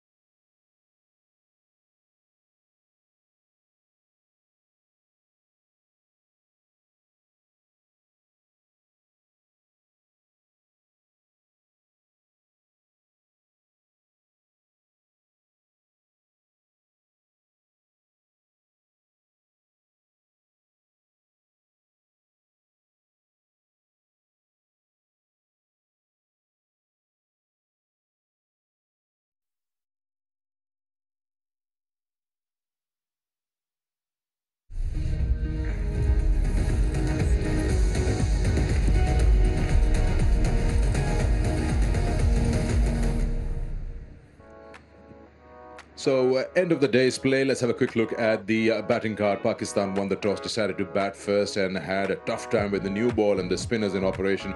But then Babar Azam, 161 not out, and that partnership with Sarfaraz, which was dismissed for 86, gave Pakistan control in the second and the third session to a certain extent. Bowlers, spinners again, ruling it, Bracewell and Ejaz getting 2 each, 1 for the captain. All right, so here we are to the Inverix Solar Energy Pitchside Studio. I've got new desks and I have Uruj Mumtaz and Chris Harris alongside me. Let's start off with Uruj. Uruj, when you look at Pakistan's performance overall, ideal situation, you probably still want to see Babar and Sarfaraz and taking to the end of the day. But, I mean, you give them full marks for the way they recovered and revived the whole thing. Yeah, absolutely. I mean, from being 12 for 2 or 19 for 2 and Babar himself being dropped on 12, 48 for 3 just before lunch when Saud Shakil went to have a mammoth partnership, and where they sit currently 317, and you'd imagine Salman is again no muck with the bat. So if he gets a few, Babar Azam can hang around and they could post a big first innings total. It just, again, they've bought time in the game. We're still into day one. If they bat, say, through lunch, mount about 400 something. It'll give their, again, relatively inexperienced bowling lineup that little bit more margin to pick up the first 10 at least for New Zealand. When you look at the end of the day's play, 317 as a New Zealand captain, you still say, okay, I'll take that. Probably at one point they were looking to get to close to 400. An important wicket of Sarfaraz. So you don't have to come back and bowl to the same pair. You'll probably get to that one end, which might create an opening. Yeah, I think that wicket at the end was absolutely key. I think before that, after you look at that first session, New Zealand very much in it, and then Pakistan fought back brilliantly. So to get that wicket just gives them a bit of life and hope. They come back tomorrow. There's a new batsman at the other end. Babar's batted almost all day, so he's going to be tired. So it's a wonderful opportunity for New Zealand to get an early wicket tomorrow, and then they'll see there's a chance that if they bowl well, they can still bowl Pakistan out for under 400. And I think it's plain for all to see that this wicket has really flattened out after that first hour. Yep. 5 wickets fell today, 4 in the first session and 1 in the final session. Let's have a look at them. Fall of wickets, brought to you by Inverix Solar Energy. Yeah, it was a new ball with the spin. This was a definite setup, and Abdullah Shafiq fell straight into that trap. Came down the wicket, missed the line of the ball, and the turn that was on offer earlier on with the tackiness of the surface. Excellent stumping, nothing short in the end. The second one as well, Shan tried to hit a few again, missed the line of the ball, didn't reach the pitch of the ball either. And it fell reaching for it in the end. That was Bracewell with his off spin doing the magic up front. And the third one to fall, Imamullah. He likes playing down the ground, but he didn't quite connect this. An easy catch to the skipper, Tim Southee. And those were the 3 early wickets to fall to spin. And Pakistan was in a spot of bother after that. And the fourth one was a big one, Saud Shakil. I thought Tim Southee set this up really nicely. Kept dragging the ball further outside the off stump till got him driving. And it went quickly to gully. Excellent catch. And the last one to fall, Sarfaraz Ahmed, just before the close of play. Probably the biggest wicket of the day in context of the game with that big partnership. It was fired through the air. Excellent catch by Daryl Mitchell, making amends. Fall of wickets, brought to you by Inverix Solar Energy. So it's basically really about the new ball and the spinners. I mean, after that, you as a fielding captain will have to just make sure you don't give away too many runs in the middle area where the ball starts getting older. Yeah, it became tough for New Zealand. As we know, the wicket really flattened out, and it was tough for not only the spinners who had dominated in that first 40 minutes because the spin stopped and it almost lost a little bit of bounce as well, and it was really tough going for the seamers. Tim Southee being the only seamer that took a wicket. And, you know, I thought Neil Wagner struggled today because he normally brings that attitude where he's really aggressive, and I thought his pace was down a little bit, and that's perhaps part of the reason that his aggression was down. But it's, I thought in that last session, after Pakistan played beautifully in that second session, didn't lose a wicket, I thought New Zealand fought back, not so much with the wickets, but controlling the run rate. And as I said, I think they've put themselves in a position where they would love to have Pakistan 6 or 7 down, but they still feel as though they're a good chance of coming in tomorrow, getting early wickets, and being really, reasonably happy considering that obviously they were made to bowl first by Pakistan. Yeah. Okay, so right here on our Pitchside Studio, we give everybody an opportunity to have their say, and the hashtag Have Your Say allows you to ask questions to our guests. So what was that for today? Let's have a listen. Have Your Say, brought to you by Inverix Solar Energy. So the hashtag Have Your Say, I'm just going to sum it up in a nutshell. Basically, it's just the people want to know, and most of them wanted to know, how Pakistan approached the new ball with the spin. And would that be a same challenge when Abrar comes out to bowl to the New Zealand batters? I think the way they approached was a bit mindless, to be brutally honest. I think nothing short by Abdullah Shafiq. Shan tried a few earlier on, missed the line completely, didn't get to the pitch of the ball. And Imam Ul Haq also almost came out too aggressive. So I just felt that it was probably more poor shot selection than anything else. And Abrar, on the other hand, we saw him with what he did with the new ball come Multan and then even in Karachi.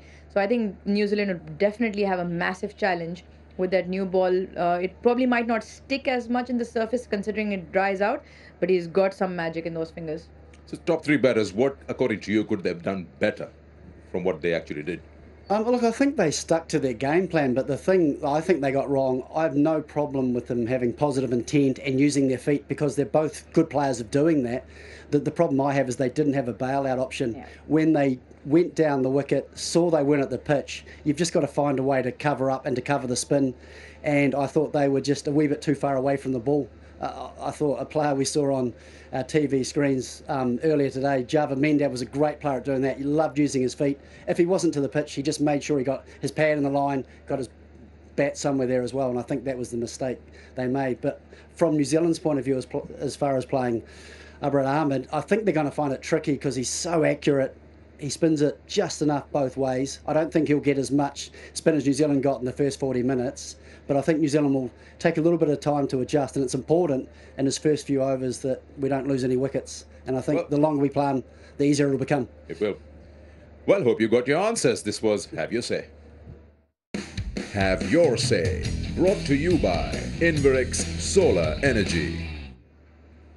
Okay, fast and quick. We'll start with Rouge and we'll get to Chris about tomorrow morning. Pakistan's approach, they've got 5 wickets in hand, 317 runs on the board. Yeah, I think Pakistan should continue looking for runs. Babar is obviously set. New day, new beginning. We'll see how the surface is earlier on for the first half an hour. But it'll be important for Salman at the other end to keep rotating, strike and bat for as long and as deep as possible. New Zealand's still got the newish ball. How would you like them to approach tomorrow morning first session? Well, obviously they've got to be aggressive against the new man at the crease, Salman, and I think when they're bowling to Babar, they've got to be a little bit more defensive, make it difficult for him to score, particularly boundaries. So I think when Babar's on strike, there'll be a sort of an in-out field, still trying to get him out genuine ways, caught behind LBW, and with those short catches on the drive, because that's an area you can get him. But I think they'll defend the boundaries as well. He's batted almost all day today, so he's going to be tired.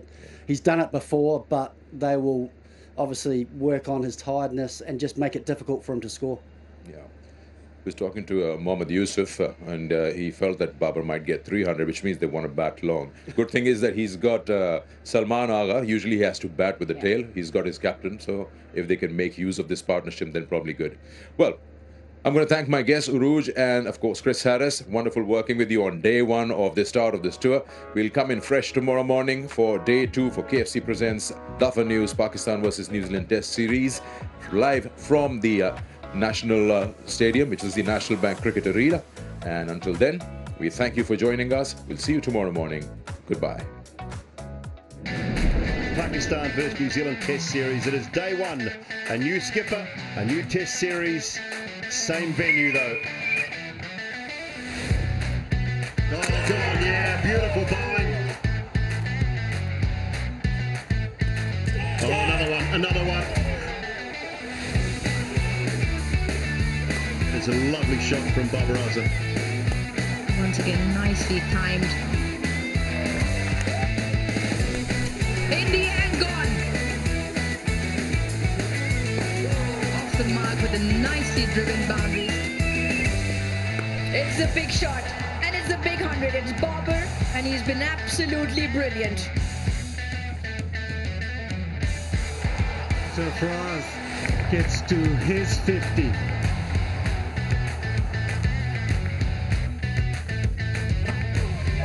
Beautiful bowling, and there it is.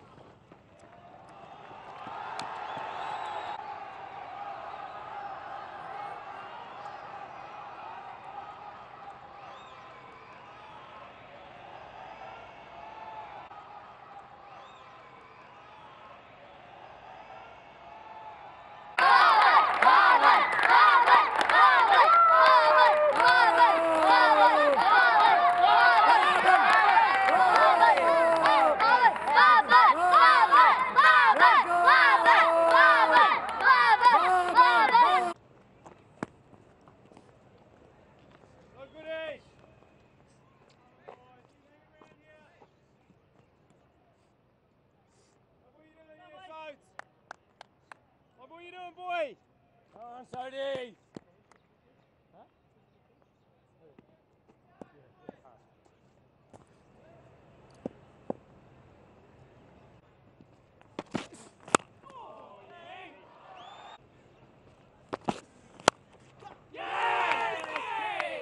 Yes, Tom. Love it, Timmy.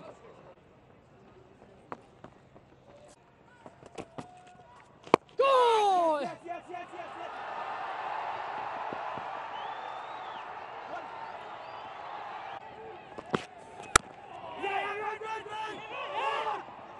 Oh! Ready!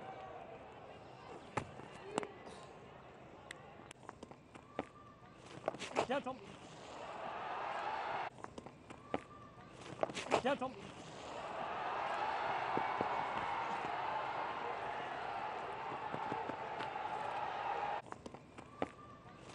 Down, Tom. Come on, Jesse. Finish off, Jesse. Yeah, Jesse.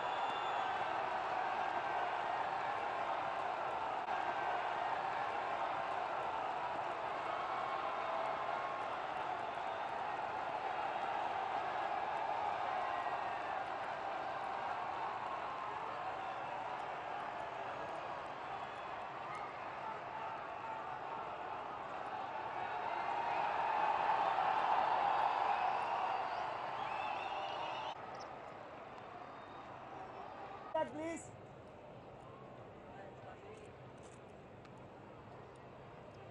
Off stump. Tiny. Yeah. Off stump. Go, BC. Come on, BC boy.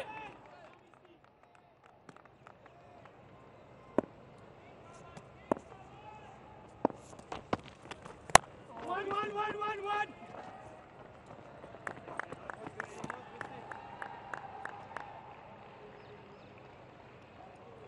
Boleh je Sabai.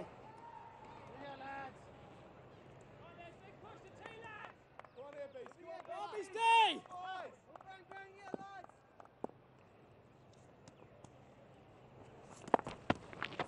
Oh, Beastie.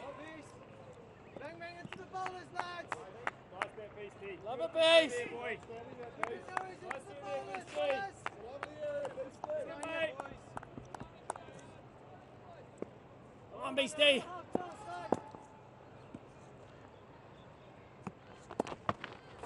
Oi! Lovely Beastie. Catch it! Oh!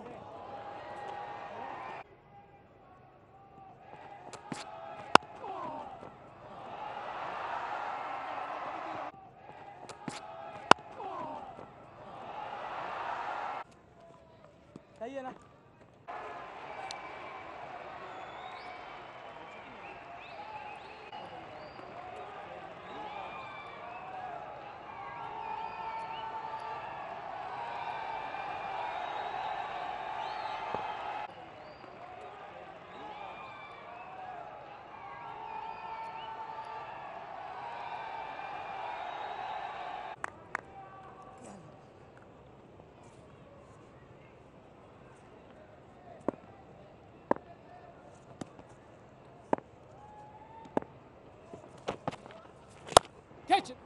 No.